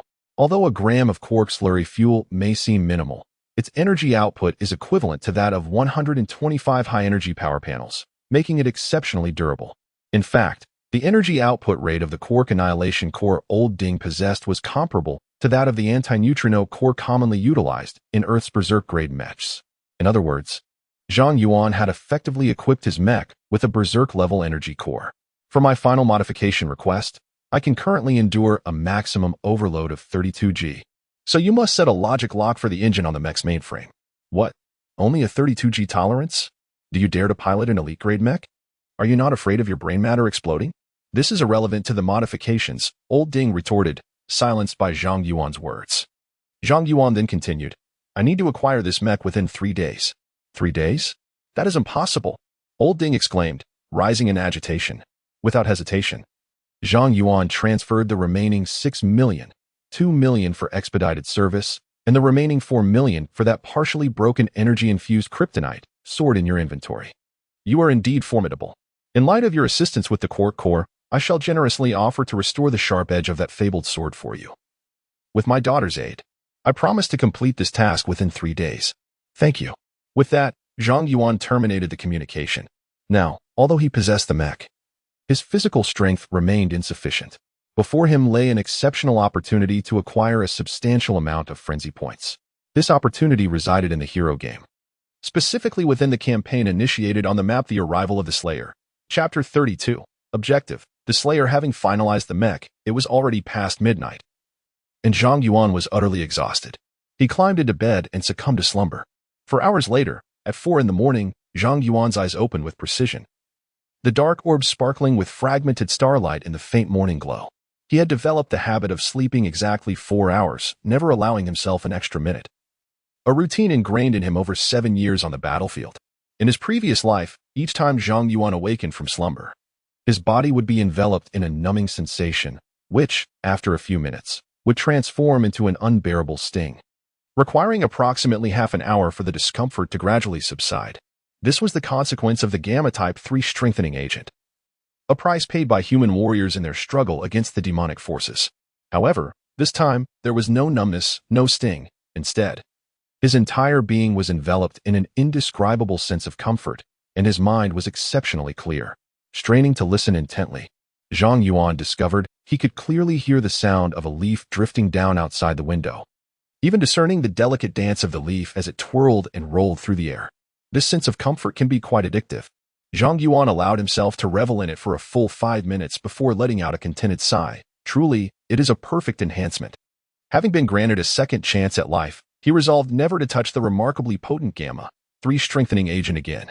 Rising from his bed, Zhang Yuan commenced his practice of innate skills on the balcony of his dormitory, a habit from his previous life that he adhered to diligently for 3 hours each day without fail. Only through this routine could he endure the considerable side effects of the Gamma-3 strengthening agent and maintain his combat prowess. This habit had become deeply ingrained. After 3 hours of focused practice, he felt a gentle warmth enveloping his internal organs, an indescribable comfort. As he concluded his session, he heard a voice in his mind. That of the mainframe. Master, your cultivation of innate skills has borne fruit, increasing your physical strength by 0.5, equivalent to 0.5 fury points. A spark of joy ignited within Zhang Yuan, prompting him to inquire, if I practice daily, will I achieve a 0.5 increase each time? Indeed, the enhancement ratio remains constant. Given your current physical condition, practicing for 30 minutes daily will yield optimal results. Any additional time spent will merely deplete your energy with negligible gains. Glancing at the time, he noted it was already past 7 in the morning.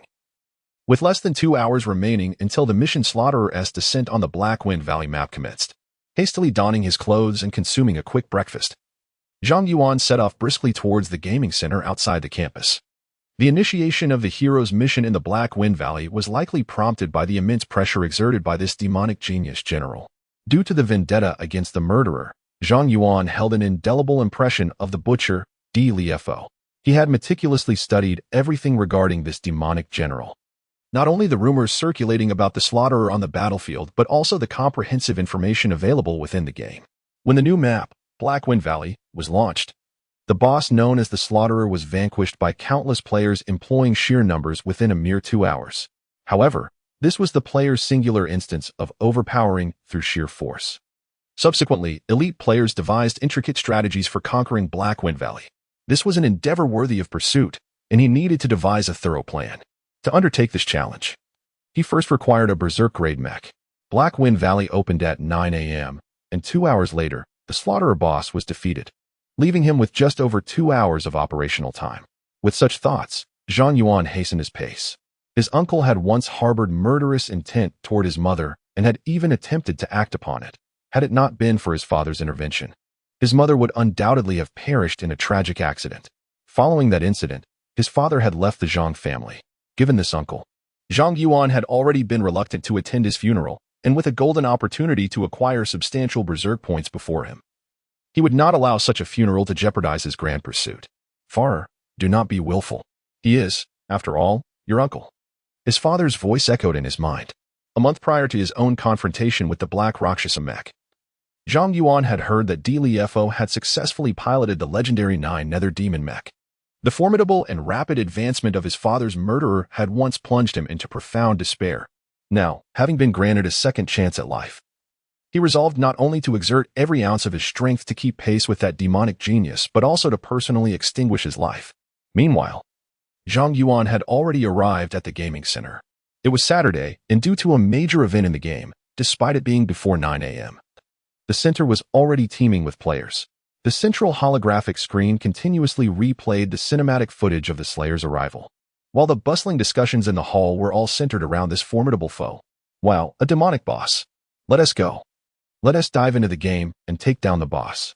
I just want to grab a reward. Right, I'm coming too. Zhang Yuan swiftly navigated through the crowd, making his way to the second floor of the gaming center. He approached a staff member and whispered, "I am the Demon Slayer." The staff member's eyes lit up, and he immediately responded, "Please follow me. Your virtual pod is ready." Chapter 33, General Lin Biqing under the staff's guidance. Zhang Yuan quickly donned a form-fitting suit and entered the virtual pod. After logging into Heroes, he glanced at the time. It was only 8:33. And there were still nearly 30 minutes before the Black Wind Valley would open. The Dreamy Forest served as a public map within the game, where players could utilize their configured mechs. Of course, this was contingent upon their ability to operate such configurations. Otherwise, they would find themselves at a disadvantage, wielding less power than the system's standard mechs. Fortunately, there were more sword-wielding mechs than just the Azure Blade Slayer. There were also the assassin-type 9 Lives Cat Demons. In the previous battle of All Against All, the Earth faction deployed the 9 Lives Cat Demon, which was swiftly annihilated by Zhang Yuan's Sword Demon with a single unending sword strike. At first glance, the 9 Lives Cat Demon may appear feeble. However, the true weakness lies not within the mech itself, but rather in the pilot. This mech boasts commendable base attack power, exhibits remarkable operational agility, and possesses exceptionally creative special techniques. When wielded skillfully, it transforms into a formidable master of deception. The 9 Lives Cat Demon, standing at 4.8 meters and weighing 5.2 tons, is adorned with a camouflage color-changing paint. Its humanoid form features a feline head, equipped with powerful night vision cat eyes atop. Each arm is armed with 2-meter-long high-frequency, vibrating short swords, and when necessary, its claws can extend to reveal 30-centimeter-long blades, embodying the essence of a nocturnal assassin. It is time to select the mech and configure its various parameters. 8 optical illusions are excessive, proving to be burdensome and wasteful of energy. 2 would suffice. The mech's engine need not remain silent throughout, as this sacrifices power. Silence is only essential in critical moments. Additionally, thermal shielding does not require continuous full power operation. Indeed, power takes precedence, with speed as the primary consideration. In the heat of true combat, where life and death hinge on the fleeting moment, speed emerges as the decisive factor for victory. Indomitable strength is secondary to swiftness. This is the immutable truth of warfare. Once all adjustments were completed, Zhang Yuan's 9 Lives Cat Demon, while sacrificing some stealth capabilities, experienced a substantial increase in engine output power, surging nearly 20 to reach an impressive 1990 horsepower. With such power output, propelling a mech that slightly exceeds 5 tons, both speed and agility would reach unimaginable heights. significantly enhancing its offensive capabilities. When encountering elite mechs, aside from defensive types, it would undoubtedly obliterate foes with astonishing swiftness. After finalizing the adjustments, the clock struck 8:55, and although the Black Wind Valley had yet to open, subtle modifications had already manifested across the Dream Forest map, with numerous demon mini-bosses and elite demon warriors emerging. Many human outposts and mining sites had succumbed to demonic occupation. Entering the mech, the landing point was set at the Pandora Dream Forest Emerald Stone Base. The mech was being deployed. Deployment successful. Would you like to activate the mech? Yes. As Zhang Yuan felt a slight dimming before his eyes, he found himself within the 9 Lives Cat Demon mech. The sound of rushing wind echoed from the mech's sonar, originating from the rotor transport aircraft that was suspending the 9 Lives Cat Demon mech 10 meters above the ground. Upon entering, the transport aircraft released its grip, and Zhang Yuan sensed a momentary weightlessness. A second later, with a resounding thud, the 9 Lives Cat Demon mech landed on the ground. Inside the mech, Zhang Yuan barely felt any impact, a unique driving experience characteristic of assassin-type mechs. He was now situated at the Emerald Stone Base, the sole large terrestrial base within the Dream Forest, spanning over 3 kilometers. In reality, the Emerald Stone Base could supply 20,000 mechs simultaneously and within the game. Its supply capacity was virtually limitless, providing resources without restraint. The event has commenced, and the Emerald Stone Base is abuzz with activity. Numerous guilds from the realm of heroes have gathered, with waves of mechanical warriors congregating at the base's entrance, eagerly awaiting the arrival of the Slayer at the stroke of 9, ready to surge towards the Black Wind Valley in the northwest corner of the Dream Forest. Among these mechanical soldiers, the majority are standard-grade mechs, constituting a staggering 95. Elite-grade mechs are also frequently spotted, accounting for approximately 4.9. While an occasional sighting of a Furious-grade mech can be observed, typically piloted by the leaders of the prominent guilds, renowned figures within the game. As for the Doomsday-grade mechs, not a single one is present. They are legendary entities in the game, elusive as a dragon, appearing like brilliant shooting stars that captivate upon their emergence but vanish without a trace thereafter. Time is of the essence. Zhang Yuan does not linger for a moment. He swiftly collects 4 high-energy power cells as a means of sustaining his journey and hastens to the commanding officer, General Lin Biqing, at the Emerald Stone Base. This female general stands quietly at the center of the base, her silence a stark contrast to the proactive greetings of the base's defenders. Yet, anyone entering the Emerald Stone Base cannot help but notice her at first glance. The reason is simple. The mech she pilots is strikingly magnificent. It is a customized long-range assault mech named Falling Star, a Furious-grade machine that has been lavishly modified from the Type 2 E model. Its exterior is adorned with a dazzling blue and white paint scheme, and to ensure high maneuverability, the Falling Star is remarkably compact, standing just over 4 meters tall. The weapon known as the Falling Star Bow is remarkably unique. It is a colossal, translucent energy bow, capable of firing energy arrows whose might rivals that of a massive laser cannon. Neither the demonic entities nor the ferocious mechs of Earth can withstand a single shot from the Falling Star Bow. Even the apocalyptic-grade mechs would find it exceedingly challenging. Although it is merely a high-tier ferocious mech, it is a legendary one, piloted by the illustrious General Lin Biqing, a figure of legend herself. She has valiantly protected the Emerald Stone Base for a decade, during which time Earth has consistently maintained control over the dreamy forest. In the face of a generally bleak battlefield situation, this could only be described as a miracle. Though the arrival of the Slayer is imminent, this NPC general appears blissfully unaware. She casually stands within the base, her petite mech anthropomorphically leaning to one side, occasionally glancing about. Upon noticing Zhang Yuan approach, she inquires, "Adventurer, state your purpose." Her voice is crisp, like jade beads falling onto a plate, resonating sweetly and harmoniously. Although General Lin Biqing remains ensconced within her mech for 24 hours a day in Heroes, her true visage remains a mystery. Yet her melodious voice has garnered her immense popularity, leaving players intensely curious about the countenance concealed within the mech. Zhang Yuan gazes at the resplendent mech, his heart filled with myriad emotions. The true appearance? Everyone will eventually witness it, and it will undoubtedly be no disappointment. Yet alas, this is merely the final encounter. In his previous life within Heroes, Lin Biqing met her demise at the hands of the Slayer, Dilly Fu. During the Black Wind Valley mission, players indeed traversed the valley, successfully vanquishing the Slayer boss. However, to be precise, This defeat was more akin to a retreat. The merciless butcher, Dilly Fu, was momentarily repelled, only to resort to cunning tactics. He stealthily abducted Lin Bingqing's daughter and laid an ambush within the dream forest, ultimately succeeding in slaying Lin Bingqing. The harrowing scene that players witnessed was of the bloodied Lin Bingqing emerging from her shattered mech, slowly crawling towards the lifeless body of her daughter. Tragically, she was unable to reunite with her child in death, as the butcher Dilly Fu callously crushed her body beneath his mech. This calamity left an indelible mark on the players, prompting countless adventurers to band together in an attempt to vanquish the butcher. Yet, each endeavor resulted only in his temporary retreat. He saluted General Lin Bingqing with his mech, declaring, "General, the butcher has descended. The forest is teeming with demonic mechs, and many warriors are trapped. I am prepared to rescue them. Is that so?" General Lin Bingqing straightened her posture and returned the salute to Zhang Yuan, replying, "That is an excellent idea, adventurer. I entrust this task to you." She handed him a communication beacon, instructing, "When you encounter any distressed warriors in need of rescue, present this beacon." "Understood, General." Zhang Yuan accepted the beacon without hesitation and turned to depart. At that moment, the clock struck 9, the butcher arrived as scheduled, and the gates of the Emerald Stone base thundered open, unleashing a tide of players eager to confront the threat. Soon, Zhang Yuan exited the Emerald Stone base and reached a concealed spot within the dense forest. The engine of the 9 Lives Cat Demon mech roared to life with a resounding explosion, propelling the mech to breakneck speeds as it crashed into the thick underbrush ahead. He was now poised to execute the first step of his plan, to acquire a Berserk-class mech. At the same time, the live stream of Machine God was activated, and all players following Zhang Yuan received the notification the Demon Slayer had entered the Dream Forest.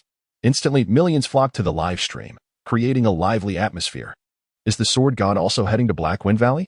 Is he bringing anyone along? Count me in. There was no need for further contemplation. The Sword God's speed was unfathomable, leaving mere mortals like us utterly unable to keep pace. Chapter 34. Deceptive maneuvers with the Demon Legion General descending upon Black Wind Valley. The Dream Forest transformed into a perilous realm. Even elite players, wandering alone in this treacherous expanse, would be courting death. Yet, Zhang Yuan was currently racing around within the forest. He piloted a speed-oriented assassin mech, its parameters fine-tuned for maximum output, resulting in an astonishing velocity. With the subtle hum of the engine, the camouflaged 9 Lives Cat Demon surged through the forest at an incredible pace. The Sword God's speed was so remarkable that my eyes struggled to keep up. He maintained a velocity exceeding 150 meters per second. Running at such a speed through dense foliage, did the Sword God not worry about colliding with trees? Foolishness. Did you think the Sword God operated like you? The pressing question remained, where was the Sword God heading?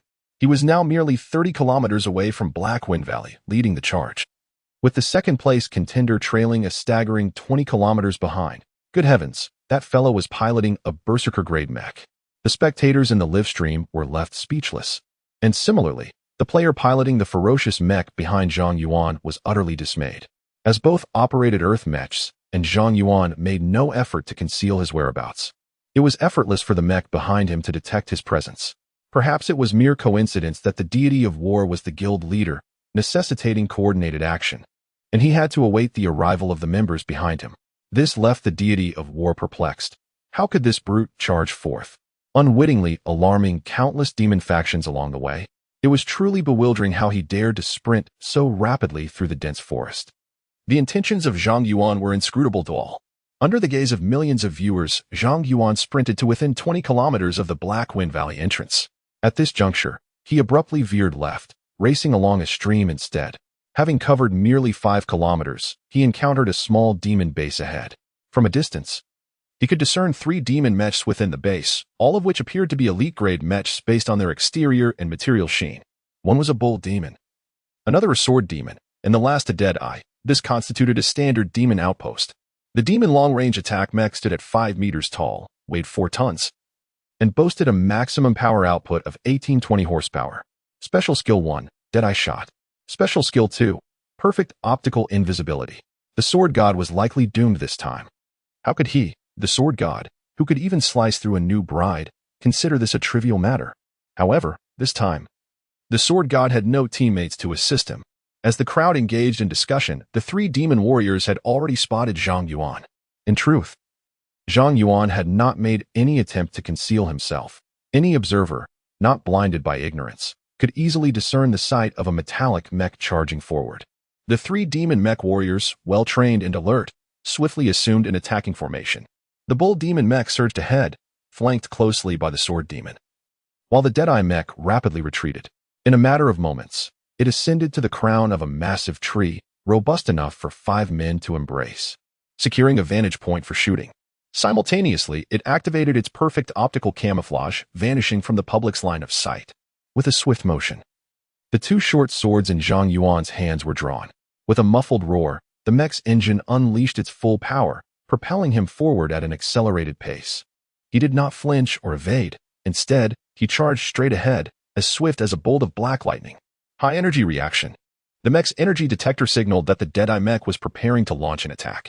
Almost instantaneously, at the moment the warning resonated, Zhang Yuan initiated his maneuvers. His limbs quivered with an almost convulsive frequency as the Nine Lives Cat Demon activated its evasive maneuver, the cat's desperate escape. What was once a single Nine Lives Cat Demon mech suddenly transformed into 3, its forward momentum becoming erratic and unpredictable. It swerved left and right. And in the blink of an eye, the 3 mechs became indistinguishable from one another. Which one was the real one? The center? The right? To his astonishment, one mech had seemingly vanished. The Deadeye mech fired. A concentrated proton beam erupted from the treetop, striking one of the advancing Nine Lives Cat Demon mechs with pinpoint accuracy. The mech flickered briefly, then disappeared entirely, an optical illusion. Since this machine is an illusion, the remaining one must be genuine, right? Suddenly, another proton stream surged forth, striking the elusive Nine Lives Cat Demon mech with remarkable precision. Gasps of astonishment erupted from the crowd, who believed the mech had been hit. However, just as the exclamations reached their peak, the Nine Lives Cat Demon mech flickered several times and vanished once more. It was yet another illusion. What a sight to behold.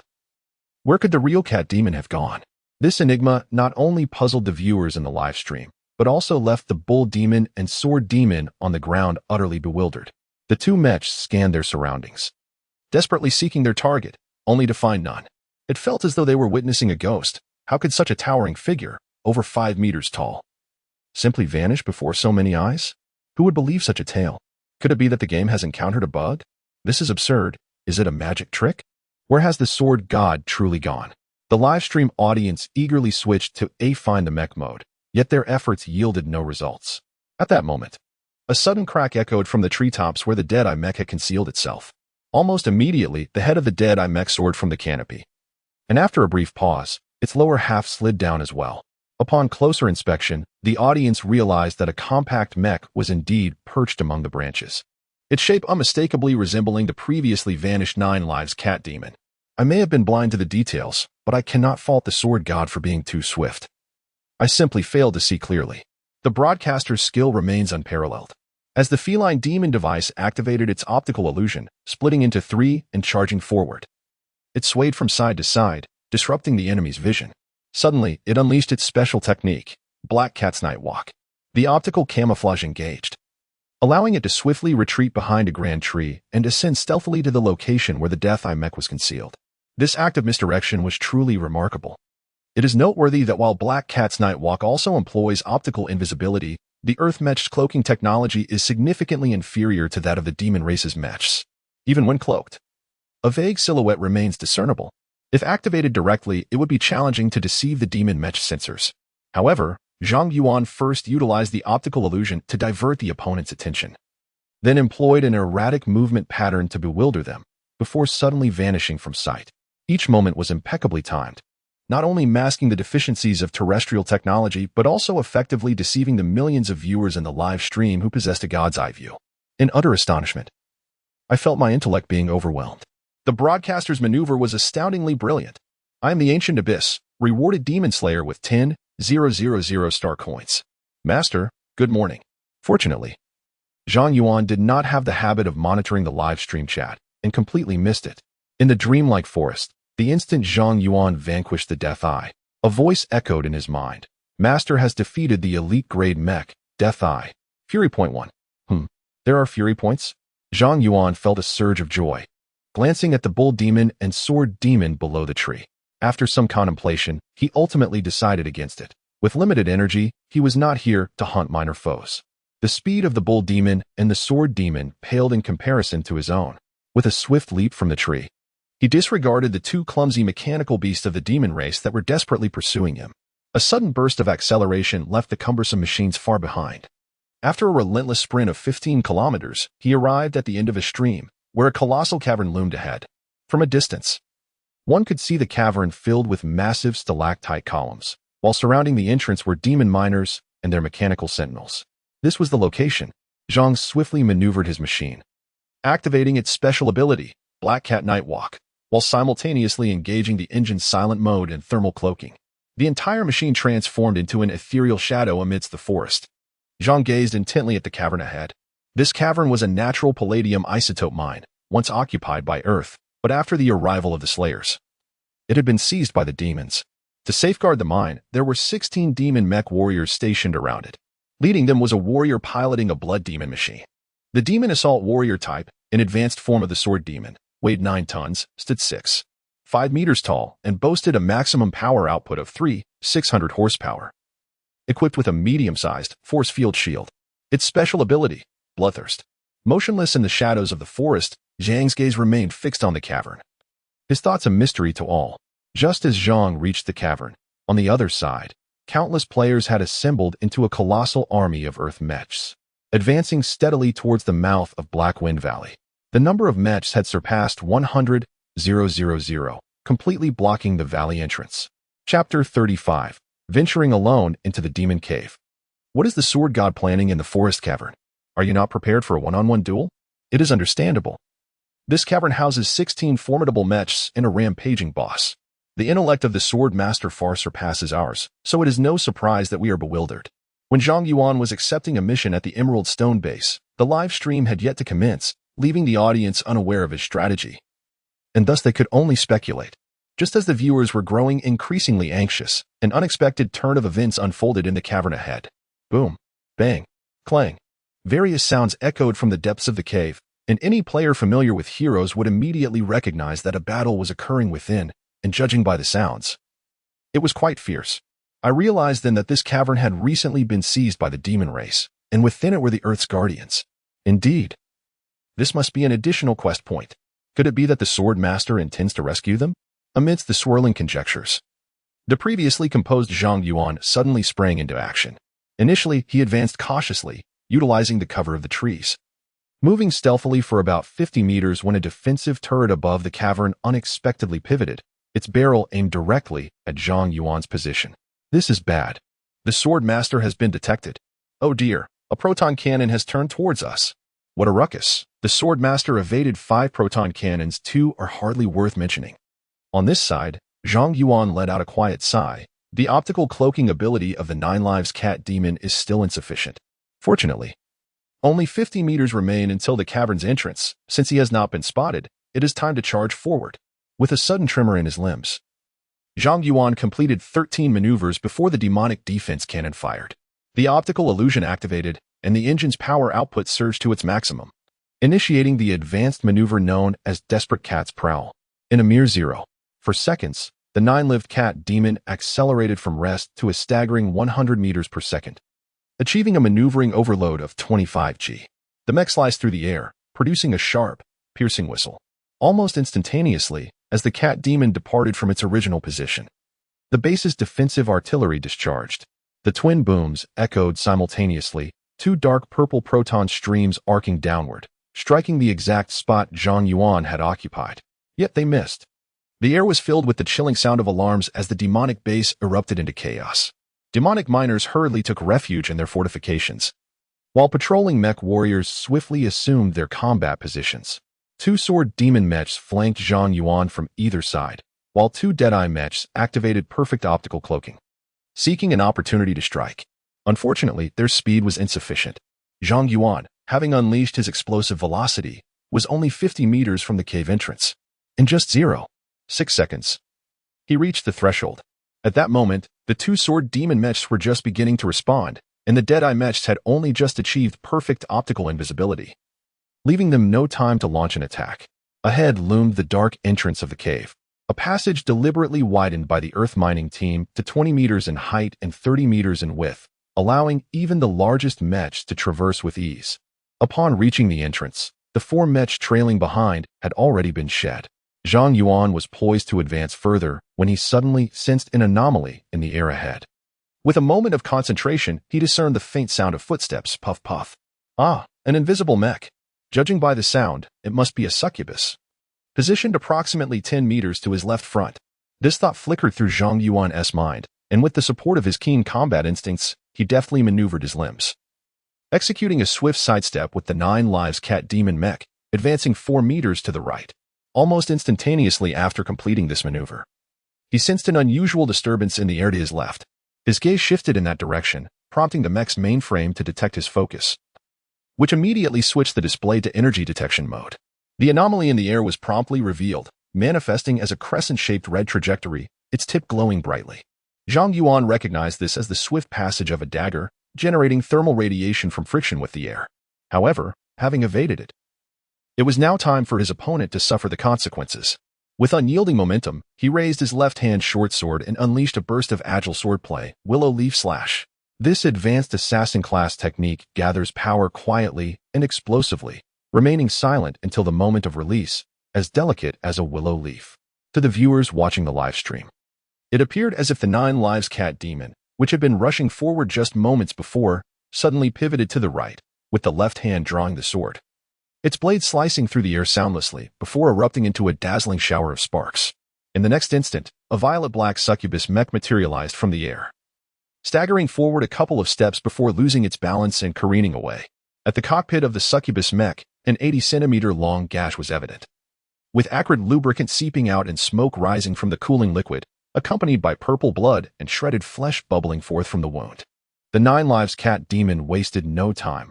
Pivoting on its heel, it charged at full speed into the depths of the cave, vanishing around a corner in the blink of an eye. With a swift strike, it dispatched an enemy, leaving the scene with a flourish. The master had successfully slain the succubus, and the battle unfolded flawlessly, earning a frenzy point of 1. The livestream fell silent for a full 5 seconds. The audience momentarily stunned by the sudden appearance of the succubus mech. After those 5 seconds, the chat erupted. What the hell? What the hell? What the hell?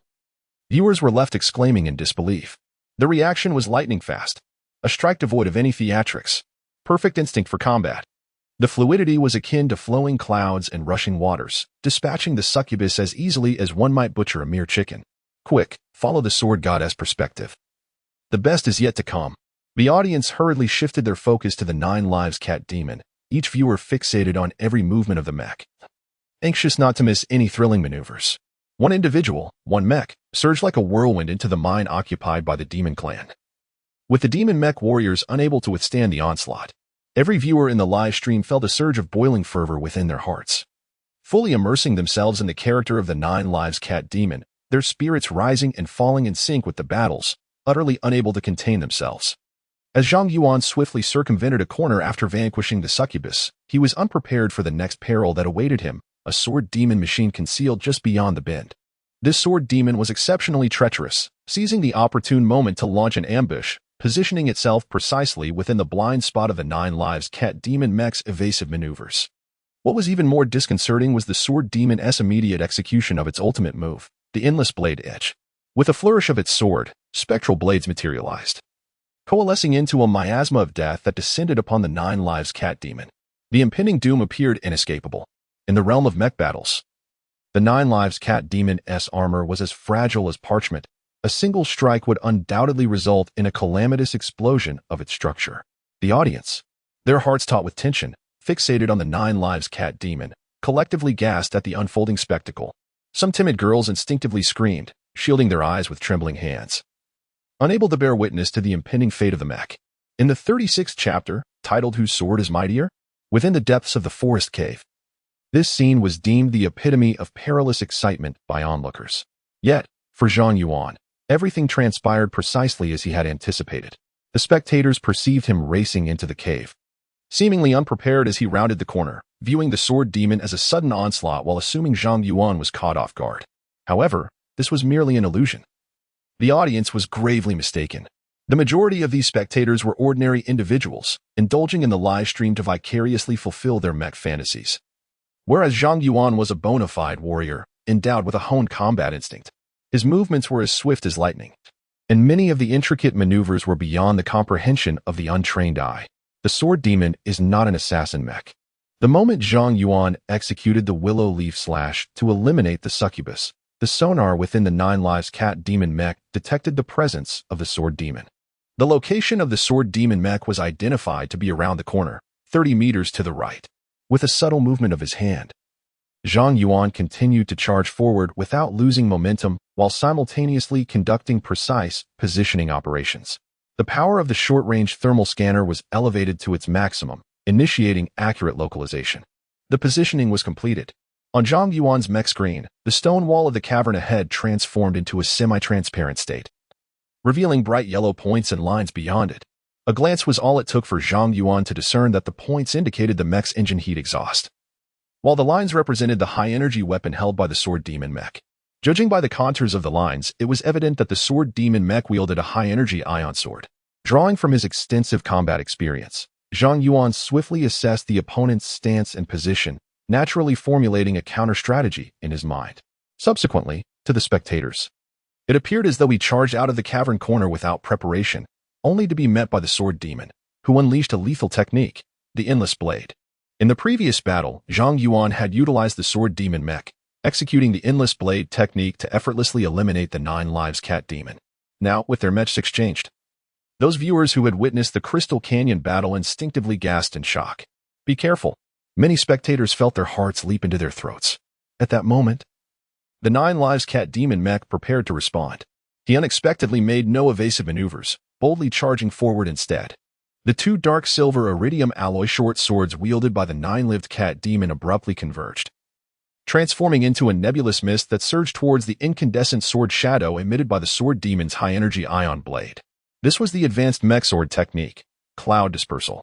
The enemy's formation was as chaotic as clouds, and the strikes were delivered with the might of a giant's hand. 1 sweep, 2 sweeps, 3 sweeps, culminating in a total of 81 strikes, dispelling the clouds and clearing the rain. The sword intent of cloud dispersal bore some resemblance to the Sword Demon's Endless Blade, both striving to unleash a flurry of rapid strikes. However, the Endless Blade was characterized by its chaotic and disorderly thrusts, aiming solely for penetration without concern for precision. In contrast, Cloud Dispersal possessed an underlying order amidst its apparent randomness, balancing both offense and defense. Once the sword was unleashed, the defensive stance was as dense as fabric, impermeable to water, while the offensive strikes flowed forth like a torrent of mercury, infiltrating every crevice. In an instant, the 9-lived cat demon's Cloud Dispersal collided with the Sword Demon's Endless Blade. The audience beheld 2 hazy mists before the mechs, one dark silver and the other incandescent.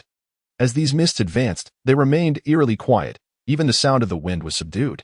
Yet, upon their contact, a brilliant display of electric sparks erupted, accompanied by the thunderous sound of metal clashing, sharp and dense, merging into a singular cacophony that compelled many to cover their ears. Countless sparks flew forth, illuminating the previously dim cavern in a blinding radiance. The abrupt transition between light and darkness causing numerous spectators to instinctively squint their eyes. From the perspective of the live audience, they witnessed 2 clusters of weapons, wielded with great speed, collide with one another. The dark silver mist before the 9 Lives Cat Demon remained intact from beginning to end, while the Sword Demon's sword mist was permeated by countless dark silver lines, clearly indicating the disparity in strength between the two.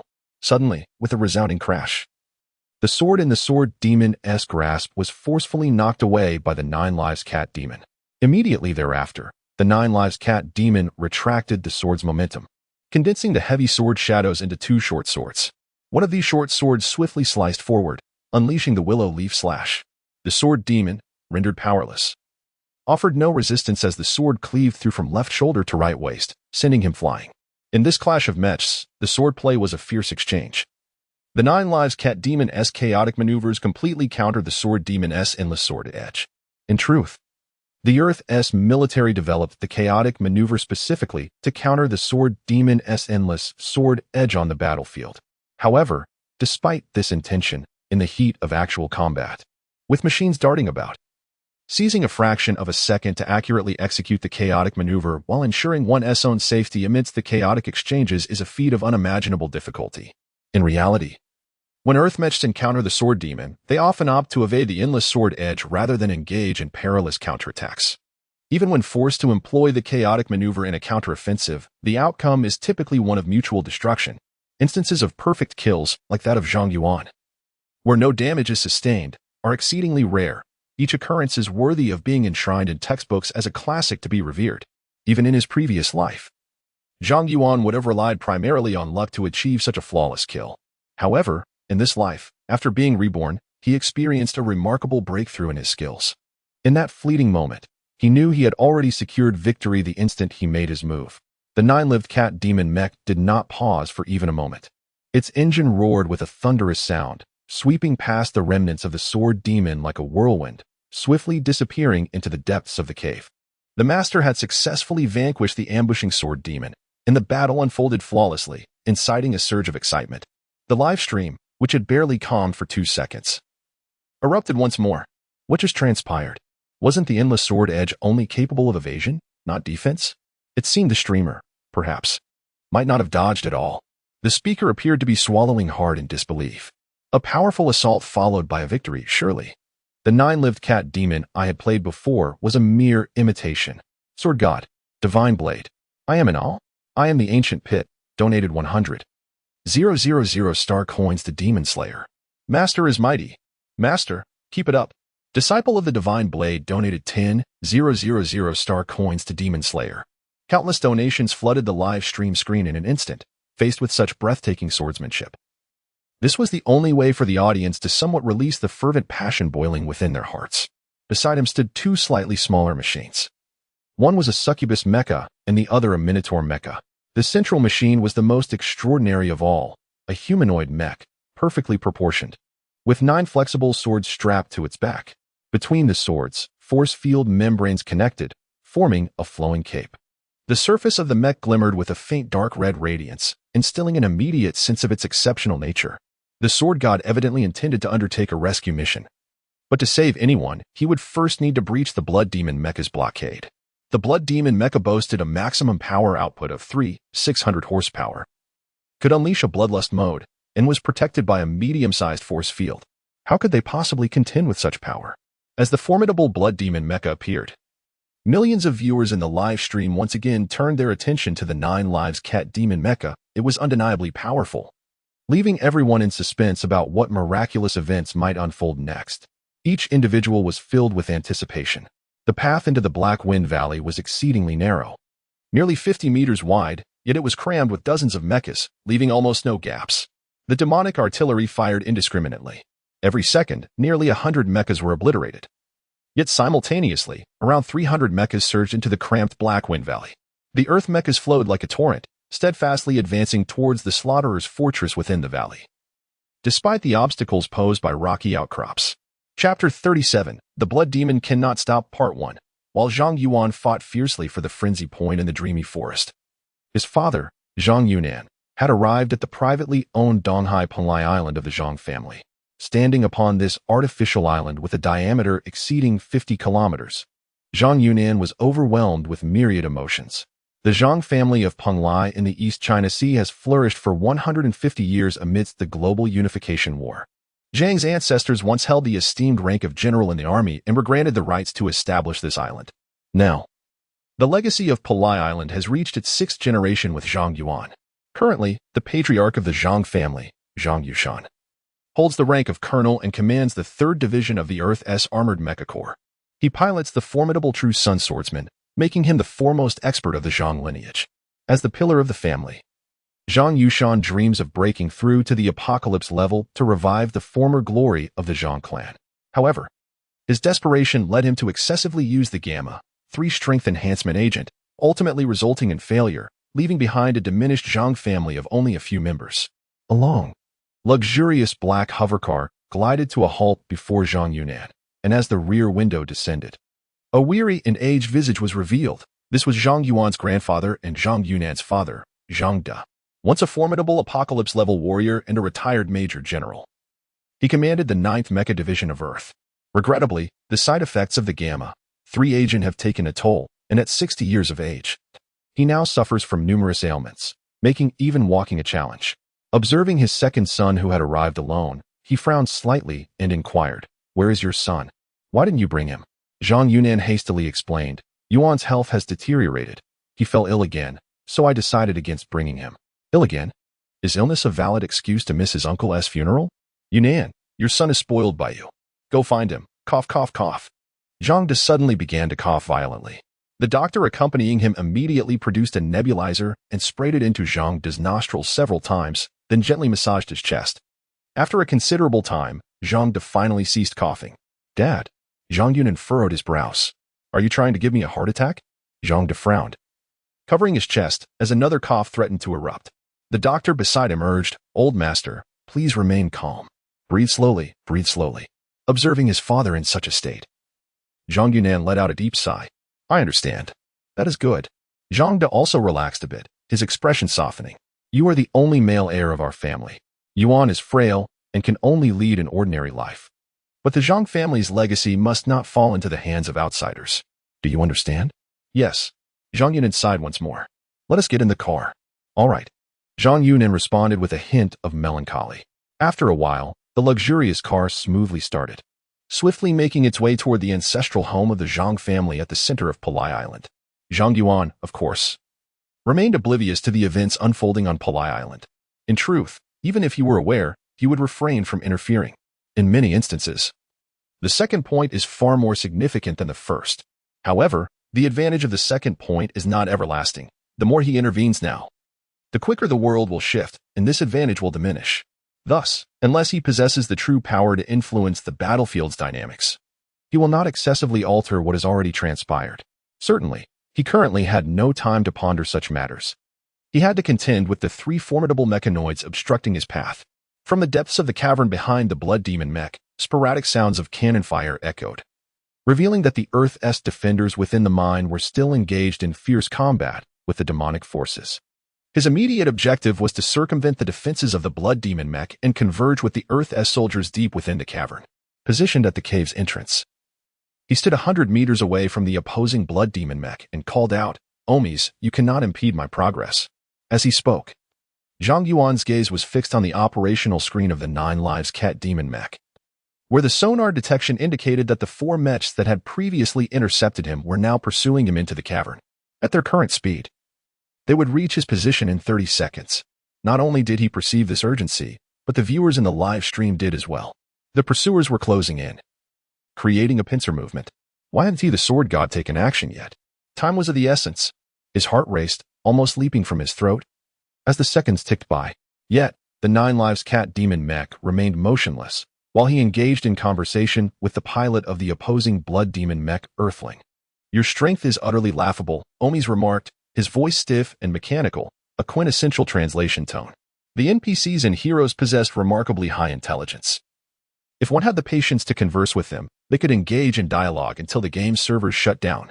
The experience was nearly indistinguishable from conversing with a real person, and players could even manipulate the emotions of the demonic mech pilots through dialogue, thereby influencing their performance in battle. Zhang Yuan chuckled softly, his hands deftly manipulating the 2 short swords, each nearly 2 meters in length, which danced in his grasp like butterflies flitting among flowers. The audience in the live stream watched in astonishment. "Omis, I wager that you will meet your demise today. Do you believe it?" As he spoke, Zhang Yuan cast a glance at the sonar detection results before seemingly carelessly shifting his stance.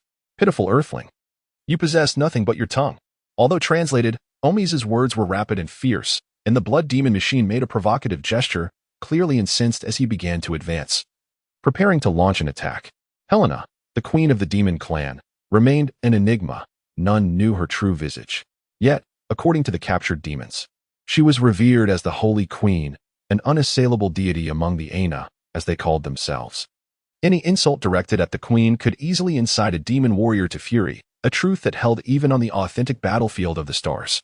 Of course, if one lacked the confidence to best their opponent, it would be wise to refrain from such declarations. Should you be vanquished, you would surely endure the 72 tortures of the demon clan before facing execution, a tragic fate indeed. As anticipated, Zhang Yuan's words sent Omis into a rage. "Shameless Earthling, you have defiled my queen. You shall pay a grievous price for this." No sooner had he spoken than the engines of the blood demon machine roared to life, and Omi's charged straight towards Zhang Yuan. The designation of the Berserk Mecha is not bestowed lightly. Once unleashed, its terrifying explosive power is enough to render one breathless. The Blood Demon Machine, upon initiating its charge, accelerates to an astonishing 150 meters per second within a mere 0.1 seconds, even with some cushioning. The overload within the mecha reaches a staggering 100 G. In the constricted confines of the cavern, the air roils violently, producing a howling sound that nearly deafens the ears. The air detonates with a thunderous boom, causing the rocky walls of the cavern to tremble and dislodge.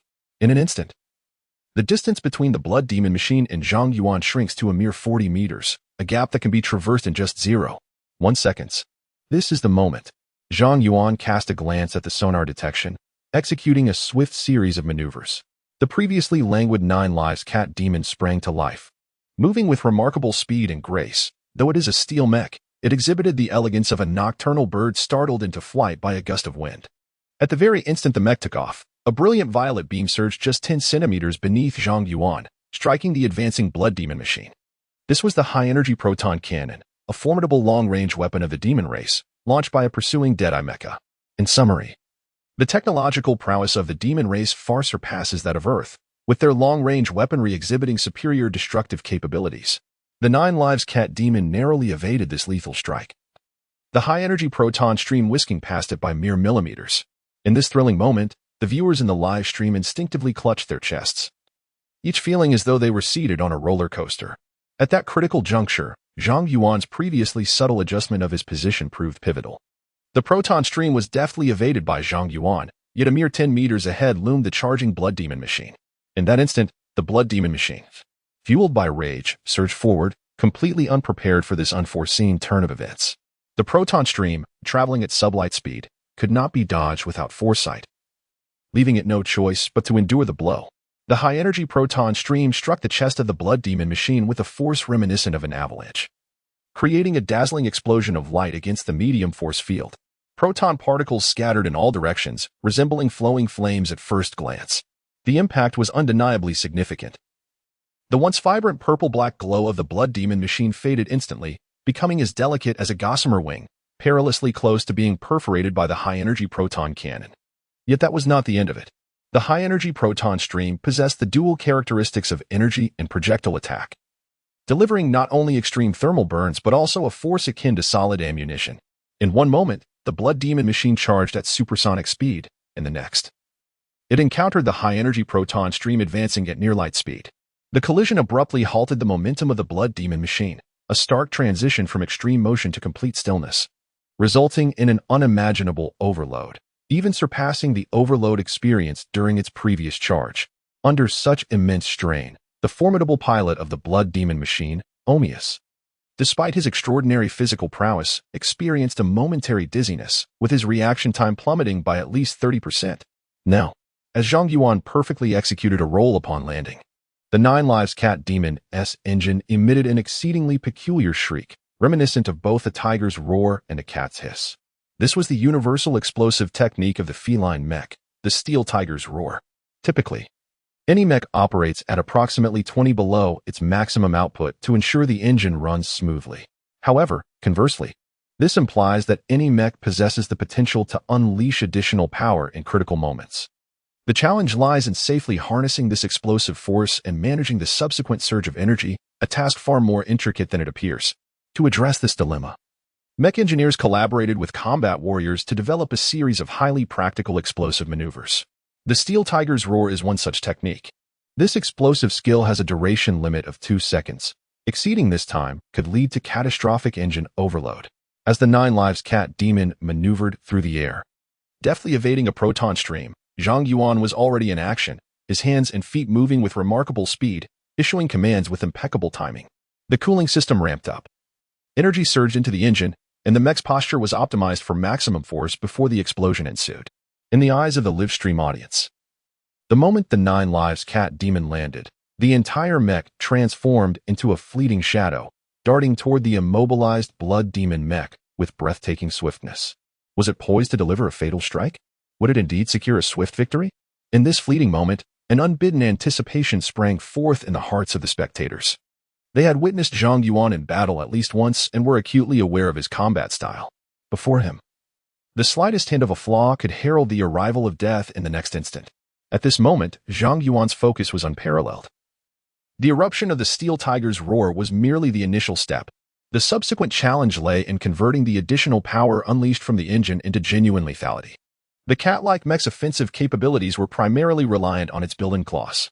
However, the attacking force of the 9 lives Cat Demon's claws was insufficient to inflict significant damage upon the Blood Demon mech. For an ordinary pilot, even if they wielded the Steel Tiger's roar, it would at most be akin to a mere scratch on the Blood Demon mech. Yet, Zhang Yuan was no ordinary pilot. His proficiency in mech operation had reached a level of mastery that allowed him to maneuver with effortless precision. When the claws proved inadequate to strike the Blood Demon mech, he still possessed the iridium alloy short sword in his hand. The sword extended from his arm. The blade was an extension of his very being. If the claw attack fell short, a slight adjustment could seamlessly transition into a sword strike.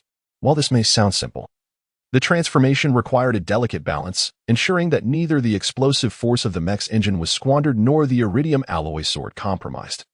All while maintaining fluidity and speed without revealing any vulnerabilities, skills honed through countless battles on the battlefield. Such experience is worth 1,000-fold, even a myriad of times more than gold. Zhang Yuan possessed this invaluable experience. With a series of subtle maneuvers, the claw technique morphed into swordplay. The short sword of the 9 lives Cat Demon trembled slightly and, at a remarkably unconventional angle, sliced toward the right arm of the Blood Demon mech. In that moment, Zhang Yuan refrained from attacking the cockpit of the Blood Demon machine, fully aware of his own limitations in offensive power as well as the intricate construction of the mecha. To safeguard the pilot's safety, the cockpit was fortified with an independent force field. Even if the outer force field were compromised and the mecha were to collapse, the pilot would still be shielded by this independent force field, thus damaging the machine's arms and undermining the opponent's offensive capability emerged as the most prudent strategy. In an instant, the iridium alloy short sword sliced through the Blood Demon machine's arm, nearly obliterated by the proton stream. Before the force field could recharge, its brilliance flickered and was forcefully breached, resulting in the iridium sword making tangible contact with the arm. A guttural roar escaped Zhang Yuan as he wielded his arm with all his might, the mecha's motion-sensing system capturing his every movement. The engine emitted a fierce scream, propelling the 9 lives Cat Demon's arm forward with vigor. A shower of sparks erupted as the short sword penetrated the arm's krypton alloy shell, creating a 30-centimeter deep incision within, irreparably damaging at least one energy conduit and 4 signal control lines. However, the short sword did not emerge unscathed. After colliding with the remarkably resilient krypton alloy shell, its edge was marred with numerous fissures, and deep cracks marred the blade. Having made the cut, Zhang Yuan did not linger for a moment, preparing to flee at once. Don't even think about escaping. The Blood Demon Omius let out a roar, his right arm damaged and control faltering. Yet, he still possessed a cloak. After a frenzied surge, energy surged into the soft sword cloak behind him. The force field connecting the cloak underwent a transformation, and with a swift motion, the soft sword cloak unfurled, propelling the blades towards Zhang Yuan's back. However, Zhang Yuan had anticipated this assault. His previously vacant right arm abruptly folded backward, raising the iridium alloy short sword. The clash resonated with 2 metallic clangs, sparks flying as the soft sword cloak retreated in vain. Yet, Zhang Yuan's 9 lives Cat Demon mech drew strength from this encounter, enhancing its speed further. As the Steel Tiger's roar reached its peak, Zhang Yuan promptly reduced the engine output and activated optical illusions. The illusions danced left and right, and seizing the opportunity, he initiated the Black Cat's Night Stalk. A dazzling display of maneuverability left the intercepting Bull Demon and Sword Demon mechs disoriented, allowing the 9 lives Cat Demon to effortlessly breach the blockade of these elite mechs. Do not think you can escape, Omius bellowed, pivoting to lock onto Zhang Yuan's trajectory and charging once more. With a thunderous roar, the engine exploded to life, followed by a chilling sound of friction. Just as the Blood Demon mech surged forward, it was abruptly forced to halt after a mere 20 meters.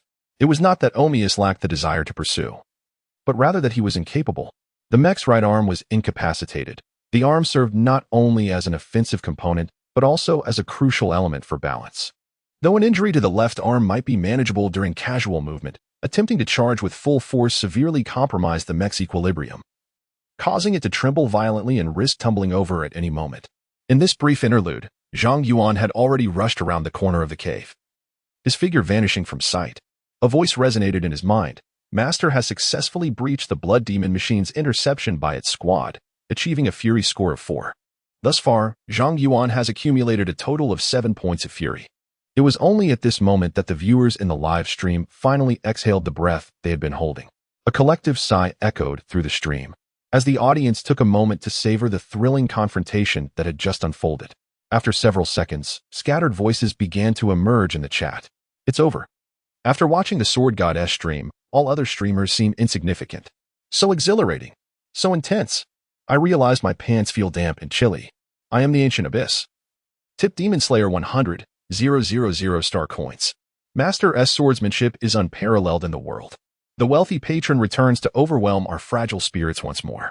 Chapter 39, The Azure Blade Master 2. 3 type, deep within the cavern. The sounds of fierce gunfire erupted ahead, a cacophony of Gatling cannons, rapid-fire laser guns, and magnetic rail guns. With spiral laser cannons incessantly discharging, flames flickered within the narrow passage, and the acrid scents of gunpowder, blood, and ionized air assailed Zhang Yuan's senses. He refrained from rushing forward, activating his special skill, Black Cat Night Walk, concealing himself behind a massive stalagmite pillar, approximately 5 to 6 meters in diameter. He retrieved the communication beacon previously given to him by General Lin Biqing, activated it, and whispered, "Hello, can you hear me? I am the Demon Slayer, sent by Commander Lin Biqing of the Emerald Valley to provide assistance." After calling out 5 times, a faint voice emerged from the communication device. "Hello, I am Major Fong Mo. How many of you have arrived? Our forces are launching a full-scale assault on Blackwind Valley, which has been thoroughly suppressed, here in the cave. I am currently the only one present, but I am merely a messenger. More warriors will come to assist shortly." The voice on the line suddenly vibrated with a hint of joy. "That is truly wonderful. Brothers, we are saved." "Oh, how splendid. Thank heavens." Faint cheers could be heard through the communication device. Zhang Yuan waited for 3 seconds before saying, "Major Fong Mo, I am about to enter your defensive position. I have already activated the friend identification. Please do not fire upon me." "Understood. I can see you. Count to 3. After 3 seconds, we will commence fire suppression. Take the opportunity to rush in." Zhang Yuan replied, "Received." 3, 2, 1. Suddenly, the commotion ahead intensified dramatically. Zhang Yuan pivoted, unleashing nearly 2,000 horsepower, propelling the nimble cat demon mech forward with ferocious speed. Ahead, artillery rained down, and Zhang Yuan's gaze shifted to see 5 demonic mechs, pinned down by the onslaught of fire outside the Earth's defensive perimeter. Among them, a sword demon mech was directly in his path. Without hesitation, with a series of subtle maneuvers, he lowered the mech's center of gravity, maintaining forward momentum while reducing his footfalls to an almost imperceptible whisper. This is the technique of agile movement, leaving no trace in the snow. Originally an exclusive maneuver of the Azure Swordmaster mech, Zhang Yuan made slight modifications to the execution, allowing the 9-lived cat demon mech to perfectly utilize this skill. In the Azure Swordmaster mech, leaving no trace in the snow appears ethereal and fluid, reminiscent of an unparalleled swordsman. However, in the 9-lived cat demon mech, the technique is gentle and silent, resembling a soft, fluffy ball rapidly rolling across the ground, carried by the wind. Regardless of the style, this maneuver radiates a delightful elegance. The sword demon remained oblivious to the impending danger behind him, overwhelmed by the intensified artillery fire from Earth. After 2 seconds, Zhang Yuan's 9-lived cat demon mech approached the sword demon mech like a ghost. With a swift motion of his arm, the short sword in his hand glimmered with an almost imperceptible ethereal light amidst the barrage of fire and flashing lights in the cavernous passage. With a swift whoosh, the short sword effortlessly pierced the sword demon's cockpit, only to be silently withdrawn moments later. The 9-lived cat demon mech, like a mere passerby, glided past the now silent sword demon mech. The master successfully eliminated the sword demon mech, executing the battle flawlessly, earning 1 fury point. Excellent. His fury points now total 8. Ahead lay a faint blue glow, the defensive energy field of the Earth's garrison. Within the field was a small opening, 2 meters high and 2 meters wide. Beside the opening, a man waved vigorously at Zhang Yuan. With a slight movement of his limbs, the 9-lived cat demon mech accelerated rapidly, leaping into the air, just managing to pass through the narrow opening. The portal in the defensive energy field promptly sealed shut. All of this transpired in the blink of an eye. From Zhang Yuan's charge to slay the sword demon to entering the defensive position, the entire sequence lasted no more than 3 seconds. I felt breathless. My heart could hardly bear it. My mother always advised me against staying up late to watch action films. Yet the thrilling scenes unfolded too rapidly for me to comprehend at a mere tenfold slow motion. My eyes throbbed, yet I was reluctant to shut them. With such prowess and lethality displayed, I am certain that the demon-slaying swordsman ranks among the finest even in apocalyptic scenarios, and he has undoubtedly seen the battlefield. A generous round of donations ensued, flooding the live broadcast room. Major Fong Mo's condition appeared dire. He lay on a platform, his complexion ashen, with a gaping wound the size of a teacup penetrating his left flank. The injury had only received rudimentary treatment, and blood continued to seep from the wound, gradually expanding the stains beneath him. The assault warrior type mech stood at 6'3" meters tall, weighing 9 tons. Equipped with a medium-sized force field generator and a charged kryptonite sword, boasting a maximum output of 500 horsepower. Special Skill 1, Overload Propulsion. Special Skill 2, Phantom Thrust. This 2.3 model Azure Swordmaster was in a precarious state. The cockpit bore a nearly transparent gash, and the surrounding torn edges suggested it was the work of the demonic commander, Omis, who piloted the Blood Demon mech.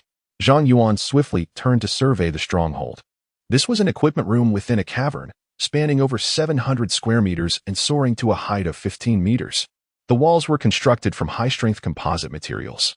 Inside, 3 combat mechs were operational, 2 Ho-E and 1 Golden Warrior, alongside a dozen or so exoskeleton-clad soldiers. Scattered across the floor were a few dwindling piles of weaponry and ammunition. The Earth's defenders could not hold out much longer. Major Fong Mo wore a faint smile of exhaustion. Demon Slayer, your arrival is indeed timely. To be honest, we were nearly engulfed by despair. Rest assured, we currently possess a significant advantage in the Dream Forest, Zhang Yuan reassured him, though a sigh lingered in his heart. The characters within the hero game were not mere figments. They were warriors of the battlefield. In the realm of reality, the Dream Forest was all but lost. And this palladium isotope, mine had long since fallen to the demon horde. In truth, Major Fong Mo had already perished. He needed to reach Pandora swiftly. Demon Slayer, does General Lin have any plans? Fong inquired. Zhang Yuan shook his head. No, at this point, all plans may be too late. Your supplies are limited, and the demons outside will surely launch a fierce assault. Reinforcements will not arrive in time. We must rely on ourselves. Ah, indeed, you speak the truth. The flicker of hope in Major Fong Mo's eyes extinguished once more. The other Earth soldiers within the cavern fell into a heavy silence, many clenching their fists, prepared to face the demons in a final act of defiance. However, at this moment, the audience in the live stream was fixated on Zhang Yuan, their eyes wide with anticipation. Was the Sword God truly preparing to undertake the rescue mission alone? Could he possibly succeed? Undoubtedly. Hadn't they just witnessed the Sword God nearly vanquish the Blood Demon with the 9 Lives Cat Demon? Now, with so many allies at his side, the Blood Demon was insignificant. They eagerly awaited the Blood Demon's demise. In the cave's defensive position, Zhang Yuan suddenly looked up at Major Fong Mo's Azure Swordman 2.3 model. Major, can your mech still operate normally? Major Fong Mo was taken aback. Huh, what do you mean? Though he did not comprehend the question, Zhang Yuan's inquiry sent the live stream into a frenzy. Oh my goodness, I see the Sword God's intentions.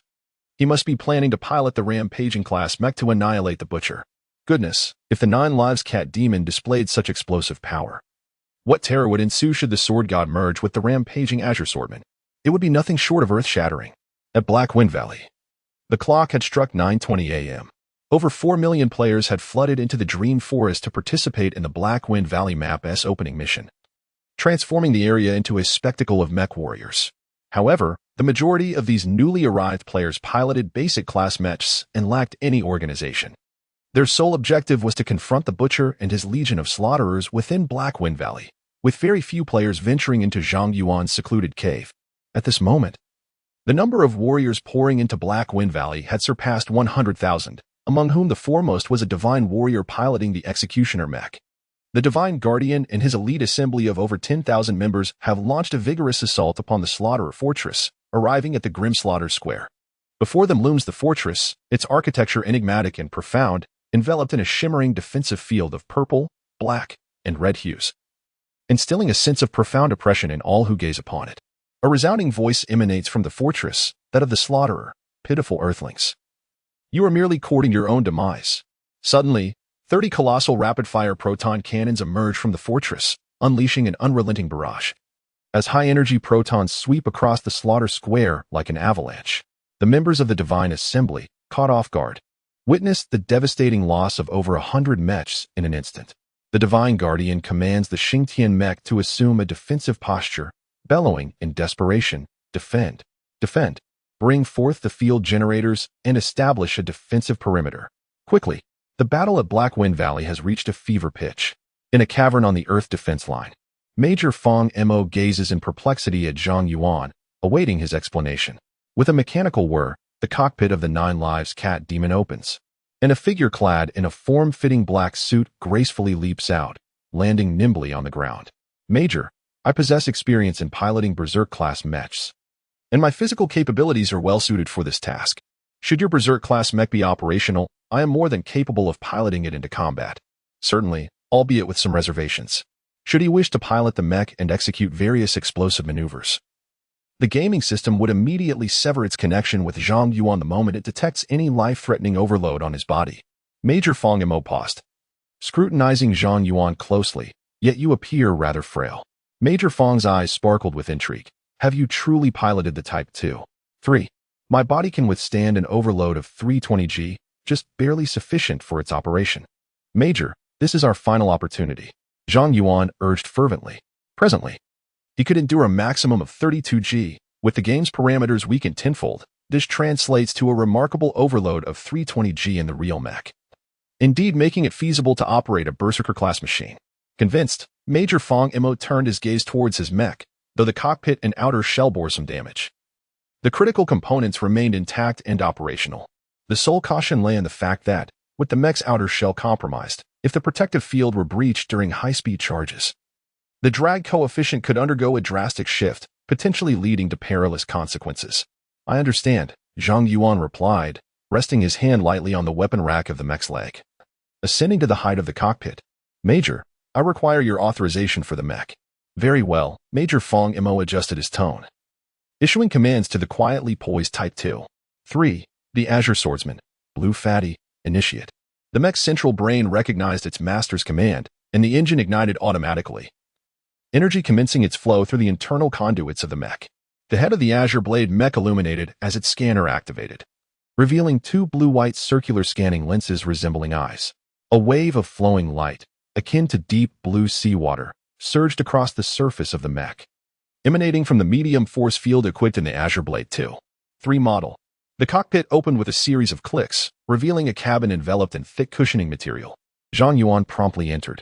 "Blue Fatty, I grant the current pilot complete control." Command received. Initiating assessment of the new pilot's physique. Assessment complete. Commencing adjustment of cushioning material. Adjustment complete. Closing the cockpit. Zhang Yuan commanded. Command received. The scales of the cockpit's exterior closed with a series of clicks, a layer of force field materializing to shield the cabin. Once the cockpit was fully sealed, an additional layer of force field enveloped the entire mech. The 2.3 model is still somewhat inferior. The engine's output remains relatively low, creating a significant disparity when compared to the forthcoming 2.5 and 2.6 models, as well as the third model I will pilot in the future. Nonetheless, it suffices for my current needs. In truth, many warriors fondly refer to this sword as the runic gold sword. A gentle swing of the runic sword sliced through the air, producing a soft, whistling sound, deep and resonant, reminiscent of a beast poised to unleash an attack with a low growl. Upon completing these maneuvers, the mech's performance indicators indicated all systems were functioning normally. Zhang Yuan turned to the expectant Major Fong Mo and declared, "Commander, I am fully prepared and ready for battle at any moment."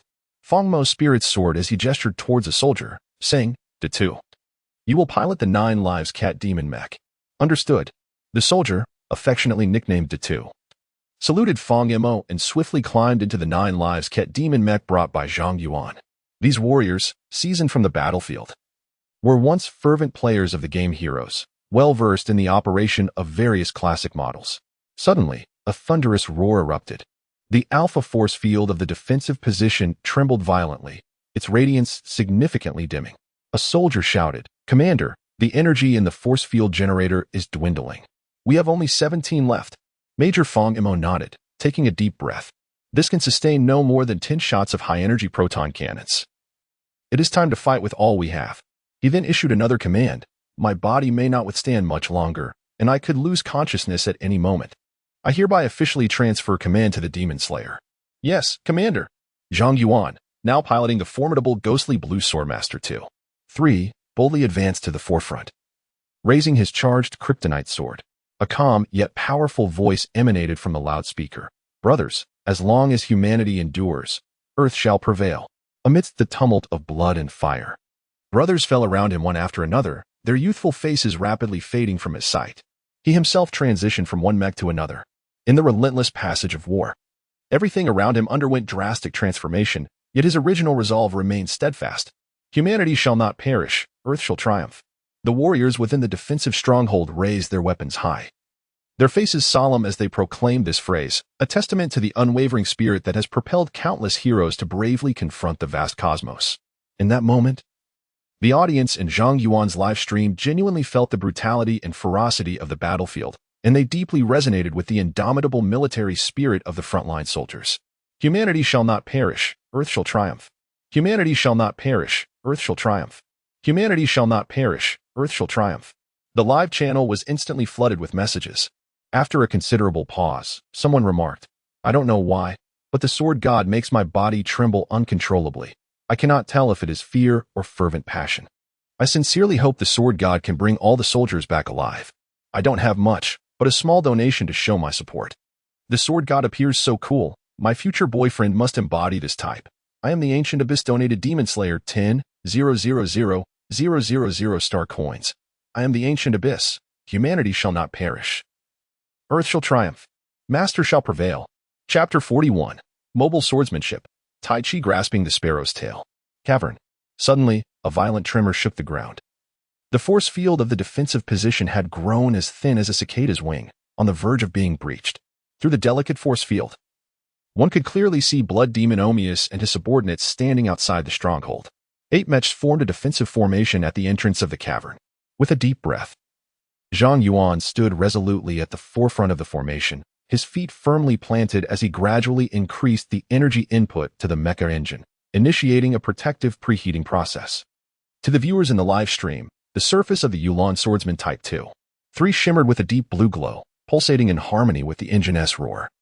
Reminiscent of a colossal dragon stirring from slumber, ready to unleash a breathtaking strike at the slightest opportunity.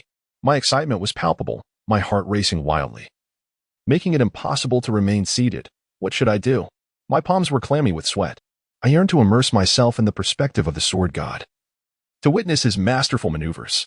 Immerse yourself, one. Immerse yourself, two. A kind-hearted soul cautioned, the perspective of a master is unlike ours. You might become dizzy and nauseous. This advice bore wisdom, yet it remained uncertain if anyone heeded it. Suddenly, the force field at the battleground endured another fierce assault, revealing several breaches where blinding light emanated, consuming the remaining force field like flames. In just 5 seconds, the force field would be utterly extinguished. Zhang Yuan commanded, shut down the force field immediately. Unleash full firepower suppression and maintain for 3 seconds. Understood. The mecha warriors and artillerymen responded in unison. One soldier dashed to a corner and, with a flurry of rapid movements, the previously waning force field vanished abruptly.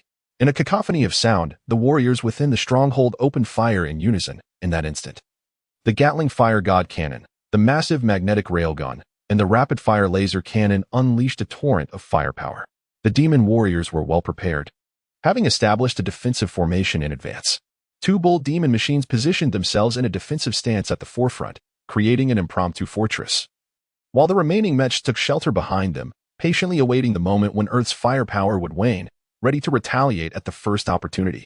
Blood Demon Omius, relying on his formidable medium force field defense, charged forward recklessly amidst the artillery fire from Earth. He had devised a clever strategy previously. He had pierced the mech of the Earth's commanding officer with his sword. Although the commander had managed to escape, he was gravely injured, indicating that at that moment, the Earth's defenders lacked capable mech warriors to oppose him. The elite artillery could not inflict substantial harm upon him.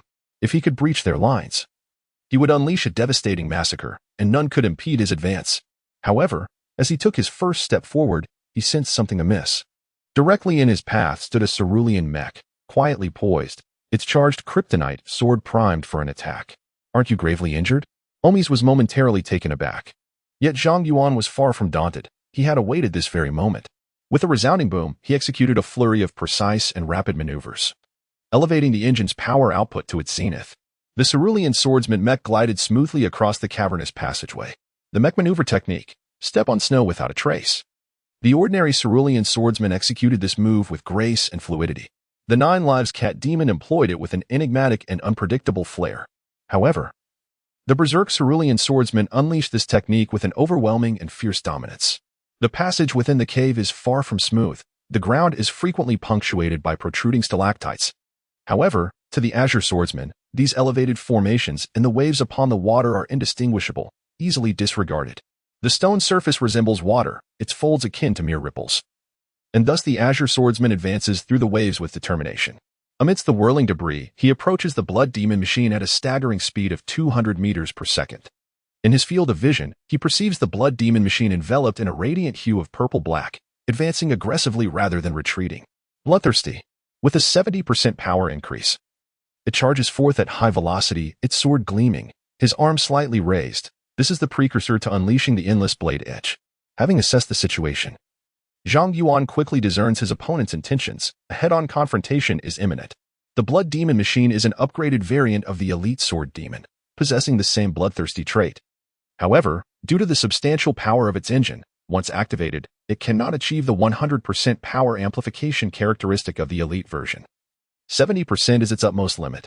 This explains why Major Fong Mo was unable to withstand the Blood Demon Omius. Yet, Fong Mo is Fong Mo. And Zhang Yuan is Zhang Yuan. Their skills do not reside on the same spectrum. Just because Fong Mo faltered does not imply Zhang Yuan will follow suit. Without diminishing his forward momentum, he executes a series of precise, stable, and rapid maneuvers. The charged kryptonite sword in the Azure Swordsman's grasp is raised, adopting a rather peculiar initial sword stance. The sword technique: Tai Chi grasp the sparrow's tail. This technique draws inspiration from the ancient martial art of Tai Chi, embodying the principle of overcoming the strong with the weak and conquering rigidity with flexibility through advanced mobile swordsmanship. At this moment, the Blood Demon Omius had succumbed to its bloodthirsty frenzy, unleashing a staggering 70 additional power, resulting in an instantaneous output of a terrifying 120 horsepower. This formidable force birthed an endless blade, wielding an almost annihilative attacking potency. In stark contrast, the overload drive of the Azure Blade 2.3 model could only muster a mere 50 extra power, leaving a discrepancy of over 700 horsepower between it and the Blood Demon machine. Should a direct confrontation ensue, the Azure Blade would undoubtedly face defeat. The gap could only be bridged by superior maneuvering skills. To the audience, the sight of two rampaging mechs approached like twin bolts of lightning within the illuminated underground passage. At the moment of collision, both machines unleashed their blades. The Blood Demon Omius struck with its endless blade, the crimson sword lunging fiercely towards the cockpit of the Azure Blade. Amidst the roar of engines, the blade transformed into a blurred specter in an instant. The viewers in the live broadcast room gasped in unison. At that time, the number of viewers had surged to over 5 million. Each individual utterly captivated by the ferocity of this battle. Simultaneously, the Azure Blade also delivered its strike, albeit with a style that starkly contrasted that of the Blood Demon. The Blood Demon's approach was explosive, domineering, and relentless, akin to a frenzied falcon, pecking and jabbing indiscriminately. In contrast, the Azure Blade's strike was light, delicate, and ethereal, resembling a gentle hand reaching out to capture the ferocious bird of prey. To catch a hawk barehanded demands extraordinary vision and nimble, powerful hands. A moment of carelessness could result in the hand, and its owner, being blinded by the bird's talons. For Zhang Yuan, maneuvering the Azure Swordmaster mech, this moment posed the ultimate test of his dexterous operational skills. What appeared to be a delicate stroke of the sword belied the fact that the speed of his actions had reached an unprecedented zenith since his rebirth. The thought of unleashing Fury Points coursed through Zhang Yuan's mind. As he activated the Fury Points, his current consumption escalated to a rate of 2 points per second. In an instant, tranquility was shattered, replaced by a cataclysmic upheaval. A high-frequency resonance reverberated, followed by a cascade of sparks that erupted violently. The air thrummed with heat, and ripples expanded outward from the point of collision, reminiscent of tumultuous waves. From a third perspective, one could distinctly observe a blurred crimson sword silhouette being effortlessly restored to a clear blade formed by the charged golden sword. Subsequently, This blade was drawn into a wild spin, spiraling uncontrollably. 1 circle, 2 circles, 3 circles. After 9 revolutions, a resonant clang echoed as sparks erupted from the blood demon mech's arm, causing the blood-red greatsword to fly from his grip. Seizing the opportunity, Zhang Yuan grasped the hawk, securing its tail feathers, rendering the avian creature subdued and devoid of resistance. With the blood demon mech now disarmed and slightly destabilized by Zhang Yuan's grasping technique, he did not allow this fortuitous moment to slip away. Zhang Yuan's control was relentless. The combat style of the Azure Swordmaster mech transformed instantaneously from gentle to fierce. All power output converged into sheer force, surging like a tsunami into the charged golden sword. The golden sword emitted a resounding clang, its energy runes radiating a blinding light. Subsequently, the sword lunged forward with ferocity, producing a sharp sound of metal scraping against metal. The alpha force field surrounding the blood demon machine flickered brilliantly, yet it proved utterly ineffective in defense. The charged golden sword pierced through the cockpit of the blood demon machine, and the mechanical arm began to spin at high speed, twisting the 40-centimeter blade rapidly within the cockpit.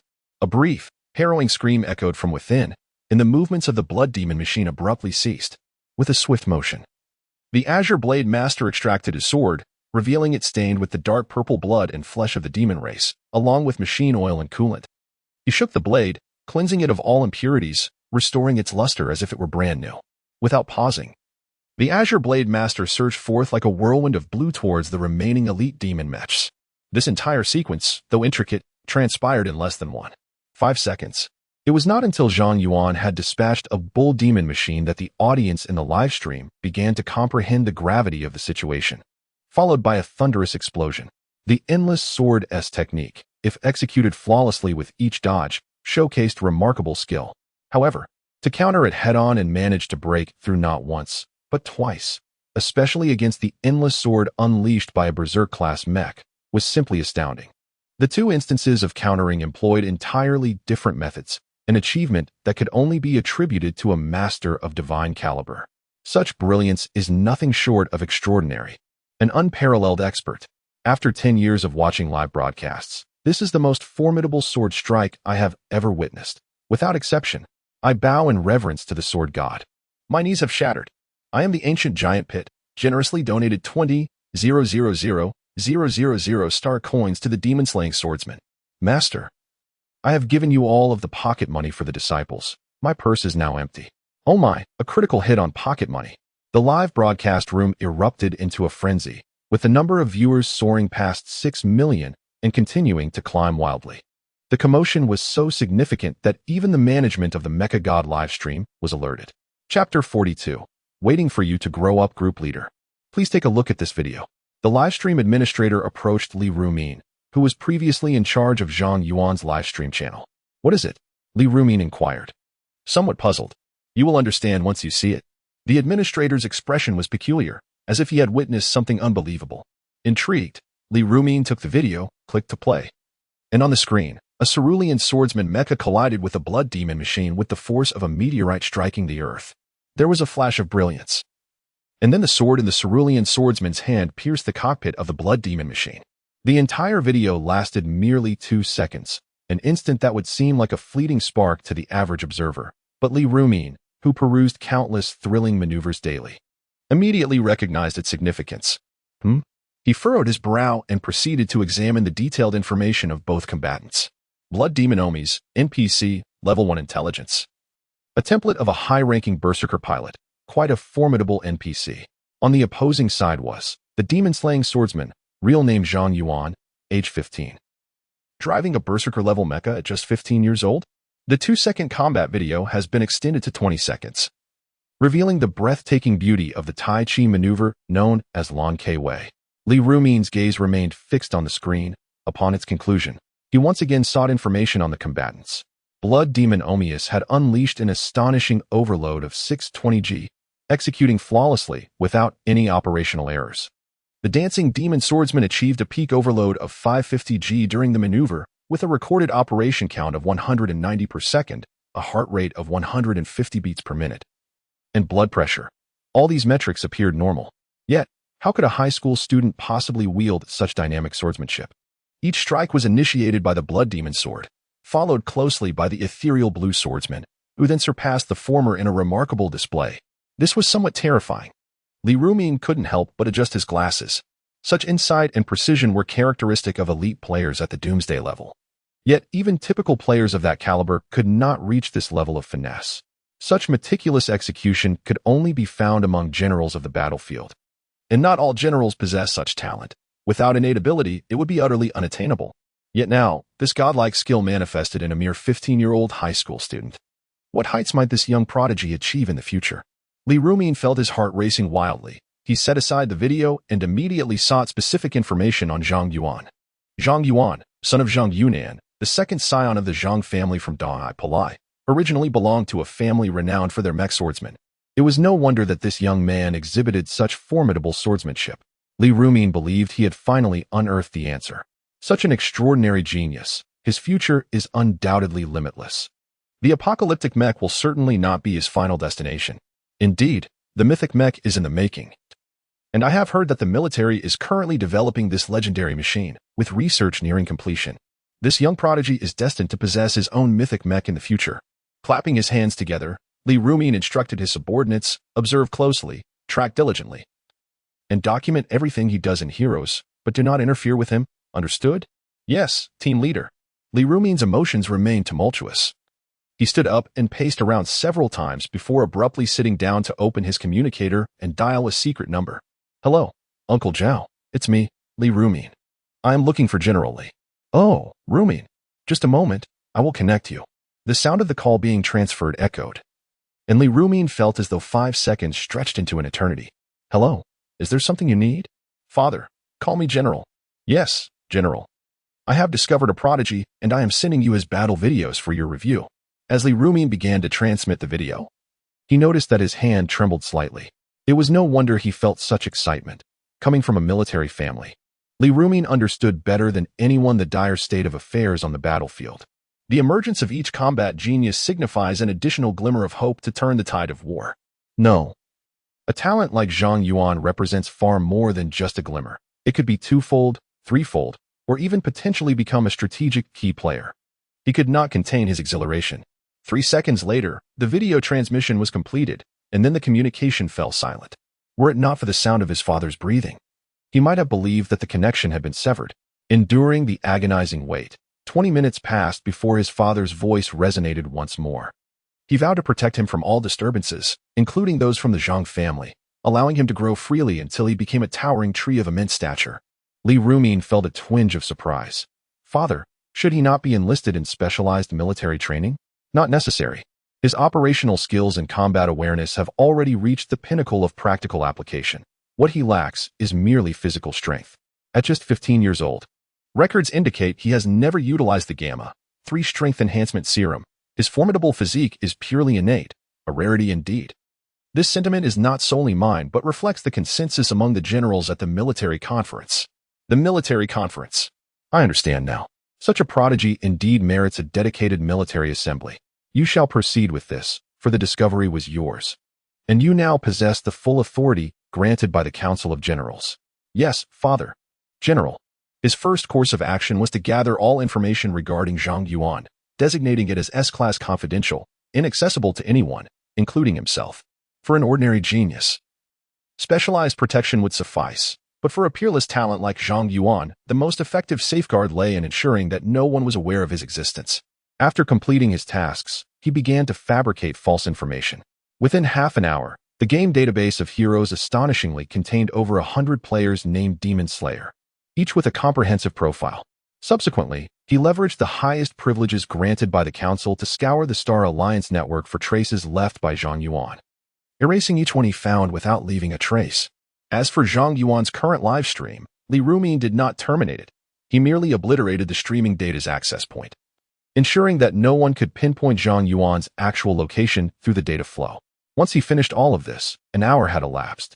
Still feeling uneasy, Li Rumin once again utilized his supreme authorization to commandeer the most powerful supercomputer on the Star Alliance network, Galaxy number 81, thoroughly scanning the network until he was assured that no traces remained.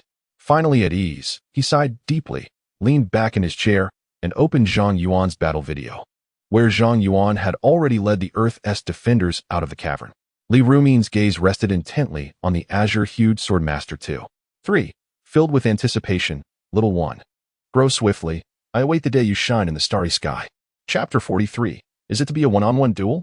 Amidst the cacophony of explosions, thousands of mechs were obliterated on the slaughter square of Blackwind Valley. The debris from the mechs had already accumulated to 3 layers, flames engulfing the area. Thick smoke billowing, blood, shattered flesh, and coolant from the mechs flowed everywhere, painting a scene reminiscent of an apocalypse. Yet this is merely a game. Such brutality does not deter players, but rather ignites the fervent passions that lie within each of them. There is no retreat, only advancement. Amidst this fervor, the leader of the Divine Guardian Guild, known as the Divine Commander, remains one of the few composed strategists. He hides behind a makeshift fortification constructed from a dozen defensive mechs, his calm gaze piercing through the gaps to scrutinize the defensive arrangements of the Butcher's stronghold. Out of 30 colossal high-frequency proton cannons, 23 have already been destroyed, and the emergence rate of elite demonic mechs outside the fortress has diminished by at least half compared to the initial onslaught. The Butcher is likely to appear soon. Charge. Destroy the fortress. Annihilate the Butcher. The deafening shouts echo in his ears, yet they do not perturb the Divine Commander in the slightest. He coolly contacts the elite members of his guild. Teams 1 through 10, report your squad's casualties. Team 1, 20 casualties, remaining 800 mech warriors. Team 2, 27 casualties. Team 3, 33 casualties. Team 4. The Divine Commander swiftly compiles the casualty statistics, realizing that approximately 7,000 mech warriors from his guild still endure, while the fallen members are consistently resurrecting, making their way from the Emerald Stone base. After a brief deliberation, he remarked, the proton cannon is nearly depleted. Soon, the gates of the Slaughterer Fortress will open. According to official reports, the next wave will likely feature the most elite blood-armored slaughterers under the command of the Slaughterer DLFO. Let us not be hasty. We shall allow the ordinary players to engage first and test their combat prowess. Understood, Chief. Yes, President. Approximately 5 minutes later, a resounding explosion echoed as the last massive high-frequency proton cannon atop the Slaughterer Fortress succumbed to the relentless assault from countless players. The demonic artillery in the Butchery Square vanished in an instant, prompting the Earth Warriors to erupt in jubilant cheers as they surged toward the fortress gates. The ranged assault mechs spared no ammunition, frantically bombarding the entrance of the Slaughterer Fortress. Amid the ceaseless barrage, the force field protecting the Slaughterer Fortress gradually dimmed. After about 10 minutes, the brilliance of the force field dwindled to a gossamer thin layer, on the brink of being breached. A thunderous clamor emanated from the fortress gates, which stood at a towering height of 50 meters, exceeding 60 meters in width, and measuring 3 meters in thickness, all forged from black iron, a unique alloy. The gates began to open incrementally. The Divine Guardians promptly cautioned, the blood-armored slaughterers are about to emerge. We must withdraw and brace for the potential artillery suppression from our adversaries. The members of the Divine Guardians retreated, yet the ordinary players demonstrated little restraint. Most had come merely for the spectacle. Instead of retreating, they pressed forward eagerly, vying to be the first to charge into the Slaughterer Fortress, fearful of being outpaced by others. Some mech warriors have become aware of the impending danger, yet the tide of battle propels them forward, leaving them no choice but to follow the overwhelming current. Retreat is simply not an option. Foolish earthlings, taste my wrath. Suddenly, the voice of the slaughterer, Dilly Fu, resonated through the fortress loudspeakers. With this thunderous roar, the gates of the Slaughterer Fortress swung open with a resounding crash. In an instant, 3 rounds of spiraling lasers erupted from within the fortress, each volley composed of thousands of violet-black lasers, each as thick as a child's arm. The lasers surged forth like a tidal wave, instantly striking the ordinary players clustered at the fortress entrance. The ordinary mech stood no chance against such intense laser fire, being obliterated in an explosive display, flames soaring over 30 meters high. Following the 3 volleys, at least 30,000 mechs were annihilated, clearing the obstruction at the fortress gates, leaving behind countless charred remnants of mechs. Shortly thereafter, the first wave of blood mech slaughterers emerged. These slaughterers numbered over 2,000, all defense-oriented, standing a towering 11 meters tall, with formidable armor that shimmered with the glow of force fields. They appeared in perfect formation, charging forward in unison, advancing like an invincible war machine. Moreover, the slaughterer Dilly Fu had yet to make his appearance. He must preserve his strength to confront Dilly Fu with full force. Countless player mechs exploded, while the Blood Mech Slaughterers suffered only minimal losses. At this moment, the number of players storming into the slaughter square exceeded 200,000. Yet, against the relentless charge of the blood-armored slaughterers, such a multitude of players proved insufficient to withstand the onslaught. And the Earth Mech warriors in the slaughter square faced the alarming prospect of being overwhelmed. The Divine Guardian, witnessing the dire situation, urgently commanded, "Engage in ranged attacks without hesitation. Expend energy freely to eliminate this batch of slaughterers." The leaders of other guilds, recognizing the dreadfulness of the blood-armored slaughterers, echoed similar commands. The elite mech warriors dispatched by these guilds, upon receiving their orders, commenced a coordinated counteroffensive. Bangs and flashes erupted, a barrage of large magnetic railguns, rapid-fire laser cannons, and sniper laser rifles unleashed a myriad of luminescent lines that wove a deadly net across the battlefield. The charge of the blood-armored slaughterers was finally restrained, and the pace of casualties began to accelerate. The tide of battle gradually shifted in favor of Earth. However, this was not the sole wave of blood-armored assailants. Following the defensive models, there were also assault warriors, assassins, and long-range attack models. Although the offensive of the defensive models was subdued, they had cleared sufficient space on the battlefield, allowing a subsequent surge of 5,000 other types of blood-armored slaughterers to emerge from the fortress, under the protection of the force field. Even the fragile long-range attack mechs temporarily possessed defensive capabilities akin to those of the defensive models, significantly bolstering their strength. 15 minutes later, the Divine Guardian Xingtian mech found itself besieged by 13 blood-armored assailants, ultimately succumbing to their assault. When he fell, half of the blood-armored slaughterers had yet to be defeated, while the number of players remaining in the slaughter square dwindled to a mere handful. The Divine Warrior was drenched in sweat, a development that took him entirely by surprise. Goodness, this time the slaughterer boss proves to be quite formidable. Brothers, retreat and gather the corpses. The guild will fully reimburse the losses of our mechs. We shall overwhelm them with sheer numbers. Onward, let us vanquish the demonic horde. Though the game is but a game, the players who had just been annihilated swiftly regrouped to launch another offensive toward the slaughtering square. The Divine Warrior urged, "Hurry, hurry. Otherwise, the lesser monsters will respawn in the path we've just cleared. Players may return, but NPCs can also utilize respawning to regain their strength. Should they indeed respawn, all previous sacrifices would be in vain." Once more, the players charged forward. Although their numbers had dwindled significantly, now only around 50 to 60,000 remained. The Blood Mech Slaughterers were finite in number. Approximately 10 minutes go forth, warrior Zhang Yuan saluted Feng Moxing before turning to pilot the Azure Blade 2-3, racing towards the Black Wind Valley. Within a mere 100 meters, the voice of the mainframe echoed in his mind. Master has successfully rescued the mining troops. The operation was flawless. You have earned 20 Fury points. Your current total is 32 points. This realization brought him a sense of equilibrium. After some contemplation, Zhang Yuan decisively allocated 20 points for enhancement, bringing his total enhancement points to over 85.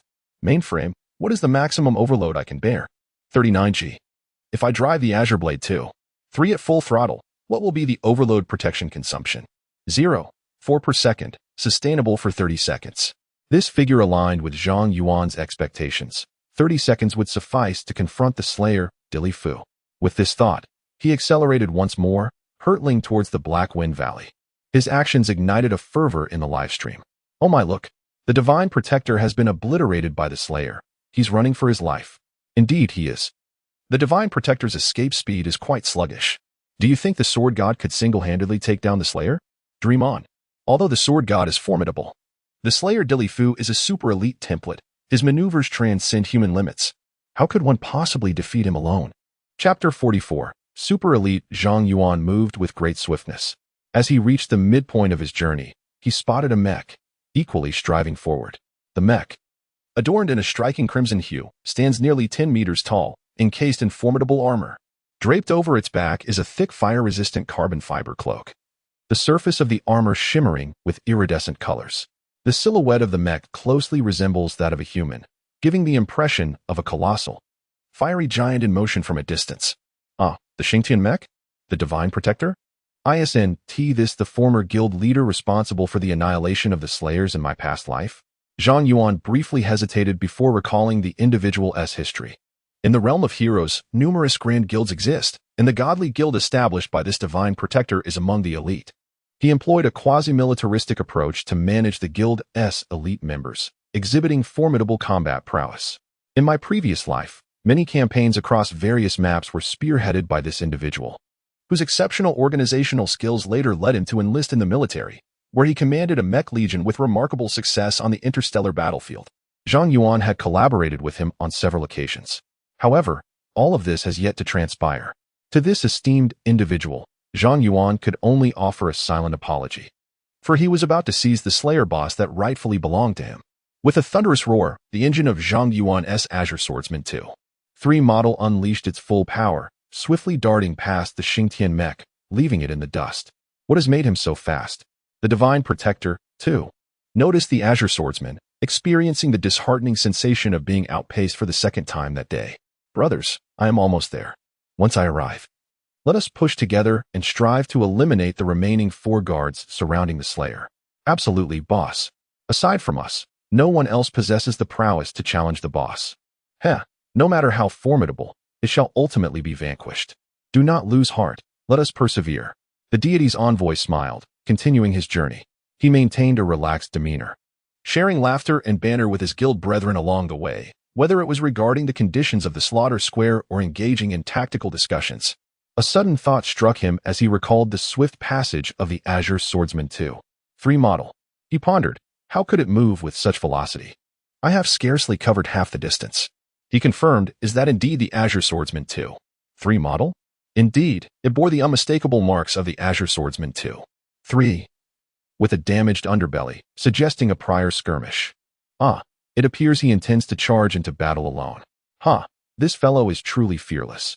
Does he intend to confront a boss alongside 4 guardians, aiming to take them all on single-handedly, taking on 5 foes? His audacity is astounding. The envoy shook his head in wry amusement. Having recently faced the devastation of his own machine, he was acutely aware of the slaughterer's might. Even with over 3,000 elite members of his guild besieging the foe, he, as the main tank, had still been overwhelmed by the slaughterer. Now, this individual seeks to engage the boss alone. Surely, this is a death wish? Suddenly, the guild members were unable to communicate properly, their exclamations filled with expletives. Disbelief saturating their tone as though they had encountered a ghost. The envoy's heart raced. He could scarcely fathom the events transpiring at the slaughter square. What outcome could there possibly be for a solitary individual daring to confront a boss, other than utter annihilation? What is happening? What is happening? The Divine Guardian inquired anxiously. Confounded, he could not help but bellow, am I seeing things? What on earth is going on? Are there any survivors? Quickly, transmit the frontline video to me. At last. A member recalled that their guild leader was still traversing the Dream Forest, hastily activating the recording function to relay the frontline holographic video to the Divine Guardian. As he scrutinized the footage, his eyes nearly popped from their sockets. Goodness gracious. In the holographic display, the Azure Swordsman 2.3, which had just surged past him, was now engaged in a fierce battle with the butcher, Deliver. No, to be precise, he was dragging Deliver's tail while systematically dispatching the nearby guards. The Divine Guardian distinctly remembered his comrades reporting that there were still 4 guards remaining. Yet now the video revealed only 2. No. In the blink of an eye, another guard was eliminated, leaving just 1. What in the world was this sorcery? How could such a technique exist? Was this individual cheating? The Divine Guardian swallowed hard. Before him, the Azure Swordsman's mech appeared as a wisp of pale blue, evading every strike from the butcher. No matter how relentlessly he pursued, whenever an opportunity arose, the swordsman would strike, and with each stroke came certain demise for the guards. Within 3 strikes, the last guard would be vanquished. Zhang Yuan's live stream had just been ablaze. Now it had escalated to a nuclear explosion. The Sword God truly dared to face off alone. It seemed, perhaps, he might actually prevail. This world had truly gone mad. The prowess of the Sword God is indeed commendable, however. He has yet to confront the butcher in a direct encounter, preferring instead to eliminate the minions. The outcome of a genuine face-off remains uncertain. How can one even contemplate such uncertainty? Do you possess the audacity to kite the butcher and see how it unfolds? Have you not witnessed how even the Divine Guardian fell victim to the butcher's onslaught? Why must you hurl insults when I am merely speaking plainly? Indeed, the target of your ire is none other than yourself. Amidst the frenzied barrage of messages in the live stream, a resounding explosion echoed as the final minion mech was obliterated, leaving no barrier between the Azure Swordsman and the butcher, Deliver. The relentless pursuit of Zhang Yuan by Deliver came to an abrupt halt. As the scanning apparatus atop his mech fixated on the Azure Swordsman, the voice emanating from the speaker was chilling. As if it were a whisper from the depths of the underworld. "Earthling, you have truly provoked my wrath." As he spoke, the crimson energy field enveloping the Butcher's mech surged with intensity, resembling a conflagration. Zhang Yuan's expression hardened as he steeled his focus. According to the strategy guide, once all minions had been vanquished, the Butcher, Delifer, would undergo a transformation, upgrading from a first-tier elite template to a super-elite template, resulting in a significant increase in combat prowess. In gaming terms, it would be described as enraged. Such a boss is exceedingly formidable. Even the most adept players in the game would find themselves outmatched. The experience garnered from real combat and the instinct honed through rigorous training are fundamentally disparate concepts. Due to this battle, the Slayer of Black Wind Valley, Dilif, was recognized as the most formidable map boss of the year. Confronted with such an adversary, Zhang Yuan dared not exhibit any disdain. His mind was taut, yet his body remained entirely relaxed. Simultaneously, his hands trembled as he rhythmically pressed upon the acupoints situated between his chest and abdomen. This technique, known as transforming Python into Dragon, represented a higher echelon of physical manifestation than his previously employed Golden Toad Swallowing Moon, boasting greater potential and enduring power. To contend with Dilif, the ordinary state of his physical prowess was insufficient. He must unleash a more formidable force. Unexpectedly, as the two sides faced off, a guild leader suddenly charged toward Dilif. Rallying his comrades with fervor, "Brothers, charge with me. Do not let him seize the boss." The Silent Annihilation Blade, a signature technique of Dilif, executed with such stealth that it seemed feeble and devoid of strength. Yet beneath its seemingly delicate facade lay the power to extinguish all existence with a single strike. This was a premier maneuver, harmonizing strength and gentleness, blurring the line between reality and illusion, rendering evasion impossible. With a thunderous roar, the guild's ranged attack mechs commenced their assault on Dilif, yet their efforts proved futile. Dilif, embodying offense as defense, maneuvered his Slayer mech with remarkable speed through the guild's melee mechs amidst the cacophony of roaring engines. As he traversed the battlefield, the melee mechs were obliterated, while the few ranged attacks that managed to strike him were effortlessly deflected by his formidable force field, rendering them ineffectual. With the guild leader defeated and all melee mechs annihilated, the remaining ranged mechs, gripped by fear, hastily retreated from the slaughter square, and Dilif chose not to pursue, halting his advance while maintaining his distance from Zhang Yuan. The combat prowess exhibited by Delifer is truly terrifying. A voice quavered, urging, "Everyone, hold back. Let us wait until we are all assembled." Indeed, this sentiment held merit, and no guild dared to act recklessly. Delifer appeared to possess a certain wisdom as he turned to Zhang Yuan and proclaimed, "Now that no pests disturb us, it is just you and me."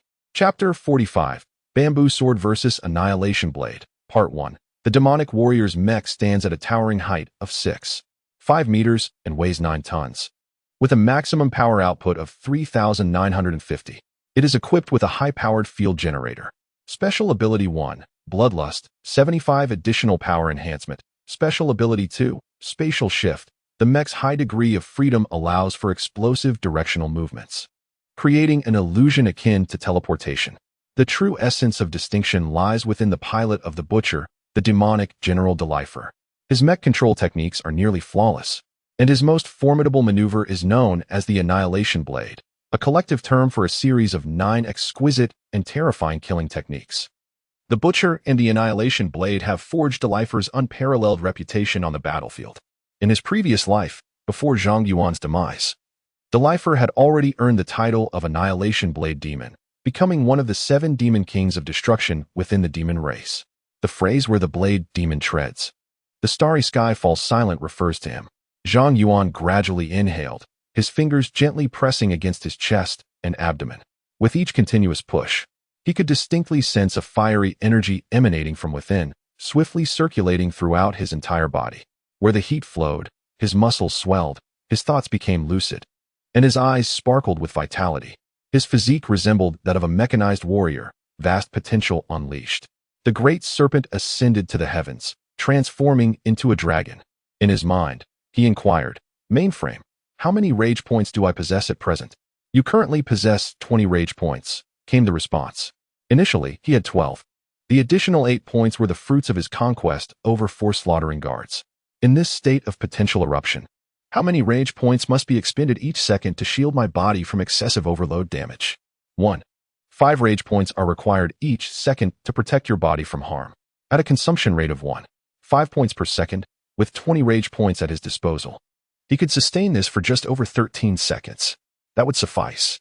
His physical potential fully ignited, Zhang Yuan deftly maneuvered the mechanical fingers of the Azure Blade Master, causing the 7-meter-long energy-infused sword to feel weightless, dancing at his fingertips like a bamboo leaf. In his previous life, he had claimed the championship in the Hero Mecha Combat League, earning the title of Solitary Sword Deity. Naturally, he had mastered exceptional swordsmanship, rooted in the teachings passed down through the Zhang family lineage. Upon inheriting it, he meticulously refined and optimized the technique, ultimately crafting a style uniquely his own.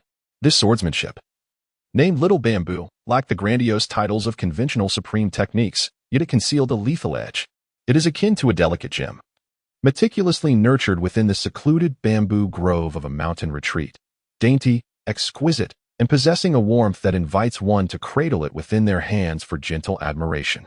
Yet, the bamboo, like a true gentleman, exhibits restraint, concealing its sharpness until the moment it reveals its lethal prowess. This sword, named by Zhang Yuan after he ascended to the pinnacle of the Hero Mecha Fighting League and earned the title of Solitary Sword God, was a source of great pride for him. However, a visit to a genuine battlefield with his grandfather left him shaken and enlightened about what it truly means to be powerful, revealing the vastness of the world beyond. He named it Little Bamboo as a form of self-encouragement to temper his brilliance. In his previous life, he practiced this Little Bamboo sword technique frequently, yet seldom employed it. This was primarily due to the technique's overwhelming power, which rendered most opponents too feeble to warrant its use. Additionally, the swordplay demanded an exceptional physical constitution, which he could only muster during the hero game, and even then, not extensively. In reality, each application of the Little Bamboo sword technique necessitated a significant surge of his physical potential, exacting a tremendous toll on his already frail body. Unless he was compelled to fight desperately, he would typically refrain from utilizing this technique. However, now within the confines of the game, with a mere 10 reduction in physical capacity, his reservations diminished further. As he rotated the charged and enhanced sword between his fingers, it suddenly emitted a chime and came to an abrupt halt, its tip pointing menacingly at the slaughterer. Dilly for.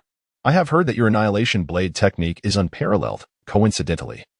I possess a few sword techniques of my own that I would relish the opportunity to compare. As Delifer let out a hearty laugh, he raised his crystalline, gold-honed blade, its tip directed at Zhang Yuan, his gaze fixed intently upon his opponent's every move.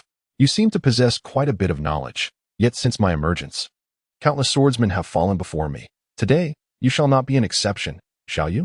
Zhang Yuan began to gradually advance, his mech moving in a spiraling trajectory towards Delifer. The latter refrained from launching a direct attack, sensing the latent threat posed by his adversary, and began to circle in the opposite direction. Both combatants were keenly observing one another, seeking the opportune moment to strike. Onlookers in the slaughter square were left bewildered. What on earth are these two doing? Why have they yet to engage? Hey, should we lend a hand? Perhaps we could take a shot at that butcher from afar? That could be a viable option. Wait. That's not right. We can't interfere with the battle. The boss has actually entered the Decisive Battle Mode. Decisive Battle Mode is a unique gameplay feature of Heroes, activated when a player demonstrates combat capabilities comparable to that of the boss. In this mode, the boss engages the player in a one-on-one duel. During decisive battles, unless a victor is determined, both combatants are rendered invulnerable and cannot be targeted for attack. Should a player triumph over the boss in this mode, they are rewarded with immense glory and unparalleled game rewards. The military developed this mode to encourage players to enhance their individual combat skills. In the distance, the Divine Envoy was still racing towards the slaughter square, questioning his members as he sprinted. I have just 1 minute left before I arrive. What is the current situation? The Slaughterer had entered a decisive battle mode, facing none other than the Azure Swordsman 2. 3. The Divine Envoy felt his worldview shatter. Is this for real? That fellow is that formidable? So overwhelming, otherwise, he wouldn't have managed to eliminate all 4 of the Slaughterer's guardians single-handedly. Yet, victory is not guaranteed. The Slaughterer has just activated the Super Elite template. Not long ago, the president of the Tyrannical Guild attempted a forceful engagement, only to have 300 mechas obliterated in an instant by the boss, and he himself was dispatched with a single blow. Super Elite. That's manageable. He probably stands no chance against it. The divine envoy exhaled in relief and then inquired, "What is their current status?" "Still in a standoff, neither has made a move, merely circling each other and occasionally exchanging a few words." The divine envoy was taken aback. Could it be? The slaughterer, Delif, has reservations? I cannot say for certain. All I know is that watching from outside is quite unsettling. Delif is a super boss, yet the Azure Swordsman is undoubtedly a freak of nature, wielding the premium sword with an ease that makes it seem as if it were a mere stick, moving with an ethereal grace. What kind of grace? I've forgotten. Why on earth did you turn off the video? Quickly, turn it back on so I can see. Ah, my apologies, President. I happened to upload the previous swordplay video for you as well. The video swiftly transmitted, and the deity's servant, initially described by his subordinates as possessing an ethereal swordsmanship, gasped in astonishment, halting in his tracks. Surely, even the most formidable of experts would struggle to wield a charged, premium sword with such finesse. Where did this individual emerge from? As the esteemed leader of the foremost guild in heroes, his discerning eye recognized the caliber of the Azure Swordsman at a mere glance. The swordsman's display embodied an extraordinary mastery. Whether it be mecha or the charged premium sword, they had become extensions of his very physique, merging seamlessly with his being. It now appeared that the Slayer might indeed face a challenge unlike any other. At this moment, Zhang Yuan's livestream was unusually tranquil. No, it was more accurately described as silent. Each viewer held their breath, fixated on the unfolding video, awaiting the clash of two titans. Not a soul dared to utter a sound, fearful that even the faintest noise could disrupt the impending battle, leading to an unanticipated explosion of chaos.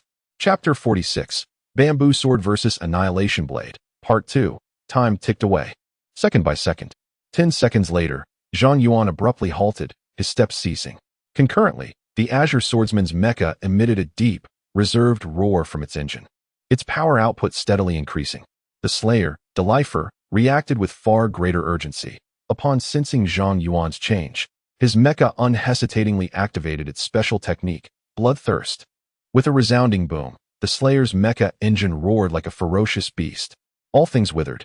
Delifo emitted a roar unique to the demon clan, a sound reminiscent of clashing metal, piercing the eardrums of those who heard it, compelling them to instinctively cover their ears. In that very moment, Delifo charged towards Zhang Yuan. At such a high velocity, the crystallized kryptonite longsword in the hands of the Slayer trailed behind him until the mech drew within 30 meters of the ethereal blue swordsman. Suddenly, the mech's arm swung violently, and the dark red kryptonite longsword began to accelerate, its blade slicing through the air in an exquisitely smooth arc. As the blade swiftly traversed the atmosphere, the air in front of its tip was violently compressed into a liquid state. To the untrained eye, it appeared as though the kryptonite longsword was draped with a flowing white silk. Most terrifying of all was the unimaginable power contained within the crystallized kryptonite longsword. Yet, as it sliced through the air, it moved silently, allowing one to discern its clear trajectory, as if its speed was not as formidable as it truly was. The illusion of reality intertwined. This was the most fearsome aspect of the Annihilation Blade technique. Was this truly the Slayer's Annihilation Blade technique? This thought flickered through the minds of many who beheld the scene. The Divine Guardian pondered even further. If this boss could slay me with a single strike before evolving into a super elite template, how horrifying would that blow be now that it has attained super elite status? He dared not dwell on it too long, for the more he contemplated, the more his heart trembled. With each additional thought, the confidence instilled in him by the president of the largest guild in heroes would swiftly crumble. He sensed an unimaginable realm of power ahead, yet he could not discern its form. It was precisely because of the obscured vision that he felt a sense of terror. A startled scream erupted, a reaction that resonated astonishingly among the ordinary audience in the live stream. In that fleeting moment, the Slayer, accompanied by his annihilating blade, approached Zhang Yuan. The dark crimson longsword glowed ominously, its brilliance coalescing like blood, advancing with an uncanny blend of swiftness and lethargy, of softness and rigidity. Should Zhang Yuan's mech be struck by this blade, his fate would undoubtedly mirror that of the guild leaders before him, an unequivocal severance, a fate of being cleaved asunder. The force field would be utterly impotent against such an assault. At that critical juncture, Zhang Yuan unleashed his own fury. His limbs moved with a rapidity akin to thunder, executing a remarkable 49 precise maneuvers in an instant. These actions required no intervention from the Sword God system incorporated within the mainframe of the Azure Blade mech for correction or enhancement. for they were flawless in their own right. By omitting the optimization time, the mainframe's response to his commands was as swift as lightning. Stepping forward with his left leg while simultaneously retreating half a step with his right, he generated an exceptionally stable side lunge, channeling the engine's output with precision. At the same time, the elbow of the Azure Blade mech's right arm began to rotate at high speed, causing the charged kryptonite sword in his grasp to whirl with incredible velocity, reaching the pinnacle of the Azure Blade's capabilities. The power output of the Azure Blade was far inferior to that of the Slayer. After both had unleashed the maximum potential of their mechs, a disparity of at least 1,000 horsepower remained. Thus, finding a means to bridge this gap became the key to Zhang Yuan's victory. In the face of the ultimate mastery of the silent blade technique, the Tai Chi method of evading the enemy's sharpness through gentleness has become an impractical avenue. The Azure Swordsman must possess a formidable strength to confront his adversary directly. However, the Azure Swordsman's power output serves as a significant limitation. How can one enhance their maximum offensive capability? The secret lies within two words: rotation. Rotation is the most ubiquitous and commonplace mode of movement in the universe, manifesting in structures as vast as 100,000 light-year galaxy and as minute as subatomic particles, all in a perpetual state of spin. By harnessing high-velocity rotation, the Azure Swordsman can substantially elevate the energy density of his blade during an attack, while simultaneously dispersing the power carried by his opponent's weapon through this rotational motion. With this mutual enhancement, even if the Azure Swordsman's mecha cannot entirely match the might of the Butcher's mecha, it will not be at a disadvantage of being crushed. Equally astonishing is the phenomenon wherein the charged, golden blade spins so rapidly that it appears only as a blur, yet the blade itself remains silent and elusive, as if it were nothing more than a hazy apparition rather than a tangible weapon. The technique of the bamboo sword, autumn leaves falling. In the depths of autumn, when nature reveals its ruthless essence, bamboo leaves drift downwards, naturally rotating, light and devoid of sharpness. Confronted with the Butcher's silent blade, the charged golden sword does not flinch or evade. It advances forward, akin to a delicate bamboo leaf. In an instant, blade meets blade, soundlessly colliding, followed by a cataclysmic eruption.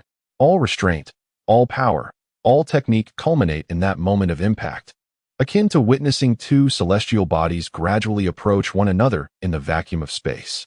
Although silent, without a whisper, the moment they collide, an energy is unleashed capable of obliterating everything.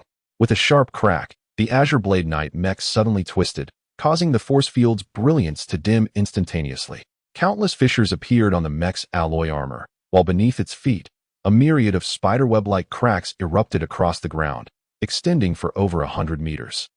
The terrain buckled and debris flew, an astonishing sight to behold. Strikingly, despite the apparent chaos, the Azure Blade Knight mech remained steadfast, not retreating an inch in the face of the relentless onslaught from the Slayer. The force of the Slayer's charge was resolutely halted. The sound of clashing blades echoed with sharp, piercing sounds, as sparks erupted like molten lava scattering into the cosmic expanse during a planetary collision. Countless clashes ensued. Yet one fact remained unchanged: the blade in the Slayer's hand was perpetually parried by the Azure Blade Knight's sword, unable to break through. In a sudden shift of motion, the Slayer's mech vanished from sight with an explosive burst of speed, leaving the spectators in the live stream bewildered. Where had it gone? The audience was nearly driven to madness by the Slayer's incredible velocity, their eyes struggling to keep pace. Nonetheless, Zhang Yuan remained composed. Executing an unexpected maneuver, he abruptly released the charged kryptonite sword, allowing it to whirl rapidly in the air before the Azure Blade Knight mech. Had he lost his mind? The players who witnessed this action felt a shiver of dread. Relinquishing his sword in the heat of battle was akin to courting death. Yet Zhang Yuan chose to abandon the sword, and in truth, this was the quintessence of the Xiaozhu sword technique, the falling leaf returning to its root. The sword, akin to a bamboo leaf, drifts gracefully in the wind, swirling and twirling, ready to strike at any moment and sever in any direction. Ultimately, however, the bamboo leaf will always settle upon the earth, just as the sword will inevitably pierce its adversary. This strike demands an extraordinary level of perception, an unfathomable audacity, and an almost miraculous control over one's strength. To an observer, it may appear that Zhang Yuan relinquished his sword, but in reality, he possessed complete mastery over its state. This transcended mere swordplay. It was akin to sorcery. In his previous life, Zhang Yuan wielded the bamboo leaf sword technique in Heroes, executing nearly flawless maneuvers, yet this particular move always bore a flaw, eluding his command. Thus, he only displayed it when victory was assured, never daring to wager his fate on this ultimate technique. However, upon his rebirth, Zhang Yuan discovered that this strike came effortlessly to him, as though the sword were an extension of his own being, allowing him to sense its intentions. As the sword floated aimlessly in midair, a slaughtering mech, shifting its form, suddenly emerged in the vulnerable blind spot behind the Azure Swordsman's defense. Without hesitation, it swung its blade down towards Zhang Yuan's back. The annihilation strike, the silence of the galaxy. Where the blade passed, the Milky Way reversed, stars dulled, and the universe fell into silence. Just as silent and equally potent. As the blade descended, it remained entwined with tendrils of white, liquefied air. "You are doomed," echoed the menacing roar of the speaker from the mech, Delhi 4. Unexpectedly, at that very moment, the ethereal blue swordsman mech surged forward with unprecedented swiftness, creating a series of visual afterimages as it traversed the air. The ethereal blue swordsman executed the exquisite maneuver, snow treading without a trace. This was complemented by a special technique, phantom thrust, due to the instantaneous shifting of positions. The attack from the Oblivion blade momentarily faltered, allowing the force field enveloping the swordsman mech to recharge, its potency sufficient to withstand the violent currents of air generated by its rapid advance. As the phantom thrust was activated, superheated gases erupted violently from the mech's rear, propelling it forward at breakneck speed. The scalding gas enveloped the Slayer, obscuring its visage, and though it could not breach the formidable defense of the high-powered force field, the thrust of the high-temperature gas significantly disrupted the trajectory of the Slayer's stellar Oblivion blade. What was once a flawless execution of a lethal strike now bore a slight flaw due to this interference. On the other side, Zhang Yuan flawlessly merged the phantom thrust with snow treading without a trace, achieving an astonishing velocity that surpassed even the Oblivion blade by a narrow margin. The only evidence of the mech's immense weight was the ground before the ethereal blue swordsman, which bulged and exploded as if a colossal bomb lay buried beneath. This unparalleled agility left the audience in awe, their eyes wide with disbelief at the spectacle before them. As the ethereal blue swordsman executed a swift return, the Slayer mech found itself still entangled in the interference of the jetting superheated gases, unable to discern the swordsman's movements. In a moment of uncertainty, it activated its position-shifting technique once more, preparing to vacate its original stance. He had sensed the ominous presence of danger, and even his mech had already vacated its position. Yet, it was still too late. Zhang Yuan's charged golden sword suddenly lunged at an inexplicable angle, a direction seemingly devoid of anything, yet it found its mark. To be precise, it was the Slayer mech that collided with it. Dust to dust, earth to earth, fallen leaves returned to their roots. The charged golden sword in Zhang Yuan's grasp pierced through the cockpit of the Slayer mech, maintaining a relentless high-speed rotation. Amidst the immense agony of being shredded, the lifer was not yet dead. He howled in despair. "How is this possible? How could you strike me?" Merely a shift in position, after all, is not the same as spatial teleportation. Zhang Yuan withdrew his sword. Had it been the Delifer of a decade hence, this strike would undoubtedly have missed, at best forcing the opponent to retreat, for by then, Delifer would have fully mastered the art of displacement, his movements as unpredictable as the wind. But for now, Delifer was not yet one of the 7 demon kings, although his maneuvering skills stood at the pinnacle of this era. Ding. Master has achieved the Overlord accomplishment. Fury points cap has increased by 20, current limit is 190. The Slayer mech faltered, losing power, and helplessly toppled to the ground. The hero system immediately announced with fervent enthusiasm, the player Dancing Sword Master has triumphed over the Slayer Delifer, earning the title of Azure Sword God. The player known as Demon Slayer has been awarded a staggering 10,000,000 star coins. Furthermore, the player has unlocked the exclusive mech skin, Dragon Knight. This announcement reverberated not only audibly but also illuminated the screens of all online players in golden text, flashing 3 times consecutively. In an instant, the entire hero server erupted in astonishment. "Is this for real?" was the initial reaction of the majority of players. The second reaction followed swiftly. Demon Slayer is truly remarkable. In the slaughter square, players who witnessed this spectacle stood in stunned silence, their gazes fixated on the fallen mech of the slaughterer. Is this how easily one can be defeated? They pondered. Li Rumin from the live broadcast management department observed this chaos with a wry smile, exclaiming, "Alas, The brilliance is too blinding to conceal. Zhang Yuan's live stream resembled the aftermath of a nuclear explosion, filled with the praises of players and an overwhelming chorus of donations. The user Sword God gifted Demon Slayer 10,000 star coins, while Ancient Pit bestowed a magnificent 20,000 star coins, proclaiming, "Master, I am in awe of you. My mother and I have advanced our allowance for next month to offer it all to you." Wait, someone is at the door. I must check. Why did the wealthy patron leave their sentence unfinished? Could it be that they were reprimanded by their parents for being too extravagant? This intrigue was quickly drowned in the torrent of messages flooding the live stream, creating not a single ripple. Chapter 47. Initiating Dark Exploration Mode. Part 1. This is truly astonishing. Those who witnessed the live broadcast that day all proclaimed to have borne witness to the birth of history. Conversely, those who missed the live event could only sigh in regret, lamenting their absence from the glory of a legendary emergence. It felt as though this demon-slaying swordsman had materialized from the very crevices of stone. So where is Zhang Yuan now? He has gone nowhere. Today is Saturday, and the time is just past noon. He currently possesses a staggering 68 points of fury, sufficient to transcend the ordinary level of physicality. And it is indeed time for him to activate the mode of dark exploration. Upon exiting the virtual pod, Zhang Yuan departed from the gaming center. It struck him as peculiar that during his previous visits to the first-floor hall, it had always been alive with chatter. The holographic screens predominantly showcasing the dazzling maneuvers he had crafted. However, this time, the screens were looping announcements about the Slayer boss, with no remarkable maneuvers being displayed. Zhang Yuan found this somewhat strange, yet he chose not to dwell on it. The Pandora battlefield had reached a critical juncture, and he needed to hurry. His body had already been enhanced by 85 points, and utilizing an additional 20 would be sufficient to surpass the ordinary level, leaving him with 45 points to adapt to unforeseen circumstances. Confirm enhancement? Enhance. With a resounding bang, Zhang Yuan felt as though something within his chest and abdomen had detonated. Immediately thereafter, a torrent of searing energy surged throughout his body, and for the first time, he experienced pain. Yet this discomfort was not akin to the burning sensation of the Gamma 3 Strength Enhancer, which seemed intent on consuming vitality. Rather, it was a tingling and swollen ache resulting from the rapid proliferation of bodily tissues, akin to a multitude of tiny creatures writhing within his veins and muscles. The onset of agony was abrupt, causing Zhang Yuan to stagger slightly in his steps.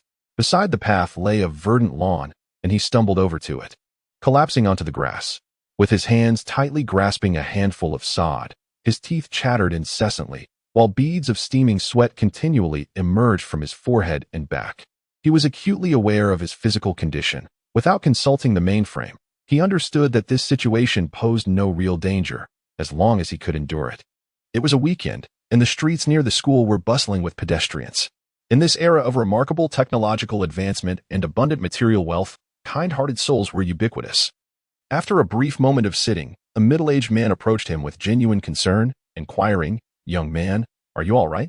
By this point, Zhang Yuan felt the pain subsiding. He lifted his head and offered a faint smile, replying, "I'm fine, just need a moment to rest." "Thank you, sir." The man frowned, saying, "Young man, don't endure illness. You don't appear to be well. Shall I take you to the hospital?" Gradually rising from the grass, Zhang Yuan turned to see that the middle-aged man was still there, closely monitoring his condition, evidently worried for his safety. Upon seeing Zhang Yuan stand, the man asked with a hint of confusion, "Are you really all right?" "Truly, I'm fine. Thank you," Zhang Yuan replied with a slight smile, waving goodbye to the kind stranger before resuming his walk towards the school. At this moment, the Earth Federation was a bastion of goodwill, nearly akin to paradise. However, one must ponder where in the world exists an eternal paradise. A decade later, the Earth Federation witnessed the fall of 6 out of 9 star regions, and the military could no longer conceal the grim tidings.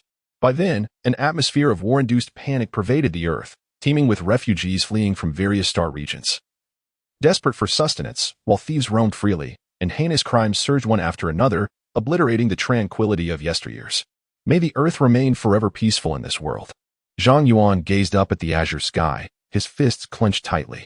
Upon entering the school, Zhang Yuan pondered briefly before dialing Wang Pengzi's number. "Hello, fatty. How's the weight loss coming along?" Wang Cheng's lamentation soon echoed through the line. "Oh, don't even get me started. I ran 10 kilometers around the playground last night." Nearly ran myself to death. Now, my whole body aches. I can hardly walk. Zhang Yuan listened intently, noticing the sound of a treadmill counting laps in the background, and chuckled. Aren't you unable to walk? How come you're still running? Taking a break? We're only in our first year of high school. How could we take a break? Wang Cheng paused. It's due to family matters. As you know, I'm from the Zhang family in Penglai. A large family comes with its share of troubles. Zhang Yuan fabricated a kind-hearted lie. Ah, I see your point. My small family of 3 is already embroiled in my parents' constant bickering over divorce. And your extensive family must be even more chaotic. Don't worry, brother. Once I successfully shed the weight, my issues will surely become a burden for you. Then bring on the burden, haha. After confirming this arrangement, Zhang Yuan ended the call, contemplated for a moment, and prepared to contact his father, but halfway through dialing, he hesitated and ultimately stopped. For Zhang Yuan, entering the mode of dark exploration poses no challenge.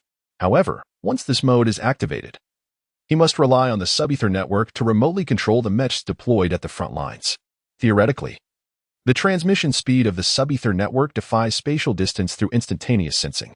Nonetheless, due to technological limitations, the propagation range of the sub-ether network is finite. With Earth's current technology, the maximum reliable transmission distance for sub-ether signals reaches only 100 light-years. To transmit beyond this range, signal relays are indispensable. Controlling mechs situated 1,000 light-years away on Pandora requires at least 9 relays, each introducing a delay of 0.007 seconds. Thus, the total delay accumulates to approximately 0.063 seconds, or 6.3 milliseconds. For standard combat scenarios, such a delay is generally negligible. However, should Zhang Yuan encounter a true formidable opponent, this delay could prove fatal. Currently, the sole method to eliminate this delay involves positioning oneself within 100 light-years of Pandora for remote control of the mechs. Zhang Yuan has pinpointed this location, the exit at the Earth Federation end of the Star Sea Corridor, specifically the interstellar fortress known as the Hanga Gate. Situated 920 light-years away, should he divulge his intention to visit the Hanga Gate to his father, the latter would undoubtedly disapprove, leading to a myriad of complications and potentially altering the dynamics of his previous life. After considerable contemplation, Zhang Yuan resolves to keep this matter concealed. After all, with the current advancements of the Star Network, he can maintain real-time communication with his father, even from the Hanga Gate. Zhang Yuan once again scrutinized his earnings from the Machine God live stream, and to his astonishment, the total reached an impressive 37 million. Upon examining the sources, he discovered that over 40 of this sum came from audience donations, with a single viewer, who identified as I Am the Ancient Pit, contributing more than 3 million. When all was calculated, the young lady's donations surpassed 8 million, even exceeding the amount he had borrowed from Xia Xian. This gesture felt overwhelmingly generous. Zhang Yuan chuckled bitterly. Realizing that this young lady had truly taken a keen interest in him, he selected the contact for I Am the Ancient Pit, intending to engage her in a meaningful conversation. The phone rang continuously for over 2 minutes, but no one answered. It struck him as peculiar. With personal computers so ubiquitous, she had only blocked his bank account, so why was he unable to reach her? With 37 million in hand and time pressing, Zhang Yuan opted to charter a private interstellar spacecraft to the Hanggu Stargate, departing at 1 p.m. for a 4-day journey at a cost of 7 million. Without delay, he returned to his dormitory to pack his belongings and then hurriedly left the campus, making his way to the interstellar dock. During his journey, he contacted his homeroom teacher, requesting assistance in keeping matters under wraps. No, that cannot be done. I must uphold my responsibility to my students. I have to inform your father about this. It is my duty. The teacher resolutely declined Zhang Yuan's plea. Zhang Yuan tapped on his electronic wristwatch and promptly transferred 500. 000. What do you mean by this? I must inform you that no amount of money will be of any use. Before he could finish his sentence, Zhang Yuan transferred another 500,000. Then the voice on the communication line shifted. Are you certain that you will maintain contact with me at all times and report your safety? I assure you, as long as you assist me in concealing my whereabouts, an additional 200,000 will be deposited into your account every month. This money is entirely legitimate, earned from my broadcasts on the Machine God. There will be no unnecessary complications. Then do exercise caution. Understood. Zhang Yuan hung up the phone. His homeroom teacher was quite amiable and astute, albeit a tad greedy. He trusted that the teacher could assist him in resolving the issue of concealing his movements. Everything settled, By 1 p.m., Zhang Yuan was already reclined on the luxurious bed of the Dream Voyage interstellar vessel. The spacecraft began to accelerate, and the starlit sky outside the viewport blurred into streaks of white, a result of the intense redshift phenomenon. The sun behind him appeared as a dim crimson orb, reminiscent of a red giant, while the blue Earth had long since vanished from sight. During the acceleration, the vessel's stability wavered, and all entertainment facilities aboard remained inactive. Zhang Yuan, feeling rather idle, activated the holographic video in his room to catch up on the news, just as he was becoming increasingly bored. A particular news segment captured his attention. Breaking news, at 9:37 a.m. Standard Earth Time. A home invasion kidnapping occurred in the Dream Marsh of the Lin Nebula in the South Wilderness star system. The victim is the young daughter of the Lin family. Lin Long Chapter 48, The Unveiling of the Dark Mode, Part 2. The territory of the Earth Federation spans thousands of light-years, encompassing 9 habitable star regions, with nearly 100 inhabitable planets and countless space cities. Its total population exceeds 7 billion, giving rise to an incessant flow of news. Even the abduction of the youngest daughter of the Yunmeng Lin family barely graced the news cycle for 3 fleeting seconds before vanishing into the vast ocean of information. Yet, to Zhang Yuan, this news struck like a thunderclap. He stood frozen, grappling with the implications. Lin Long, the daughter of General Lin Biqing, has been abducted? Has the fiend Delifer set his sinister scheme in motion? Have I underestimated the urgency and missed a critical juncture in this unfolding conflict? His thoughts raced as he checked the time, noting it was 1:17 p.m. by Earth Standard Time, meaning less than 4 hours had passed since the abduction. This was evidently a premeditated act, yet the Yunmeng Lin family, being a prominent clan with significant influence in the southern wilderness star region, posed considerable challenges for any abductor attempting to extricate someone from their grasp. Undoubtedly, both the light and shadow factions within the southern wilderness had already mobilized, and all secure flight routes would have been sealed off. However, Lin Long had still been taken. How had the captors managed it? Records indicated that General Lin Biqing had perished on August 7, 2174, while the current date was July 24, leaving a mere 13 days. Yet, given Delifer's ruthless nature, once he had secured his prize, he would not delay for a moment, employing his resources immediately. In other words, although Lin Rong was kidnapped, she was not immediately taken to Pandora. The abductors spent at least 10 days on the journey. During this time, they either took a circuitous route or concealed themselves in a certain location. Upon reflecting on this, Zhang Yuan furrowed his brow once more. The cosmos is vast and infinite, making it remarkably easy to hide someone. The southern wilderness star domain spans a remarkable 100 light-years, and it is evident that I alone would be incapable of locating anyone. At this moment, both the underworld and the legitimate forces within the southern wilderness star domain must have been mobilized by the Lin family. My efforts would be insignificant. However, I possess a substantial advantage. Zhang Yuan swiftly organized his thoughts. Searching for an individual within a 100 light-year expanse is akin to finding a needle in a haystack. Yet, his advantage lies in the knowledge of the abductor's ultimate destination. The kidnappers intend to take Lin Rong to Pandora, and if I position myself in the vicinity of Pandora, I am certain to uncover Lin Rong's whereabouts. With this thought, Zhang Yuan felt considerably more at ease. Although he was currently aboard a starship, which would take 4 days to reach the Hanga Stargate, he could effectively control a mech remotely to enter the vicinity of Pandora ahead of time, thanks to the advanced star network. Naturally, relying solely on himself was still precarious. After some contemplation, Zhang Yuan reopened the previous news article and scrolled to the bottom, where he found the contact information for the Lin family. After entering the number, he was about to press dial when he suddenly paused. Lin Rong was abducted from her home in Yunmeng's, and after the kidnapping, she vanished from Xiaolin Star. There must be an insider assisting the kidnappers. The identity of the traitor may well be quite significant. If I were to disclose Pandora's information to the Lin family, and should it reach the ears of the traitor, unforeseen complications could arise. Not only does the Lin family harbor a traitor, but there are also demonic spies within the Pandora Emerald Stone base. During wartime, the prevalence of spies and traitors is a grim reality. The spacecraft's journey to the Hanga Stargate takes 4 days, an unacceptably prolonged duration. He must reach Pandora immediately to accomplish this. He must activate the dark exploration mode without delay. With this thought in mind, he dialed the communication line of Old Ding at the Mecha repair shop. After 5 seconds, Old Ding's rugged voice echoed through the line. "Young man, your mecha is still under modification, so don't rush." "That's not the issue, Old Ding. Do you have any ordinary level remote-controlled mechas in your shop? Any model will do. I'm looking to purchase one." The dark exploration mode necessitates the use of a mecha, and he merely seeks to acquire one to tide him over. An ordinary level mecha costs several million, though. Do you have that kind of money? Zhang Yuan promptly transferred 3 million into Old Ding's secret account. Is 3 million sufficient? Oh wow, I appreciate your decisiveness. I currently don't have such a mecha on hand. But I know old Wang, the remote-controlled mecha administrator at Pandora. He has plenty of mechas. Wait a moment, I will contact him. To think he knows the mecha administrator at Pandora is truly fortuitous, as it conveniently eliminates the delivery time for the mecha. Zhang Yuan felt a surge of joy and restrained his excitement, patiently awaiting Old Ding's response. Approximately 3 minutes later, Lao Ding's voice resonated once more. Lao Wang does happen to possess one, though it is not the assault warrior model. It is a long-range combat mech. The Fox Demon Type 1, in near pristine condition. The energy core has been specially modified to support a large magnetic railgun, suitable only for elite-grade users. However, it comes at a steep price of 4.5 million, though I will provide you with a complimentary energy refill.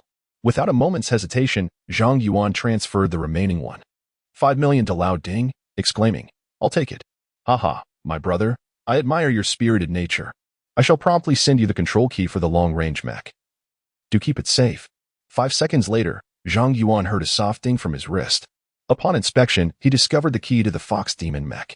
With this key, he could log into the game Heroes, activate the Dark Exploration mode, and input the key to initiate the Fox Demon mech. Have you received it? Also, where would you like your mech delivered? Just let me know, and I will handle it for free. Oh, no need. Just send it to Pandora. Ah, one more question. Where will my mech be stored? Your Fox Demon mech is primarily designed for base defense and is currently housed at the Emerald Stone base in the Dreamlike Forest. The situation there has become rather tense lately, attracting a multitude of mercenaries. Ah, splendid. That saves us the trouble. I'm headed there anyway. Zhang Yuan felt extraordinarily fortunate. After expressing his gratitude to Lao Ding once more, he hurried towards the gaming center aboard the interstellar spaceship. This private interstellar spacecraft, a luxurious model measuring an impressive 300 meters in length, is replete with an array of entertainment facilities, including the renowned virtual chamber of heroes. After hastening to the gaming center, Zhang Yuan patiently awaited a further half-hour for the vessel to enter a stable flight mode, at which point he promptly availed himself of the opulent virtual machine chamber on board.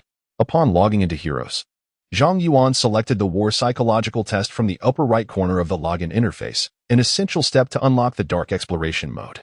As he initiated the test, the screen was enveloped in darkness. Approximately 5 seconds elapsed before an unexpected and thunderous explosion reverberated from the speakers, causing the entire virtual chamber to sway violently, accompanied by blinding flashes on the screen. Soon after, the display was inundated with harrowing scenes of brutal carnage from the battlefield, where flesh was torn asunder and blood splattered amidst anguished cries and mournful wails. Each tableau was profoundly shocking. For those faint of heart, a mere glance could spell nightmares that night, while the psychologically fragile might even succumb to madness. Throughout this ordeal, the virtual chamber meticulously monitored Zhang Yuan's physiological data. The War Psychological Test persisted for half an hour, escalating in intensity to the point of depicting scenes of massacre. Yet, throughout this harrowing experience, Zhang Yuan exhibited no reaction whatsoever, his heartbeat remaining consistent. For this seasoned veteran, such virtual scenarios were but child's play. As the half-hour concluded, the screen displayed a series of prominent characters. The player Demon Slayer has flawlessly passed the war test, earning the title of War Maniac. The player Demon Slayer is more than capable of enduring the horrors of the battlefield and can activate the Dark Exploration mode. Zhang Yuan let out a quiet sigh. He did not take pride in this achievement. If given a choice, he would prefer never to have witnessed such darkness and bloodshed. Without hesitation, he clicked to log in, and an input box emerged on the screen, accompanied by a voice prompt. Please enter your mecha key. Zhang Yuan entered the key provided by Old Ding, and the login interface transformed instantly as a solemn system voice announced, verifying key. Verification successful. Establishing Ether Super Data Link. Connection successful. Current network latency is 0.5 seconds, 5 milliseconds. The system has successfully linked to the player's mecha, the Fox Demon Type 1 modified version. Streaming? After a moment's contemplation, Zhang Yuan ultimately opted to continue the broadcast. Streaming had brought him substantial wealth. Although that was not his primary aim, in the Earth Federation, lacking funds was simply untenable. I agree. This was a reminder for players to be mindful of their words and actions in Dark Exploration mode, especially within military bases, where discipline is paramount. Even players must adhere strictly to the rules. Otherwise, their mechas could be destroyed by the base's guard forces, and the players themselves would be held accountable. This is no jest. There have been instances in history where players were apprehended for causing chaos within battlefield bases, only to be arrested and executed 3 days later, exemplifying the perils of reckless behavior. I agree. Zhang Yuan signed the agreement without hesitation. The journey begins. Hero, may you shine in the starry sky. A surge of passionate music resonated, and Zhang Yuan noticed the surrounding screens of the virtual chamber flickering to life, revealing an ultra-high-definition scene identical to that of the game Hero. However, in ordinary mode, this imagery was generated by the game's quantum superbrain, while in the dark exploration mode, it displayed authentic visuals. The game prompt echoed once more. The player is currently within the Emerald Stone base to prevent information leakage. The live broadcast has been automatically disabled and will resume once the player exits the Emerald Stone base. Zhang Yuan understood this measure well, and he began to maneuver the mech, surveying the space around him. This was an expansive warehouse, shrouded in dim lighting, where night vision scans revealed thousands of various mechs standing in the shadows. Some mechs were powered down, while others were operational.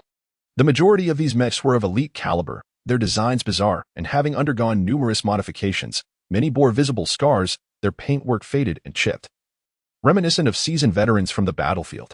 50 meters ahead, a heavy alloy door slowly creaked open. I must be within the Emerald Stone Mech Depot.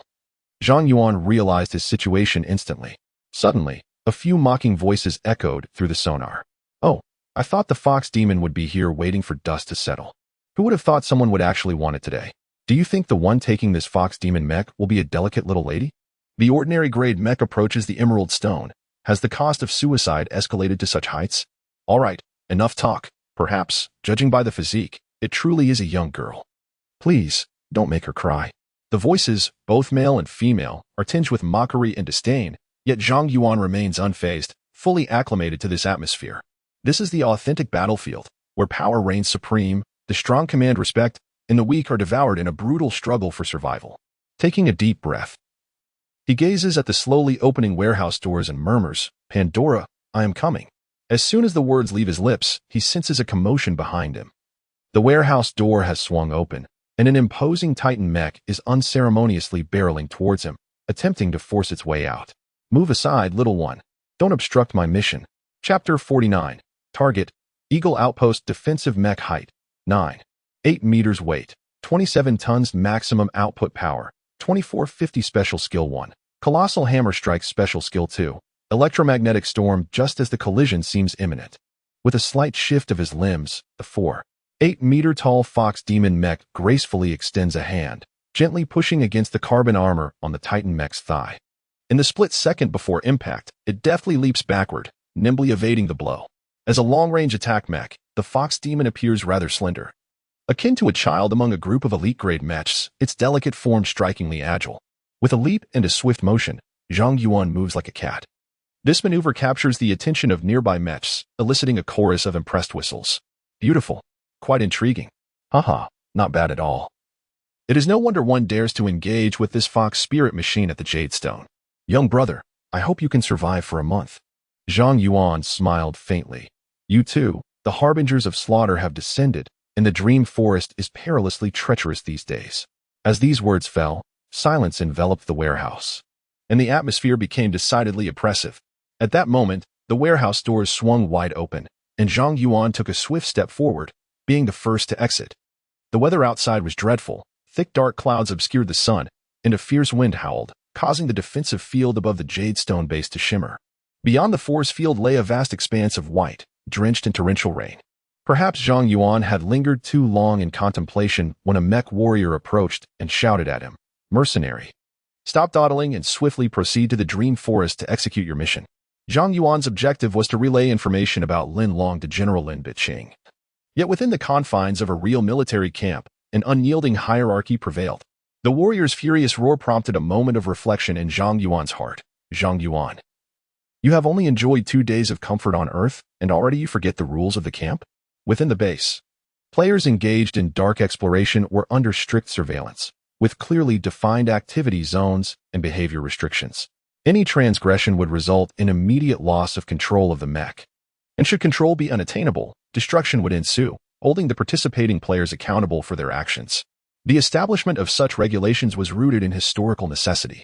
A decade ago, a notorious band of interstellar pirates known as the Crimson Beard exploited a vulnerability in the dark exploration mode to pillage a military encampment located in a fringe star system.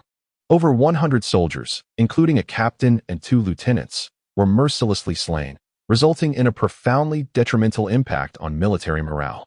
Consequently, stringent regulations were imposed on the dark exploration mode thereafter. Now, Zhang Yuan, an inconspicuous individual, seeks to leverage the mech capabilities of the dark exploration mode to gain an audience with General Lin Bingqing, the highest commander of the Emerald Stone base, to convey urgent information. This act is deemed a typical case of disturbing the superior within the military. Interfering with an officer's assessment of military conditions is a grave offense that could warrant immediate execution. Should Zhang Yuan dare to voice such intentions, the soldier before him would not hesitate to open fire. Furthermore, he cannot relay messages openly, as the situation at the Emerald Stone base is exceedingly intricate, with the base's downfall linked to betrayal from within. Any such action on Zhang Yuan's part would certainly alert the enemy. Fortunately, he has 10 days at his disposal. In a flash of realization, Zhang Yuan hastily explained, "I apologize, Commander. This is my first experience with this, and I was merely curious. I shall proceed to accept my mission at once." "Humph, a mere player." The soldier scoffed disdainfully, gesturing with his Gatling gun towards the distance. "Scram. Be more cautious in the future and avoid being so conspicuous." Federal soldiers held players in contempt, referring to them as soft shells retreating into their own shells. Zhang Yuan felt a bead of sweat trickle down his brow, finding no adequate response, for he had exhibited similar behavior during his previous military service. Hastily, he turned and made his way towards the nearby Task Issuance Center, a distinctive circular area with a diameter of approximately 50 meters. Upon entering this domain, a gentle female voice from the system echoed in Zhang Yuan's ears, initiating the loading of military task list. Loading complete. Please review the tasks. Zhang Yuan gazed at the screen, which displayed a plethora of tasks, at least 100 in total. As he scrolled through, he encountered missions such as eliminate the indigenous around the base, collect rare minerals, and survey the D-231 caverns, each followed by military rank point rewards. Military rank points, a unique currency within the dark exploration mode, could be directly exchanged for money or utilized to acquire specialized equipment within the base, should one choose to enlist. The accumulated military rank points could be employed to elevate one's rank. For instance, amassing 1,000 rank points would allow for the advancement to the rank of second lieutenant, thereby qualifying one to lead a standard combat squad. Zhang Yuan's current objective was to meet General Lin Bingqing and convey the news to her. To achieve this, he needed to capture her attention. But how could he do so? As a dark exploration player, the sole avenue to garner attention was through the completion of tasks. If he could accomplish some remarkable missions, he might earn a personal audience with the highest commander of the base. Zhang Yuan's gaze swept over the task list, diligently searching for a mission that would serve this purpose. As he examined each entry, suddenly, the task list refreshed, revealing a new task. Upon looking closer, his attention sharpened, as a dormant memory was unexpectedly stirred. Reconnaissance task, Eagle Watchtower. Repeatable, task content. The base suddenly lost communication with the Eagle Outpost. Proceed immediately to the Eagle Outpost to ascertain what transpired there. Time limit, 3 hours. Task reward, 200 military ranks. This reward is exceptionally high, allowing for unlimited repetitions. And the time limit of only 4 hours indicates the urgency of the mission. In the brief moment, Zhang Yuan was caught off guard.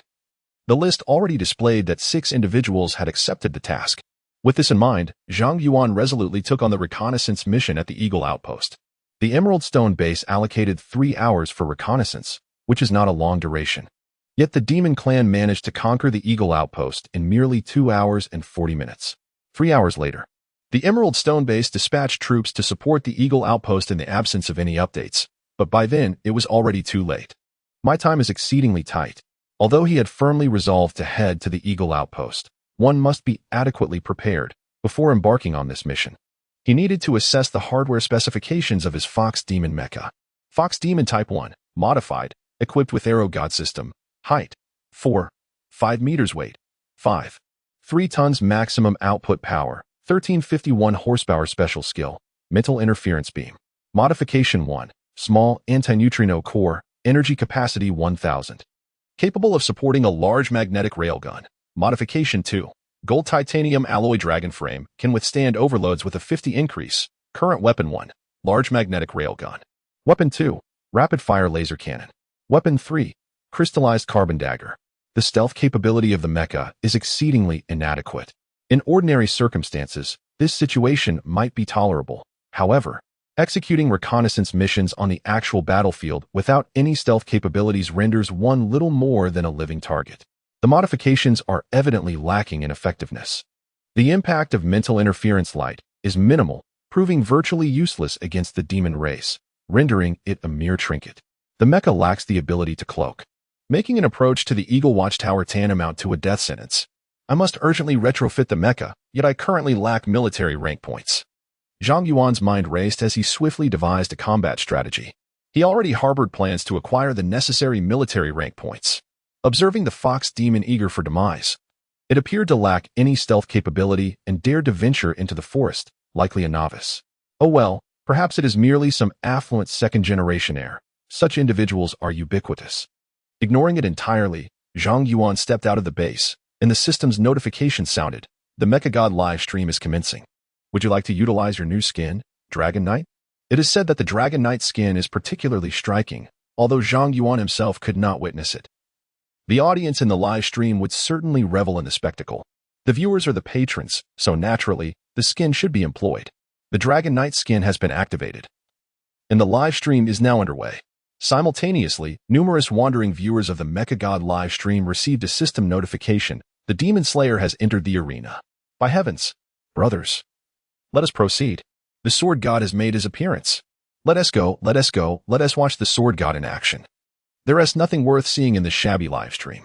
In less than a minute, the audience count in Zhang Yuan's live stream soared to an astonishing 30 million. A result previously heralded by the all-system announcement of heroes. Chapter 50, a change of command in Zhang Yuan's live stream. As viewers entered the channel, they were greeted by a petite dark red mech bounding energetically through a dense forest.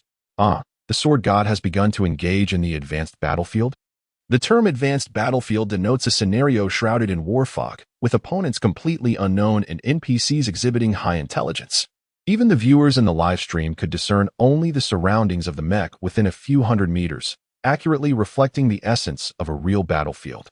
Is the Sword God piloting an ordinary level Fox Demon mech? What on earth is happening? Wondered one viewer. Is this the Dragon Knight skin?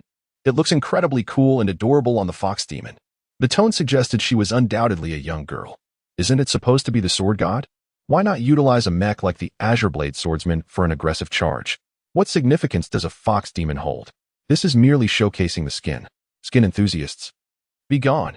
Unfortunately, the Dragon Knight skin was simply too magnificent. Upon equipping it, the mech's outer armor transformed into intricate dark red crystalline dragon scales, while the head of the Fox Demon Type 1 mech sported a dragon horn helmet, intermittently displaying shimmering dragon wings on its back. Absolutely breathtaking. Most of the viewers had come with high expectations, only to find a lack of exhilarating battles and the renowned Azure Blade Swordsman mech, only to witness a Fox Demon mech whimsically showcasing its skin. Many players soon lost patience and retreated in disappointment. For the duration of those 10 minutes, Zhang Yuan accomplished nothing but sprinted through the enchanted forest, leaving everyone to ponder his destination and intentions.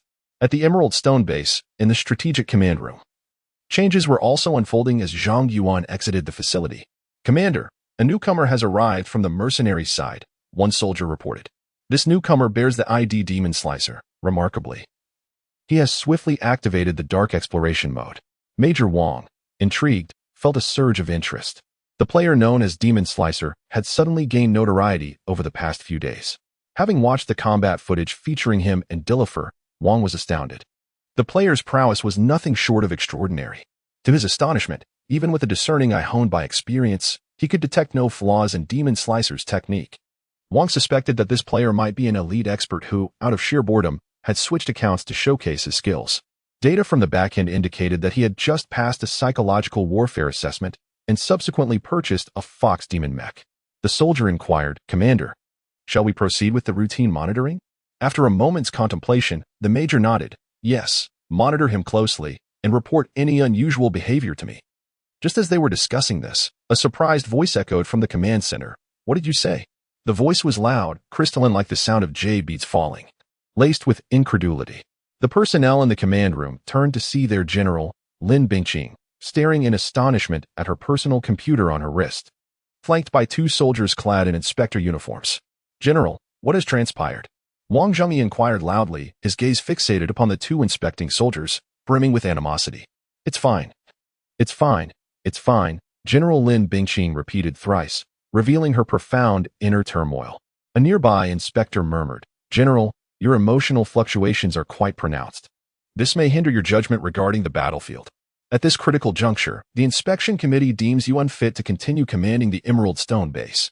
"Yes, General." The middle-aged man saluted Lin Bingqing, his expression perpetually somber, as if the entire world owed him an insurmountable debt. Subsequently, Lin Bingqing followed the two inspector soldiers, exiting the strategic command center. Once they reached a secluded area, she quietly inquired, "What is the current situation? Are there any concrete leads?"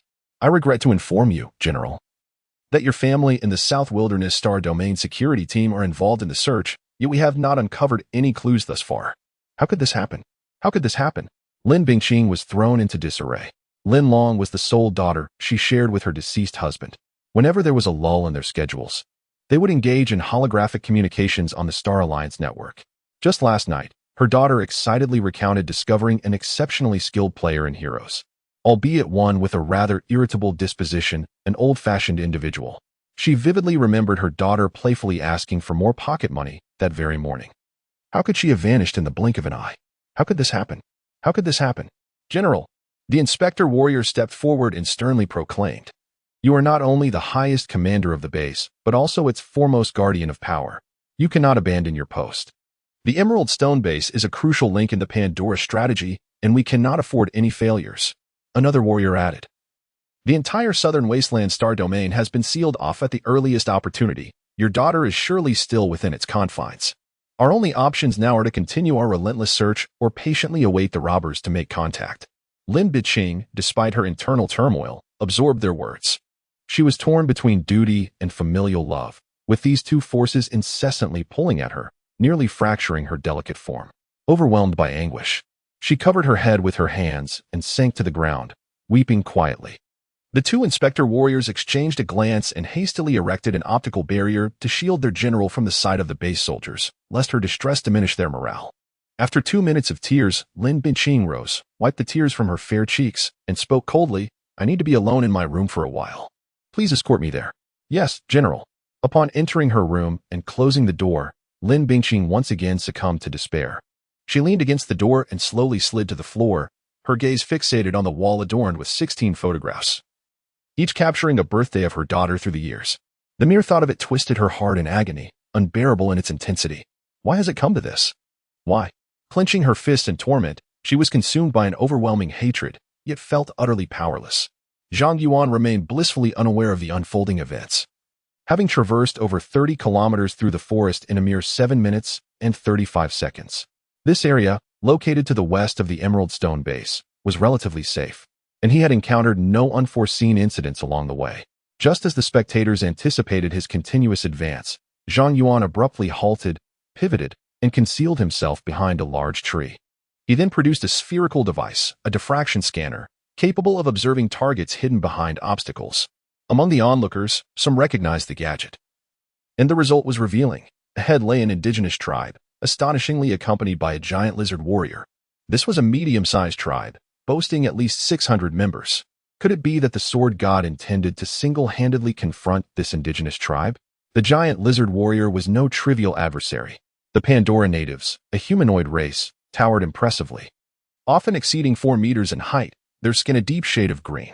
Their saliva exhibits a highly corrosive effect on metals, and they are adept with bows and arrows. Once their arrows are coated with saliva, they can penetrate even the most formidable defensive mechs with alarming ease. The giant lizard warrior represents the elite combat force among the Pandora natives, typically serving as the tribe's leader. This particular giant lizard warrior stands at an imposing 6 meters tall, his body a mass of sinewy muscle. In combat, he charges atop a thick-skinned giant lizard, which measures over 8 meters in height and weighs nearly 30 tons. The arrows loosed by the giant lizard warrior can effortlessly penetrate elite-grade defensive mechs, while his thrown spears can breach the defenses of medium force fields, showcasing an extraordinarily formidable combat prowess. The indigenous people of Pandora exhibit an exceptionally fierce temperament, harboring deep animosity towards the Earth and the demon race, both of which are seen as invaders. Provoking these natives could lead to relentless and perilous confrontations, making them a considerable nuisance. For this reason, neither the Earthlings nor the demon race would dare to antagonize these savages without necessity. It is not a matter of inability to defeat them, but rather an avoidance of unnecessary losses. However, the current circumstances differ slightly, as this particular indigenous tribe is the very target of Zhang Yuan's expedition. After meticulously surveying the conditions within the indigenous camp, Zhang Yuan boldly emerged from his hiding place, striding confidently towards the native encampment. To my astonishment, the camp harbored around 600 natives, including at least 200 warriors. Is the great swordmaster truly preparing for a one-on-one confrontation? The indomitable swordmaster, unmatched across the land, what is a mere duel matter? However, one must consider the type of mech he is piloting today merely of the ordinary class. Regardless of the spectators in the live stream expressing their confusion, Zhang Yuan advanced to within 300 meters of the indigenous camp, showing no intent to conceal himself. Chapter 51. Prophets in the Dreamlike Forest. Just as the audience grappled with their bewilderment, Zhang Yuan maneuvered around a large tree and found himself beneath a vast canopy, where visibility was ample. In an instant, he was spotted by two sentinels guarding the periphery of the indigenous tribe. With a ferocious roar, the natives howled, followed by the twang of two arrows, each 2 meters long and 20 centimeters thick, hurtling towards him from either side. Zhang Yuan raised his mechanical arm, signaling that he bore no weapons in his hands. Confronted by two incoming poisoned arrows, he maintained his arm's stillness while executing a swift series of maneuvers with his body and feet. The Fox Spirit pilot's neural interface detected his movements, prompting the mech to subtly twist, narrowly evading the arrow on the left. Subsequently, the right leg of the mech was abruptly raised, the foot slightly arched, and with a decisive stomp, it astonishingly crushed the poisoned arrow descending from the right. Typically, dodging arrows, a form of cold weaponry, is somewhat easier than evading firearms, a feat accomplished effortlessly by skilled streamers. Yet, to control a mech in such a manner as to stomp on an arrow mid-flight is a challenge of considerable magnitude. My word, a foot upon an arrow. Oh, revered sword god, behold this. The two indigenous archers were momentarily taken aback by Zhang Yuan's display, exchanging bewildered glances, their attacks momentarily faltering. Zhang Yuan continued to raise his hands, devoid of any weaponry, fully aware that the Pandora natives comprehended the significance of this gesture. The ability to craft and wield such complex tools as bows and arrows indicated that their intellect was not inferior to that of humans. Having engaged with extraterrestrials for over a decade, their failure to grasp this would be sheer folly. Observing that the natives had ceased their assault, Zhang Yuan activated the loudspeaker, adjusting the audio to a grand and resonant quality. He then proclaimed in Pandora's tongue, "Rest assured, I harbor no hostility. I am a merchant, here to conduct business." In the realm of Pandora, a voice of grandeur and depth is synonymous with strength, and strength is inherently worthy of trust. This is the instinctive first impression formed by the Pandora race. Coupled with Zhang Yuan's prior conduct, this notion was further reinforced. As for his proficiency in the Pandora language, it stemmed from his quest to uncover the true causes behind Pandora's downfall in his previous life. Pandora swiftly succumbed, and the military has remained reticent regarding the underlying causes. In the early days, Zhang Yuan, burdened by a low rank, lacked the clearance to access classified documents. Thus, he embarked on a quest for answers on his own. The fragmented accounts penned by the indigenous people of Pandora, detailing the conflicts between the two factions, became pivotal clues for him. In his pursuit to uncover the truth behind Pandora's downfall, Zhang Yuan diligently mastered the indigenous language. In the contemporary Earth Federation, it appears that he stands alone as the singular individual capable of comprehending Pandora's tongue while adeptly maneuvering mechs through the enchanting dream forest. Meanwhile, two indigenous individuals, taken aback by Zhang Yuan's ability to articulate their language, exchanged bewildered glances, uncertain of how to respond to this utterly unfamiliar situation. In the live streaming room, viewers were equally perplexed. Why can't I understand what the host is saying? Can someone translate? It seemed the host was conversing in the indigenous tongue of Pandora. Wait, aren't those NPCs? I always thought they were just making noise. They actually have a language? Come on, this is a high-stakes battlefield, not some low-quality simulation.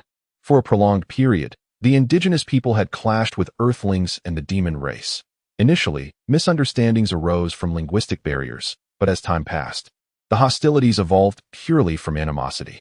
The indigenous, being at a disadvantage, suffered catastrophic losses in each encounter, fostering a deep-seated hatred for outsiders while simultaneously fearing their formidable strength. Now, this peculiar being before them could communicate. After a significant pause, one of the indigenous stepped forward and gestured emphatically at Zhang Yuan, exclaiming, "Leave. Leave. You are all divine beings sent to punish us for our wickedness. We shall never engage in commerce with malevolent entities." While communication, albeit a rejection, signifies the presence of opportunity, Zhang Yuan immediately clarified, No, you misunderstand me. I am not a malevolent being, but rather a spirit. We are distinct from the evil entities. We abhor slaughter and prefer trade. If you observe closely, do I not appear different from those wicked beings?" Zhang Yuan raised his hands and spun around. His fox spirit machine was compact, featuring a fox head and human body, exuding a whimsical charm. If one were to overlook the weaponry, it would seem entirely innocuous. One of the natives hesitated and remarked, "You are somewhat different from those evil beings. For you can speak our language, yet you bear weapons that are equally sinister." The native pointed at the large electromagnetic cannon mounted on Zhang Yuan's arm, his expression rife with disdain. After years of combat, they held a profound apprehension towards such formidable weaponry. Zhang Yuan earnestly explained, "Indeed, this is a nefarious weapon. But do you know how I acquired it?" A native instinctively inquired, "How did you come by it?" "I seized it from a malevolent being in the Black Wind Valley. He sought to end my life, and I retaliated. The divine beings favored me, allowing me to vanquish him, and I claimed his weapon as my own. It is remarkably effective. I have used it to slay at least 10 malevolent beings." "Is that truly the case?" Two natives responded with skepticism. "There is not a shade of falsehood in my words." Zhang Yuan slightly altered the tone of his voice amplifier, rendering his intonation more soothing. After a moment of silence, one of the natives spoke, "Indeed, you are markedly different from the malevolent beings we have encountered, but these fiends are adept at transformation and assume a myriad of forms." Zhang Yuan interjected, "Perhaps you could escort me to meet your chief? Your leader possesses the eye of the divine, capable of discerning the true nature of these malevolent entities with a single glance." As they conversed, numerous natives had already taken notice of the commotion, surrounding them in numbers exceeding 100, each armed with bows and arrows. Should they decide to unleash a volley upon Zhang Yuan, he might very well find himself in a perilous predicament. The audience in the live stream expressed their concern for Zhang Yuan. "The sword god is remarkably audacious. You think everyone is like you, coward? I, the great sword god, traverse the starry seas, invincible in my path." It was exasperating. The fervent fans were too numerous to engage in meaningful dialogue. Zhang Yuan's gaze drifted toward the towering figure behind the crowd of natives, the lizard warrior, the chief of this tribe. He remained vigilant, observing the lizard warrior's reactions. Should he issue an order to attack, Zhang Yuan would immediately abandon the transaction, eliminate the threat, and seize the opportunity to flee amidst the ensuing chaos, seeking another tribe for potential negotiations. The standoff lasted a full 3 minutes, the atmosphere thick with tension. "Goodness, I'm breaking into a cold sweat. Will a confrontation ensue?" Ultimately, the tribal chief parted the crowd and approached Zhang Yuan, scrutinizing him closely. "You claim to be here for trade. Thus, what do you bring, and what do you wish to take from us?" Upon hearing these words, Zhang Yuan felt a slight sense of relief, knowing that he had succeeded. This weapon, bestowed upon him by the former master of the Fox Demon Machine, was exceptionally sharp, capable of effortlessly penetrating the defenses of elite mechs. It was resistant to corrosion and proved particularly effective in the dreamlike forest. "Behold, this is a gift I present to you. It will assist you in effortlessly crafting sharp arrowheads." Zhang Yuan picked up an arrow that he had inadvertently stepped on and, manipulating the mech, swiftly began to whittle down the shaft, which measured scarcely 2 centimeters in diameter. Within 5 seconds, he had expertly fashioned 28 dagger-like points with such speed that his mechanical arm appeared to leave traces in the air. Wood shavings danced around him, and moments later, a beautifully crafted arrowhead emerged in the grasp of the Fox Demon Machine, as exquisite as if it had been produced by a 3D printer. "Esteemed leader, please take a look," Zhang Yuan said, as he sheathed the dagger and presented the meticulously carved arrow in his hands. A native warrior approached cautiously, taking the arrow from Zhang Yuan before swiftly retreating to present it to their chief. The indigenous leader examined the arrowhead with great care, occasionally reaching out to touch it. A look of clear admiration crossed his dark green visage. He had never encountered such a magnificent arrowhead in his lifetime.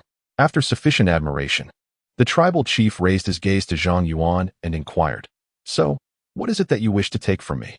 Zhang Yuan's heart soared with joy at his success as he respectfully replied, "I have heard that you collect a stone known as Ankahura, which can alleviate headaches. If you would be so kind, I would like to request 3 pieces of Ankahura." The indigenous people of Pandora possess a remarkable talent for locating rare minerals. In the language of the earth, Ankahula translates to natural palladium crystal, wherein the palladium contained is regarded as a strategic resource by both earth and the demon realm. The leader of the Gulyalu tribe seized 3 gray stones and, with a forceful throw, cast one towards Zhang Yuan, declaring, "Leave your dagger, take the stones, and depart my territory at once." Zhang Yuan gently placed the dagger on the ground and bent down to retrieve the stones. Upon glancing at them, a surge of joy surged within him. He refrained from further examination, standing upright and gradually retreating until he reached the edge of a grand tree. He then inquired, "Esteemed leader, I can bring many more valuable items. May we continue our commerce in the future?" The tribal leader pondered for a moment before nodding, "Indeed. But you must not bring any companions. I will only trade with you, as I harbor no trust for others." This successful transaction instilled a nascent trust in Zhang Yuan. "Thank you very much, esteemed leader." 8 more minutes elapsed, leaving him with 2 hours and 25 minutes. Zhang Yuan swiftly retreated into the thicket, continuing his pace toward the base without pause. In 6 minutes, he traversed 29 kilometers through the dense forest, the emerald stone base coming into view. He then retrieved the gray stone once again for meticulous observation. The audience in the live stream could also witness this moment. Although they beheld an image of the stone processed through the game, its form nearly indistinguishable from reality, with the system merely annotating specific information on the stone. Upon the emergence of this information, the live stream erupted with excitement. "My goodness, natural high-purity palladium crystal, and such a sizable piece. The Sword God has struck a lucrative deal with the natives, exchanging a carbon dagger worth 1 million star coins for 3 pieces of palladium crystal, an extraordinary profit. O Sword God, I implore you to initiate a Pandora native language training course. I wish to enroll at once." Chapter 52. The Black Cat Queen Palladium Crystal. A natural crystalline form of palladium isotopes, holds immense value, with its price calculated by the gram.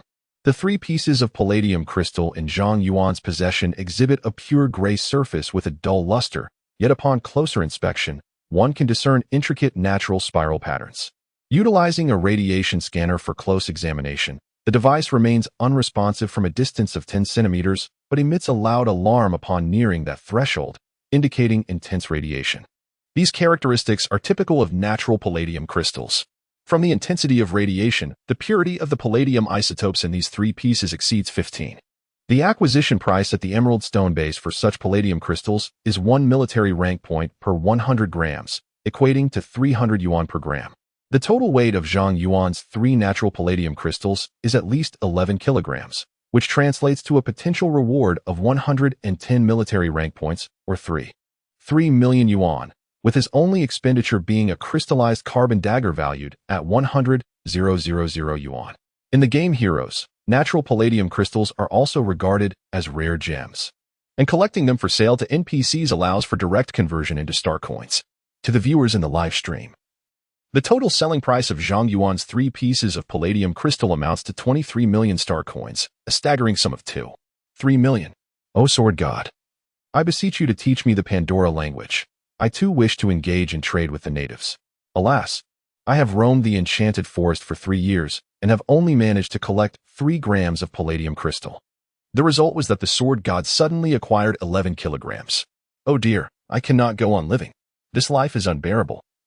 I must venture to hunt the natives. To the advanced battlegrounds to hunt the natives. I see you are the one being hunted, aren't you? In truth. Even Major Wang Zhengyi, who has been continuously monitoring Zhang Yuan at the Emerald Stone base, was taken aback. These natives can engage in trade? Historically, encounters between Earth and the natives have always resulted in conflict. After defeating the natives, Earth occasionally reaps some natural palladium crystals, but the cost is substantial.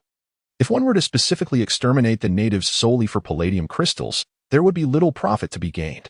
Yet now, this player known as Demon Slayer has managed to extract profits from the natives through trade, yielding returns dozens of times greater. The Major fell into deep contemplation. He suddenly realized that the military strategy regarding the natives had been gravely misguided. If trade with the natives is possible, then deeper exchanges could also be pursued. These natives possess unparalleled familiarity with the forests. What if they were employed as scouts to investigate the movements of the demon clan? With this thought, the Major's eyes lit up, feeling as though he had unlocked an entirely new strategic perspective. He promptly captured the surveillance footage and approached Colonel Li Ran, the temporary commander of the base. "Commander, I believe you should take a look at this." Colonel Li Ran, having just ascended to the position of the highest commander of the base, was overwhelmed with various matters, especially after the Eagle outpost suddenly lost contact. He was busy to the point of distraction and instinctively replied, "Just leave it there. I will find time to review it." The Major insisted, "Commander, I believe you should examine this matter immediately. It pertains to our strategy on Pandora." Li Ran furrowed his brows, setting aside his current tasks to face Major Wang Zhongyi. "I shall grant you 5 minutes to elucidate your reasoning." Major Wang saluted, taking hold of the video and with a gentle tap. A holographic display of Zhang Yuan's transaction with the indigenous people materialized in the air. As the video played, he explained, "Commander, this mercenary is fluent in the Pandora dialect. He has just successfully completed a transaction with the indigenous tribe, exchanging a crystallized carbon knife valued at 100,000 yuan for an 11-kilogram piece of high-purity natural palladium crystal. Observe this." With a light touch, Major Wang magnified the irregular, grayish stone, which at first glance appeared unremarkable. However, upon a tenfold enlargement, its surface revealed an extraordinary feature, adorned with spiraling halos that emitted a faint glow. This phenomenon was a result of the decay of palladium isotopes combined with the intense planetary magnetic field of Pandora, representing the most significant characteristic of natural palladium crystals. At this juncture, Li Ran, the lieutenant colonel, found himself increasingly intrigued. His previously cold, steely gaze now brimmed with eagerness as he focused intently on the palladium crystal. "Are you suggesting that this item was procured directly from the indigenous tribe?" "Indeed," Major Wang affirmed. "To be precise, it was acquired by a player with the ID Demon Slayer, using a carbon dagger, and the entire process transpired without any conflict." Lieutenant Colonel Li Ran pondered for a few moments, and he soon comprehended the Major's intentions. He gestured emphatically in the air and proclaimed, "This is indeed splendid news. Immediately enlist those scholars researching Pandora. If we can establish a connection with the natives, we may gain a strategic advantage."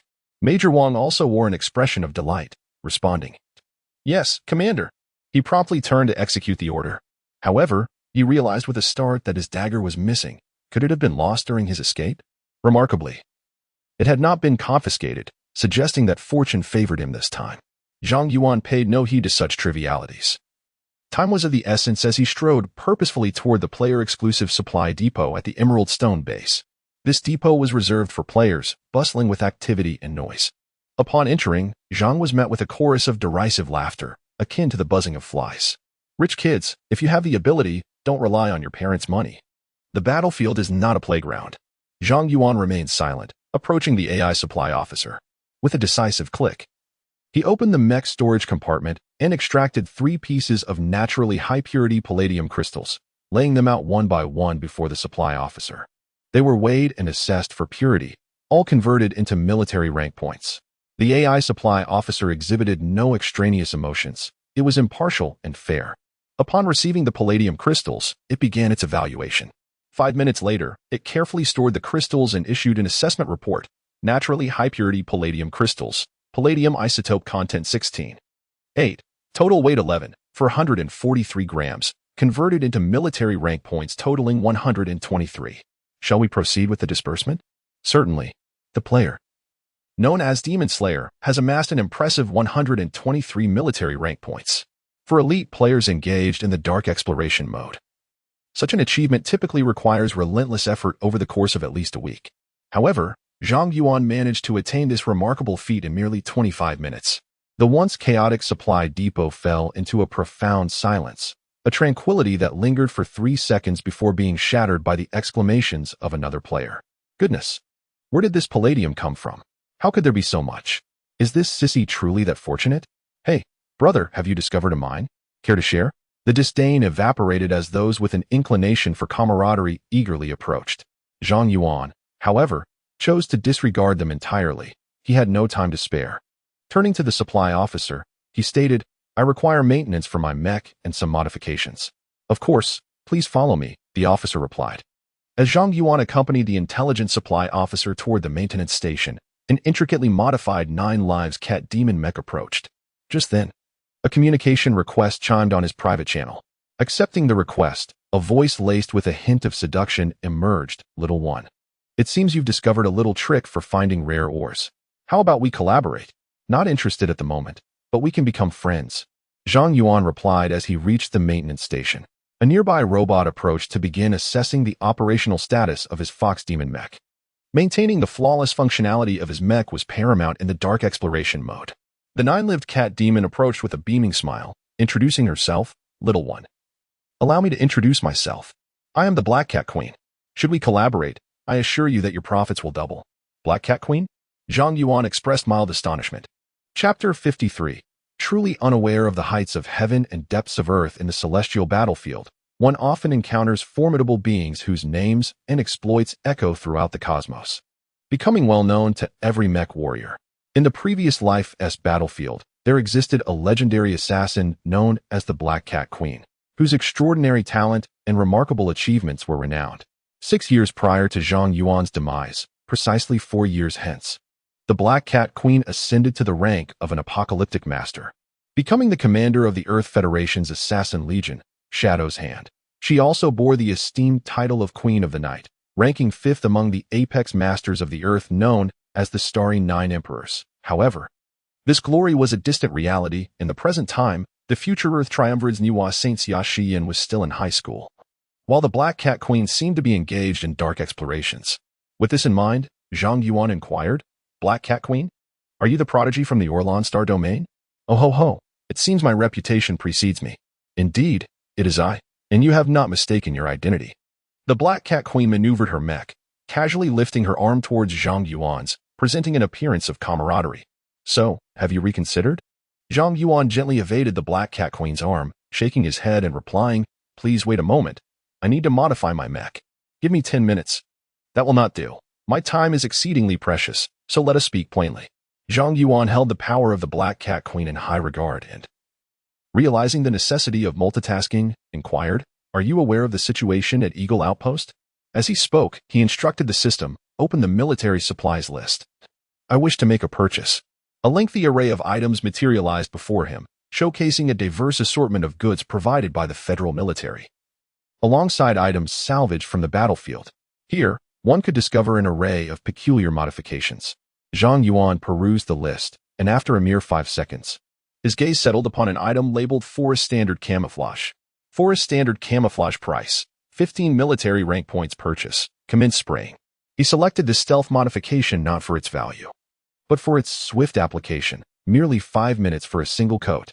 As the spraying commenced, the transformation was underway within that brief span. Several flexible metallic hoses extended from the maintenance station, beginning to apply the new paint onto the Fox Demon mech. Once Zhang Yuan completed his task, the Black Cat Queen inquired, So, are you preparing to venture to Eagle Outpost? I advise you to reconsider. The mission at Eagle Outpost is fraught with peril. In less than half an hour, 5 skilled individuals have already perished, and sending your ordinary mech there would be futile. Zhang Yuan then expended an additional 20 military rank points to install a medium silencer on the Fox Demon mech, a modification that required 13 minutes to complete. With the forest camouflage and silencer combined, the Fox Demon mech would possess commendable capabilities for stealthy maneuvers in the forest. Unexpectedly, the Black Cat Queen chuckled and directly shook her head in refusal. I have no interest. I have invested considerable effort in modifying this mech. If it malfunctions, the loss would be significant. Zhang Yuan furrowed his brow slightly and inquired, Once the Eagle Outpost falls, if the northern gate of the Emerald Stone Base is breached, the base will find itself in a precarious position, and the situation in the Dream Forest will become exceedingly perilous. I am fully aware. The Black Cat Queen abruptly waved her hand, her voice tinged with annoyance. However, one must possess self-awareness. Do you know who just faltered on the front lines? Who? The White Emperor. She revealed an ID. The White Emperor. Is he not piloting the mech known as Demon Hunter? Zhang Yuan's heart jolted. He certainly recognized the White Emperor. In fact, among all players currently engaging in the dark exploration mode, there was hardly anyone unfamiliar with this ID. The White Emperor, one of the future Earth's 3 saints, and the pilot of the mythical mech Panga the Great, was a versatile pilot, regardless of the mech's type. Once it fell into his hands, it would come to life, unleashing astonishing lethality. Such a formidable figure as the White Emperor had also succumbed during this reconnaissance mission. It was no wonder the Black Cat Queen hesitated to accept the task. She shrugged her shoulders and remarked, "He is piloting the demon hunter. If he cannot succeed, then it would be unwise for us to make a fuss. The base has already dispatched true mech warriors to scout the Eagle outpost. Let me put it this way, this matter has exceeded the capabilities of us mercenaries." Zhang Yuan remained silent. Since his rebirth, he had prided himself on his mech operation skills, believing himself to be on par with any genius in the world. Yet, there were always outliers. Individuals endowed with unparalleled talent capable of shattering anyone's confidence. The White Emperor was such a person. His defeat had palpably instilled pressure in Zhang Yuan. However, Zhang Yuan's mental fortitude surpassed the imagination of ordinary individuals. In his previous life, during the final battle, his body was nearly obliterated. Yet he managed to break through enemy encirclements and perish alongside the Black Demon Mech, a testament to his resilience. After a brief pause, he lifted his head and declared, "It is all within one's control. After all, I am merely a standard-grade mech. If it explodes, so be it." Truly ignorant of one's own limitations, the Black Cat Queen remarked before disregarding Zhang Yuan entirely and turning away. "Ding. Your modifications have been completed, taking 15 minutes and 37 seconds. Modification intelligence activated. Purchase energy until fully replenished. Commencing charging, estimated duration 27 seconds, costing 2 military rank points. Ammunition fully stocked. Commencing loading, costing 4 military rank points. Purchasing ultra-high energy ion dagger. Ultra-high energy ion dagger is now ready, costing 15 military rank points. To be candid, purchasing these items with military rank points was not as economical as acquiring them with currency. However, monetary transactions would consume considerably more time, and time was Zhang Yuan's most pressing scarcity. Once all the equipment was loaded, he glanced at the clock. Another 4 minutes had elapsed, leaving less than 2 hours until the Eagle outpost's imminent fall. Without hesitation, he departed from the mech maintenance platform, moving forward without pause, heading straight for the Emerald Stone base's exterior. As he arrived at the entrance of the supply depot, the voice of the Black Cat Queen resonated once more through the private channel. "Are you truly intent on courting death?" Upon reaching the entrance of the Emerald Stone base, Zhang Yuan suddenly perceived a hazy shadow beside him. Turning his head, he recognized it as the optical invisibility activated 9 lives Cat Demon Mech. The Black Cat Queen had indeed followed him. "What are you staring at? I am merely an assassin-type mech. The defensive base is of little consequence to me. Reconnaissance missions are my forte." Zhang Yuan chuckled, his limbs subtly moving. The engine of the Fox Demon Mech emitted an almost inaudible roar, and the mech's speed surged dramatically, darting into the dense forest like a wisp of smoke. "That little rascal has quite the temper." The Black Cat Queen immediately accelerated, her 9 lives Cat Demon Mech silently trailing closely behind Zhang Yuan. In the live broadcast room, the stream commenced as the Demon Slayer swordsman activated a high-level battlefield mission, reconnaissance of the Eagle outpost. The audience in the live room, still present, perked up at the announcement, excitement coursing through them. Here it comes, a thrilling spectacle awaits.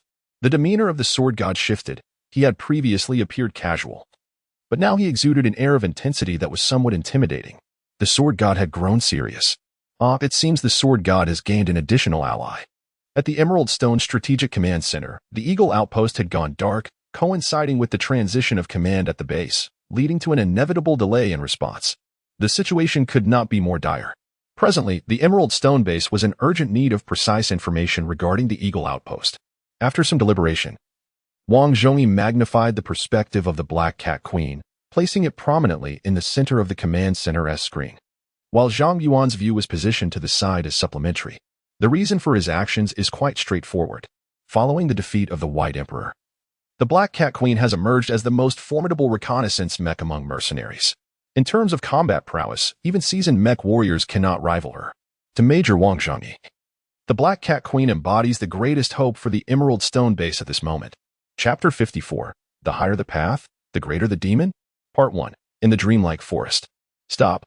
Zhang Yuan suddenly exclaimed. The Fox Spirit Mech, previously racing forward, came to an abrupt halt, transitioning from extreme motion to utter stillness in an instant, silently and without a trace. Subsequently, the Fox Spirit Mech deftly darted behind a thicket. The Black Cat Queen felt a jolt of surprise, although she could not discern the reason. She sensed an enigmatic depth to Zhang Yuan's abilities and did not dare to underestimate his words. In haste, she too concealed herself behind a large tree. Zhang Yuan remained motionless, crouched beside the thicket, as the forest camouflage began to take effect. After 2 seconds, the mech's exterior transformed into a deep purple hue, perfectly mirroring the color of the thicket's leaves. The entire mech seamlessly blended into the shrubbery, making it exceedingly difficult to detect the fox spirit mech, even upon close inspection. Gently leveling the magnetic rail cannon mounted on the right arm of the mech, Zhang Yuan elucidated through the squad channel. Look at the opposite hillside. What do you see? The Black Cat Queen gazed over, initially struggling to discern the details. She promptly adjusted the focal length of her holographic camera and scrutinized for over half a minute, only to be taken aback. It was the mech of an Earth mercenary, its exterior intact, devoid of any new scars. Wait a moment, that's the cheetah. And its pilot is also a skilled operator, known by the ID Killer. No signs of battle were evident in the vicinity. The cheetah mech lay incapacitated. The sole explanation for this predicament was a startling one. The Black Cat Queen, taken aback, instinctively switched to a private channel, pondering whether the demonic forces had interfered with the control signals of the ether hyperlink. It seemed plausible.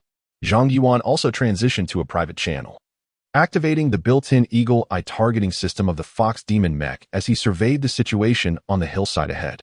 But how could this be possible? The demon race possessed mercenaries of their own. Would they not fear collateral damage from such actions? The incredulity was palpable in the Black Cat Queen's voice. Humans employed player-controlled mechs as mercenaries to mitigate combat losses, and the demon race was not foolish. They had developed similar remote control systems. Thus, on the front lines, it was often the remotely controlled mechs that clashed first. Only in the final moments of battle would true mech warriors enter the fray. The ether signal represented a unique mode of communication, remarkably stable and virtually impervious to spatial distance. Theoretically, it was immune to interference. However, in the realm of reality, absolutes were rare. While the ether signal was exceedingly difficult to disrupt, the ether receiver could indeed be destroyed. If Zhang Yuan's deductions were accurate, the ether receiver within the cheetah mecha head had likely become inoperative. He elaborated, "This is a crucial route to the Eagle Watchtower. If I am not mistaken, demon mercenaries should be lying in ambush on the hillside, armed with directional rhodium magnetic guns." Rhodium magnetic guns? What manner of weapon is that? The Black Cat Queen pondered. This demon-slaying swordsman seemed to possess an abundance of knowledge. The so-called rhodium magnetic gun was something she had never even heard of. Target detected.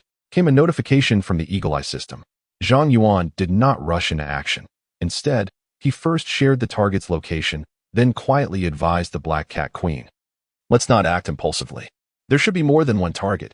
I will do my best to locate them all." Afterward, he elaborated. From the early 20th century to the mid-21st century, Earth experienced a technological explosion, the core of which was electromagnetism. The primary medium for electromagnetism is iron. Thus it can be referred to as the ferromagnetic era. By the mid-21st century, Li Ziyuan discovered palladium magnetism, a novel force initially identified in the metal palladium, heralding the palladium magnetic era and leading to the brilliance we witness today. Rhodium magnetism should represent the forthcoming technological age, with sub-ether being one of its scientific advancements. Do not take it too literally. The Black Cat Queen understood, and her tone grew grave. Are you suggesting that the technology of the demon race has once again surpassed ours? The fundamental reason the Earth military is less formidable than the demon race lies in technological backwardness. The technological level of Earth's mechas is generally a generation behind that of the demon race, creating a chasm of death. Countless Earth warriors have sacrificed their lives, shedding blood to bridge this gap, and this has barely maintained the current strategic equilibrium between Earth and the demon race. In terms of battlefield comprehension, Zhang Yuan possesses a depth of insight that far surpasses the current Black Cat Queen by 100-fold. However, he has endured countless experiences and witnessed the brilliance of innumerable human geniuses and the valor of countless martyrs who have sacrificed their lives. Even he himself has faced the shattering of his own being. Now, the initial fervor has subsided, and his concerns for humanity's fate have crystallized into an unyielding belief. As long as humanity endures, Earth shall prevail. Thus, his heart remains tranquil as water. In the midst of conversation, the Eagle Eye system of the Fox Demon mech once again pinpointed a concealed target, which Zhang Yuan promptly shared with the Black Cat Queen. The directional detonation of the rhodium magnetic gun should be based on the orientation of the launch point. resulting in a conical explosion that affects a wide area. The stealth technology of the demon race surpasses our own. I cannot guarantee the detection of all targets. To be prudent, we must implement some rudimentary defensive measures. What do you mean? Defensive measures?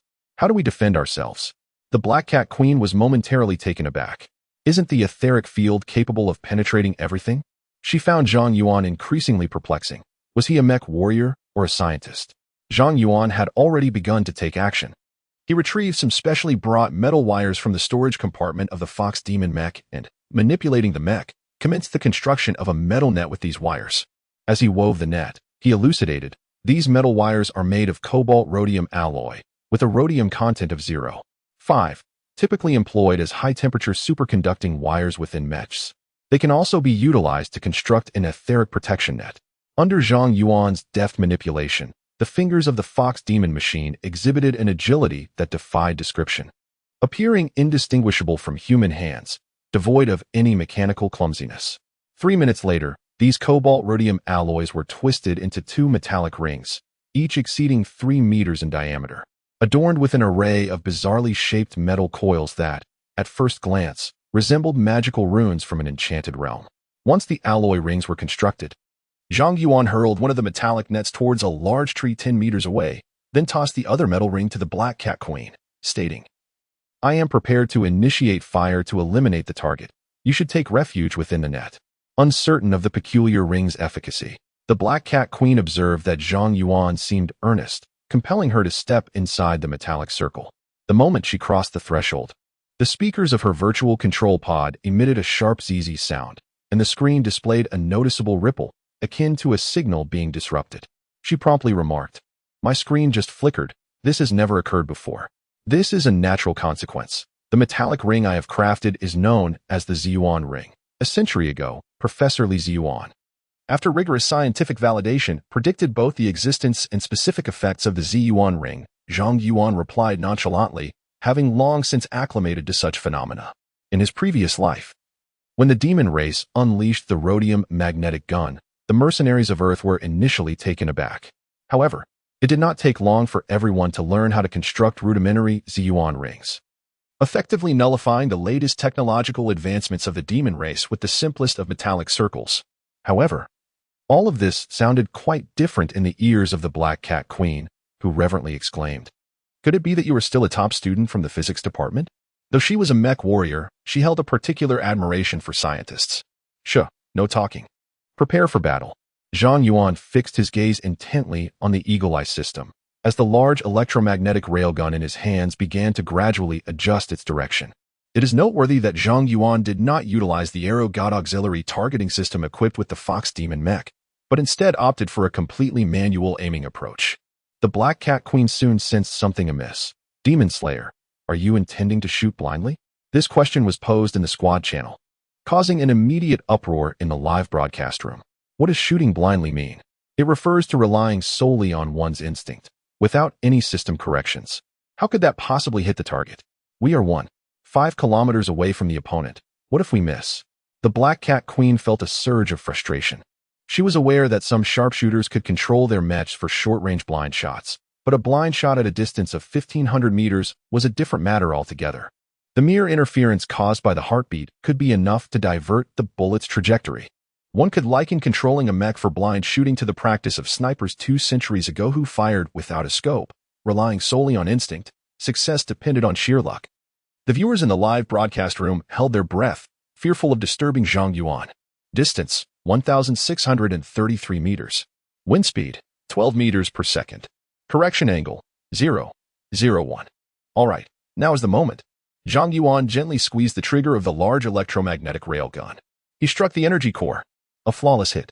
Zhang Yuan had no time to celebrate. In the instant he pulled the trigger, he commenced high-speed maneuvers, executing 23 tactical operations within a mere 0.1 seconds.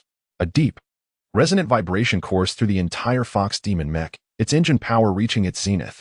With an astounding 300 horsepower propelling it, the compact frame of the Fox Demon, weighing less than 6 tons, rolled across the ground as if it had teleported, landing seamlessly within the 10-meter radius of the Ziyuan circle, almost instantly. Less than half a second after he had rolled into the Ziyuan circle, The demon's spiral laser cannon and rhodium magnetic gun unleashed their strikes simultaneously. The spiral laser cannon was designed for precision, aimed directly at Zhang Yuan's previous hiding spot. However, he had already evaded, leaving only a mound of earth in its wake. In contrast, the rhodium magnetic gun delivered a conical strike, encompassing a vast area. The transmission speed of the sub-ether waves was unimaginably swift, nearly disregarding spatial distance, rendering evasion impossible. Both the Black Cat Queen and Zhang Yuan's mech found themselves engulfed in the rhodium magnetic assault. Chapter 55, Where the Path is High. The Demon Soars Higher? Part 2. ZZZZ. ZZZZ. ZZZZ. Zhang Yuan observed numerous undulating wave-like patterns appearing on the screen of his virtual mech cockpit, indicating that the sub-ether signal receiver was inundated with a plethora of extraneous useless signals. Had it not been for the Zhiyuan circle, the sub-ether receiver would have been obliterated. Although his body was separated from the Pandora Dream forest by hundreds of light years, the Black Cat Queen was still startled by the unusual commotion, trembling in fear. She understood that without the protective metallic circle surrounding her, her mech would undoubtedly share the same fate as the cheetah on the hillside ahead. In that fleeting moment, Zhang Yuan did not remain stationary. Instead, he began to maneuver the mech in slow circles. Due to size constraints, the Demon Clan's rhodium magnetic gun exhibited insufficient power. To incinerate the ether receiver on the distant mech, it required sustained fire for more than 2 seconds. This was Zhang Yuan's opportunity for counterattack. "What are you doing?" the Black Cat Queen shouted. The ether wave peaks were converging for positioning. Positioning successful. The opponent's coordinates, 455, 21, 356, were acquired. And with accurate coordinates, everything would be manageable. With a swift motion, Zhang Yuan's limbs engaged, the Fox Demon mech knelt on one knee, forming a stable triangular firing platform. The large magnetic rail gun on its right arm elevated, activating the Eagle Eye system. After 0.8 seconds, he spotted the target. The adversary was concealed behind a rock, their mech adorned with perfect optical invisibility. The ether field emitted by the rhodium magnet transcended spatial distance, capable of penetrating most materials, including stone. The demon mech's actions did not compromise the efficacy of the rhodium gun, while simultaneously ensuring its own protection. Had it not been for the activation of the rhodium gun, revealing a vulnerability, discovering its presence solely through the Eagle Eye would have been a Herculean task. With the large magnetic railgun aimed at the demon mech's position, the Arrow God system commenced automatic optimization of the projectile trajectory. After 0.3 seconds, Zhang Yuan felt a slight tingling sensation in his fingertips, indicating that the Arrow God system had completed the trajectory correction. Without hesitation, he decisively pulled the trigger. The colossal electromagnetic railgun unleashed its fury once more. A brilliant incandescent beam akin to the Sword of Divine Retribution, piercing through the rocky concealment of the demonic mech with the ease of piercing tofu. It subsequently struck the demonic mech hidden beyond the rock. Through the Eagle Eye system, Zhang Yuan observed the demonic mech being hurled over 20 meters away by the impact of the railgun's projectile, its rhodium magnetic gun sent flying from its grasp. The armor on the mech's chest was severely deformed. However, thanks to the cushioning effect of the rock, it remained operational. Seizing the opportunity, the enemy began to roll on the ground, intent on retrieving the rhodium magnetic gun. Alas, the rocks provided ample cover. Zhang Yuan sighed inwardly, yet his hands and feet moved with unwavering resolve. In a flurry of swift maneuvers, the Fox Demon mech rolled out from the Zhiyuan circle, and as it did, to ensure safety, it extended a hand to retrieve the Zhiyuan circle lying on the ground. "I'll handle him," declared the Black Cat Queen, as the 9-lived cat demon mech sprang forth from the forest like a cheetah. Within a mere 0.2 seconds, she had dashed 100 meters, her explosive power astonishing. Zhang Yuan caught a glimpse of her out of the corner of his eye, but there was no time for contemplation. He arched his body, and the Fox Demon mech moved in tandem, positioning its most fortified rear towards the location he had just vacated. The enemy possessed 3 mechs, and by firing the cannon, he had inadvertently revealed his position. A counterattack was imminent. Suddenly, the high-energy proton cannon of the 3rd demonic mech unleashed its devastating assault, offering no respite whatsoever. The sheer might of the high-energy proton cannon was terrifying, although the concentrated proton stream did not directly strike Zhang Yuan's Fox Demon mech. The impact with the ground unleashed a hail of scattering protons, some of which grazed the protective shell of the Fox Demon mech. The sound of a hissing noise echoed as numerous high-temperature molten metal grooves appeared on the surface of the fox demon's mech shell, causing the mech to tremble violently as if on the verge of disintegration. It was, after all, merely a standard-grade mech. Its armor was regrettably too thin. Zhang Yuan silently lamented this, and without hesitation, he initiated a counterattack. He skillfully maneuvered the mech to roll across the ground, regaining a stable stance just as 5 seconds elapsed. The massive electromagnetic railgun had recharged, its arm lifting as the barrel adjusted with precision, supported by his acute combat awareness. The barrel of the railgun was almost perfectly aligned with the distant demon clan's long-range assault mech. With remarkable accuracy, the optimization time of the Arrow God system was significantly reduced, and approximately 0.1 seconds later, Zhang Yuan squeezed the trigger once more. A muffled thud resonated as a brilliant white line abruptly manifested, piercing through the opposing demon mech with pinpoint precision, leading to its explosive destruction. Only one mech remained. Zhang Yuan felt fortunate to have always carried the Zhi Yuan circle, positioning himself within its protective boundary. The powerful etheric interference crackled to life again. Yet it was unable to breach the Zhi Yuan circle's defenses. Just as Zhang Yuan raised his weapon to retaliate, the etheric disturbance unexpectedly ceased. He turned his gaze towards the opposite hillside, only to discover that the Black Cat Queen had, at some point, traversed over 1,000 meters. Her left dagger was embedded within the cockpit of the demon mech, while the right dagger effortlessly cleaved the rhodium magnetic gun in two. The battle had come to an end. Acknowledging Zhang Yuan's gaze, she withdrew her dagger, waved at him, and then activated her optical camouflage, vanishing from sight. Zhang Yuan smiled faintly, acknowledging the formidable prowess of the Black Cat Queen. Indeed, accompanying her to the Eagle Watchtower proved to be an astute decision. This battle primarily revolved around long-range skirmishes and within the viewer's perspective in the livestream. The Demon Realm's rhodium magnetic gun had been transformed by the quantum superbrain into the sub-ether gun, while Zhang Yuan's circle was aptly named the sub-ether shield. Although there was some distortion, it did not detract from the audience's experience of the palpable tension and exhilaration of real battlefield combat, where life and death hung in the balance. Goodness, is this what advanced battlefield mode entails? The NPCs are terrifying. The Sword Goddess shots are remarkably precise. 1 shot, 2 shots, 3 shots, all lethal strikes. That assassin is impressive too. During her sprint, I could hardly keep pace with her speed. And this is merely an appetizer. How intense will it be once we reach the Eagle Watchtower? Emerald Stone Base. After years of conflict between Earth and the Demon Realm, despite substantial losses, Earth's technological advancement has surged at an astonishing rate, largely thanks to the Demon Realm serving as a formidable teacher. Yes, Commander. Dreamlike Forest. Zhang Yuan has reunited with the Black Cat Queen once more, and to prevent ambushes from the rhodium magnetic gun, they both secured the Zhi Yuan circle onto the exterior of their mechas. We are still 70 kilometers from the Eagle Watchtower, at our current speed. We should arrive in approximately 25 minutes. The Black Cat Queen shared the map with Zhang Yuan, drawing a red line on the screen. Following this line will ensure the shortest route. Zhang Yuan scrutinized the route, his fingers deftly tapping the screen, generating an entirely new path. The demon race was well aware that this was the shortest route, and it was bound to be rife with ambushes. Beyond the threat of the rhodium magnetic gun, formidable demon mercenaries would directly intercept them. Although this new route was slightly longer, it offered enhanced safety. The Black Cat Queen contemplated the path for a moment before nodding in agreement. I concur. Furthermore, the demon race possesses advanced technology capable of detecting etheric signals. As we utilize etheric signals to remotely control our mechas, we will inevitably expose ourselves.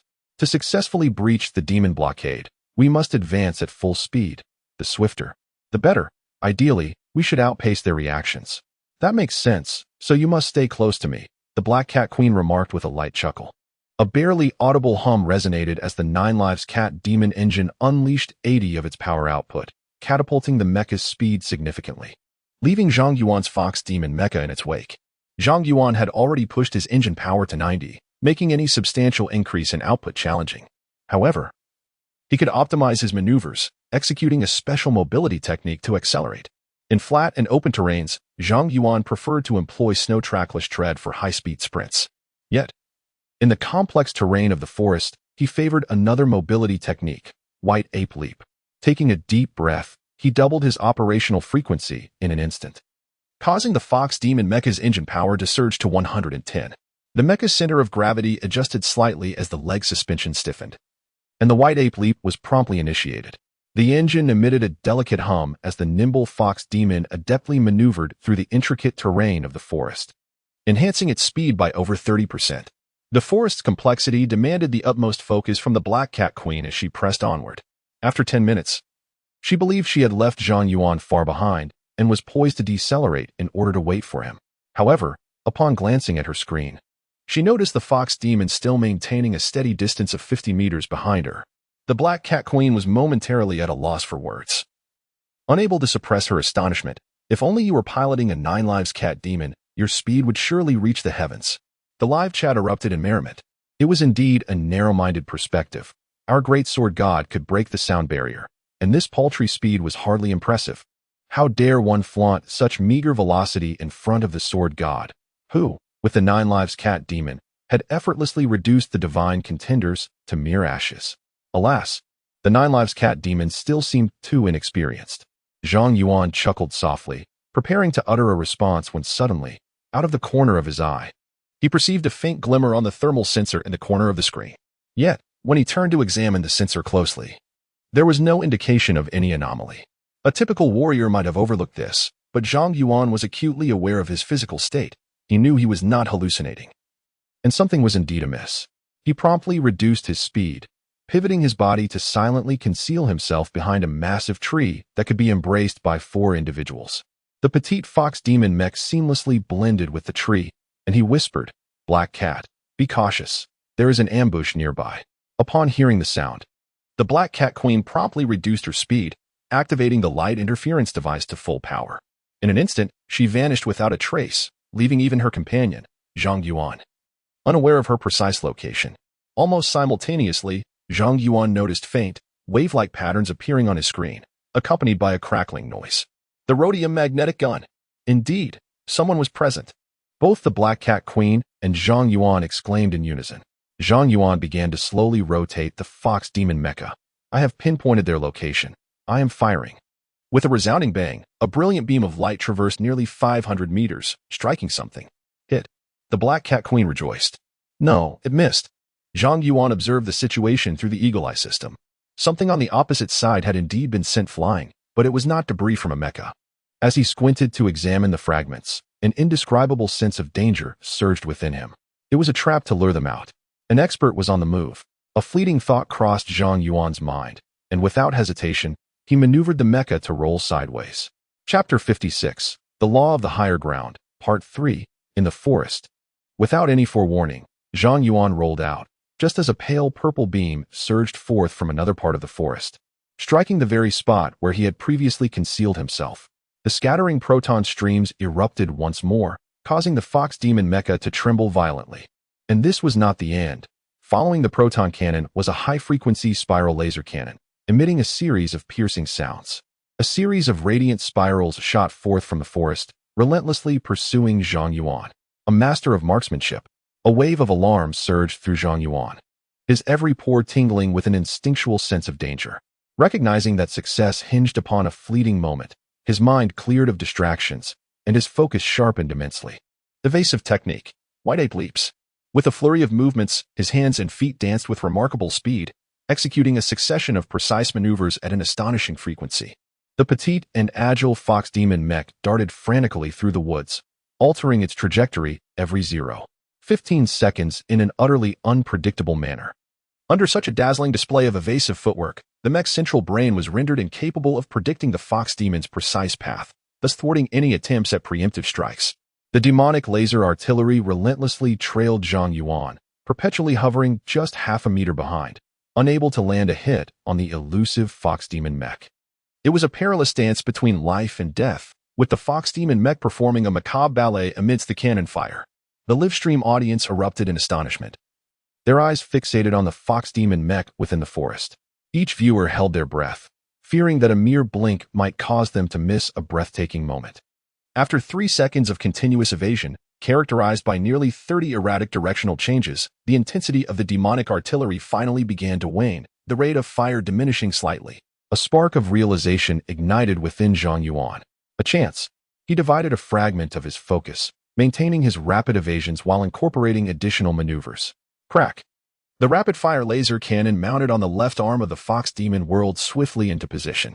The shooting vector 325 232 indicated that the target was undergoing rapid and erratic displacement, rendering accurate localization impossible. The numbers on the shooting vector changed with astonishing speed, each vector lasting no longer than 0.2 seconds. Zhang Yuan realized that he too was incapable of precise aiming. This adversary was formidable. Not only was the cannon exceedingly accurate, but it also consistently anticipated Zhang Yuan's counterattacks. Upon detecting any movement from Zhang Yuan, it immediately began to evade with remarkable speed. With no other options, Zhang Yuan had to rely on his honed shooting instinct. He raised his arm and commenced blind firing, not seeking to hit, but rather to suppress the opponent's firepower, patiently waiting for a critical opening. Bursts of blue and white lasers erupted from the forest, firing every 0.3 seconds with terrifying precision. The impact points of the laser cannon closely followed a vague shadow moving within the opposing thicket, each strike nearly grazing the adversary's heels. Maintaining a distance of no more than 30 centimeters, the slightest misstep from the opponent would spell disaster. Under such relentless bombardment, the spiral laser cannon of the demon mech fell silent, forced into a full retreat by Zhang Yuan's unyielding pressure. The tide of battle had shifted, yet Zhang Yuan was acutely aware that his situation had not improved. The forest terrain was exceedingly complex, and any scenario could unfold. The enemy could seize an opportunity to counterattack at any moment. There exists no universal technique for evasion, and it was entirely possible that fortune favored his opponent today, potentially leading to the demise of his fox demon. For seconds later, the demon mech indeed seized an opportunity, delivering a resounding blow with a proton cannon to Zhang Yuan. Anticipating the attack, Zhang Yuan executed a roll and took cover behind a boulder, poised to counterattack, but a barrage of spiraling lasers descended once more from above, compelling him to evade frantically. The audience in the live stream had swelled to an astonishing 12 million. As the holographic display showcased an intense exchange of fire amidst the forest, where both sides unleashed an array of intricate evasive maneuvers without hesitation. Each shot was a challenging blind fire, as if guided by an unseen eye, with the fox demon mech narrowly escaping the clutches of death at every turn. The spectators were utterly engrossed in the spectacle, occasionally exclaiming in awe, immersed in this visual feast composed of lasers, proton streams, magnetic railgun projectiles, and armored mechs. Meanwhile, the Black Cat Queen remained motionless, observing from her position, though Zhang Yuan engaged fiercely with the demon sniper. Her reluctance to assist stemmed from a palpable awareness of a demon assassin mech lurking nearby.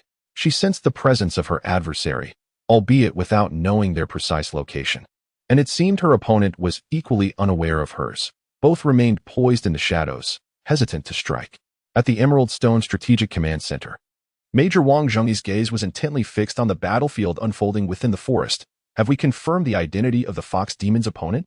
The demonic long-range assault mech is undoubtedly a master of its craft. Not only is its marksmanship extraordinarily precise, but it can also swiftly intercept the impromptu trajectory established by Zhang Yuan.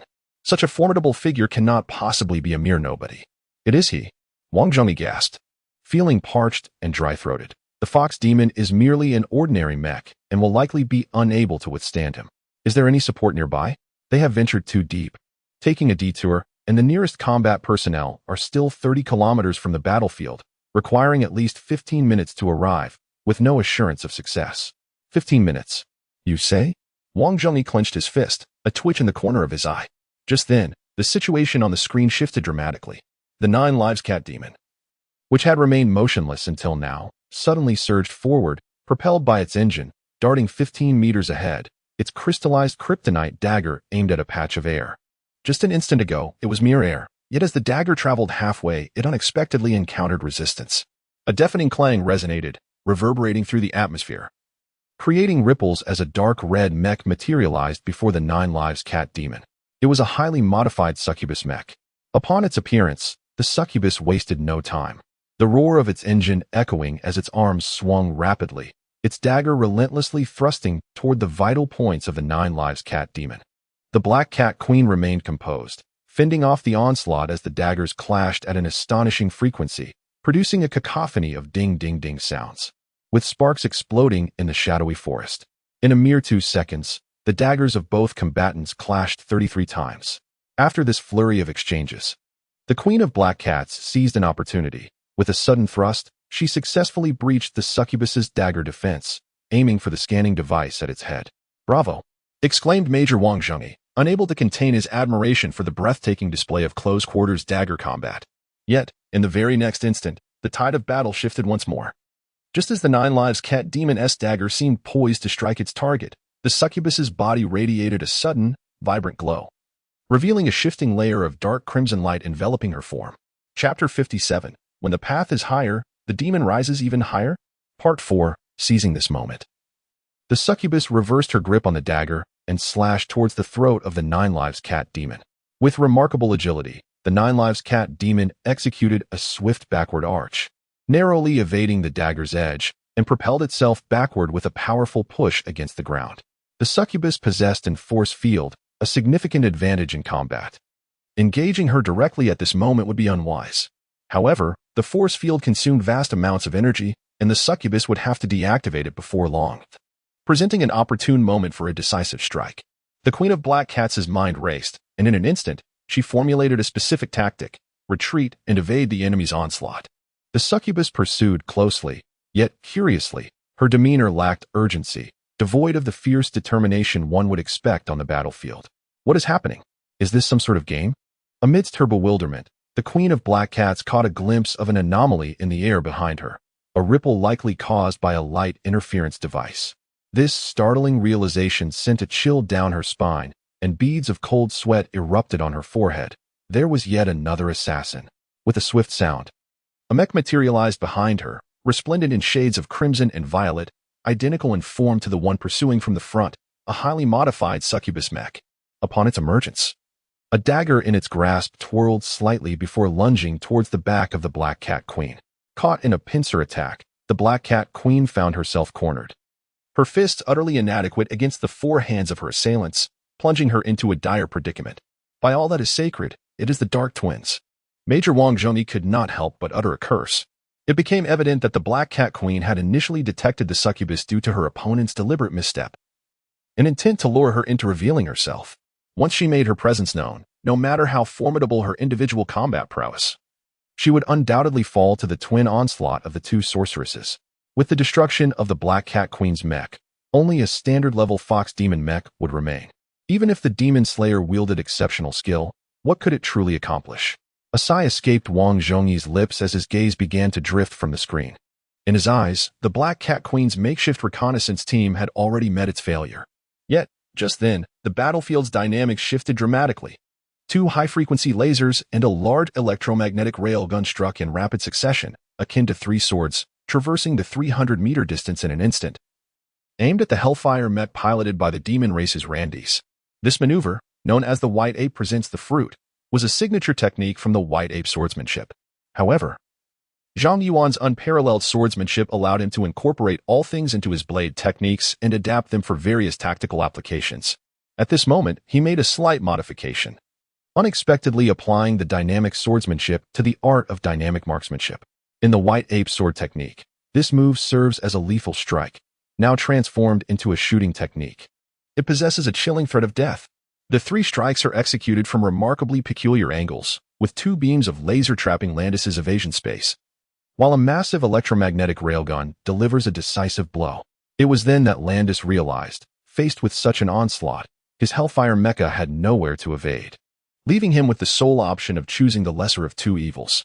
In this life and death crisis, the Hellfire mecha was compelled to accelerate, narrowly escaping the large electromagnetic railgun by mere millimeters.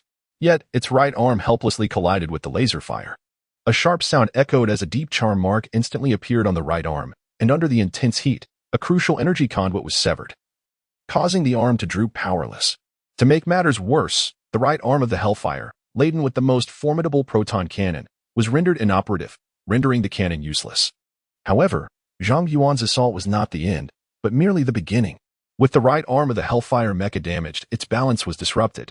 Seizing the opportunity, Zhang Yuan simultaneously maneuvered the mecha to continue evading at high speed to prevent a desperate counterattack from his opponent while unleashing a barrage of high-frequency laser fire. In an instant, lasers rained down upon the Hellfire mecha. The mecha found itself in a dire predicament, and after several evasive maneuvers, it ultimately failed to avoid the onslaught. With a soft puff, the left leg of the mecha was struck by another blast. A crisp crack followed, as the mecha lost its balance and fell to the ground. With its leg fractured, the mecha was stripped of its mobility, and the fate of the Hellfire mecha was sealed. Zhang Yuan's frequency of operations did not diminish, rather, it escalated. His evasive maneuvers persisted unceasingly as he continued to unleash firepower. With two sharp sounds, two beams of laser energy were almost simultaneously unleashed, striking the energy core of the Hellfire mech with pinpoint accuracy. The Hellfire mech erupted in a cacophony of blue flames. The tide of battle turned within a mere 2 seconds. In the blink of an eye, the Hellfire mech was obliterated, while the Fox Demon mech emerged unscathed, save for a few scorch marks from the scattered proton streams. What? The Hellfire has been defeated. Wang Zhengyi's eyes, resembling those of an ox, widened in disbelief, nearly popping from their sockets. In truth, it was not only he. Everyone in the command center observing this battle bore expressions of exhilaration and incredulity. Such an achievement on the battlefield was nothing short of legendary. In the live broadcast, a torrent of donations flooded the screen, followed by a chorus of admiration. I was drenched in cold sweat, overwhelmed by the suspense. I needed to find my calming elixir, for my heart was struggling to keep pace. The advanced battlefield was truly remarkable, resembling a real combat zone so closely that it was utterly terrifying.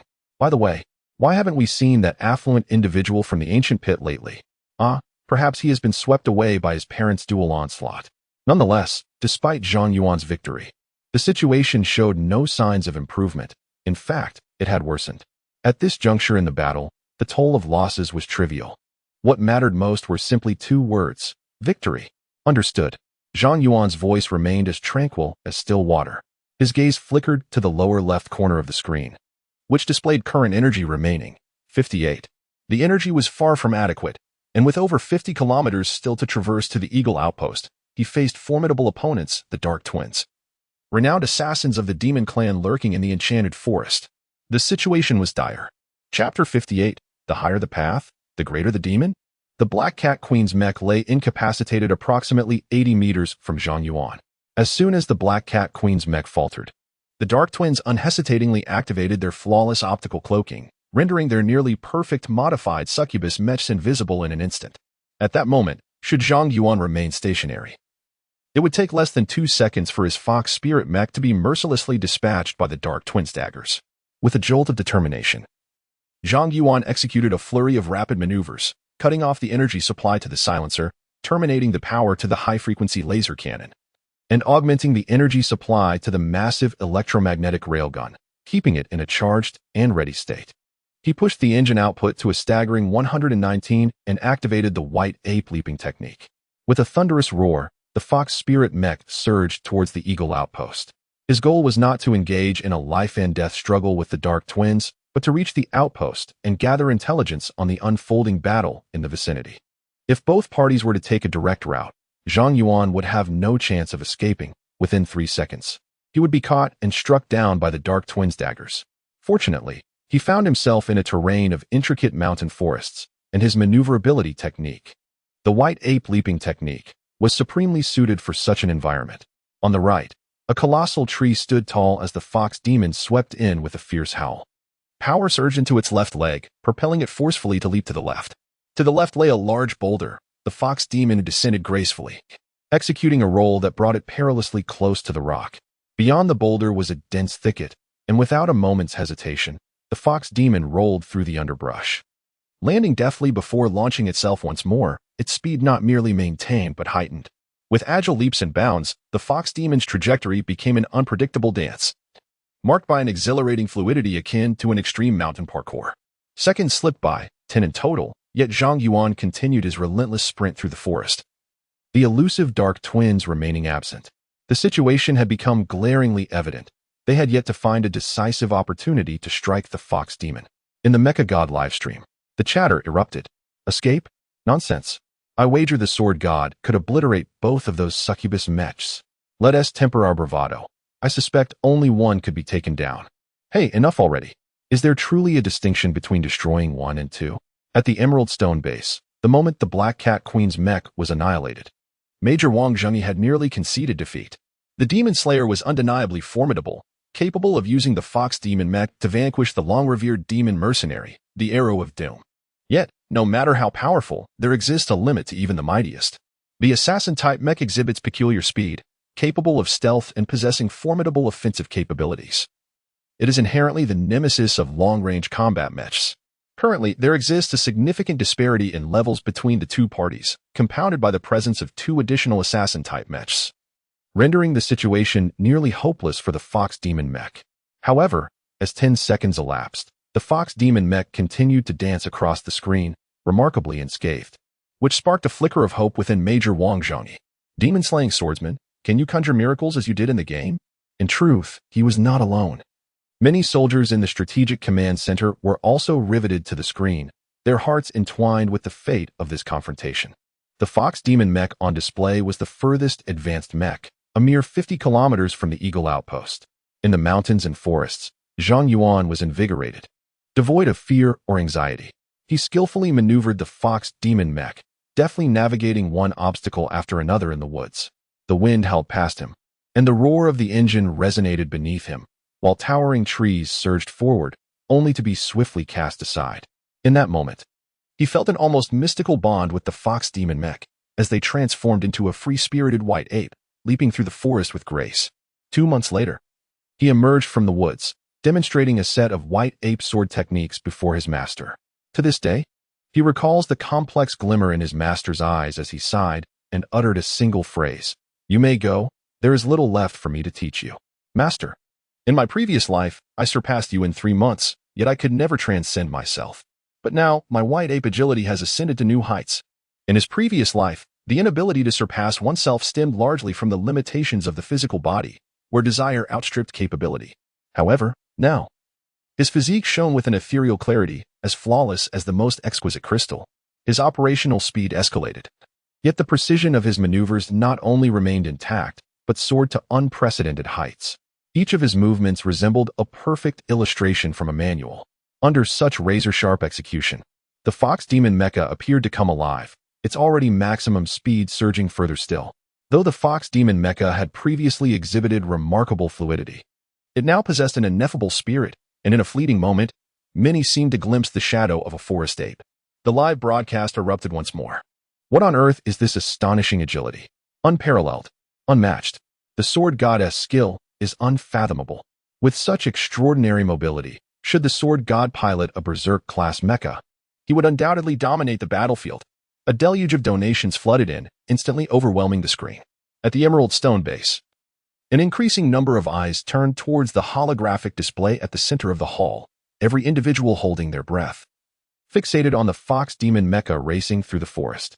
Regardless of whether they belonged to the Combat Analysis Department or the Tactical Command Division, or whether they possessed the ability to pilot a mecha, everyone present acutely felt a profound resonance on a spiritual level emanating from this ordinary class mecha. This is an extraordinary display of unparalleled skill, manifesting naturally after reaching the pinnacle of excellence. Every individual who witnesses it firsthand cannot help but feel a sense of despondency, for attaining such a realm seems nearly impossible in their lifetime. Such is the way of things. Wang Zhongyi's gaze remained fixed on the screen, and he could not suppress a sigh within. What a pity, what a pity. Yet at present, it was merely a standard-level mech. Wang Zhongyi's eyes involuntarily drifted to the lower right corner of the screen, where the remaining energy of the Fox Demon Mech was displayed, 52, and the energy was dwindling. He hoped Zhang Yuan could perform a miracle, but reason told him this was merely a fanciful wish. On the demon's side, Landis and the Dark Twins were forming a team. To his dismay, Landis' Hellfire had just been destroyed by a Fox Demon Mech, causing the Arrow of Misfortune great frustration. Nami. Naylan, how fares your situation? Landis inquired glumly. Indescribable, neither good nor bad, came Nami's serious reply. Landis was taken aback. What does that mean? It's just an ordinary fox demon. Can't you handle it? Has that earthling summoned reinforcements? Naylan interjected. No assistance has arrived. However, the pilot of this Fox Demon Mech is exceedingly skilled and moves with remarkable speed. We are having some difficulty keeping up. Is that so? Wait. I have a communication coming in. Landis fell silent for several seconds before suddenly saying, Ladies, I have just received news. The White Emperor has re-entered the battlefield and is swiftly approaching your direction, piloting his modified mech, Guan Yu. The White Emperor. Guan Yu. Nami, Nalan exclaimed in unison. Is that the Ashen Ranger Longmill? The news of Longmill alleviated the sisters' anxiety considerably. Nami exhaled softly, smiling. No problem. However, her voice abruptly shifted. Be careful, sister. Chapter 59. When Virtue Rises, Malevolence Ascends? Part 6. In the enchanting dreamland forest, as Nami cried out, the fox demon mech, which had been racing ahead, was leaping over a ravine. In that fleeting moment, the mech's camouflage rendered it almost ethereal, as if it were gliding gracefully through the air. Yet, that was not all. While suspended mid-air, the right arm of the fox demon mech began to pivot, and as it turned, the magnetic railgun mounted upon it unleashed a blinding white blaze. The mech was charging, ready to fire. Nalan, too, did not dare to be complacent. She immediately maneuvered the mech to retract its form, seeking refuge behind her sister. Little did they expect that the fox demon would hold the formidable magnetic railgun aloft, maintaining it in a state of readiness without firing. Throughout the entire maneuver, the fox demon's movements were fluid and natural, devoid of any hesitation. Its massive magnetic railgun perpetually hovered at the brink of activation, neither defensive nor offensive. This was the most vexing aspect of the encounter. Observing the fox demon widening the gap they had painstakingly closed, Nalan felt a surge of frustration. Sister, how can we pursue it? Nami remained silent for several moments before she spoke. My energy is down to 45. If it falls below 30, we must retreat. Her mech was equipped with a small field generator, a remarkably effective device, though it consumed a significant amount of energy. The total time she had activated it was no more than 15 seconds, during which she endured 13 strikes, causing her mech's energy to plummet by 35. Coupled with the additional energy expenditure from combat and running, her reserves had unwittingly dipped below half. More alarming was the fact that if her energy fell below 30, the enemy could forcibly fire upon her. The colossal magnetic railgun possessed sufficient power to directly breach the field, inflicting catastrophic damage upon her demoness mech. Nalan could not suppress her frustration. Sister, are we really going to give up? If this word gets out, how can we face anyone in Pandora again? Logic urged Nami not to pursue any further, yet in this world, myriad factors could influence a person's final decision. Reason often proved to be a mere suggestion. I understand. Sister. The two witches accelerated once more, racing after Zhang Yuan. Meanwhile, Zhang Yuan instinctively leaped through the forest, remaining ever vigilant for any unusual sounds behind him. Detecting a stealthy assassin mech required a keen awareness of numerous factors: sound, abnormal thermal radiation from the exhaust vents, and subtle fluctuations in the force field surrounding the mech could all betray the presence of an assassin.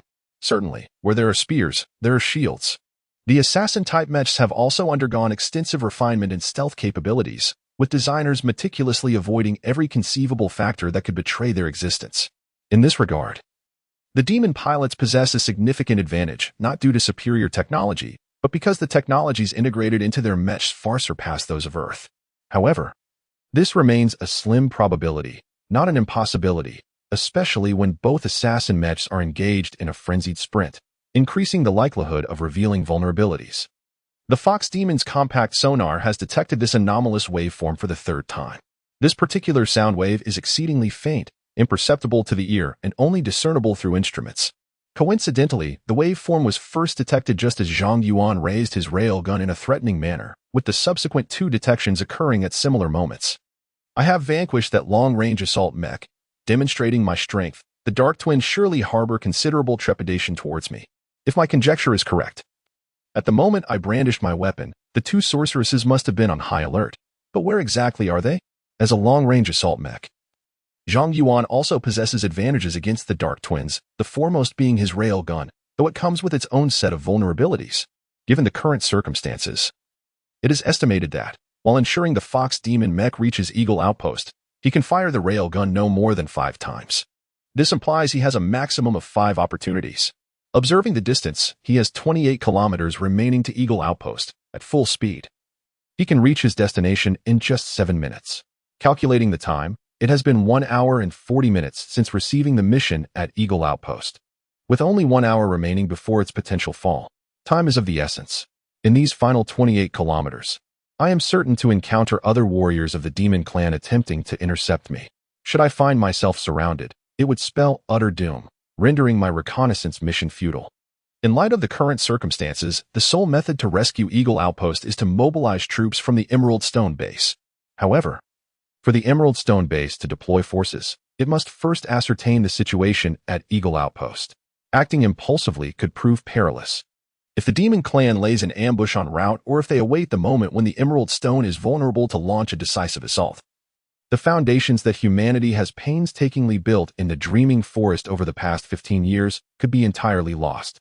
These considerations flashed through Zhang Yuan's mind, leading him to the conclusion, I must resolve the troubles behind me. I must either shake them off or eliminate them. With the enemy concealed and myself in the light, evasion was nearly impossible. I could only obliterate their mechs. Just as this thought crossed his mind, a dense white mist suddenly emerged from the woods ahead. This was the miasma of the forest, highly toxic to humans, yet mechs could traverse it safely. The mist was not only thick, but also expansive, and more importantly, it lay in a low-lying area with little wind, allowing its contours to be sharply defined. An opportunity, Zhang Yuan mused inwardly, as his hands and feet began to operate at high speed. When he was 30 meters from the edge of the mist, his mech accelerated, piercing through the white fog like an arrow. He had found it. As he initiated this maneuver, the audience in the live stream was suddenly jolted to attention. Since being pursued by the Dark Twins, Zhang Yuan had been in constant flight, occasionally deploying his massive railgun merely to intimidate his adversaries. However, upon entering the white mist, the situation underwent a dramatic transformation, and the demeanor of his mech shifted instantaneously. If he had previously been the prey, the Fox Demon mech had now metamorphosed into the hunter. Many viewers in the live stream, having witnessed several of his broadcasts, immediately sensed this change, erupting in exclamations of astonishment. Here it comes. My goodness, the instantaneous operation count has surged to 303, truly extraordinary. Chapter 60, Height of Virtue, Height of Malevolence? Part 7, Command Center of the Emerald Stone Base. He perceived more information than the average individual. He observed Zhang Yuan accelerating his maneuvers upon entering the white mist and, after a moment's reflection, comprehended Zhang Yuan's intentions. What a splendid opportunity! He clenched his fist. But another thought flickered through his mind. Could I seize this chance if it were mine?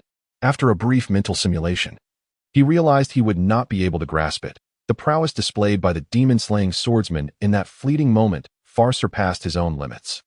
He could only watch in admiration, knowing he could not replicate such skill. The others in the command room also gazed intently at the holographic screen.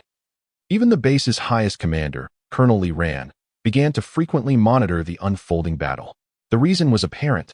At that moment, Zhang Yuan was the reconnaissance mech closest to the Eagle Outpost, a mere 25 kilometers away, the dreamlike forest. As Zhang Yuan ventured into the mist, he refrained from remaining idle, for such an action would undoubtedly arouse the suspicions of the Dark Twins. Instead, he maintained a rapid pace forward.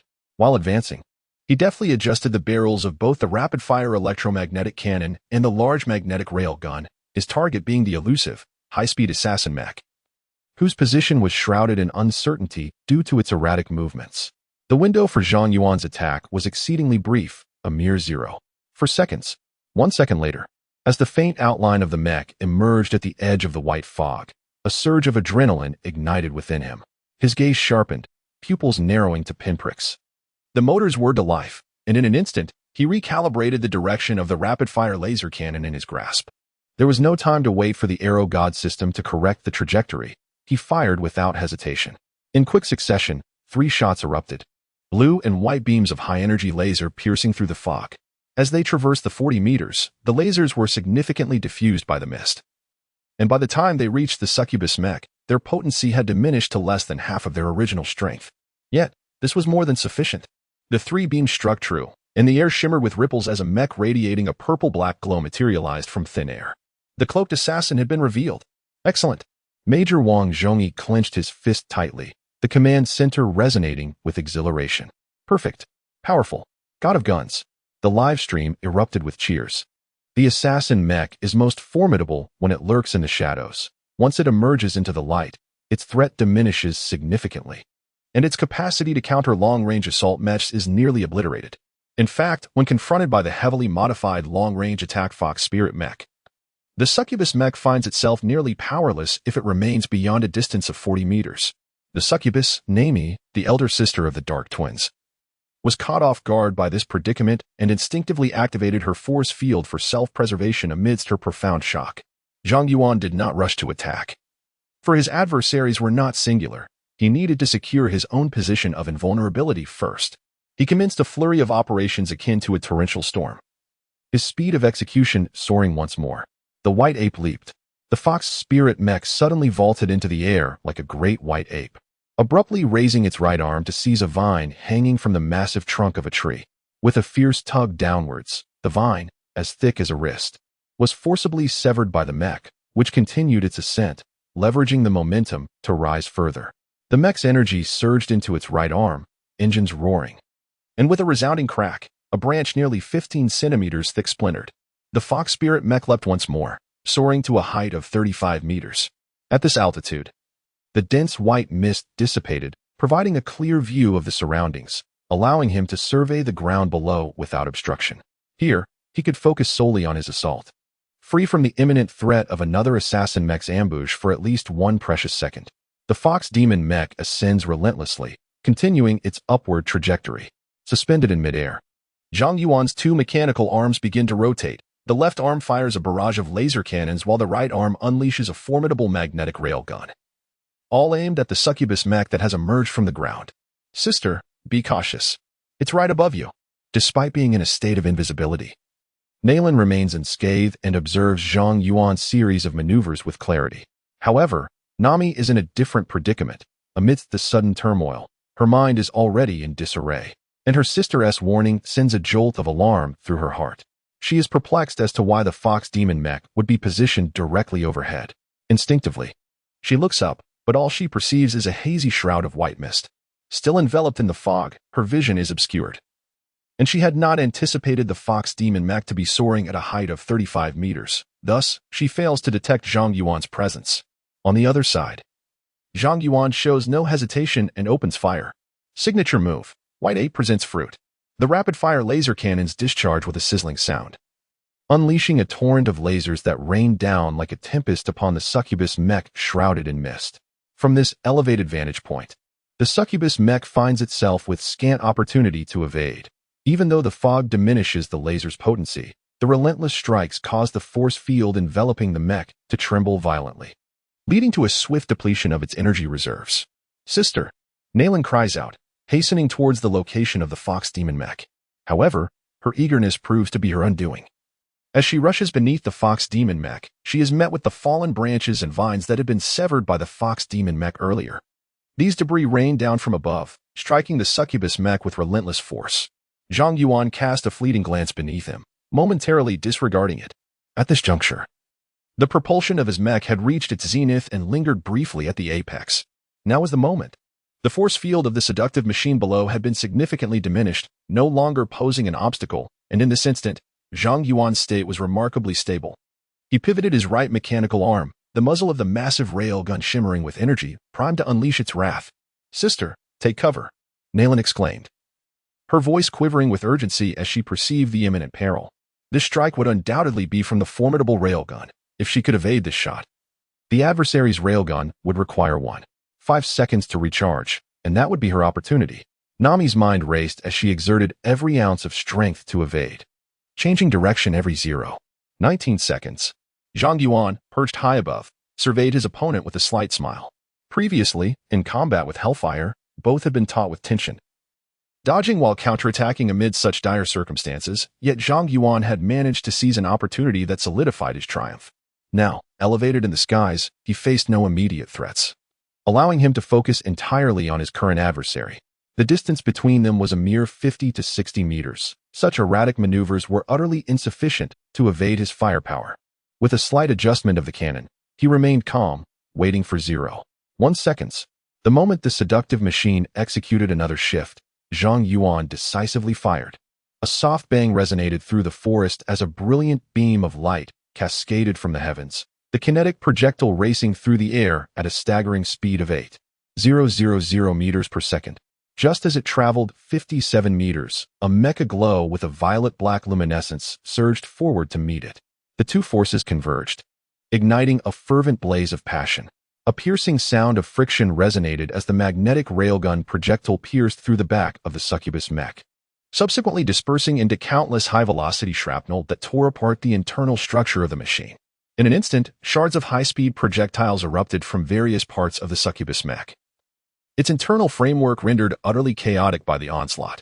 The immense kinetic energy of the large magnetic railgun propelled the debris of the mech several meters away. One shot, and it was over. All evasions turned into mere jest, and every defense proved futile.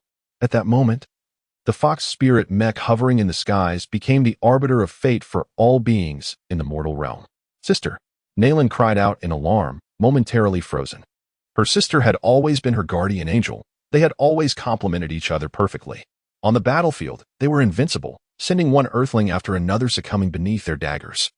The taste of failure was unfamiliar and profoundly bitter to her. Her sister was gone. What was she to do now? She momentarily forgot that she was still on the battlefield, facing another arbiter of fate. In front of Zhang Yuan, even the slightest misstep could magnify into a bitter harvest of death. Now, Naylin dared to appear lost and despondent before him. Such recklessness was tantamount to courting her demise. He then redirected the large magnetic railgun, waiting a second for it to cool down before decisively aiming at a vacant spot on the ground and firing. Earlier, when the vines had fallen, Zhang Yuan had disowned the whereabouts of another succubus mech. A resounding explosion of blinding light erupted as a battered and broken succubus mech suddenly appeared on the ground. The Dark Twins have fallen. Zhang Yuan glanced at his remaining energy, which stood at 32, sufficient for him to reach Eagle Watchtower. With a soft thud, the Fox Demon mecha gracefully leaped from the vines, accelerating swiftly until it vanished from the mist. Within the fog, the once dreaded succubus twin assassins, who had instilled fear in countless Earth warriors, lay transformed into mere heaps of scrap metal. Had he truly triumphed?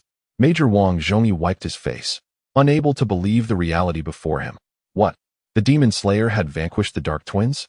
And he was still piloting the Fox Demon mecha? In the dreamlike forest, a mecha radiating platinum brilliance abruptly halted. It was the Guan Yu mecha piloted by the White Emperor. "I, the Great Sword God, am invincible. Who dares to contest my might?" A voice in the live stream shouted, only to be met with an eerie silence, as no one dared to refute. "The Demon Clan, have you been defeated?"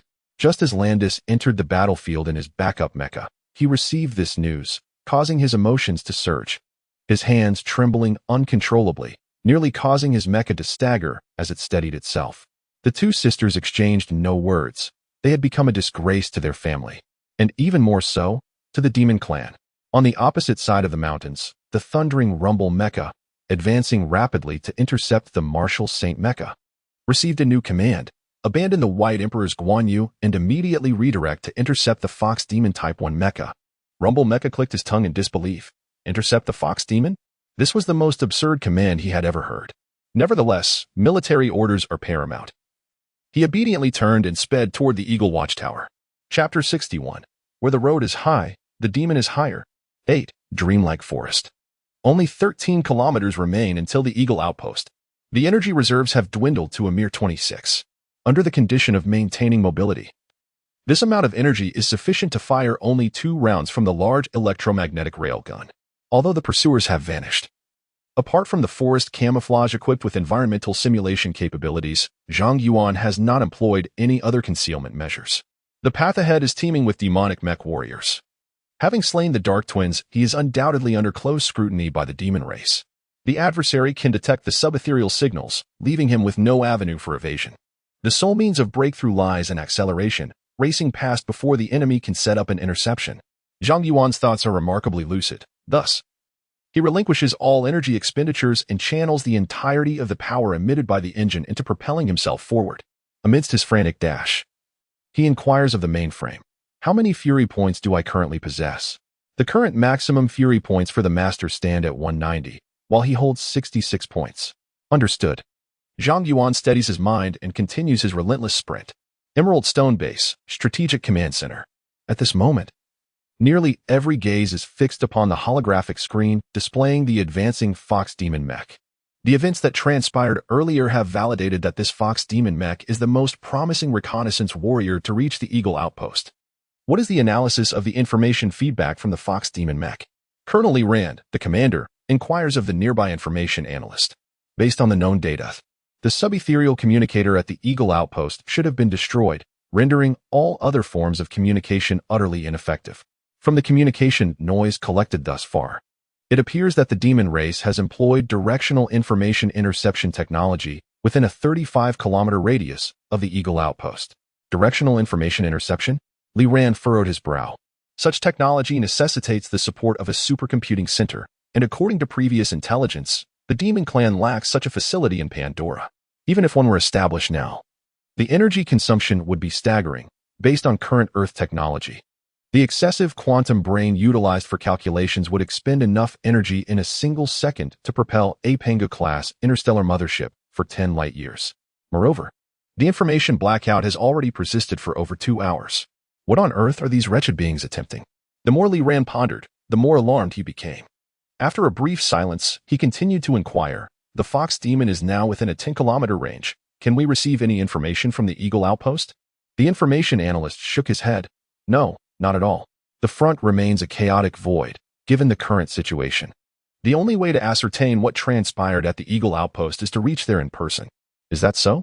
Colonel Li Ran gazed at the Fox Demon mech displayed on the holographic screen. "In the last 10 kilometers, will it succeed?" Placing all hope on a mere ordinary mech always instilled in him a sense of trepidation, as if the weight of the world rested on a single thread. At that moment, a soldier reported, "Commander, the White Emperor's Guan Yu has also reached a distance of 20 kilometers, while the Black Cat Queen is at 28 kilometers away." The White Emperor and the Black Cat Queen? Colonel Li Ran's eyes sparkled with excitement as he gestured. "Bring them onto the screen." Suddenly, Li Ran recalled another matter. What is the status of the reconnaissance soldiers who were dispatched earlier? These reconnaissance warriors are regular troops of the base. In light of the mercenaries' failures, the Emerald Stone base was compelled to dispatch genuine mech warriors to the Eagle outpost. The situation is dire. The battlefield monitor reported, "The forest is densely populated with numerous demon mercenaries, numbering at least over 300, while our dispatched reconnaissance warriors total a mere 200. Upon entering the forest, they encountered fierce resistance, and the casualty rate has already soared to a staggering 30.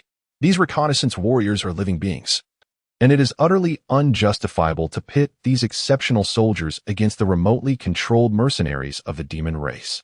Li Ran took a deep breath and issued a series of commands. The reward for scouting the Eagle outpost will be increased by 100, and each mech will be provided with a free Zhuan circle to counter the rhodium magnetic guns. He ordered the reconnaissance warriors to retreat. "Understood, Commander." As the Emerald Stone base underwent a series of adjustments, Zhang Yuan advanced another 3 kilometers, leaving less than 7 kilometers to the Eagle outpost. At this juncture, Zhang Yuan, who had been charging forward relentlessly, suddenly altered his approach. The silencers installed on the mech began to operate at full capacity, reducing the speed of advance and subtly adjusting the trajectory to a more gently toned route. On this path, the forest camouflage of the Fox Demon mech proved to be highly effective. From the screen's perspective, had it not been for the intelligence core specifically indicating the presence of the Fox Demon mech, the onlookers would have scarcely perceived its existence. Why has the speed decreased? This was the bewilderment of all observers. At present, no one comprehends the motivations behind Zhang Yuan's actions. The sole possessor of that knowledge is himself.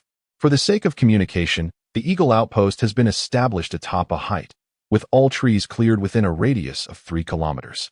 The ground has been laid with an even, high-strength flooring. This 3-kilometer span also constitutes the artillery coverage zone of the Eagle outpost, rendering it nearly impossible for the demonic forces to approach within that distance unless they deploy a massive army for a direct assault. In a past life, numerous military analysts, upon examining the remnants of the Eagle outpost, concluded that during this conflict, the demons must have mobilized at least 4,000 mech warriors. Among these, over 2,800 warriors were equipped with various siege machinery to assault the Eagle outpost, while more than 1,200 others were strategically positioned between 3 to 7 kilometers from the outpost to intercept any stragglers from the Emerald Stone base. On the battlefield of Ur, there were indeed warriors who managed to breach the blockade set by the demonic mercenaries. However, in the end, they were ultimately vanquished by the true mech warriors of the demons, never obtaining the critical intelligence regarding the distribution of demonic forces surrounding the Eagle outpost. The lack of clarity in this intelligence led to indecision within the command hierarchy of the Emerald Stone, and by the time they resolved to deploy troops 3 hours later, the opportunity had already slipped away.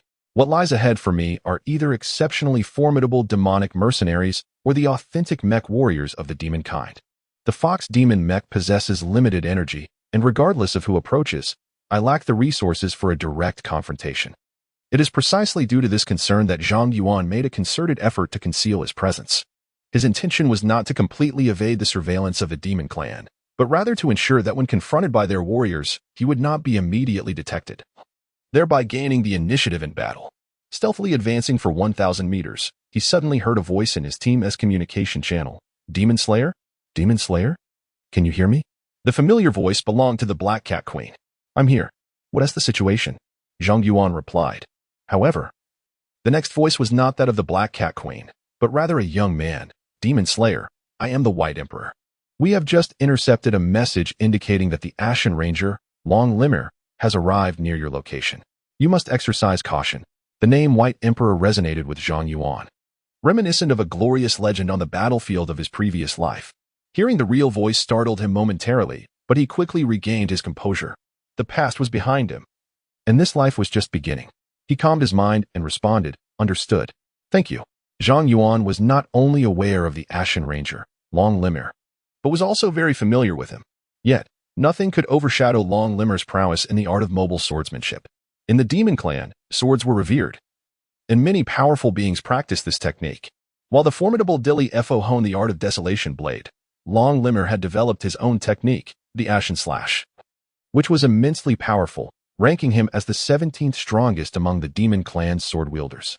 Originally, when a renowned powerhouse of this caliber came to intercept Zhang Yuan, piloting the Fox Demon mech would have had no chance whatsoever, not even the hope of escape. However, Long Mir was an exception. Why? Because in a past life, Zhang Yuan had clashed with him, not only engaging in battle but ultimately emerging victorious, slaying him near the Hanga Stargate on the third satellite of the Ice Shining Star. Zhang Yuan was quite familiar with the blade techniques of the Ashen Ranger, and under the present circumstances, while he did not seek to conquer, the prospect of evading him seemed quite feasible. With less than 6 kilometers remaining, it would be best to avoid encountering this individual. Speak of the devil, and he shall appear. Before Zhang Yuan could fully process this thought, a flashing high-speed dot appeared on the mech screen. The system detected an approaching target at a velocity of approximately 280 meters per second, predicting a collision in 5 seconds. The near-sonic speed, coupled with the unrestrained, domineering style of the mech, clearly indicated that it was indeed the Ashen Ranger, Long Mir. Chapter 62. The higher the path, the greater the devil? 9. Emerald Stone Base. Commander, the Ashen Ranger is closing in on the demon-slaying swordsman, a soldier responsible for monitoring suddenly shouted. Li Ran had already assumed command over the mercenaries, and the soldier's words caused his hand to tremble slightly as he hastily looked up at the screen. On the detection display of the Fox Demon mech's cockpit, he clearly saw the Ashen Ranger enveloped in a shimmering purple-black force field. The distance between the White Emperor and the Eagle Watchtower has dwindled to a mere 15 kilometers, while the gap between him and the Demon Slayer is now only 9 kilometers. At the current pace, he will catch up to the Fox Demon mech in just 3 minutes. Yes, Commander. Suddenly, a soldier exclaimed, My heavens, look. The Ashen Ranger has appeared on the screen. Several soldiers echoed this sentiment in unison. Although they had largely resigned themselves to the fate of the Fox Demon, when the Fox Demon faced true peril, Major Li Ran instinctively glanced up. It was not only he. Major Wang Zhengyi and numerous staff members found their gazes drawn to the ordinary grade mech that had been achieving miraculous feats. In Zhang Yuan's live streaming room, the audience was far more straightforward, fixated on the Fox Demon mech every moment of the day.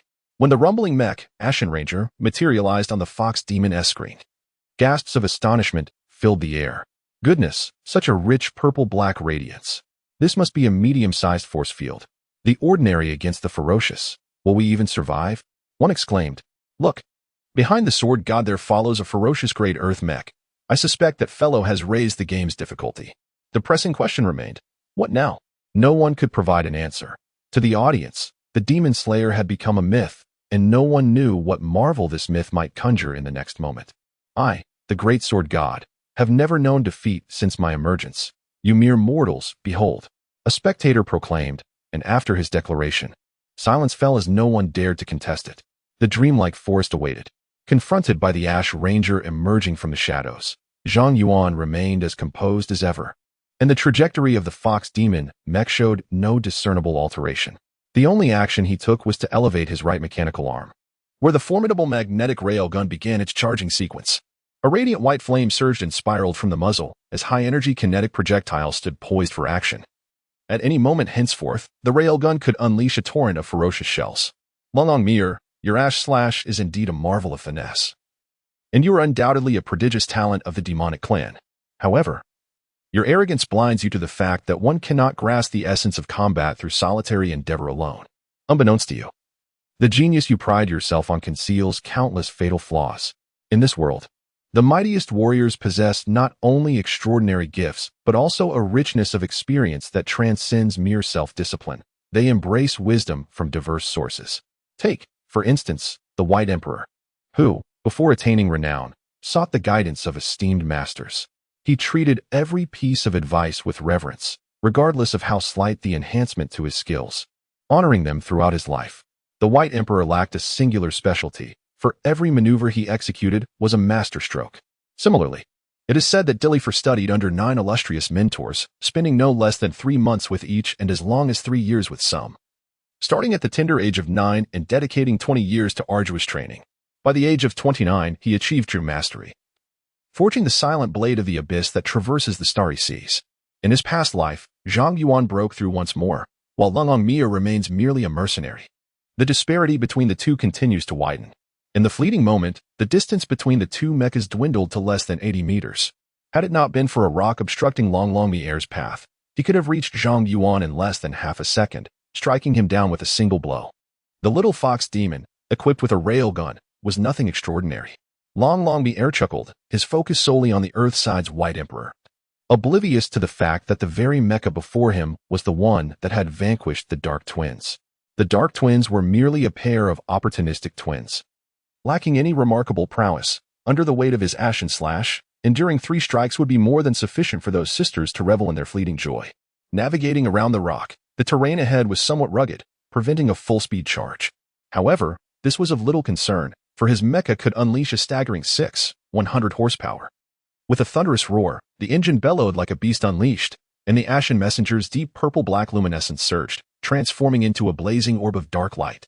The rocky ground beneath the Ashen Messenger cracked and sank over 30 centimeters under the immense force of the mecha's propulsion, leaving behind a web-like pattern of fissures. Suddenly, the Ashen Wanderer accelerated, cleaving through the air with a piercing shriek. A mere 2 seconds later, the surrounding air erupted in a deafening blast, forming a vortex of liquefied air. By the heavens, this fellow was audacious enough to reach supersonic speeds in such terrain.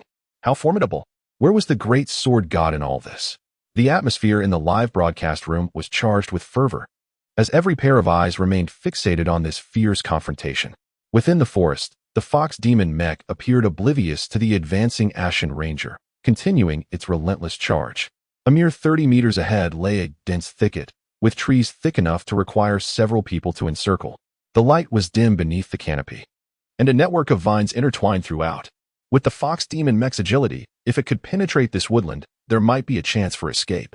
However, a formidable adversary loomed nearby. Did the fox demon mech truly stand a chance? The Ashen Ranger closed the distance rapidly, 80 meters, 70 meters, 60 meters, 50 meters, until it reached a mere 3 meters. Thinking of using a large magnetic railgun against me? Does he take me for a mindless fool? Thoughts raced through Long Mir's mind, yet his body remained in constant motion. With a clang, the ashen blade was unleashed, blue and white high-energy ions swiftly coursing up the crystalline kryptonite blade. The blade glimmered, carving an intricate arc through the air towards the fox demon mech. As the blade was drawn, the Ashen Ranger's mech pivoted to the side, ever prepared to evade the oncoming projectile of the magnetic railgun. While the projectile lacked the capacity to breach his force field, its immense kinetic energy could disrupt his balance. Losing equilibrium at high speeds could prove to be quite troublesome, potentially damaging the mech's components. In truth, given the structural integrity of both mechs, the Ashen Ranger could disregard caution and shatter the fox demon mech into fragments. The only reason he wielded his blade was to adhere to the unwritten rule of engaging with full force in the heat of battle. In his heart, Long Mir chuckled to himself, envisioning that with a single stroke of his blade, his opponent would be cleaved in two, followed by a swift charge that would shatter the mech into fragments, a scene that promised to be undeniably impressive. However, just as this thought crossed his mind, an unexpected turn of events unfolded. The fox demon mech, which appeared momentarily stunned, suddenly shifted its right arm slightly. The massive magnetic railgun mounted on its arm elevated, and without so much as a glance, it unleashed its firepower. The kinetic projectile roared out of the chamber, hurtling towards Long Meyer's Ashen Ranger at an astonishing velocity of 8,000 meters per second. The timing of this shot was impeccable, striking precisely when Long Meyer was fully committed to his swing, leaving him little room to evade. In a fleeting moment, the clash appeared to transpire within a mere breath. The fox demon mech seemed not to have fired a shot, but rather to have unleashed a blade that aimed directly at Long Meyer's vital point. It was too swift, too precise, and too ruthless, an unavoidable assault. With a deafening crash, the magnetic projectile collided with the surface of the crystallized kryptonite blade that Long Meyer held tightly. This point was the weakest part of the blade, and the angle of impact was strikingly peculiar, imparting a tremendous rotational force upon the blade. Following this strike, Long Meyer felt a tremendous shock reverberate through his arm. The kryptonite blade slipped from his grip with a resounding clang and was flung away. A collective exclamation of disbelief erupted from the live stream. Meanwhile, applause resonated from the Strategic Command Center, where everyone wore expressions of exhilaration. Long Meyer's eyes widened in astonishment. It was the first time since creating the Ashen Slash that he had been intercepted mid-attack by a projectile, a shock that was profoundly impactful. However, he did not disappoint his reputation for genius. His mind instantly steadied, and a spark of inspiration flashed within him. This shot is rather intriguing, as it has managed to disarm my weapon, yet my mech itself serves as my armament. With my mech alone, I can easily shatter this insignificant creature. He deftly maneuvered, and the Ashen Ranger mech immediately lowered itself, charging forth like a rampaging bull towards the fox demon mech.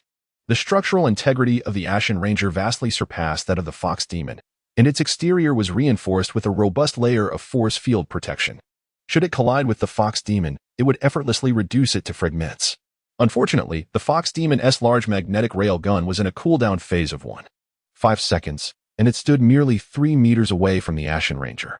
Confronted with the oncoming charge, the fox demon seemed to have no avenue for escape. Chapter 63. He is our ace. Long Meyer's intentions were as clear as day to Zhang Yuan. In other words, he had seen through the tactics of this demon mercenary.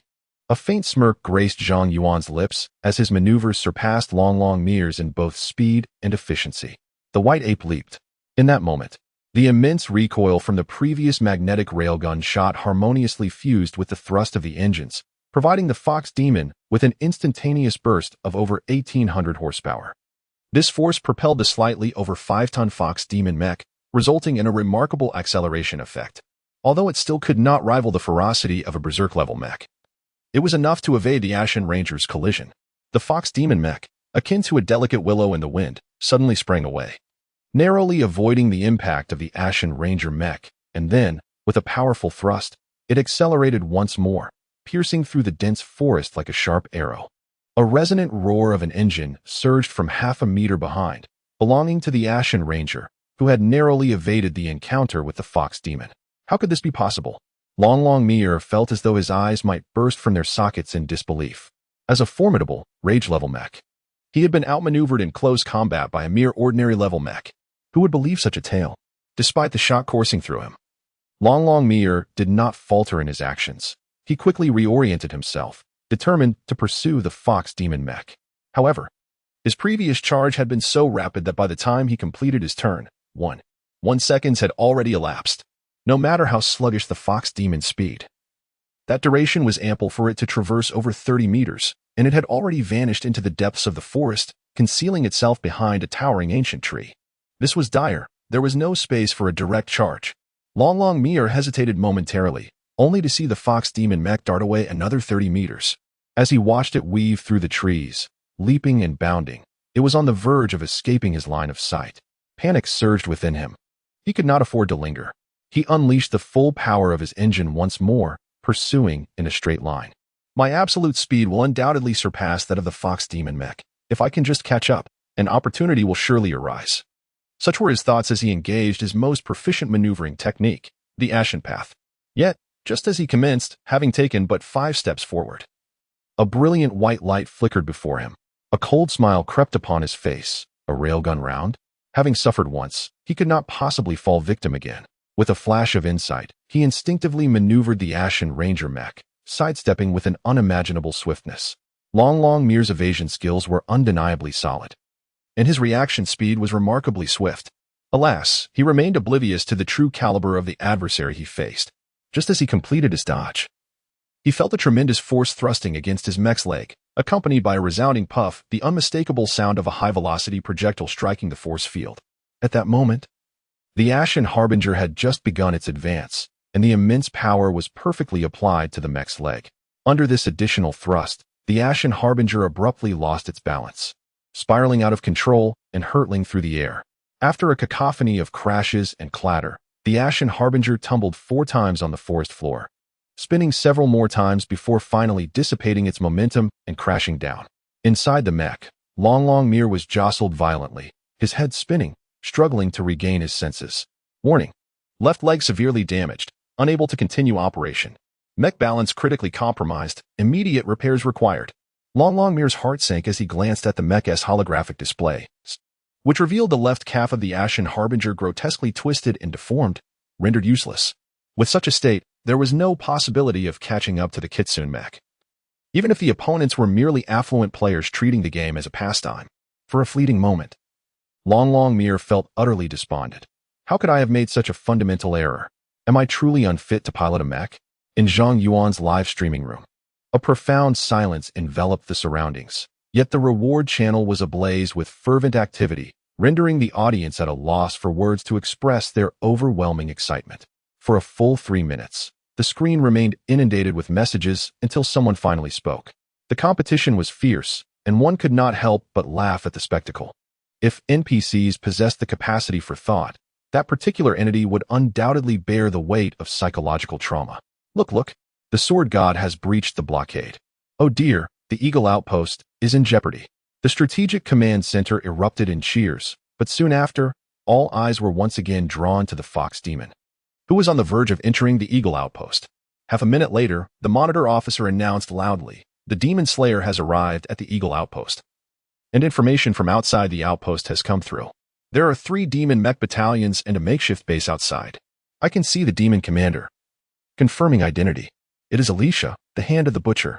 "Commander, the energy of the Eagle Outpost grid shield is down to 23, and it is expected to be breached in 10 minutes.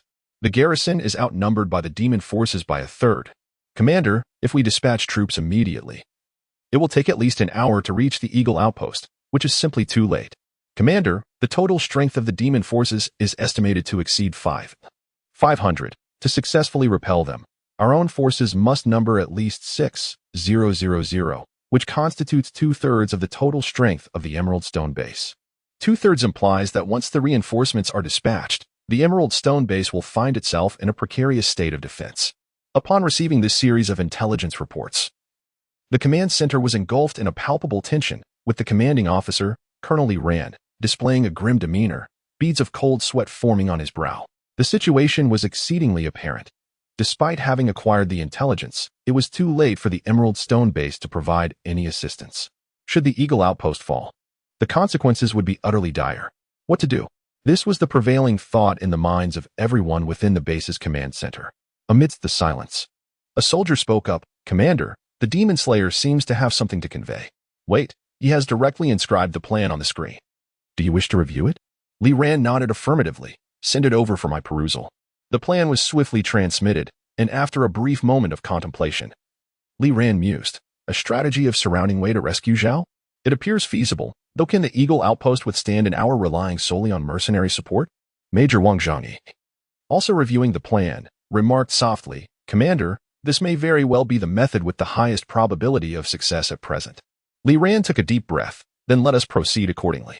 I shall make the necessary arrangements now." Wang Zhangyi nodded in agreement. Colonel Li Ran added emphatically, "It is imperative that the mecha be delivered. The mobility of this demon slayer is nearly flawless. He is a trump card in our arsenal and pivotal to our victory in this conflict." 2 minutes later, every player in the Enchanted Forest received the same mission: protect the Eagle Outpost. Mission duration requirement: 1 hour. Mission reward 1, 500 military rank points. Mission reward 2, 3 free energy charges for the temporary base. Commander, our blockade has been breached by Earthlings. The news sent Alicia into a furious rage. What did you say? Are there over 500 warriors trapped in the blockade? All of them mere imbeciles? Alicia seethed, her anger palpable. While the surrounding demon officers remained silent, hesitant to provoke their commander's ire. After a moment of tense silence, Alicia inquired, who breached the blockade? It was that fox demon mech, a timid officer replied. Really? Did Long Year not intercept it? He did, but it was unsuccessful. Alicia's brow furrowed. A hint of grave concern crossing her otherwise pale face, characteristic of her kind. Where is that fox demon mech now? It is at the Eagle Outpost. Alicia felt her fury swell once more, but with great effort, she managed to suppress it. Coldly, she issued a new command. Damn it. Those earthlings have already caught wind of our plans. However, we still have time. Relay my orders to initiate a fierce assault. We must capture the Eagle Outpost within half an hour. Chapter 64. The all-seeing eye of justice at the Eagle Outpost, a fox demon mech. Standing less than 5 meters tall, strode purposefully within the base. Its surface was riddled with numerous scorch marks, and the gaps in its exterior were stuffed with fragments of broken leaves and grass stems. The muzzle of its left arm's rapid-fire laser cannon showed signs of slight melting, while the massive magnetic railgun on the right side radiated waves of intense heat. 2 towering golden samurai mechs led the way for the fox demon mech, drawing countless gazes, some filled with astonishment, others with admiration or reverence. 2 hours and 10 minutes after the communication link with the outpost and the Emerald Stone base was severed, the first mech to breach the interception and convey news from the Emerald Stone base arrived. Surprisingly, it was a standard-grade fox demon mech, piloted merely by a player. The Golden Warrior halted its footsteps with a crunch, stepping aside to reveal a fiery red, Rampage-class mech ahead. This was the most iconic long-range assault mech, the Chang'e 3 model. The humanoid mech stands 5.8 meters tall, weighs 7.9 tons, and boasts a maximum output of 200 horsepower. Equipped with the Arrow God 3.0 auxiliary targeting system and a medium force field generator. Its special abilities include endless energy. The mech is fitted with a large anti-neutrino core, providing an energy reserve of 200, and the Sunfall Arrow. The mech undergoes a complete transformation to construct an enormous magnetic railgun, possessing unparalleled destructive power. This standard military mech emphasizes teamwork, with its long-range offensive capabilities heightened to the maximum. However, its maneuverability and defensive capabilities are rather ordinary. On the battlefield, it relies heavily on the cooperation and protection of comrades to unleash its formidable strength. The pilot of the Chang'e 3 model, the commander of the outpost, scrutinized the fox demon mech and inquired, Mercenary, have you brought news from the Emerald Stone? Indeed, I have initiated direct communication, came the response. Zhang Yuan spoke. And then the communication link on the mech was activated. The voice of the commander of the Emerald Stone base resonated clearly. I am Colonel Li Ran, the acting commander of the base. Major Su Lian, please heed my orders. Major Su Lian, the pilot of the Chang'e, promptly raised his mech arm in a salute. Yes, Commander.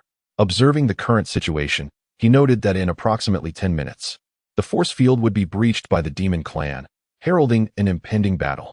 He prepared to seize this brief moment to initiate a request for mech maintenance.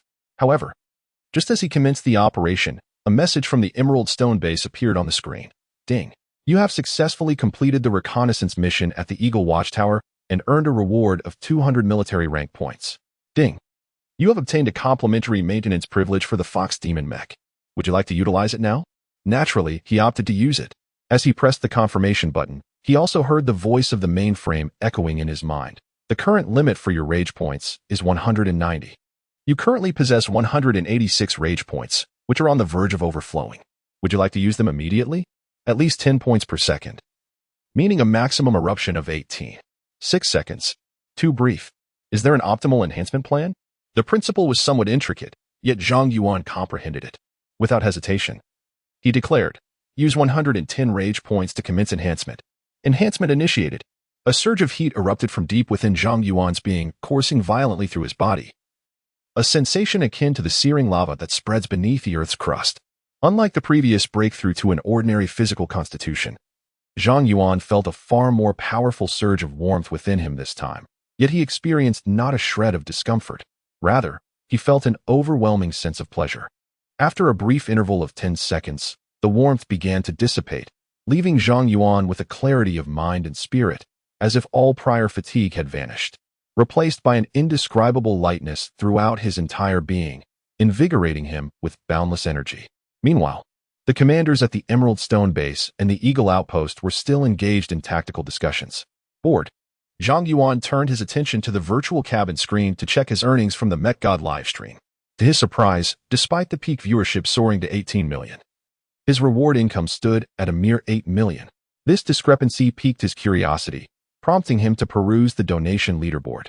A slight frown crossed his face. Where was I? The ancient pit. In previous streams, this young lady had consistently topped the charts, with donations exceeding 2 million each time. Yet this time she was conspicuously absent. It struck him as peculiar. Clearly, she had set her sights on him, and the intervals between their live streams were minimal. Why had she suddenly withdrawn? In his confusion, Zhang Yuan selected the ancient pit from his friend's contact list, opting to view her most recent messages. Upon seeing the last entry, a sense of unease washed over him, as it seemed she had abruptly fallen silent, akin to being severed from her source of energy. What could this possibly mean? In contemporary society, the stability of household energy supply is unwavering, and power outages occur without reason. The predicament faced by the young girl stirred a sense of unease within Zhang Yuan. What if something unfortunate has transpired? He mused to himself. This girl unmistakably hails from a wealthy family, and such households are often the prime targets of interstellar kidnappers. Moreover, the security situation across the stars has deteriorated in recent years. No, Zhang Yuan felt he could not dwell on these thoughts any longer, with so few leads. Speculating further would only lead to baseless conjecture. After a moment of contemplation, he pressed a communication code on his private channel. Approximately 10 seconds later, the connection was established, and a calm voice resonated. Qianlian search, transparently priced, fair to all. I seek recent information on an individual. Her ID in the Mechanized God livestream is the ancient pit. She appears to be a young girl, around 14 years of age. What is your asking price? Qianlian search is a prestigious name in the black market. Few are familiar with it, but those who know that this entity is a formidable figure in the Star Alliance network, reputed to see through the 3 realms and 5 elements, with no secrets concealed in the cosmic sea. In a fortuitous turn of events in his past, Zhang Yuan had saved this individual's life, and in gratitude, Qianlian had assisted him on numerous occasions. Over time, their communication deepened, and given Zhang Yuan's keen interest in Star Alliance technologies, they became quite good friends, with Qianlian occasionally boasting about his accomplishments within the network. Approximately 15 seconds later, a voice emanated from the other end. 30 million. Zhang Yuan fell into a moment of silence. The ancient chasm indeed proved to be a vast abyss. Considering the price, it was likely that it belonged to a prominent family's core heir in reality. The pressing issue was that he lacked sufficient funds at the moment. After a brief contemplation, Zhang Yuan proposed, "Brother, I don't have that much cash on hand. Would you accept a trade for something of value instead?" The individual on the other end of the communication was as reticent as before, mirroring the demeanor from a previous life. Zhang Yuan continued, "I am aware of a hidden vulnerability within the Demon Clan's Tianmon network. Are you interested?" This vulnerability was information imparted to him by Qianlian in a later period, and now he intended to use it as a bargaining chip. Absolutely. The voice on the other side finally exhibited a hint of excitement. The technological prowess of the Demon Clan surpassed that of Earth, and their Tianmon network was fortified with exceedingly robust security measures. Earth's hackers had long sought to breach it, with a few achieving minor successes. However, none had ever managed to touch the core secrets of the Tianmon network. Within merely 3 seconds of sending the information, Zhang Yuan could distinctly hear the individual's breathing grow increasingly labored. After another 5 seconds, the voice spoke again. "This intelligence is priceless. I do not wish to take advantage of you. You shall first receive the preliminary information, and afterwards I will dedicate myself to assisting you in locating this young lady." As he spoke, Zhang Yuan received an email from Qianlian containing the details. Upon opening it, his gaze sharpened with surprise. What a coincidence! The ancient chasm turned out to be none other than Lin Bingqing's daughter, Lin Long. Chapter 65. How to Engage in Battle. The message from Qianlian was succinct. Zhang Yuan skimmed through it swiftly, absorbing its contents. After reading, he could not help but exhale deeply.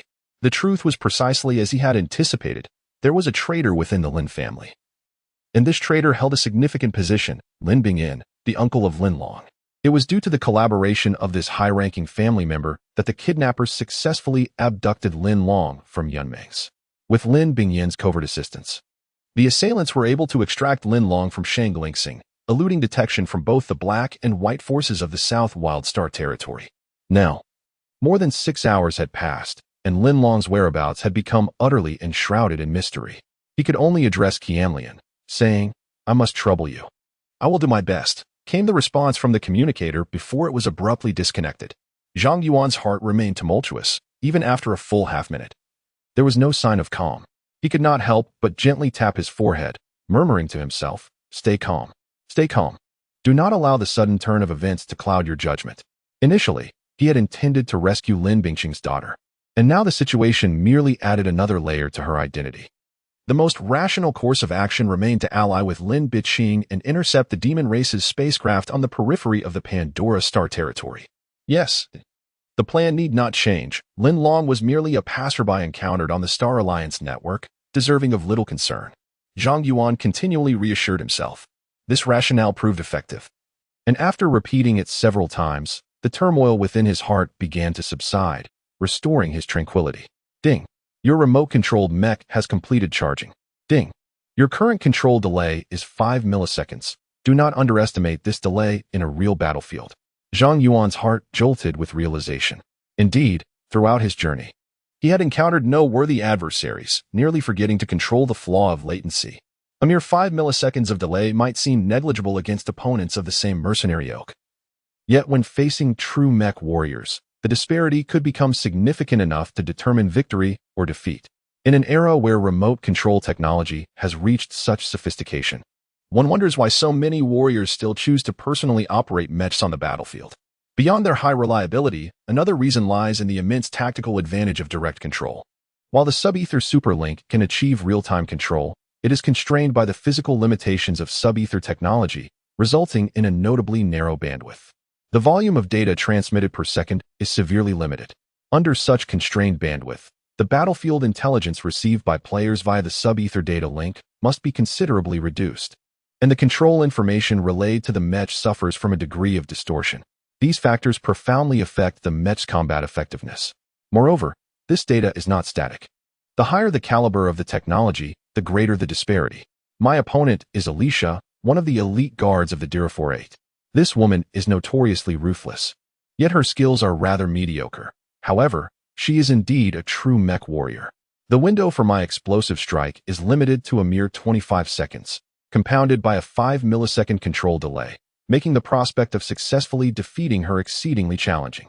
In the plan he proposed, the Emerald Stone base would not come to the aid of the Eagle Watchtower. Instead, it would immediately dispatch troops eastward to launch a surprise attack on the most significant palladium isotope mine of the demon race, the Azure Lake Cavern, located within the Dream Forest.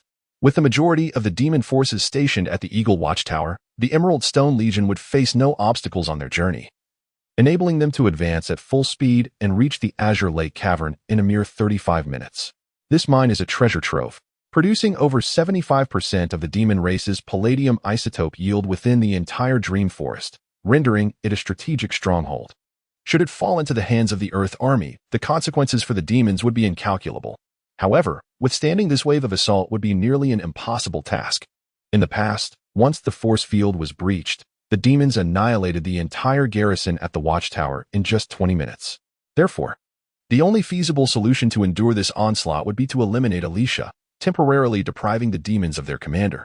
Although modern armies do not collapse upon the loss of their leader, as the second-in-command would promptly assume command, the morale of the demons would inevitably suffer, and their offensive efficiency would significantly decline, and that would suffice. As he contemplated the specifics of his plan, a familiar voice, laced with a hint of amusement, suddenly resonated through the communicator. "Hi, Demon Slayer. How are you?" It was the Black Cat Queen. Zhang Yuan's eyes brightened. "Where are you now? Turn around. I am just a short distance behind you at the defensive fortifications. Moreover, I am not alone. White Emperor has also arrived, along with over 30 other skilled fighters. We have all taken on the mission to protect the Eagle Watchtower." Zhang Yuan turned his gaze towards the screen behind him, and indeed, he spotted a group of mech warriors, each with distinct forms, standing beside a high wall constructed of high-strength composite materials. from the unique modifications of their mechs. It was evident that they were mercenaries. Among the throng of mechs, Zhang Yuan's attention was instantly drawn to a sky-blue mech towering over 9 meters. Radiating a soft azure glow from its force field, its weapon of choice was a long-handled war blade, and it stood silently amidst the others. While the surrounding mechs naturally formed a circle around it, presenting a striking image of the stars encircling the moon, the proud Black Cat Queen stood beside the White Emperor. Her demeanor akin to that of a young girl idolizing her hero. The White Emperor, is it? A wave of sentiment washed over Zhang Yuan in his past life. He had witnessed the White Emperor from afar. At that time, he bore an uncanny resemblance to his current self, revered by all around him, as if he were destined to be the leader of humankind.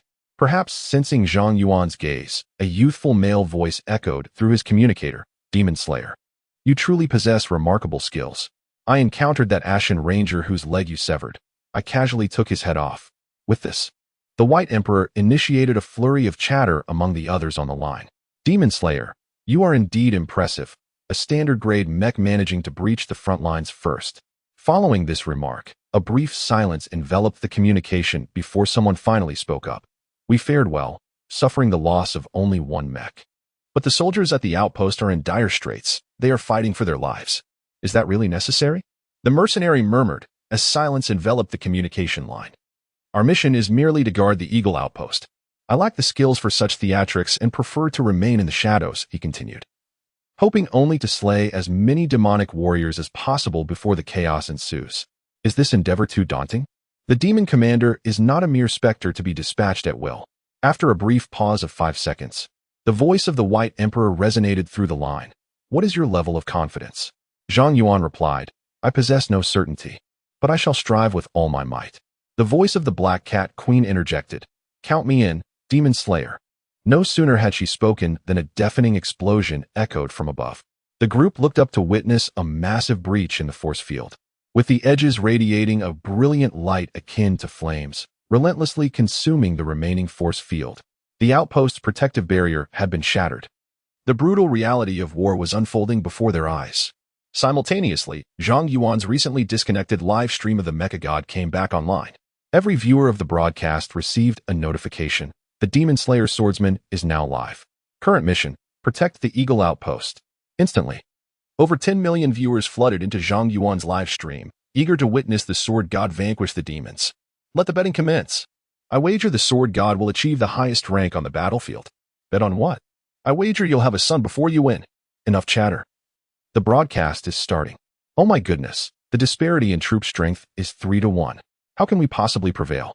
Above the Eagle outpost, transformed by the quantum superbrain, a stark comparison of military forces between the Earth and the demon race is inscribed. Humans, regular troops 1,300, mercenaries 3,700. Demon race, regular troops 4,000, mercenaries 1,500. Chapter 66, Archery as Swordsmanship Eagle Outpost. As the force field of the outpost dissipated for an instant, the defensive turrets of the Eagle outpost and the high-energy proton cannons mounted on the demon race's temporary base instantly entered a frenzied exchange of fire. The cacophony of bangs, pops, and roars filled the air as various sounds of cannon fire, howls, and explosions reverberated continuously. Pillars of superheated flames erupted across the battlefield, and clouds of radiation and ionization formed, floating upwards to create a tempest of high-energy thunderclouds above the fray. With a crackle, lightning brewed within the cloud formations, occasionally striking down, even directly hitting the mechs. The temperature on the battlefield surged dramatically, with scorching waves of heat making the air shimmer, soaring above 300 degrees. This is the essence of true warfare: extreme heat, thunderstorms, and a barrage of shrapnel transforming this place into a realm of desolation for life. In such a theater of conflict, flesh and blood can be obliterated in an instant, leaving no room for existence. Only under the protection of steel mechs can warriors continue to fight. Yet, the mech's safeguard is not infallible at every moment. Misfortunes befall the unfortunate, struck directly by high-energy projectiles. The mercenaries suffer little, their mechs merely disintegrating into fragments, but the true mech warriors face dire consequences. Once their mechs are compromised, their bodies are laid bare on the battlefield, awaiting the torment that follows. A chilling cacophony of anguish screams echoed relentlessly. Even after the numbing modifications of the quantum superbrain, these cries, upon reaching the machine god live stream, remained spine-chilling. following this harrowing exchange of fire. Both the defensive outer walls of the Eagle Watchtower and the makeshift base of the demon tribe lay in ruins, utterly incapable of halting the advance of the mech warriors. The time for bloody combat had arrived. The demon mech warriors began their charge from 3 kilometers away toward the Eagle Watchtower. Simultaneously, Major Su Lian's voice resonated in every warrior's communication device. "Warriors, let the spawn of the demon tribe taste our might." Zhang Yuan glanced at the White Emperor and the Black Cat Queen, instructing, "Preserve your strength for now. Wait for my mech to arrive." "Understood," they responded. Zhang Yuan then maneuvered the Fox Demon mech, executing a swift flip to a vantage point atop a high ground within the watchtower, launching attacks upon the advancing demon warriors from above. From this elevated position, he beheld a dense array of demon mech warriors scattered across the 3 kilometers ahead, including ghoul-like creatures, white specters, bull demons, spiders, and more. Though they appeared dispersed, there was an underlying order to the chaos. The defensive type mechs, such as Bull Demon Type 1 and Type 2, brandished their shields at the forefront, followed closely by the Tiger Demon and Succubus mechs, while ranged attack units like spiders and scorpions provided artillery support from behind. The heavy footsteps of the Steel Warriors resonated like distant thunder, causing the ground to tremble. One could visibly see the small stones on the surface quivering as the cataclysmic force approached the Eagle Watchtower with alarming speed. Calm. Remain calm. Engage in long-range attacks. Long-range attacks. The communication lines were incessantly filled with the commands of the commander, while the mech screens overflowed with vast amounts of battlefield data. A multitude of battlefield information surged towards Zhang Yuan like the relentless tide of the sea. For an untrained novice, encountering such a scene for the first time would undoubtedly induce a sense of vertigo, coupled with psychological tension. Even managing to exert 1 or 2% of their full combat potential would be considered fortunate. However, Zhang Yuan was devoid of such issues. For him, this battle was merely a minor skirmish. Even on the brink of conflict, he remained as tranquil as a still lake. He swiftly scanned the screen, which displayed enemy data compiled by the tactical quantum superbrain of the Eagle Outpost. Currently, there were 722 observable demon mech warriors, with 63 classified as ordinary, 36, 5 as elite, and 5 as berserk mechs. Additionally, there were 367 mercenaries, with 99, 3 being elite and 7 berserk. In stark contrast, the Eagle Outpost boasted only a little over 300 mech warriors, of which merely 25 were elite. The disparity in combat strength was exceedingly pronounced. Even with a continuous influx of human mercenaries emerging from the Dream Forest, it would still prove challenging to bridge the significant gap in combat power. Their only chance lay in swiftly eliminating Elysia. The sooner she was dispatched, the greater their odds of holding the Eagle Outpost. I wonder where my elite mechs are now. Regardless, the priority must be defense. Zhang Yuan steadied his mind, rotating his right mechanical arm to adjust the aiming direction as the colossal railgun commenced its charging sequence. Before him stood a true warrior of the demon clan. Quick to react, while he grappled with a delay of 5 milliseconds, thus, it was imperative to account for this lead time. Should his opponent be of equal caliber? This 5-millisecond operational lag would be Zhang Yuan's Achilles heel, rendering him vulnerable to surrender without a fight. Fortunately, on this battlefield, there were no formidable adversaries to contend with. Even Commander Elysia exhibited merely average combat skills. The muzzle of the massive railgun traversed the array of targets, swiftly locking onto the fastest advancing elite-class Tiger Demon mech. This selection was made with meticulous consideration. Defensive mechs possessed weak offensive capabilities but robust defenses. A single railgun shot might not suffice to dismantle them, making it an imprudent expenditure of ammunition. Conversely, the ferocious class mechs were impervious to Zhang Yuan's railgun, and targeting them would merely squander precious time. Instead, the elite assault mechs and assassin mechs, with their low armor yet formidable offensive power, posed the greatest threat. Eliminating them would significantly diminish the demon clan's combat effectiveness. After a moment's observation of the Tiger Demon's trajectory, Zhang Yuan abruptly fired. A soft thud echoed as a brilliant white line streaked across the battlefield. The Tiger Demon instinctively attempted to evade, yet it proved futile. The cockpit of the mech was precisely struck, and the kinetic projectile instantaneously reduced the Tiger Demon to mere fragments. Calmly, Zhang Yuan began counting, then redirected the barrel in search of his next target. Merely a mechanized warrior, yet its firepower was comparable to that of an entire base. Countless shells, imbued with formidable might, detonated amidst the ranks of the demonic warriors, compelling the vanguard of the demon horde to evade, their charge hindered and unable to gain momentum. Other mechanized soldiers incessantly unleashed their volleys, resulting in the explosive destruction or damage of numerous demonic machines. Although the losses among the demon forces appeared dire when distributed among the sentinels, the hit rate for each soldier was far from impressive. Achieving a mere 30 accuracy was commendable, and a destruction rate of 10 was the pinnacle of success. However, this probability did not encompass Zhang Yuan. Counting silently in his mind, he reached 11, 12, 13. He had essentially moved from one position to another with each shot, and within the 30 seconds since the battle commenced, he had fired 13 rounds, each one striking a distinguished demonic mechanized unit. Even more astonishing was that none of his shots were squandered. Any demon machine struck either resulted in the immediate demise of its pilot or the obliteration of its energy core, leaving no survivors in his wake.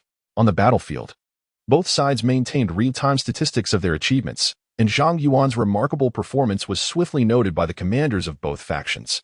After unleashing a barrage upon the demonic vanguard, Major Su Lian of the Eagle Outpost glanced at the leaderboard, only to be taken aback. The top position was not his, but rather belonged to a mercenary known as the Demon Slayer, who had destroyed one more mechanized unit than he had. To his astonishment, in the brief moment of his distraction, the Demon Slayer had annihilated yet another demonic machine. No, 2, 3, a 100 hit rate? After years of service, Su Lian had never witnessed such terrifying marksmanship. The Tactical Command Quantum Superbrain at Eagle Outpost optimized the configuration of the battlefield warriors based on their lethality rankings. As the battle progressed, Zhang Yuan noticed the sudden appearance of 4 elite golden warriors before him. These formidable mechs served as his dedicated bodyguards, following him wherever he went, brandishing heavy force field shields, ever ready to deflect incoming artillery. With such protection, Zhang Yuan felt emboldened to fire without distraction. 17, 18, 19. Soon enough, the demonic forces sensed something amiss. They too possessed a tactical computation center, continuously scanning the battlefield to highlight the most threatening targets, relaying this information to every demonic warrior. Within half a minute, a glaring crimson dot appeared on the screens of the demonic warriors' mechs, indicating Zhang Yuan's Fox Spirit mech is the target. Attention! Attention! Death Sniper. Hit rate 100, destruction rate 100. Always be mindful of its barrel direction and prepare to evade with all your might. The consequence of this was that wherever Zhang Yuan's electromagnetic cannon pointed, swathes of demonic warriors scattered like startled birds in every direction, leaving a conspicuous void in its wake. However, a more horrifying event unfolded. The evasive maneuvers of the demonic mechs proved futile. The Fox Spirit mech always found an opportunity. Each time the artillery flashed, another elite demonic mech was obliterated. In countless battles of his past life, he vanquished one adversary after another. The number of Demon Clan warriors who perished at his hands is beyond reckoning, and among them were many renowned champions, from the Hanga Star Gate to the Southern Wilderness Star Domain, and throughout the Stellar Sea Corridor. The endless cosmos bears witness to his footsteps. It was only in the Geolulan Star Domain, during the final confrontation, that his brothers and comrades fell one by one. With every ounce of strength, he pressed forward, ultimately perishing in a cataclysmic clash with the Doomsday-class Black Rakshasa machinery. All these battles were fought for a singular conviction: humanity must endure, and the earth shall triumph. 27. 28. Zhang Yuan's consciousness was wholly absorbed in the maneuvering operations, his focus sharper than ever before. Each magnetic railgun projectile he unleashed felt akin to a sword thrust. The solitary sword god, with a single stroke, rendered all foes defenseless. Amidst this efficient slaughter, a tempest once again swept through the live broadcast.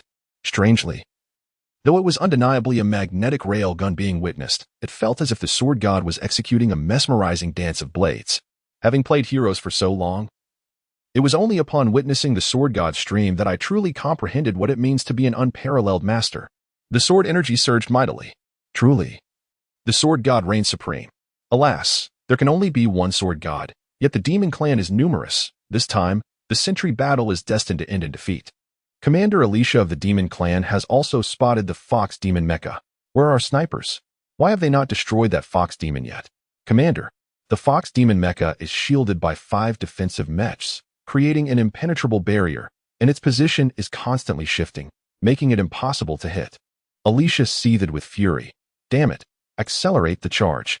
Rush in and eliminate him. The warriors of the demon clan charged forward with increasingly frenzied footsteps. Their vanguard now less than 1,200 meters away from the Eagle outpost. Leading the charge were 5 formidable Berserker-class mechs, which were all of the defensive type. When they surged together, they resembled a moving fortress of steel in the vast tapestry of battle. No matter how strong an individual combatant may be or how efficient their slaying prowess, it ultimately proves incapable of shifting the tide of war. As the demon warriors relentlessly pressed forward, the situation at the Eagle outpost swiftly descended into a dark abyss. Chapter 67. The Final Moments.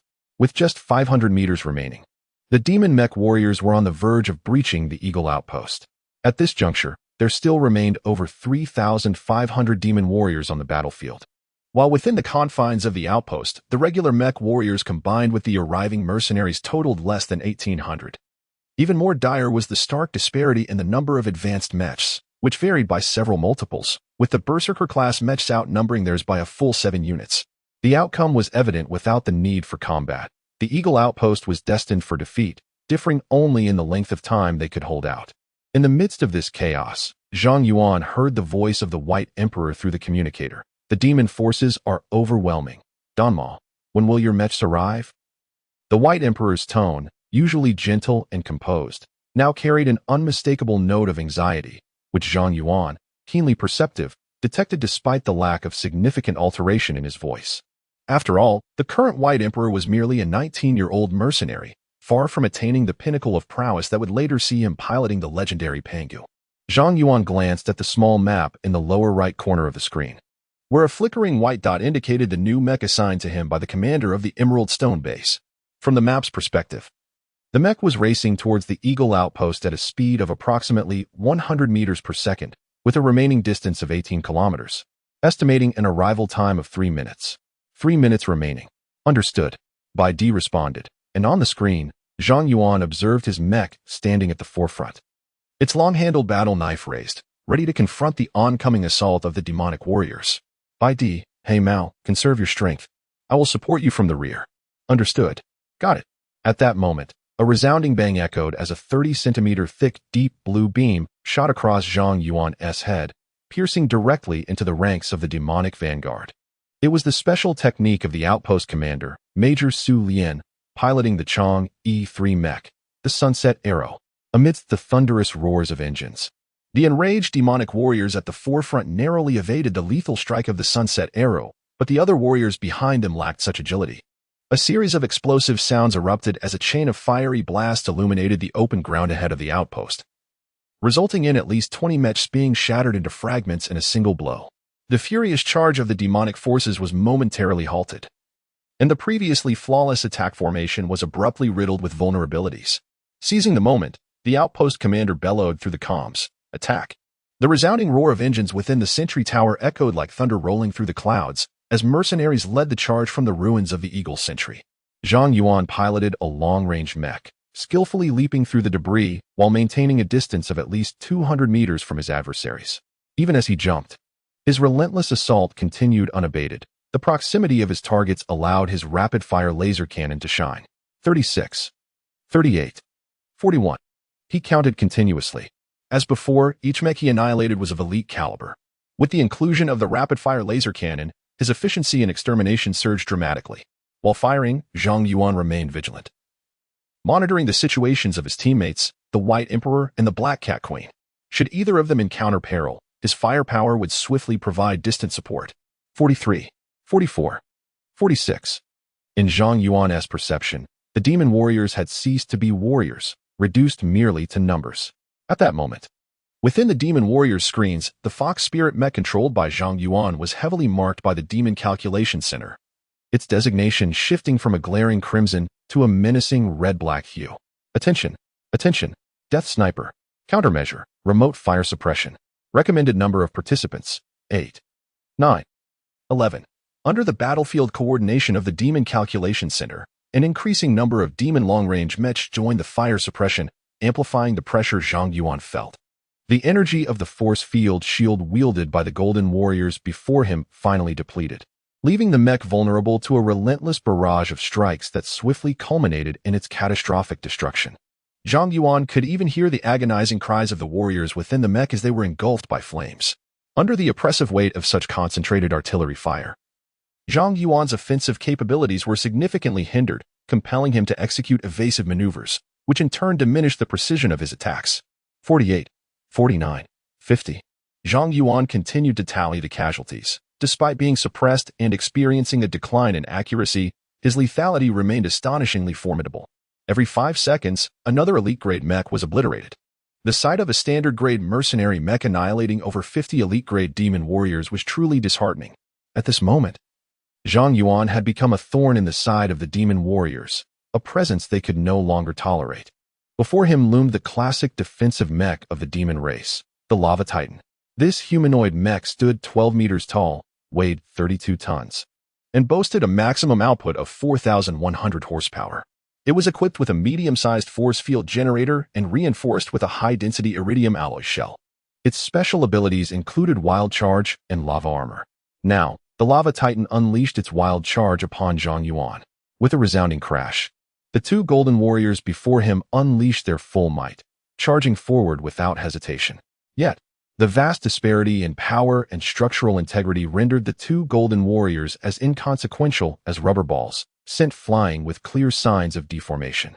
The Lava Titan maintained its relentless momentum, rapidly closing the distance between itself and Zhang Yuan. The ground at the Eagle Outpost is remarkably level. In between Zhang Yuan and the Lava Giant, there are virtually no obstacles aside from the Golden Warrior. The giant is poised to charge at Zhang Yuan, leaving him with no avenue of escape. The viewers in the live stream gasp in astonishment. To them, the petite fox spirit resembles a helpless little girl, while the Lava Giant appears as a hulking brute, suggesting that in the next moment, the girl's body might be crushed by the massive figure. However, Zhang Yuan does not flee. With a swift roll, he evades a barrage of artillery fire, and as he transitions from a rolling position to standing upright, his right arm's large magnetic railgun is already aimed and ready. With a resounding bang, a brilliant beam of incandescent light erupts from the gun's muzzle, striking the leg of the Lava Giant. Weighing an astounding 32 tons and currently in a wild charge, the giant is encased in a thick layer of iridium magic gold. And though the shot causes it to momentarily falter, it sustains no damage. Yet, this is sufficient. Behind Zhang Yuan, the Chang'e 3's setting sun arrow is once again primed. Just as Zhang Yuan launches his attack, the quantum superbrain has already alerted Commander Su Lian. With a thunderous roar, a deep blue beam flashes and precisely impacts the Lava Giant's mech, while the large magnetic railgun proves ineffective against the giant. The power of the setting sun arrow is extraordinarily formidable. With a single shot, even the immensely fortified Lava Giant cannot withstand the onslaught, and it is shattered into fragments, revealing a gaping hole nearly a meter wide and half a meter deep in its chest, where one can faintly discern a demon pilot bleeding purple blood. This marks the first fall of a Berserk-class mech on the battlefield. However, localized advantages cannot alter the significant disadvantages of the overall battlefield. Approximately 3 seconds after the fall of the Lava Troll, the voice of the White Emperor resonated once more: demon extermination. The casualty rate at the Eagle Outpost has surpassed 40. We may be running out of time. Zhang Yuan swiftly cast a glance at the damage statistics displayed on the screen. Indeed, in less than 2 minutes, nearly 700 mechs had been lost at the Eagle Outpost, leaving just over 1,000 mech warriors, while the demon forces had only suffered a loss of 350 mechs, still boasting nearly 150 remaining. The disparity in combat power not only failed to diminish but had, in fact, widened. Zhang Yuan observed the position of the white light points on the minimap, noting that only 5 kilometers remained, with an estimated time of 50 seconds, an adequately close distance. Contemplating this, Zhang Yuan declared, "It's about time. My Fox Spirit mech's energy is nearly depleted. I will draw the enemy's attention." With that, he surged forward from behind the Golden Warrior. Ignoring the warnings from the Quantum Superbrain, he resolutely charged ahead. The demon commander, Alicia, soon took notice. Thus far, 57 elite mechs had fallen to this seemingly insignificant Fox Spirit, an immense humiliation. Destroying it would surely ease her wrath. First squad, second squad, third squad, all snipers. Target the Fox Spirit mech. All warriors near its path prioritize attacking the Fox Spirit mech. Since the commencement of the battle, their screens had continuously shown the presence of a deadly sniper, casting a shadow of dread over every soldier, fearful of being marked by this harbinger of death. Now, this entity was brazenly advancing. If they did not eliminate it now, when would they? What is the Sword God up to? Is he preparing to switch to a new mech? The Fox Demon has run out of energy. Judging by the data, this modification is quite captivating. Is the Sword God ready to reclaim his position? How exhilarating! Chapter 68, Qiyu and the God of War for 36 seconds. Zhang Yuan piloted the Fox Demon mech into the fray, enduring relentless sniper fire and the onslaught of demonic warriors. After 36 seconds, the Fox Demon mech's energy dwindled to a mere 0.1, rendering it immobile. Ultimately, it was struck by the spiral laser cannon of a spider mech, followed by a proton stream that shattered it into fragments. The demon warriors breathed a sigh of relief. The cursed death sniper was finally defeated, and the sword of Damocles that loomed over them was lifted. Charge! Annihilate the Earthlings! The demon warriors shouted, as nearly 3,000 mech warriors surged forward like a tidal wave towards the Eagle outpost. In their wake, Earth mechs crumbled under the assault. With numerous warriors being obliterated in an instant, their numbers plummeting like an avalanche. Commander of the outpost witnessed as Chang'e 3 mech unleashed the Sunfall arrow, clearing away 30 demonic mechs ahead. Demon Slayer, have you acquired the mech? The White Emperor shouted. The situation had become dire. He could no longer maintain his composure. Frantically wielding his long-handled kryptonite warblade, each strike either obliterated a demonic mech or forced it back, preventing anyone from approaching the Guan Yu mech. However, the sheer number of demon warriors was overwhelming, and the White Emperor felt an overwhelming sense of exhaustion. He could distinctly sense that his endurance was waning. The Azure Blade Swordsman 2.5 model, standing at 7 meters tall and weighing 11 tons, boasted a maximum power output of 685 horsepower. It was equipped with a crystallized kryptonite heavy sword, crafted by the demon race, and featured the Sword God version 3.0 system. Its special abilities included Overload Push and Phantom Thrust. This particular mech had been drastically altered by its former owner, with its exterior painted in a cold, black armor adorned with silver patterns. The head of the mech bore a metallic mask with an angry expression, while a field generator produced a purple-black radiance, giving it the appearance of a formidable demon god. As a swordsman, the modifications to this mech were remarkably thorough, especially with the 5-meter-long crystallized kryptonite heavy sword, which was truly a mech destroyer. The investment required for such modification surely exceeded millions, indicating that the mech's owner was quite affluent and likely possessed some special connections to acquire this battlefield behemoth. Unfortunately, his skills were limited, preventing him from unleashing the full potential of the mech. It was akin to driving a Ferrari to the grocery store, wealthy and reckless. With the power lock disengaged, Zhang Yuan endeavored to maneuver this battlefield beast with utmost delicacy, simultaneously communicating, "In 10 seconds, I will enter the battlefield. At that time, I will activate my body's latent potential through a secret technique, granting me approximately 25 seconds of attack time." 25 seconds, indeed. The White Emperor breathed heavily, now in a state of disarray. "That should suffice," he declared. "Black Cat Queen, are you prepared?" Zhang Yuan inquired once more. "I have been awaiting you in the shadows," replied the Black Cat Queen, her voice quivering not from fear, but from the exhilaration that precedes a great battle. "Then I shall advance." 200 meters ahead lay the battlefield. Zhang Yuan took a deep breath and softly commanded, "Activate Fury Points." As the Fury Points ignited within him, he felt a jolt coursing through his body, as if he were imbued with boundless strength, an unmistakable sign of the Fury Points activation. Qiyu, great sword. It was fortuitous that he possessed a combat style well-suited to the aesthetics of this mech. He drew forth the crystallized, gold-infused great sword and, with a gentle flourish, adapted to its weight and dimensions. Numerous techniques to maximize the sword's potential surged through his mind. Heroic sword technique, Azura sword art, dominant blade. Various sword styles whirled rapidly in his thoughts before ultimately crystallizing upon the phrase God of War Slayer. Combat sword art, God of War Slayer. Slaying all living beings. Vanquishing deities, conquering the world. Such is the essence of the God of War. This sword style was a unique exchange Zhang Yuan had made with a rival in the Mech Combat League, trading his prized possession, the bamboo sword, for it.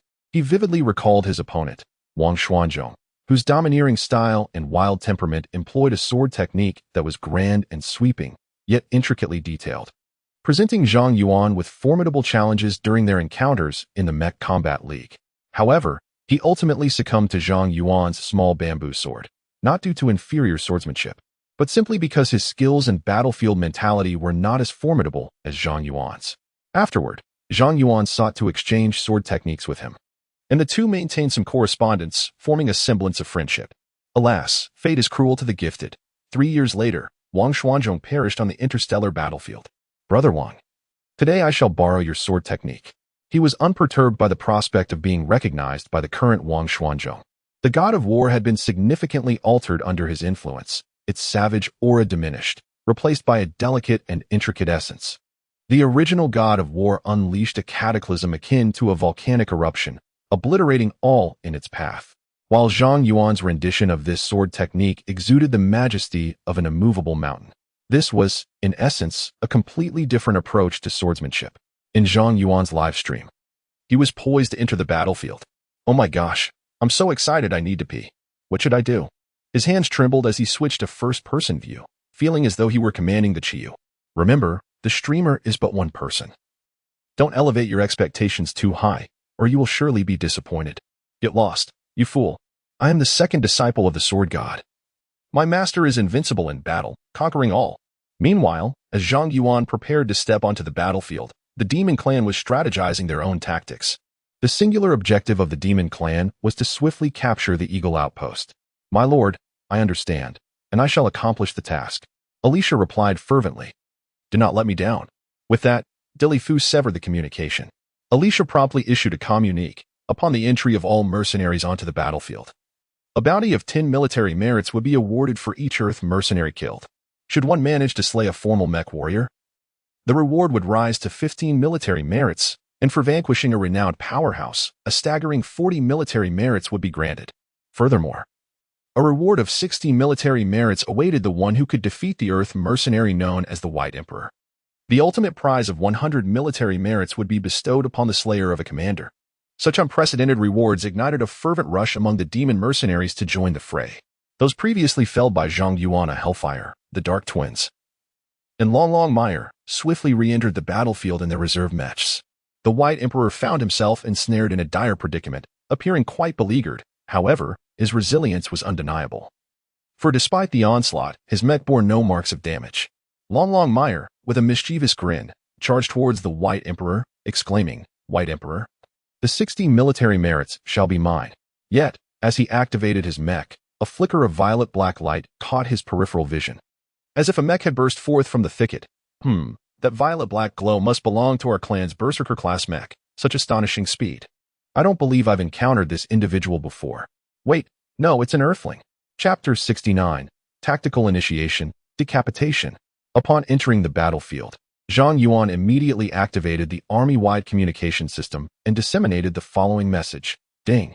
You have been incorporated into the tactical command framework. Please proceed at once to assist the White Emperor. The tactical quantum superbrain issued a command to Zhang Yuan. Without needing further instruction, he propelled himself towards the White Emperor with unwavering determination.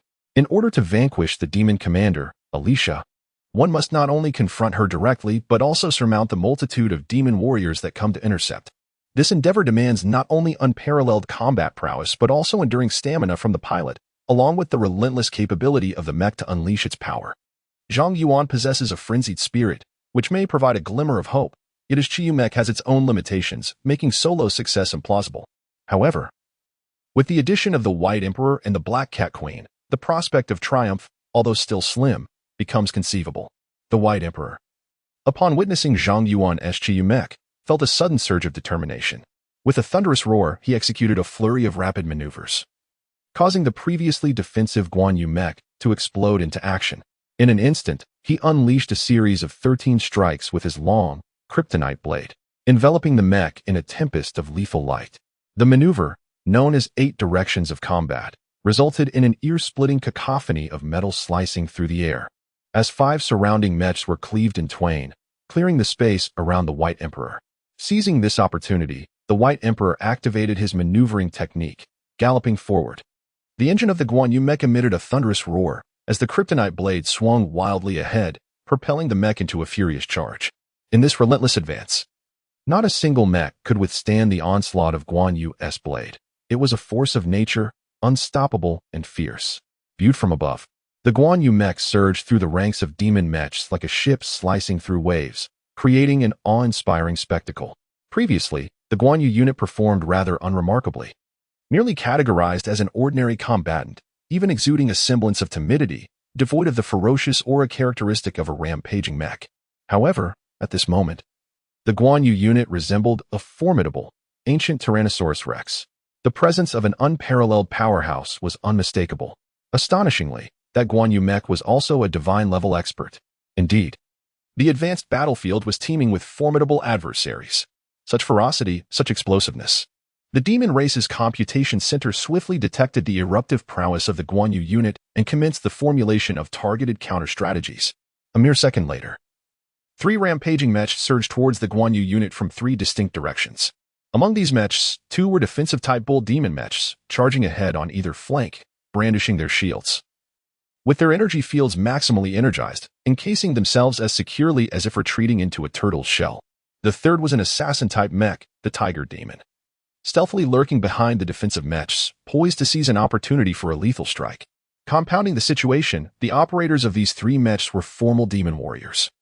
Their true forms residing within the mechs, endowing them with a far superior command of the battlefield environment compared to mercenary mechs. Their operations were also more agile and responsive. Now facing a 3-2-1 scenario, which presented a significant advantage. The White Emperor's Guan Yu unit was effectively intercepted, finding itself unable to breach the blockade. Meanwhile, Longlong Mir was assigned a task by the Computation Center, intercept the Qiyu unit, creating opportunities for other warriors to attack. The orders from the demon military were as imposing as a mountain. Longlong Mir cast a reluctant glance at the White Emperor before pivoting to intercept Zhang Yuan. Consider yourself fortunate.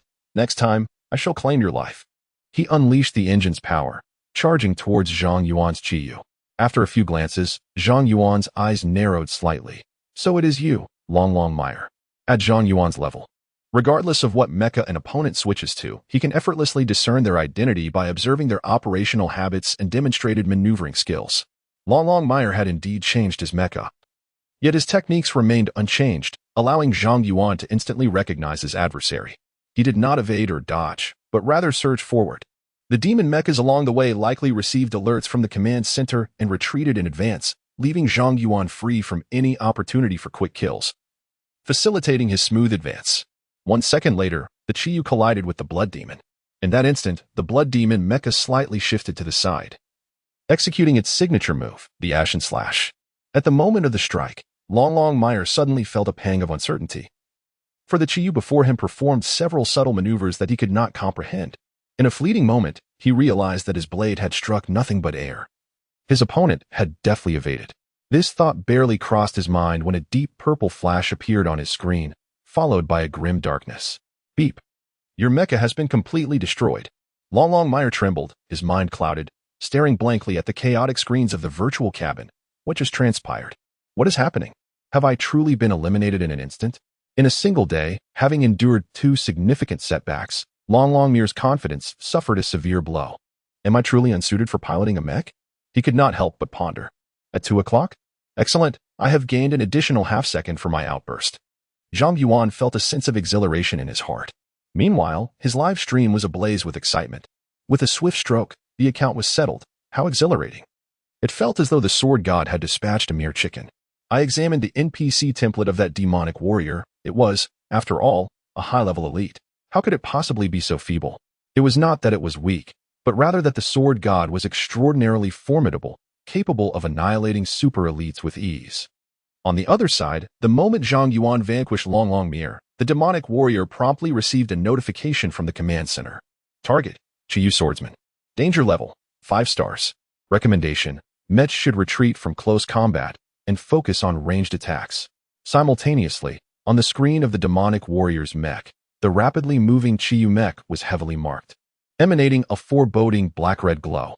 Under this series of tactical adjustments, wherever Zhang Yuan went, the demonic mechs withdrew as if he were a unipolar magnet, repelling those of the same magnetic pole.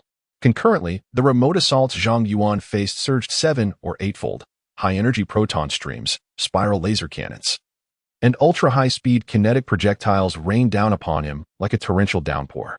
Zhang Yuan was well prepared for this. In his previous life, He had encountered focus strikes 10 times more terrifying than this, and thus possessed considerable experience in countermeasures. With the mobility technique, footprints in the snow, and the war goddess stride, transformation of the war god, countless artillery shells relentlessly pursued the Qiyu machine, striving to ensnare it upon the battlefield. Yet, this formidable construct consistently evaded the majority of assaults by the narrowest of margins. For those attacks that could not be dodged, it resorted to utilizing a force field to absorb the brunt of their impact. Alarmingly, the assaults that were endured did not compromise the mech. Rather, they transformed into a source of propulsion for the Qiyu machine's agile maneuvers. In the fleeting moments, the live stream was filled with gasps of astonishment, punctuated by exclamations such as "Ah!" and "What the?" At this juncture, the White Emperor found himself beleaguered by 3 raging-grade mech warriors, while the hidden Tiger Demon machine seized a fleeting opportunity, preparing to spring forth from the shadows. Meanwhile, Major Su Lian of the Eagle Outpost was besieged by over 20 demonic mechs, comprising both official warriors and mercenaries, including 2 raging-grade machines. He was perilously close to demise, his situation increasingly dire. The Eagle Outpost's mech warriors dwindled to fewer than 500, with mercenaries numbering less than 1,000, casting a pall of despair over the hearts of the Earth soldiers. Unbeknownst to them, Zhang Yuan and the White Emperor exchanged a glance through their mech scanners, and in that instant, each deciphered the other's intentions through their movements. In the next moment, Zhang Yuan resolutely unleashed his lethal strike. God of War Slaughter, exterminate all living beings. With a resounding clang, the crystallized kryptonite greatsword in Chiyou's grasp emitted a bone-chilling resonance. Energy surged into the blade, causing the crystallized sword to emanate a mesmerizing violet glow. Suddenly, the sword became ethereal, transforming into a translucent form, with myriad overlapping sword shadows materializing around its blade. At the same moment, the White Emperor let out a thunderous roar, reaching the zenith of his prowess. The agile blade technique, Azure Dragon's Roar. In the next instant, Guan Yu's mech brandished its long-handled, Krypton Gold war blade with great speed, cutting through the air and manifesting countless azure blade shadows. A fleeting glance revealed a roaring azure dragon soaring through the sky. This dragon, with its claws bared, lunged at the 2 rampaging mechs obstructing the White Emperor's path. The 2 masters exerted their utmost strength, unleashing their ultimate moves simultaneously. The sheer power was terrifying. The crackling and booming azure dragon blade shadows enveloped the 3 rampaging mechs entirely, shredding them apart amidst a cacophony of metallic fractures. A burst of force fields breached, and within a mere 0.2 seconds, shards of mech debris scattered in all directions. The Tiger Demon and the 2 defensive-type Bull Demon 2 mechs were slain in that instant. Zhang Yuan and the White Emperor exchanged another glance. Their successful cooperation had birthed an unspoken bond of combat synergy. Without a moment's hesitation, they unleashed their full might, one to the left and one to the right, one advancing and the other supporting. Zhang Yuan led the charge while the White Emperor flanked him, both transforming into a tempest of fury, recklessly sweeping towards the demon commander. The tactical quantum superbrain at the Eagle Outpost instantly detected their tactical intentions. Major Su Lian, the outpost commander, comprehended that the outcome hinged on this very moment, and he bellowed through the comms, "Concentrate all efforts to support the Demon Slayer and the White Emperor." Simultaneously, the quantum superbrain devised specific and detailed tactical arrangements, dispatching commands to every Earth mech warrior entering the battlefield. All warriors took their positions, activating the strategy, decapitation. Chapter 70. Have we failed? The computing center of the Demon Clan is exceedingly powerful. However, it lacks a tangible core, instead employing a distributed computation system. Its computational resources are drawn from the neural cores of every battle mech on the battlefield, meaning that each demon mech serves as a core in its own right. This bears similarity to the quantum superbrain at Eagle Outpost. Consequently, although tactical command intelligence plays a crucial role in the heat of battle, it cannot be regarded as a target susceptible to destruction. The true means of vanquishment, which can significantly influence the course of battle, lies in the elimination of battlefield commanders. When the tactical quantum superbrain initiated the decapitation plan, it took merely 1.3 seconds for the Demon Computing Center to detect the intentions of the Earth warriors. A warning sounded. The enemy has activated the decapitation strategy. The mechs designated for the execution of this strategy were the Qiyu and Guan Yu units. On the screens of all demon warriors, these 2 mechs were marked with blazing crimson flames, making their presence impossible to overlook. Upon receiving this notification, Demon Commander Alicia reacted with delight rather than alarm, laughing heartily. The mongrels of Earth are cornered. She ordered a counter-decapitation. Eliminate the Earth Commander within 10 seconds. As for herself, she was flanked by 2 rampaging defense mechs, and nearly 3,000 demon mech warriors populated the battlefield, with the Qiyu and Guanyu units still over 1,800 meters away from her. The prospect of these 2 mechs breaching the numerous barriers to reach her side was nothing short of a fantasy. The Chang'e 3 machine unleashed a remarkable technique, the Sunset Arrow. A broad, pale violet beam of light streaked horizontally across the battlefield, instantly carving a fiery path nearly 1,000 meters long, radiating searing heat. Advance, warriors! Major Su Lian bellowed, having long since cast aside the fear of life and death.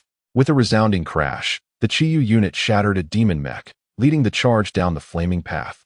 Fragments of the mech scattered, and waves of intense heat surged from the ground, the air flickering like tongues of flame. In that moment, the Qiyu mech, emanating a dark violet glow, resembled an ancient demon in its ferocity. With a thunderous impact, the White Emperor followed closely behind, the long-handled war blade wielded by the Guanyu unit never pausing. With each swing, a demon mech erupted in explosions. A defensive bull demon mech launched a reckless charge, intent on intercepting the 2. Zhang Yuan swung his sword, the blade slicing through the bull demon's heavy armor with overwhelming force, leaving a gaping wound in its wake. Ignoring the bull demon, Zhang Yuan pivoted to confront another sword demon charging from the right, needing to clear the path. Just as the bull demon thought it had evaded disaster, the White Emperor surged forward, delivering a decisive blow that cleaved through the very gap Zhang Yuan had created, reducing the heavy bull demon mech to tatters. In seamless harmony, the 2 ferocious mechs surged forward, treating the demon mechs as mere obstacles, scattering countless fragments in their wake. Within 5 seconds, they surged 1,300 meters down the fiery path, plunging deep into the ranks of the demon mechs. Alicia felt a surge of alarm and swiftly issued an order. Snipers, intensify your firepower at all costs, eliminate them. However, just 2 seconds after the command was given, she sensed something amiss, as the snipers' firepower had not significantly increased. Among the ranks of the demon snipers, a multitude of earthly assassins materialized, led by none other than the Black Cat Queen, who commanded the 9 Lives Cat Demon. Astonishingly, she had persuaded over 140 mercenary assassins to stealthily approach the position of the demon's long-range assault mechs. At this critical juncture, these mercenaries unleashed a devastating attack, obliterating more than 260 long-range assault mechs, which constituted over 65 of the demon's surviving mechs. The demon assassins have discovered us. There are far too many, and I fear we won't escape. The outcome now rests with you 2, the Black Cat Queen's voice crackled through the communication channel. Thank you.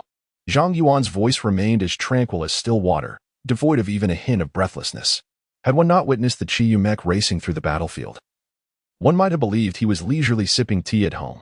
On the battlefield, the Qiyu loomed like a terrifying deity, while its pilot exhibited an unsettling calmness, as if he were merely taking a stroll in the woods rather than engaged in a desperate struggle. Both mercenaries and regular soldiers felt a twinge of relief in their hearts. What a fearsome individual. Fortunate for us, he is a warrior from Earth. In stark contrast, the White Emperor was far less at ease, diligently keeping pace with Zhang Yuan, each step synchronized, showcasing an extraordinary level of performance. In the confines of the virtual cockpit, he gasped for breath, drenched in perspiration. Having fought valiantly to this point, he had already made 3 critical blunders. There are only 300 meters left. Can you hold on? Zhang Yuan's voice resonated, calm and unperturbed like still waters. I'm managing. Huff, huff. I can endure. Marveled at Zhang Yuan's stamina, yet at this pivotal moment in battle, he had no time to ponder it further. Zhang Yuan felt a slight sense of reassurance. 13 seconds had elapsed, and his fury points had surged to 39. The silver lining was that throughout his relentless advance, he had obliterated a staggering 35 mechas, complemented by the substantial gains from his earlier control of the Fox Demon Mecha, which had granted him an additional 42 fury points. The reason for the modest total of 42 lay in the collaborative efforts of his comrades on the battlefield, even with the Fox Demon's precise sniping. Each successful hit was facilitated by the opponents being ensnared in the chaos of battle, their nerves frayed. Thus, for every enemy mecha he destroyed, the fury points he received were significantly diminished. 42 fury points equated to 14 seconds, when added to the previous 25 seconds, amounted to 39 seconds. With 13 seconds already consumed, he now had a remaining burst time of 26 seconds. He lifted his gaze ahead. 230 meters away lay the position of the demon commander, Alicia, who was desperately rallying her mecha warriors to thwart Zhang Yuan. These warriors surged forth in a frenzied tide, numbering over 500. Heedless of their own lives as they charged recklessly toward him. The demon warriors have sensed the formidable strength between him and the White Emperor, and their focus has intensified. Zhang Yuan distinctly feels the pressure escalating rapidly. Overcoming the final 230 meters poses a challenge at least twice as daunting as the preceding 1,500 meters. My warriors, intercept them. Alicia stands her ground, refusing to retreat, embodying the dignity of a battlefield commander. Amid this tense standoff, Zhang Yuan and the White Emperor expend 5 seconds to advance another 150 meters, leaving only 80 meters remaining. Zhang Yuan can even see the faint glow emanating from the scanner on Alicia's mech head. Suddenly, he senses an overwhelming surge of pressure behind him. A glance over his shoulder reveals the White Emperor ensnared in a relentless siege, besieged by countless mech warriors. His maneuvers have become fraught with errors, leaving him powerless to escape the encirclement.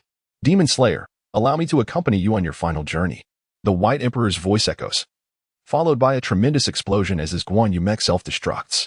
A massive shockwave radiates outward, momentarily clearing the surrounding demon warriors. And the pressure on Zhang Yuan's back diminishes significantly. Now, he stands alone, encircled by a multitude of demon warriors. The audience in the live stream watches this scene unfold, their hearts filled with uncertainty. Will he break through? Has he ultimately failed? He must succeed. Yet, in the next instant, over 20 million viewers witness a swarm of demon warriors converging from all directions towards the Chi-Yu mech, their momentum reminiscent of the ocean swallowing a drowning soul. It is evident to anyone that this is a dire situation. The Chi-Yu machine may endure for a few seconds, but escape is utterly impossible. The beheading plan has unequivocally failed. Is this truly the end? Silence envelopes the live stream. Chapter 71. The God of War's 3 Slaughters. As countless demonic mech surged towards him, Zhang Yuan's mind attained an unprecedented clarity. My God of War's slaughtering sword technique is invincible against a myriad of foes. Even when ensnared, I can force my way out. These were the words spoken to him by Wang Xuanzhong in a past life, accompanied by an expression of unyielding pride. Regrettably, although his swordsmanship possessed such might, he himself had not ascended to the realm of invincibility, leading to his demise on the interstellar battlefield. Allegedly due to his excessive valor resulting in encirclement, the sword technique is akin to a magnetic railgun in the hands of one. It becomes a harbinger of death on the battlefield. In the hands of another, it not only fails to harm, but may even lead to self-destruction. In his previous incarnation, Zhang Yuan had reached the pinnacle of swordsmanship, yet his physical constitution was woefully inadequate, compounded by numerous hidden injuries. Many explosive and intricate maneuvers eluded his flawless execution.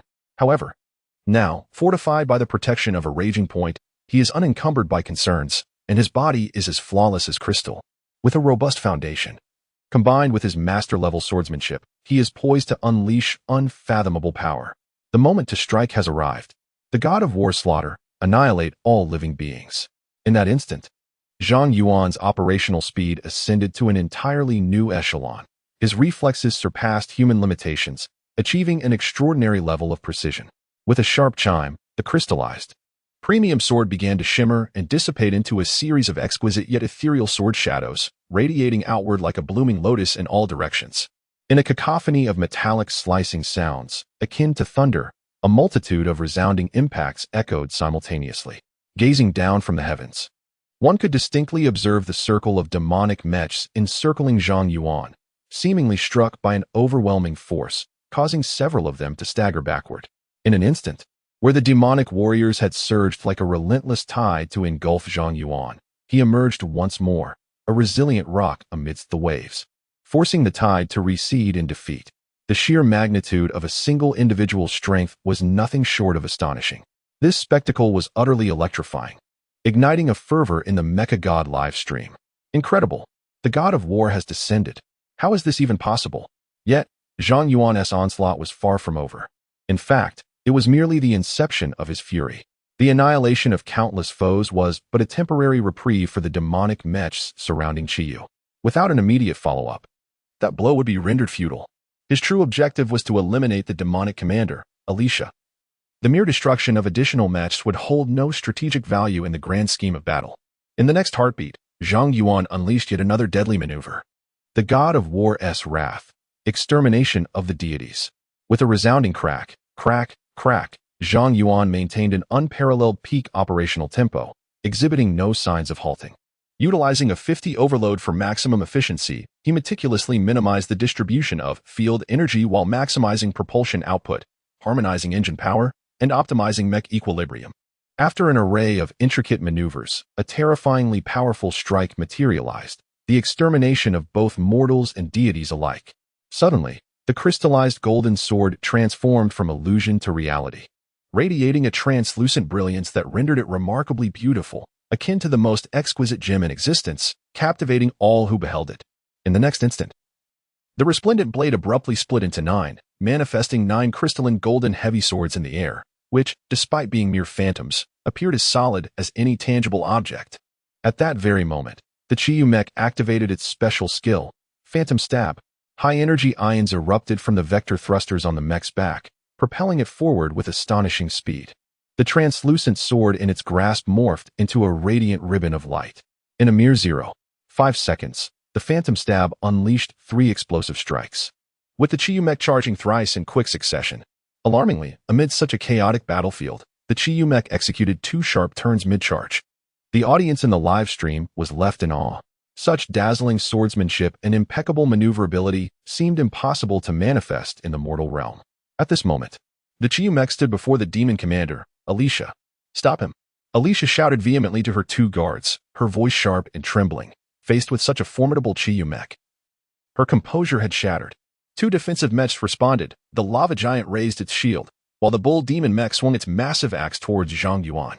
Typically, a charging warrior would utilize the mech's agility to evade danger.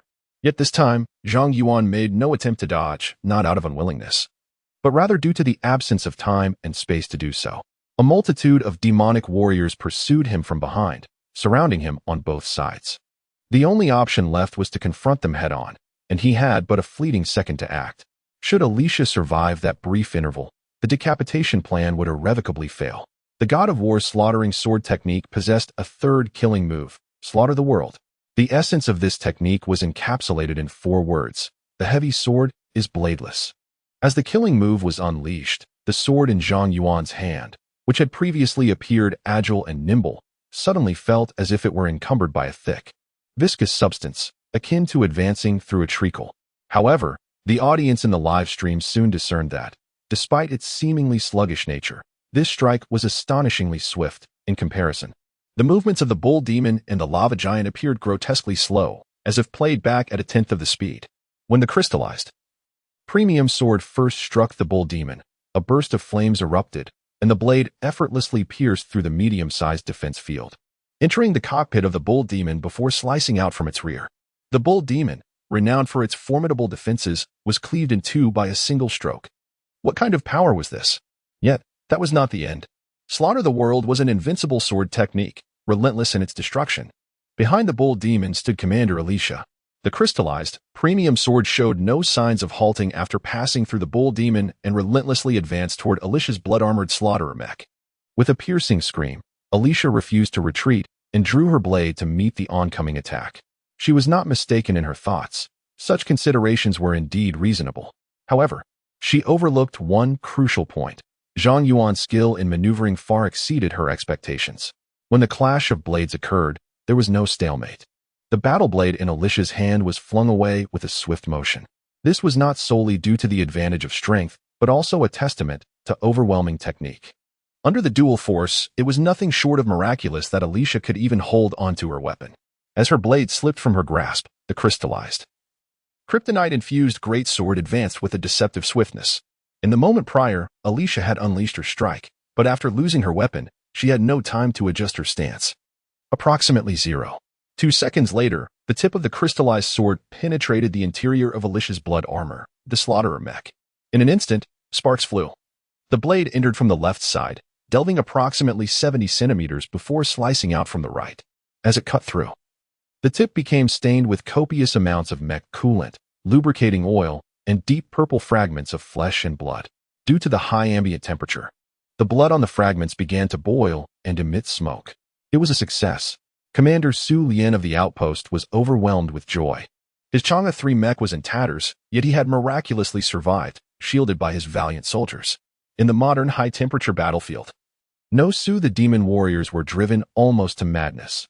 On the battlefield, beneath layers of protection, a commander was brutally slain by 2 mercenaries from Earth. What an utter disgrace. The Earth warriors engaged in combat felt an immediate alleviation of pressure as their mech screens simultaneously displayed a message: decapitation tactic successful. The demons were thrown into disarray and began to retaliate. Upon receiving this news, the surviving warriors at Eagle Outpost were filled with a singular thought: no way. Did it really succeed? This demon-slaying swordsman is truly formidable. Faced with thousands of demon warriors, these 2 managed to force their way through, and even when surrounded, they seized a fleeting opportunity to eliminate the demon commander. Such combat prowess is simply astonishing. As the demons descended into chaos, the morale of the Earth warriors soared. Though few in number, they swiftly initiated a counterattack. The Mecha God live stream erupted into frenzy. Incredible! Is this really happening? A perfect warrior. How could such agile swordsmanship possibly manifest in the mortal realm? On the front lines, after Zhang Yuan eliminated Alicia, he quickly glanced at his mech screen, which was flashing with alarms. Alert! Alert! Engine temperature exceeds 2,900 degrees. Please reduce output to protect the engine. After an unbroken series of explosions, the Chiyu mech had reached its physical limits and could advance no further. Unfortunately, the mech was surrounded by demon mechs.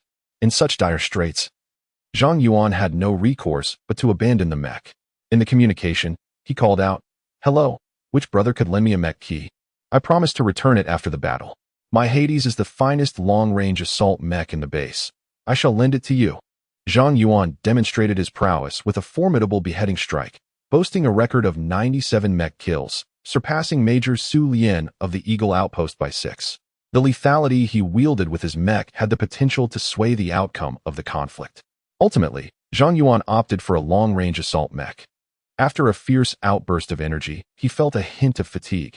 However, maneuvering the long-range mech proved to be relatively comfortable while still ensuring substantial firepower. With a resounding boom, the Chiyu mech was swiftly obliterated, yet this was of little consequence. Zhang Yuan, piloting a borrowed Hades mech, re-emerged on the battlefield as a harbinger of death. Clang, clang, clang. In an instant, 8 defensive mechs gathered around him, united in their singular purpose: to shield Hades and allow him to unleash his artillery unimpeded. After a brief respite of a few minutes, the White Emperor regained some strength and secured a mech to re-enter the fray. Other skilled warriors also managed to borrow mechs. The once hopeless battlefield began, miraculously, to tilt ever so slightly in favor of Earth. 10 minutes later, the tide of battle shifted from a crushing dominance by the demon race to a stalemate. Although the demon mech warriors still held a significant advantage, their morale had plummeted. Lacking the initial, overwhelming momentum that once threatened to annihilate everything in its path. The forces from Earth, in stark contrast, though numbering less than a third of their adversaries, not only succeeded in eliminating the enemy commander, but also boasted formidable experts among their ranks. As the tide of battle gradually shifted in their favor, each warrior's heart brimmed with the hope of victory. Notably, during the 10 minutes of stalemate, Zhang Yuan piloted the Hoi mech, destroying as many as 117 enemy mechs. On the battlefield, he was akin to a reaper of souls. The White Emperor also claimed over 30 mechs, while other mech warriors rallied with fervor, significantly increasing the casualty rate for the demon forces. 3 minutes later, the number of demon mech warriors plummeted to below 2,000, while the Earth-S fighters rose to 1,800. 1,400 of whom were reinforcements in the form of mercenaries. The situation was abundantly clear. If this continued, the demon warriors could very well face total annihilation. 2 minutes later, the demon forces unexpectedly began to retreat. The human warriors, though utterly exhausted, pursued them beyond the forest, leaving behind hundreds of demon mechs before finally ceasing their chase. Amidst the smoke of battle, Zhang Yuan exhaled in relief as the voice of the White Emperor resonated in the communications. "We have won." The Black Cat Queen echoed his sentiment, remarking, "Indeed, we have triumphed." Zhang Yuan remained silent, having journeyed from the Emerald Stone base to the Eagle Outpost. He had forcefully breached enemy lines to accomplish the decapitation of their command, expending vast reserves of energy. Though physically intact, his mind was clouded and disoriented. Standing still in his mech, he closed his eyes for half a minute, gradually regaining a semblance of mental clarity. The voice of the mainframe echoed in his mind. Master has completed the Guardian of the Eagle's outpost mission, playing a pivotal role in the battle, earning 200 Fury points. Master has achieved the decapitation accomplishment, raising the Fury points cap to 70. Currently, Master possesses 227 Fury points, with a maximum cap of 260. This reward was quite commendable, and Zhang Yuan felt a sense of satisfaction. After some contemplation, he stated in his mind, "Enhance my body with 200 Fury points. Confirm enhancement? Confirm." A warm current erupted from deep within his body, coursing through his organs and ultimately concentrating on the superficial layers of his muscles and bones. Zhang Yuan could easily perceive a tingling sensation in his muscles, which, rather than being unpleasant, was quite delightful. As his body underwent enhancement, he heard the mainframe announce, "The Demon Slayer has completed the Guardian of the Eagle's outpost mission, earning 500 military rank points. The Demon Slayer has slain 214 demonic mechs, including 209 elite mechs for berserk mechs and 1 demonic commander, acquiring a total of 619 military rank points." When calculated, the military rank points Zhang Yuan had amassed amounted to an astonishing 1819 points, with 500 points available for purchasing special modifications, which, when converted to currency, exceeded 54 million. This was indeed a substantial gain. Zhang Yuan then glanced at the live streaming revenue, which had also reached over 8 million, a significant amount in its own right. Yet it paled in comparison to the military rank points. However, for Zhang Yuan, these earnings are merely supplementary gains. His primary objective is to capture the attention of the base commander. It appears that he has succeeded in this regard. Suddenly, a concerned voice emanated from the communicator. That of the Black Cat Queen. "Demon Slayer, why are you silent? Are you feeling well?" The voice of the White Emperor chimed in. "Demon Slayer, you previously mentioned that your burst could last only 25 seconds, yet I just observed that you sustained it for at least 37 seconds. Brother, are you alright?" Zhang Yuan smiled and replied, "I'm managing. Just feeling a bit lightheaded." The White Emperor breathed a sigh of relief and chuckled. "That's good to hear. That's good to hear. Demon Slayer, your swordsmanship is truly remarkable. I would love to learn from you." "You are most welcome," Zhang Yuan responded. The Black Cat Queen, somewhat bashful, added, "I won't say learn from you. Your maneuvering skills far surpass mine. I wish to become your disciple." "Haha, there is no need for formalities. Feel free to ask me any questions, and I shall do my utmost to assist you." "Really?" The Black Cat Queen's eyes sparkled with excitement, and she continued, "Then I must indeed become your disciple. I cannot take advantage of you without offering a token of respect." Just as the Black Cat Queen finished speaking, Zhang Yuan heard an announcement. "Your account has received a deposit of 50 million star coins. Please check your balance." "Currently, my hero account holds only this amount of star coins. I will replenish it later." Zhang Yuan graciously accepted. "Then I shall not be modest." The three of them exchanged a few more words, then agreed on a time for their next meeting before logging off to rest. After Zhang Yuan disconnected from the game, he did not hastily exit the virtual cockpit. Instead, he pondered how to safeguard himself in the future. Previously, he merely engaged in live streaming within the game, and despite showcasing remarkable prowess, he seldom drew the attention of the Demon Clan. However, now he found himself embroiled in a genuine battlefield. Having disrupted the demon schemes and even eliminated a demon commander, he was undoubtedly now within the demon's line of sight and needed to devise a means of self-protection. It was highly probable that the demons could pinpoint his real location while he played, potentially leading to the annihilation of his physical form. To ensure a secure gaming experience, he needed to forge a shield within the Star Alliance network. Although he lacked the technical expertise to create such a shield, he realized that Qianlian could assist him. Thus, Zhang Yuan began to initiate contact with Qianlian. Just as he was dialing, another communication came in from an unfamiliar number. Not from a private account, but from a hero game account. Who could it be? Curiosity piqued, he chose to answer. A somewhat somber middle-aged voice emerged. "Is this the Demon Slayer? I am Colonel Li Ranzhong, the temporary commander of the Emerald Stone Base." "Oh, is there something you need?" An ominous premonition stirred within Zhang Yuan's heart. Colonel Li paused for a few seconds before delivering unfortunate news. "Regrettably, the operation to seize the Blue Lake mine has failed." Chapter 73, The Counterattack Plan? The failure of the Blue Lake operation left Zhang Yuan perplexed for two reasons. One was the timing. According to the temporal inference, at this moment, the mech warriors of the Emerald Stone Base should have just arrived at the Azure Lake side. yet they contemplate surrendering before even engaging in combat? Furthermore, let us consider the disparity in forces. The legion dispatched from the Emerald Stone base consists of over 3,000 regular warriors, while the demonic defenders at the Azure Lake Mine number at most 1,000. With the additional forces summoned due to the Eagle Watch plan, the total would not exceed 600. A ratio of 3,000 to 600 presents a five-fold advantage in manpower, even if the Azure Lake Mine possesses defensive advantages. With honest effort, victory should be swiftly attainable, should it not? In any case, Zhang Yuan felt considerable disappointment regarding the combat capabilities of the Emerald Stone Base S Legion. Yet he refrained from voicing his thoughts, as he was not a member of the military and lacked the authority to critique. He remained silent, awaiting an explanation from the opposing side, should they be inclined to provide one. Perhaps feeling a sense of shame, Colonel Li Ran voluntarily spoke. On our way, we encountered Dilly 4, who personally led 300 blood armor slayers and 2,000 mercenaries to ambush us in the forest. Dilly 4 is exceedingly formidable.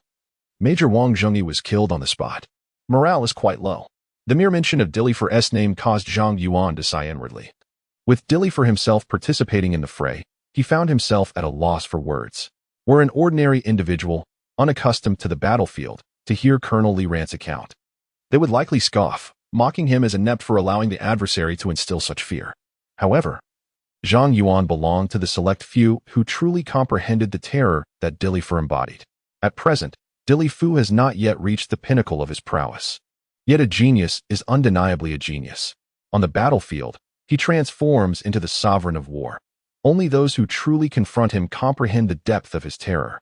In later generations, when Dilly 4 becomes the Annihilation Demon King, known for destroying the 7 demon lords, even the mere mention of his name is sufficient to have the morale of the Earth forces. Should Dilly 4 personally appear, the morale of the Earth army could very well shatter entirely. When the blade of annihilation is unleashed, the cosmos itself seems to reverse, and all creation quakes in fear. Countless souls turn pale at the mention of his name and tremble upon meeting him. Such is the inescapable dread that Dilly 4 embodies. Contemplating this, Zhang Yuan feigned ignorance and inquired, "Do we not still have General Lin Biqing?" Meanwhile, Li Ran hesitated. She has encountered an unforeseen incident and is temporarily unable to command the battle personally. Thus, I am assuming her command at the Emerald Stone base. Zhang Yuan refrained from pressing further. Matters concerning the base commander are military secrets, and it would be imprudent to inquire too deeply at this juncture. He had already enlisted the aid of Qianlian to locate Lin Long, and since only a day had passed, there was no urgency. With these thoughts in mind, Zhang Yuan queried, "Did you seek me for a particular reason?" Li Ran replied, "The recent surprise attack by Dilly 4 on the Eagle Outpost has inflicted substantial losses upon us, yet it has also unveiled the demon race's ambitions regarding the dreamlike forest. The federal military currently possesses a secret assault plan that requires the participation of formidable mercenaries. This is not only to retaliate against the demon race, but also to grant the military some time to bolster defenses in the dreamlike forest." This assault plan appeared quite reasonable. Zhang Yuan pondered for a moment before asking, "Please elaborate on the specific details of the plan." "We are preparing to launch a surprise attack on the Dark Valley in the northern part of the Dream Forest. We have received intelligence that Dilith has established a supercomputing center deep within the valley. If we manage to destroy it, it will undoubtedly deal a significant blow to the combat capabilities of the demon race. Throughout this operation, we will implement intense sub-ether signal interference. For a brief period, the demon race should be unable to discern reality from deception. Well, aside from myself, who else is involved? Bai Di and the Black Cat Queen. You 3 will be the primary operatives. There are also other supporting personnel whose responsibility will be to ensure your successful infiltration." "Oh, that sounds manageable. When is the specific time for the operation?" "The sooner, the better. When will your body be able to recover?" "In about 24 hours. For reasons unknown." Zhang Yuan suddenly felt a twinge of unease in his heart, prompting him to tell a small lie to buy himself more time. "Very well, it's settled then." The communication ended. Zhang Yuan furrowed his brow, meticulously contemplating the source of his doubts. After a while, he finally discerned the reason. The voice during the communication sounded rather somber, leaving him curious about this Li Ran and what sort of person he might be.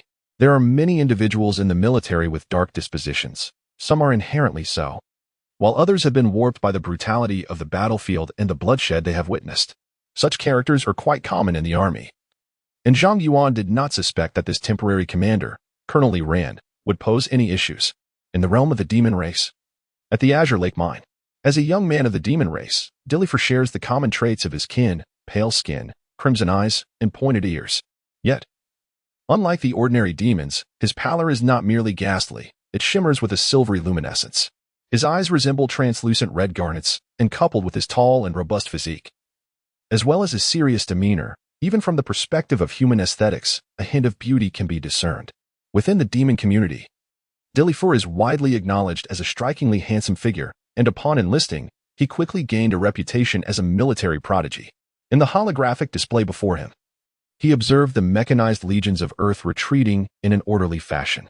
However, from the unsteady strides of many soldiers, Dillifer keenly sensed their diminished morale.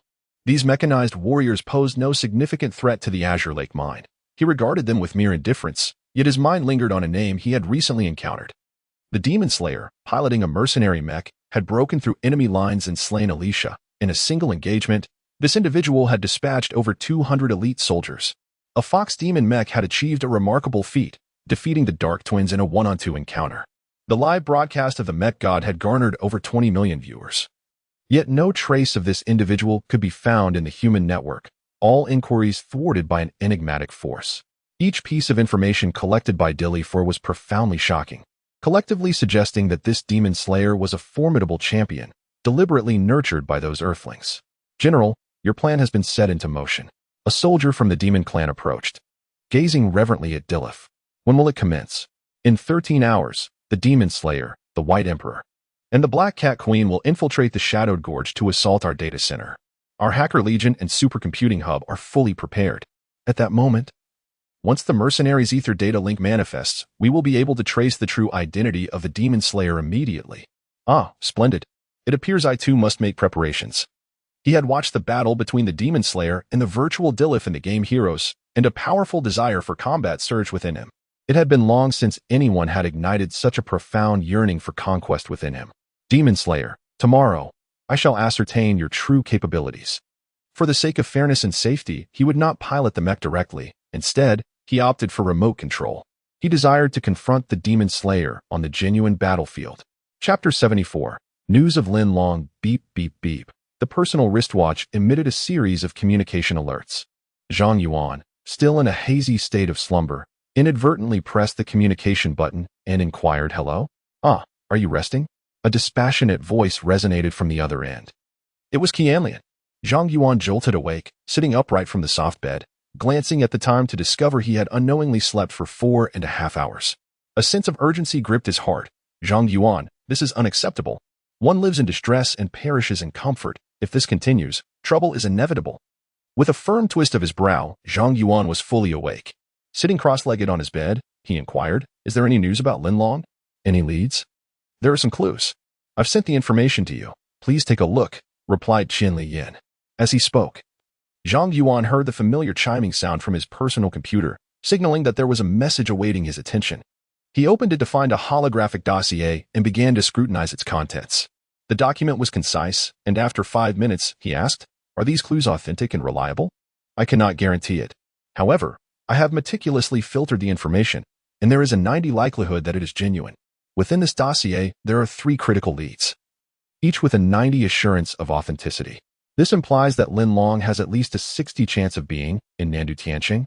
Nandu Tianqing, an artificial ecological city, lies at the juncture of the Nanwang Star region and the Earth Star region, and stands as one of the most prosperous trading hubs within the Nanwang Star region. That is likely the case. If my deductions are correct, the kidnappers may have resorted to inducing a state of suspended animation in Lin Long to evade detection. This method of cryogenic sleep is highly unorthodox and could potentially lead to the unintended demise of the subject. A chill ran through Zhang Yuan as he suddenly contemplated a terrifying possibility. Li Fo intended to exploit Lin Long to undermine General Lin Bingqing. To achieve this, it was not necessarily required for her to remain alive. Even if Lin Long were merely a corpse, it would suffice to inflict profound psychological trauma on General Lin Bingqing. If that were true, then the kidnappers would have no obligation to ensure Lin Long's safety. Her survival would be preferable. Yet a deceased body could still command a substantial price. As he pondered over the matter, Zhang Yuan found himself increasingly restless. General Lin Biqing was the most formidable mecha warrior in the Dream Forest, and should Lin Long meet her demise, it would effectively incapacitate her. The events of his previous life had unequivocally demonstrated this truth. Even more troubling was the fact that, due to the incident at Eagle Outpost, the Earth military had begun to dispatch additional forces to the Dream Forest.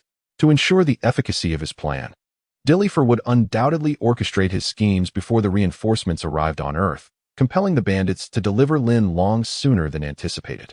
Consequently, the bandits would likely disregard Lin Long's life altogether. In other words, from this moment forth, Lin Long was perpetually in peril, if she were not rescued now. Any future moment might see this opportunity slip away, or worse still, it might have already vanished. Even if Lin Long were to perish, it was imperative that her body never reaches Pandora, nor should General Lin Biqing be allowed to witness the remains of her daughter. The investigation is ongoing, and reliable information will be relayed to you promptly. Thank you. It is merely a transaction. The seer subsequently ended the communication. Zhang Yuan immediately pressed the communication button by his bedside, and after a few seconds, a gentle female voice responded, "Sir, how may I assist you?" "I need to speak with the captain of the spaceship." "Certainly, I will contact the captain right away." After approximately 10 seconds, the voice of the captain of the interstellar ship resonated through the comm. "Mr. Zhang Yuan, I am here. I wish to alter our course to the southern capital city in the southern wild star domain. How long will it take to arrive?" "Ah. Nandu Tianqing lies a mere 100 light-years away. At our current velocity, we could arrive in 6 hours. But what if we were to proceed at full speed?" Zhang Yuan inquired further. "Ah, sir, traveling at full speed is perilous. It would inflict considerable damage upon the spacecraft, contravening our company's safety protocols. I cannot acquiesce to your request." Zhang Yuan interrupted him. "What is the cost of this vessel?" "Approximately 27 million, I believe." The captain's voice wavered, as he struggled to grasp Zhang Yuan's intent. Subsequently, he checked the crew's records and saw a sum of 4 million in the account. Only then did he say, "Now, this spacecraft belongs to me privately. If you consent to accelerate and transport me to Nandu Tianqing, the 4 million in your account will be promptly unfrozen. You will embark on this journey, yes?" The captain was momentarily speechless. He glanced at the funds in his account, which equated to a decade's worth of his salary. Even after distributing a portion to the other crew members, he could retain at least 2 million. Upon reflection, the vessel was indeed now the property of the other party. They could navigate it as they wished. "Captain, I will increase the speed immediately. We shall arrive in 2 hours." "Excellent." After severing communication with the captain, Zhang Yuan dialed Old Ding's repair shop. 5 seconds later, the call connected punctually. "Young man, I have heard of the Pandora incident. You have become quite the hero." Old Ding's boisterous voice resonated. Zhang Yuan spoke plainly. "I require a genuine ordinary-grade mech to be delivered to Nandu Tianqing. I require that spatial folding button, procured from the ancient relic at Space Corridor 235 in your private collection, to be delivered to the southern capital within 2 hours. Name your price." "What the hell? Have you been to my home? How do you know I possess a spatial folding button?" "It is the prized possession of my repair shop, far superior to any spatial folding ring currently held by the Earth military." "How much?" Zhang Yuan inquired again. "Not for sale at any price." Old Ding exclaimed angrily, feeling extremely uncomfortable with the notion of his secrets being exposed. Calmly, Zhang Yuan replied, "You have a son and a daughter. Your daughter has been learning to repair mechas under your guidance and has become an indispensable modification technician at your shop. As for your son, he is devoted to martial pursuits, having been accepted into the Kaoyuan Military Academy last year, specializing in mecha combat. You disapprove of him going to war, but alas, a son's path is not dictated by his father." Upon hearing this, Old Ding had calmed down significantly. Sensing the unfathomable depth of the young man's voice, "What exactly are you trying to convey?" "I warn you, do not entertain any thoughts regarding my children, or I shall hold you accountable without mercy. Do not be alarmed." Zhang Yuan spoke gently. "How would you assess my mecha operation skills?" "Exceptional." Old Ding had heard from friends about the extraordinary achievements of the Fox Demon Mecha and the Chiyu Mecha, and having viewed the corresponding videos himself as a mecha engineer, he could discern the proficiency of a pilot at a glance. "If you could hand me that button, I would record a battlefield protection technique for you. You may not find it useful, but your son will surely benefit from it in the future, perhaps enabling him to escape a calamity. Do you believe me?" With a sigh, Zhang Yuan heard Lao Ding exhale deeply, followed by a youthful female voice, which he recognized as that of his daughter, Ding Jiaying. The two engaged in a hushed conversation, seemingly deliberating over something. Approximately a minute later, Ding Jiang suddenly exclaimed, "My brother's life is more important than anything else. Dad, give it to him." After a brief silence of half a minute, Lao Ding's voice resonated once more. "For such a technique, I require 2 moves. And not only do I demand the holographic recording you make, but I also need you to personally instruct him until he has truly mastered it. One cannot become proficient through mere abundance. The path of the battlefield requires precision over variety. I can provide personal instruction, but only for 1 move." Zhang Yuan maintained a remarkably calm tone, devoid of any emotional inflection. He was certainly capable of teaching 2 moves, yet he was aware of Lao Ding's son, Ding Jiahao, whose talent was rather mediocre. Excessive instruction would prove futile and potentially detrimental. Without hesitation, Zhang Yuan transferred 5 million to the account while articulating his request. "What I require is a standard defensive mech, the Earth Guardian, in a dual-seat configuration. If it is not too much trouble, kindly prepare a shock emergency kit as well, which must include a heart-protecting nano-injection. I have noted your request. Once everything is prepared, I will send the items to Nandu Tianqing, including the standard mech you asked for. It will arrive in 89 minutes. By the way, could you enlighten me on what you intend to do with this mech? I hope it is not for any nefarious purposes. To save a person. Should I save him? I understand." After a brief pause, Lao Ding continued, "I will send the items to the Universal Postal Company. I will send you the collection key shortly, and you can retrieve it yourself." "Thank you," Zhang Yuan replied softly. Nandu Tianqing is a space city, economically prosperous, with stringent controls over military force. A standard military-grade mech is the utmost level of force that Nandu Tianqing can tolerate. Should a higher level of power emerge, the local security team would deploy the strategic weapon known as Finger of Annihilation. Consequently, Zhang Yuan believed that the robbers would not dare to take such a risk. At most, they would possess the strength of a standard-grade mech. At that moment, the spaceship began to accelerate, and the stars outside the porthole stretched into long, thin strands akin to spaghetti. The vessel also experienced a slight tremor, a sign that it had reached near light speed. "Lin Long, I hope you are still alive." As Zhang Yuan raced towards Nandu Tianqing, another group was aboard a small interstellar spacecraft, hastening to the same destination. "Everyone, be aware that the cargo we are transporting is highly sensitive and could attract attention at any moment. Should any irregularities arise, do not utter a word. Immediately implement Plan B." "Is it that serious?" "Boss, do you know what the cargo is? Perishable goods, rare varieties. Do you understand?" Got it. We are all experienced hands. We know what to do," they chuckled. Chapter 75. The Demon Clan Spy. 2 hours later, the interstellar spacecraft began to decelerate, and Nandu Tianqing came into view for Zhang Yuan. This is an artificial celestial sphere, standing independently in the vast expanse of the universe, with a diameter of a staggering 1,000 kilometers. It boasts 5 levels of living spaces, a fully integrated transportation system, and a permanent population exceeding 200 million. The annual trade volume surpasses 10 trillion, and this is the golden city of the southern wilderness, Nandu Sky City. Initially, Zhang Yuan could only perceive a brilliant point of light through the porthole. As he drew nearer, the luminescence expanded, revealing its intricate structure. This is a 3-dimensional sphere crafted from countless iridium steel alloys, resembling an intricately carved multi-layered ivory orb. The outermost layer is enveloped in a highly transparent, high-strength composite membrane, serving as the atmospheric shield.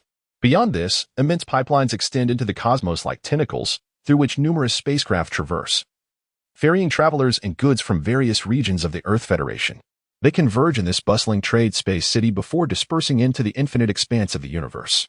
As the vessel approached, Zhang Yuan's vision sharpened, allowing him to discern the densely packed buildings on the layered plains within the ivory sphere, the labyrinthine streets, and the hovering cars flitting about like beetles, while pedestrians moved in a manner akin to ants. As the spacecraft continued its approach, a voice resonated through the communication system. "Ding, please present your identity ID. S823112322223, Zhang Yuan replied. The spacecraft gradually neared a space conduit, and upon its opening, a tethering cable extended towards the vessel, gently pulling it into the docking station. Zhang Yuan engaged in a brief conversation with several temporary employees aboard his spacecraft, instructing them to rest near the traction platform. He then re-established communication with the Thousand-Mile Eye. "Are there any specific updates?" A chill ran down Zhang Yuan's spine. "Let me listen to the audio." The audio transmission arrived swiftly. Upon listening, he discerned sensitive terms such as delivery, fresh produce, and get to work, interspersed with ambiguous laughter. He was all too familiar with such chilling laughter. These individuals were undoubtedly interstellar bandits, cold-blooded killers. Do you have their footage? He inquired firmly. Of course. The visual feed from inside the ship was transmitted, revealing a group of over 10 individuals. Zhang Yuan scrutinized their appearances, carefully examining each face until he abruptly halted upon recognizing one. This individual appeared taciturn, preferring to linger in the shadows, frequently fidgeting with a butterfly knife. Although he seemed physically unimposing, standing at approximately 175 centimeters, Zhang Yuan sensed an immense latent power within him. Is there a detailed image of this person? The one with fair skin, a bald head, and no external ear structures. Not a problem, please hold on. A new image soon arrived, a high-definition holographic representation. Zhang Yuan could even discern the texture of the man's skin. He observed intently for nearly 3 minutes before speaking. This individual belongs to the demon clan. Excuse me? The 1,000-mile I paused, intrigued. What leads you to that conclusion? What evidence do you have? The interest was palpable, as was his customary nature. Firstly, regarding his speaking habits. If one attentively listens to his few utterances, it becomes evident that he possesses a pronounced nasal tone, accompanied by a barely perceptible tremor, characteristics typical of the demon race's lingua franca. Secondly, his hands exhibit several movements, marked by subtle instinctual gestures, particularly pronounced in his little finger. Amidst the ongoing conflict between the two races, the demon race has deployed numerous spies within the Federation. Some masquerade as ordinary citizens, others as pirates. And some have even infiltrated the military, rendering detection exceedingly difficult. In a previous life, Zhang Yuan discovered a spy hidden among his own troops, ultimately exposing the individual. To avert similar incidents in the future, Zhang Yuan diligently studied the traits of such demon spies with his brethren. Thus, upon observing the current imagery, he immediately sensed something amiss. The voice of his distant sight finally exhibited a fluctuation, as if grappling with disbelief, the emergence of demons. This situation is rather grave. Please hold on while I ascertain their destination. After a few minutes, the distant sight reported back. I've found it. Their probable destination is the Tianhua Club, located on the westernmost end of the second tier of the southern capital's heavenly city. The Tianhua Club? Zhang Yuan inquired. The distant sight promptly elaborated. It is a mecha club established by a group of young enthusiasts in the southern capital, known for hosting civilian-level mecha combat competitions throughout the year, attracting numerous visitors from afar. In front of the club lies a square named Iron Throne, which can accommodate at least 100,000 people, bustling with travelers and maintaining a constant crowd of tens of thousands at all times. Zhang Yuan furrowed his brow, inquiring, "Are you suggesting that this group will engage in transactions in the square? And that these travelers will become their unknowing hostages?" It was evidently the case. After pondering for a few moments, Zhang Yuan replied, "The situation is rather intricate. These marauders possess a wealth of experience. Therefore, let us maintain constant communication. You assist me in tracking this group while I retrieve my mech." Alone, he found himself in a predicament that had surpassed his control, uncertain of the outcome. Yet he resolved to adapt as circumstances dictated. "Understood," came the response from Qianlian. With a resounding boom, the starship docked at the platform. Zhang Yuan bid farewell to the captain and traversed several dozen meters along the transit corridor before boarding a levitating express vehicle, truly entering the southern capital Sky City. The urban layout of southern capital Sky City was exceedingly intricate, benefiting from the advanced technology of artificial gravitational fields. The city boasted 5 levels, each with edifices on both the upper and lower sides. Thus, to be precise, it comprised 5 layers and 10 building facades. For outsiders without guidance, venturing into this place was akin to stepping into a labyrinth. While aboard the levitating express, Zhang Yuan contacted the Universal Postal Service, inputting the retrieval key that old Ding had provided, and began to wait patiently. After approximately 10 minutes of travel, a deep green levitating express emblazoned with Universal Postal swiftly approached, aligning itself parallel to the vehicle Zhang Yuan occupied. "Mr. Zhang, your package has arrived," an electronic voice announced, indicating that his mech had reached its destination. Receiving it, Zhang Yuan responded. A small aperture opened on one side of the floating vehicle, through which a small box was tossed in. Upon opening it, a silver-gray button, measuring 1.5 centimeters in diameter, lay quietly inside. The button's surface was of a matte texture, unremarkable at first glance. Zhang Yuan picked up the button, pinching it gently between his fingers. Instantly, a remarkable phenomenon occurred. The previously unassuming map button transformed, revealing countless layered folds reminiscent of fish scales. This was the manifestation of spatial folds. Concurrently, a series of peculiar light and shadow symbols began to materialize in the air. These inscriptions belonged to an extinct race, inquiring whether the user wished to initiate spatial folding. Having encountered such an object in his past life, Zhang Yuan understood that applying additional pressure would confirm the spatial expansion, prompting these folds to swiftly unfurl and release the contents within. Spatial folding equipment was originally standard for doomsday-grade mechas, and now Zhang Yuan possessed one himself. How splendid, he mused, as he activated the holographic display on the button and began to peruse the contents. Inside, he found a dual-seat Earth Defender, a high-powered force field shield, a tungsten steel heavy sword, a battlefield first aid kit, and a heart-protecting needle, all accounted for. Moreover, a spatial folding expansion procedure had been meticulously configured, exceeding his expectations. Old Ding truly had a keen sense of detail. Zhang Yuan felt immense satisfaction as he cautiously stowed the button in his pocket. He then addressed the intelligent system of the floating vehicle to the second level of Tianqing, front-facing, steel-thrown square. Understood. Estimated arrival in 13 minutes and 23 seconds. Pandora. He was preparing for the impending confrontation, deftly maneuvering the mech when a voice crackled through the communication line. General, Blacktooth is in position. Blacktooth, the ace spy and elite mech pilot, had served for a decade, executing countless infiltration missions for the kingdom, and had never once failed. A surge of delight coursed through Dilafor's heart, informed Blacktooth that the cargo must reach Pandora within 3 days, regardless of the cost, alive or dead. But the body must remain intact, especially the face, which should be preserved as much as possible. Understood, General. Chapter 76. The situation is quite complex in the southern capital. At the Fire Club, it is said that the enigmatic owner behind the club is a super-rich heir who lavishly acquired over 10,000 acres of prime land in the southern capital, erecting this magnificent establishment and creating the Iron Throne Plaza, thus rendering the club a landmark of the city. Inside the club, one can find an array of attractions, game centers, real combat arenas, virtual fighting arenas, and mech modification rooms, among others.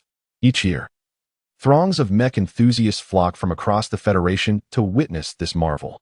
As news of the club spread, it irresistibly drew countless aficionados. Undeterred by the steep 3,000 yuan admission fee, when Zhang Yuan arrived at the Fire Club, he was greeted by a scene of overwhelming crowds. At least 70 to 80,000 people had gathered in front of the Iron Throne Plaza. What was happening today? Why were there so many people? Zhang Yuan discreetly inquired of Qianlian. Oh, where are they? They are still en route. They should arrive in about 5 minutes. Have you located the supplier? Zhang Yuan inquired, his gaze sweeping across the bustling square in search of any suspicious individuals. However, the throngs of people made it exceedingly difficult, in addition to the numerous tourists. Floating vehicles occasionally zipped overhead, while automated food carts and patrolling officers navigated the ground. From time to time, one could spot modified civilian mechs amidst the chaotic scene. The supplier is exceedingly elusive. I am still searching, he replied, the sound of rapid keystrokes accompanying his words. Suddenly, the square erupted with deafening cheers. The shrill screams pierced Zhang Yuan's eardrums as a multitude surged toward a singular direction. Turning to look, he noticed a large transport vehicle gracefully descending onto a floating car docking station at one side of the square. Prominently displayed in the semi-open cargo bay of the transport was a striking blue and white mech. Zhang Yuan's interest quickly waned. The mech's exterior was crafted from ordinary rust-resistant steel, with a suspension capable of withstanding a maximum overload of merely 12 g, and its weight likely did not exceed 3 tons. While its design was somewhat appealing, it was nothing more than a superficial facade. Despite his disdain for what he deemed trivial civilian mechs, the chaotic scene in the square caused him to frown slightly. With so many individuals present, any unforeseen incident could result in a multitude of hostages for the robbers. The consequences would be unimaginable. In the midst of his worries, the voice of his companion chimed in. The group has arrived, located 200 meters to your right. Hold on, let me establish a coordinate system. The target's coordinates are 120, 150, 23. This is the most familiar method of positioning for Zhang Yuan. He hardly needs to glance at his personal computer. With a mere turn of his head, he spots the target. Approaching is an ordinary hovercraft, which comes to a gentle stop. 5 individuals disembark, 3 men and 2 women, each clad in casual attire, adorned with various mecha designs on their jackets and t-shirts. Their appearance is indistinguishable from that of typical mecha enthusiasts. In total, 13 individuals have arrived. 5 enter the square, while the remaining 8 remain vigilant around its periphery. Where's the demon? Zhang Yuan inquires, casting a sidelong glance at the 5 individuals. Behind that 10-meter platform at the edge of the square, observe the image, Qianlian responds. The image transmits, revealing the demon casually seated atop the platform, dressed in leisure wear, exuding a nonchalant demeanor as he gazes down at the square with a hint of disdain in his eyes. As the image zooms in on a butterfly knife, Zhang Yuan squints, intently scrutinizing the moment the knife makes contact with the demon's fingers. The more he observes, the more furrowed his brow becomes. He whispers, "The butterfly knife poses a problem. It is highly likely to be a spatial folding device, undoubtedly concealing a weapon of substantial power, perhaps even a genuine military mecha." Qianlian is taken aback, harboring doubts about Zhang Yuan's assessment. In Nandu Tianqing, there exists the Finger of Destruction, controlled by an invulnerable network of supercomputers. Wouldn't employing high-powered weaponry within the city be tantamount to courting death? Zhang Yuan was engulfed by a sense of impending crisis, feeling that something was amiss, yet lacking any evidence to substantiate his unease. He could only say, "I am not entirely certain. Keep a close watch on them, and as soon as the shipper appears, notify me immediately." No problem. What a waste of time. If I missed the Sword God's live stream later, I would suffer a great loss. That demon-slaying swordsman's broadcast is excessively violent and bloody. The moment he strikes, he obliterates the mechs, and his movements are so swift that one can hardly grasp what is happening. What is the point? Sister, you don't understand. That is the hallmark of a true master. Zhang Yuan chuckled, surprised to encounter one of his live stream viewers here. He turned his head to take a look and discovered a pair of siblings beside him. The sister appeared to be around 17 or 18 years old, while the brother looked about 15 or 16. Both were strikingly handsome. The sister had delicate features and porcelain-like skin, while the brother, despite his youth, stood at an impressive height of 180 centimeters, exuding a sunny charisma. Perhaps due to their shared youth, the brother, noticing Zhang Yuan's glance, immediately spoke up. "Hey there, do you know the demon-slaying swordsman?" The boy was quite familiar, prompting Zhang Yuan to respond with a nonchalant nod, though the majority of his attention remained fixated on the distant platform where the demon was located. To his surprise, the youth grew animated, exclaiming, "What a coincidence! I never miss a single live stream of the Sword God. Each one is incredibly thrilling. Not only is it exhilarating, but I've also learned numerous techniques. Let me tell you, the Sword God's agility is not only stunning but also exceptionally practical. I now feel that my abilities have significantly improved. Hey, brother, do you agree with me?" "Indeed, it is quite practical." Zhang Yuan responded with indifference. He was utterly speechless and had just contemplated distancing himself from this youth when he caught a glimpse of the demon clan on the high platform casting their gaze in his direction. Zhang Yuan was startled. Those who have been on the battlefield possess a heightened sensitivity to hostility. I must not let this fellow detect me. After that, she turned to Zhang Yuan and asked, "Little brother, do you think I'm right?" Zhang Yuan, still mostly focused on the demon beside him, could only nod in agreement. "Sister, you are correct." "Ha, you are indeed adorable, little brother," the young girl exclaimed joyfully, giving Zhang Yuan's shoulder an approving pat. In her eyes, Zhang Yuan appeared to be merely 15 or 16, the same age as her brother, which allowed her to adopt a relaxed demeanor. At the moment she patted him, Zhang Yuan's attention was drawn to the personal computer adorning the girl's wrist. This device was remarkably advanced, worth at least 100 times more than the ordinary one Zhang Yuan possessed. It was entirely emerald green, crafted in the form of a jade bracelet.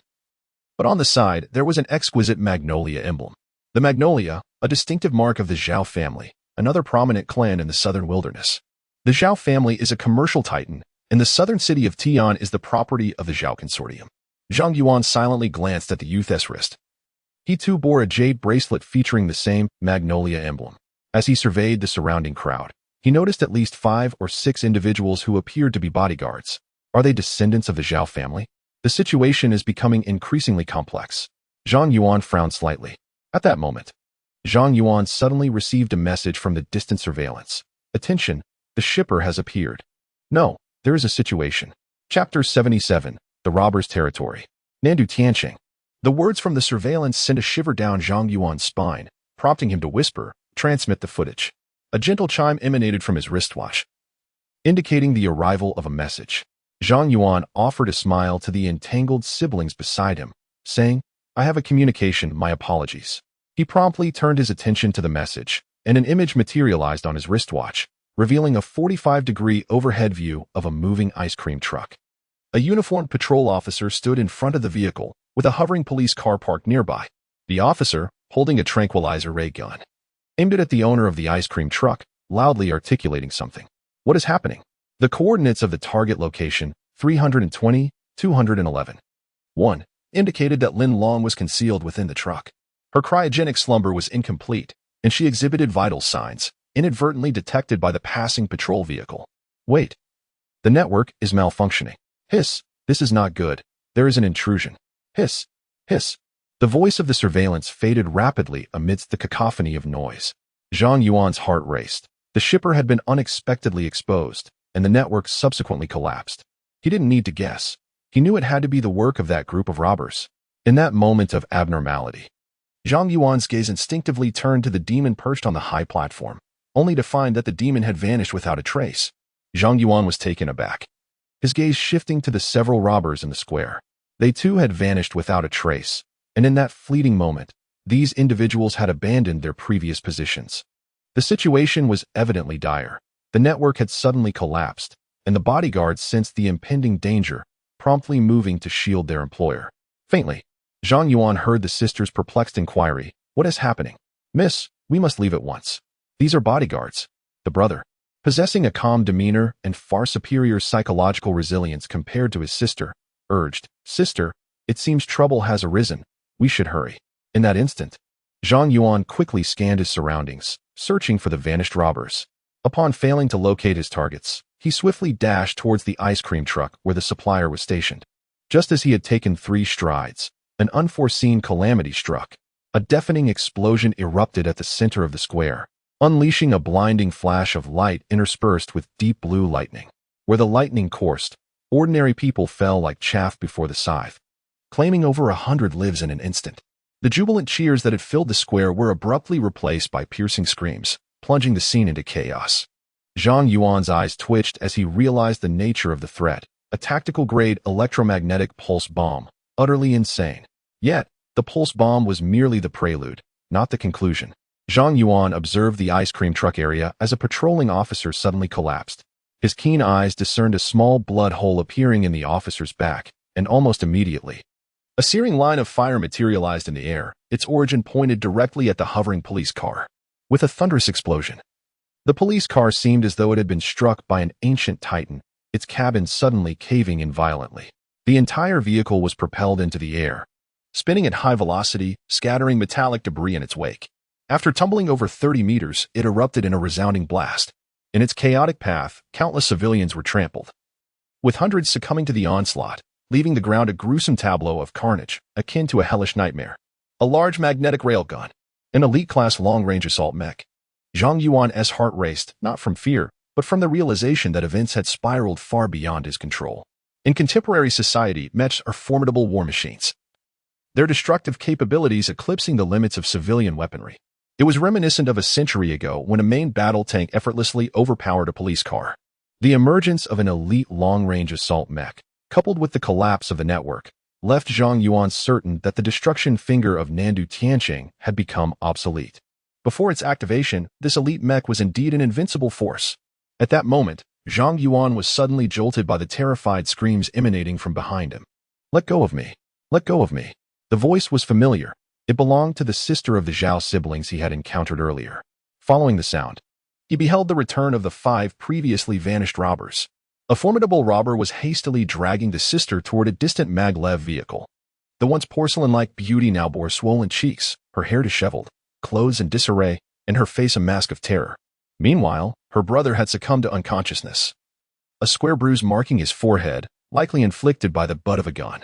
Surrounding them, the bodyguards lay strewn across the ground, all rendered insensible, their fates uncertain. In the presence of a remorseless interstellar bandit, these bodyguards proved utterly ineffectual. The network lay in ruins, elite mechs were deployed, and the Zhao siblings had been taken hostage. Each element underscored to Zhang Yuan that this was a meticulously orchestrated operation. Both the suppliers and recipients had anticipated various contingencies and devised appropriate strategies. In essence, this was the adversary's home turf.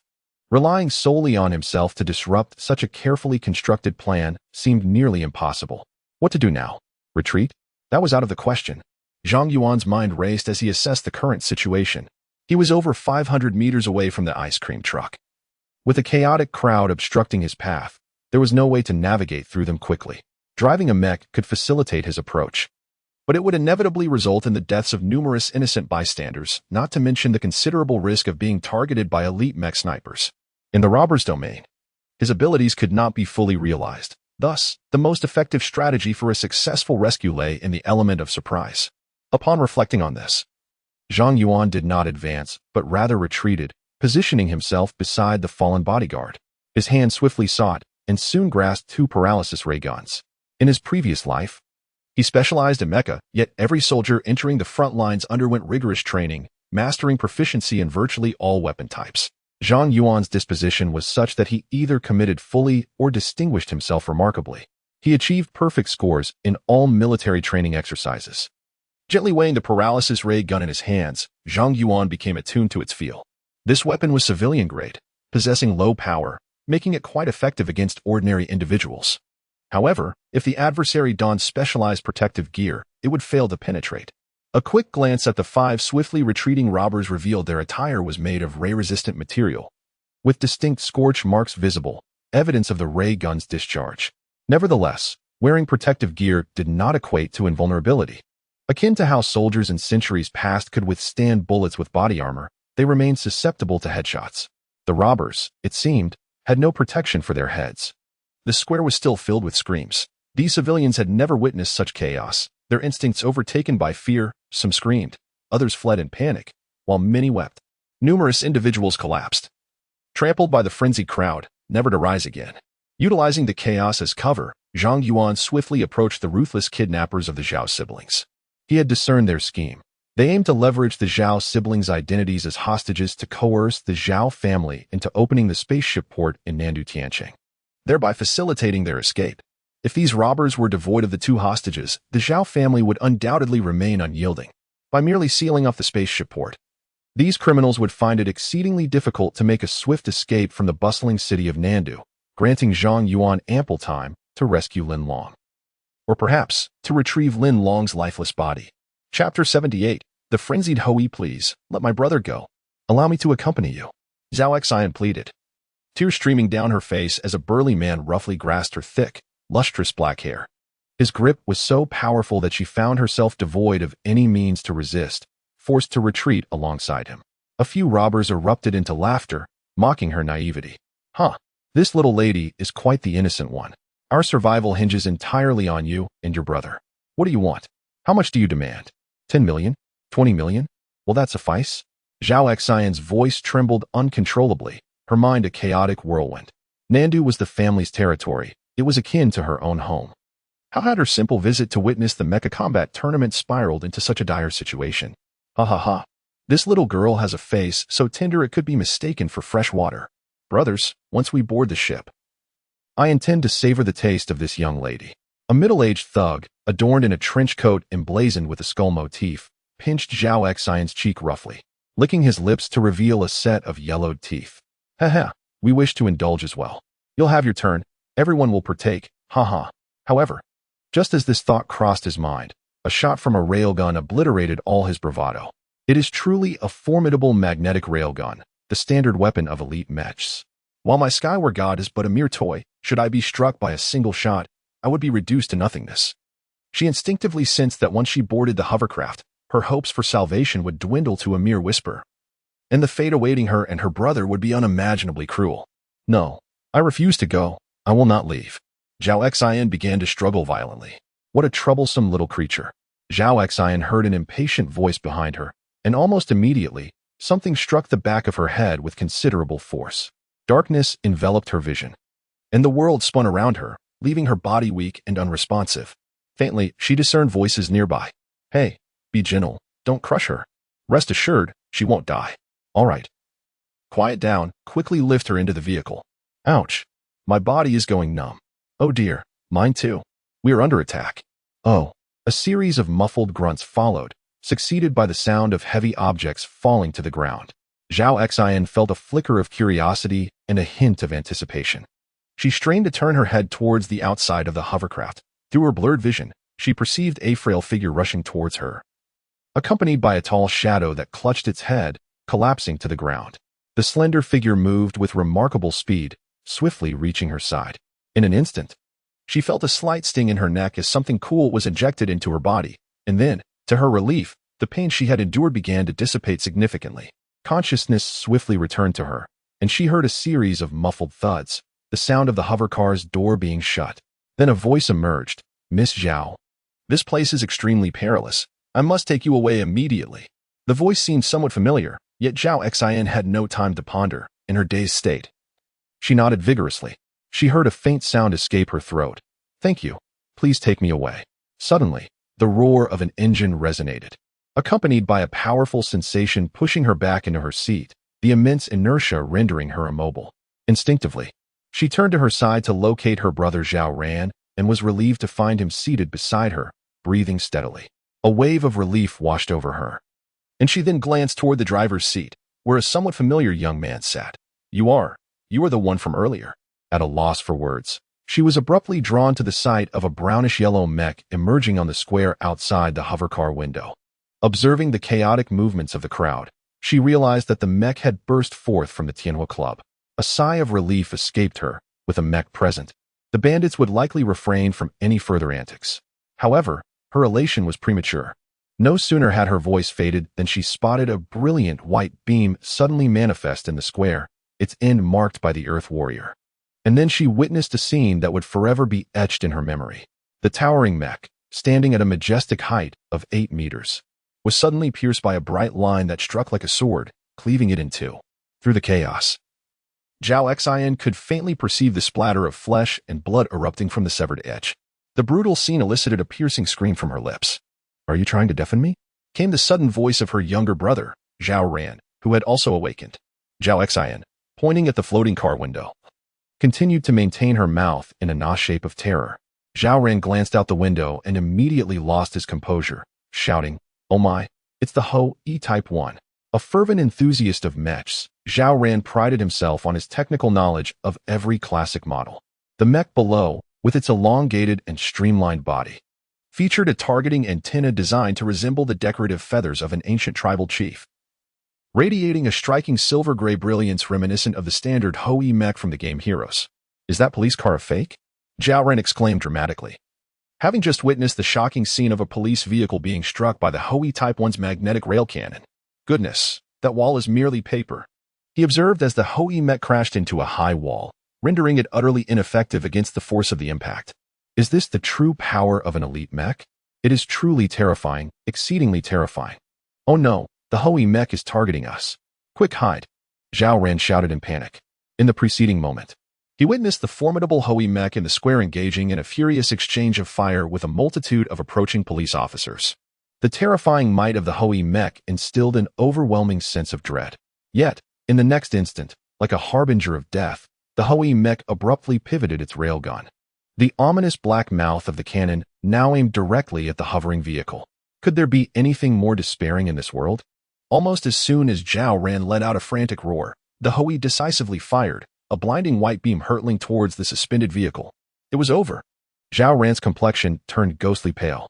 Zhao Xian could only emit a piercing scream that threatened to shatter eardrums. Chapter 79. Beware, boss, there's a master. Mechs, the most formidable instruments of warfare in the interstellar age, reigned supreme. In the earlier years, Earth did not accord the same level of importance to mechs as it does now. The planet was equipped with an array of advanced combat technologies, star destroyers, colossal motherships, individual interstellar battleships, and more, until one fateful day when Earthlings encountered the demon race piloting mechs amidst the cosmic sea.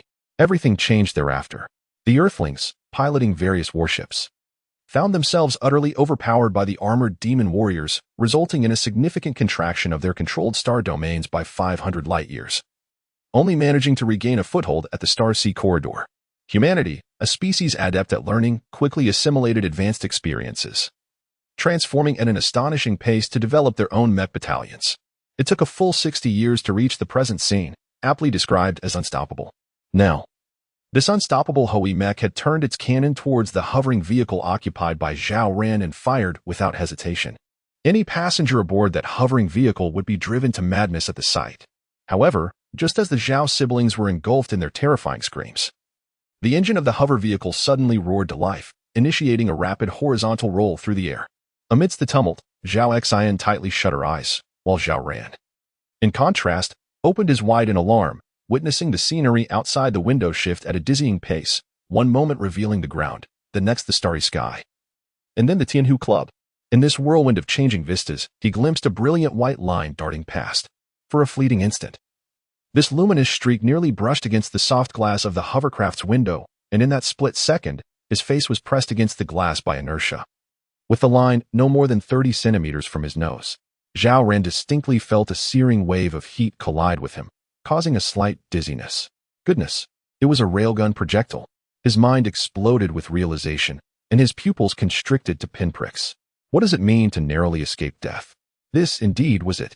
The hover vehicle continued its tumultuous roll, while the terrifying railgun projectile sped away, traveling an impressive 3,000 meters before piercing into a high-strength alloy panel on the 5th level, creating a massive hole exceeding 1 meter in diameter with a thunderous blast.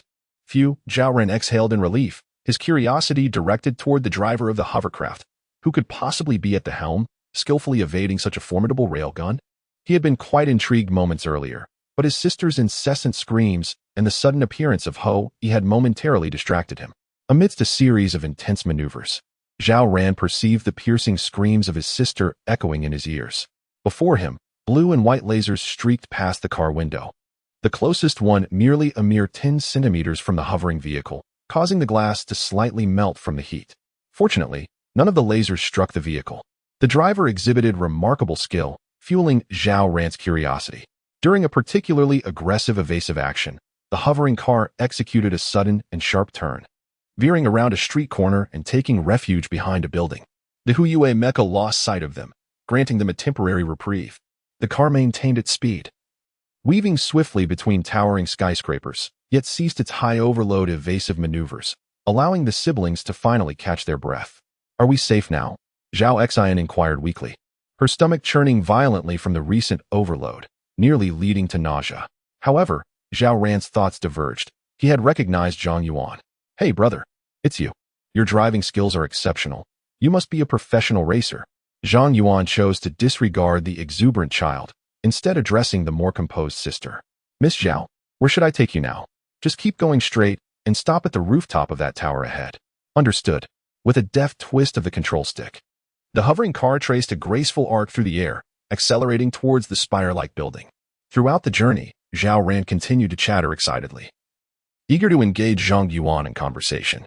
No, you are certainly more than just a race car driver. Those individuals merely possess the ability to drive, yet remain oblivious to evading railgun fire. Are you, perchance, a mech warrior? Indeed, you must be a mech warrior of considerable skill. Am I correct? Ah.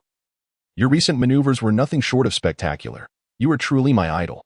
May I inquire about your ID in the game, heroes? Zhang Yuan, however, chose to disregard the chatter, maintaining an impassive expression as Zhao Ran rambled on with his wild conjectures. Just as he was about to reach the spire, the previously silent communicator crackled to life once more. It was the 1,000-mile eye. Can you hear me? Can you hear me? Zhang Yuan felt a surge of joy. They could hear him. The network was restored. He was in dire need of information regarding Lin Long, his vision clouded with urgency. The network still suffered from significant interference. I have established a military band to send you a message. I have pinpointed Lin Long's location. She is currently in a hover vehicle, awake, but her condition is grave. Which vehicle? Zhang Yuan's heart soared with excitement. I am sending you the coordinates. Wait. You must receive this quickly. I have been detected. There is a formidable opponent on the Star Alliance network. I must focus on dealing with him. Zhang Yuan glanced at the coordinates displayed on his wristwatch and swiftly turned to gaze at a low-hovering cargo vehicle in the lower left. Is that the cargo vehicle? The license plate reads Z2321112. His remarkable physique bestowed upon Zhang Yuan an extraordinary vision, allowing him to discern the license plate from nearly 600 meters away. It was that vehicle. Zizi, be cautious, Hui. Zizi, the 1,000-mile eye has once again lost contact. Zhang Yuan's gaze was fixed intently on the large warehouse truck, which was gliding steadily at a height of 1.5 meters above the 4th level. He began to configure the autopilot system for the hover vehicle. After 5 seconds, he turned to Zhao Xian and said, I apologize, Miss Zhao, young Master Zhao. I am unable to escort you to your destination personally. I must go to rescue my friend. That is of no concern, Zhao Xian replied promptly, raising her wrist to dial a number. Hello, Uncle Lu. Yes, we are doing well. We are en route to the Green Capitol building. I have something to discuss with you. It is like this. Ah, Zhao Xian exclaimed loudly. Zhao Ran remained silent. Ever since he had heard Zhang Yuan mention possessing a mech, he had not uttered a word. At that moment, as Zhang Yuan leaped from the vehicle, he immediately leaned against the car window, intently watching Zhang Yuan's body plummet rapidly through the air. Seconds later, his eyes widened in disbelief. My heavens. This guy is remarkably fierce. Just as Zhang Yuan prepared to intercept the warehouse truck, within the truck's rear compartment, 7 robbers exchanged glances, each assessing the other. The 5th team's crew is utterly useless. A red-haired individual growled in frustration. The 5th team was responsible for the abduction of the Zhao siblings. A critical component of Plan B. Now that they had failed, the entire Plan B had become a farce. It seems we must resort to Plan C, remarked a middle-aged man, his face laden with excess flesh. If Zhang Yuan were present, he would undoubtedly recognize this man as the leader of the robbers. A bald man hesitated, pondering aloud. Should we wait for the 4th? He is behind us. No need to wait. The 4th is far superior to us and will undoubtedly find a way out. However, this young lady, whether she lives or dies, truly is a nuisance. The middle-aged man cast a menacing gaze at the center of the warehouse, where a completely naked girl trembled violently in a state of unconsciousness. His eyes gleamed with malice. After all, the next buyer merely desired a face. It would be simpler to eliminate her now and take her head as a trophy. The red-headed robber chuckled sinisterly, his hand instinctively reaching for the dagger at his waist. The leader of the robbers contemplated for a moment before nodding in agreement. You are right. Let us just take her head. He stepped forward, gripping the girl's hair to secure her head, and with a metallic clang, unsheathed his dagger. Casting a glance at her porcelain skin, he cackled. What a pity for such a beauty. He raised the dagger, poised to sever her neck, when suddenly, the intercom mounted on the wall crackled to life, emitting a chilling voice with an unusual pitch. Be cautious, boss. An expert is approaching. The middle-aged man froze. His actions momentarily stalled. The 4th? He exclaimed, urgency creeping into his tone. What expert? I don't know. Wait, I've detected him on the scanner. Be careful, he is heading your way. The 4th's voice became increasingly frantic. Chapter 8. The Night of the Young Girl's Protection, Part 1. On the frigid floor, the girl, Lin Long, curled up, her lips trembling as she murmured inaudibly, Uncle, why are you here? The demon laughed maniacally, suddenly extending its sharp claws to grasp her tightly. Swiftly delivering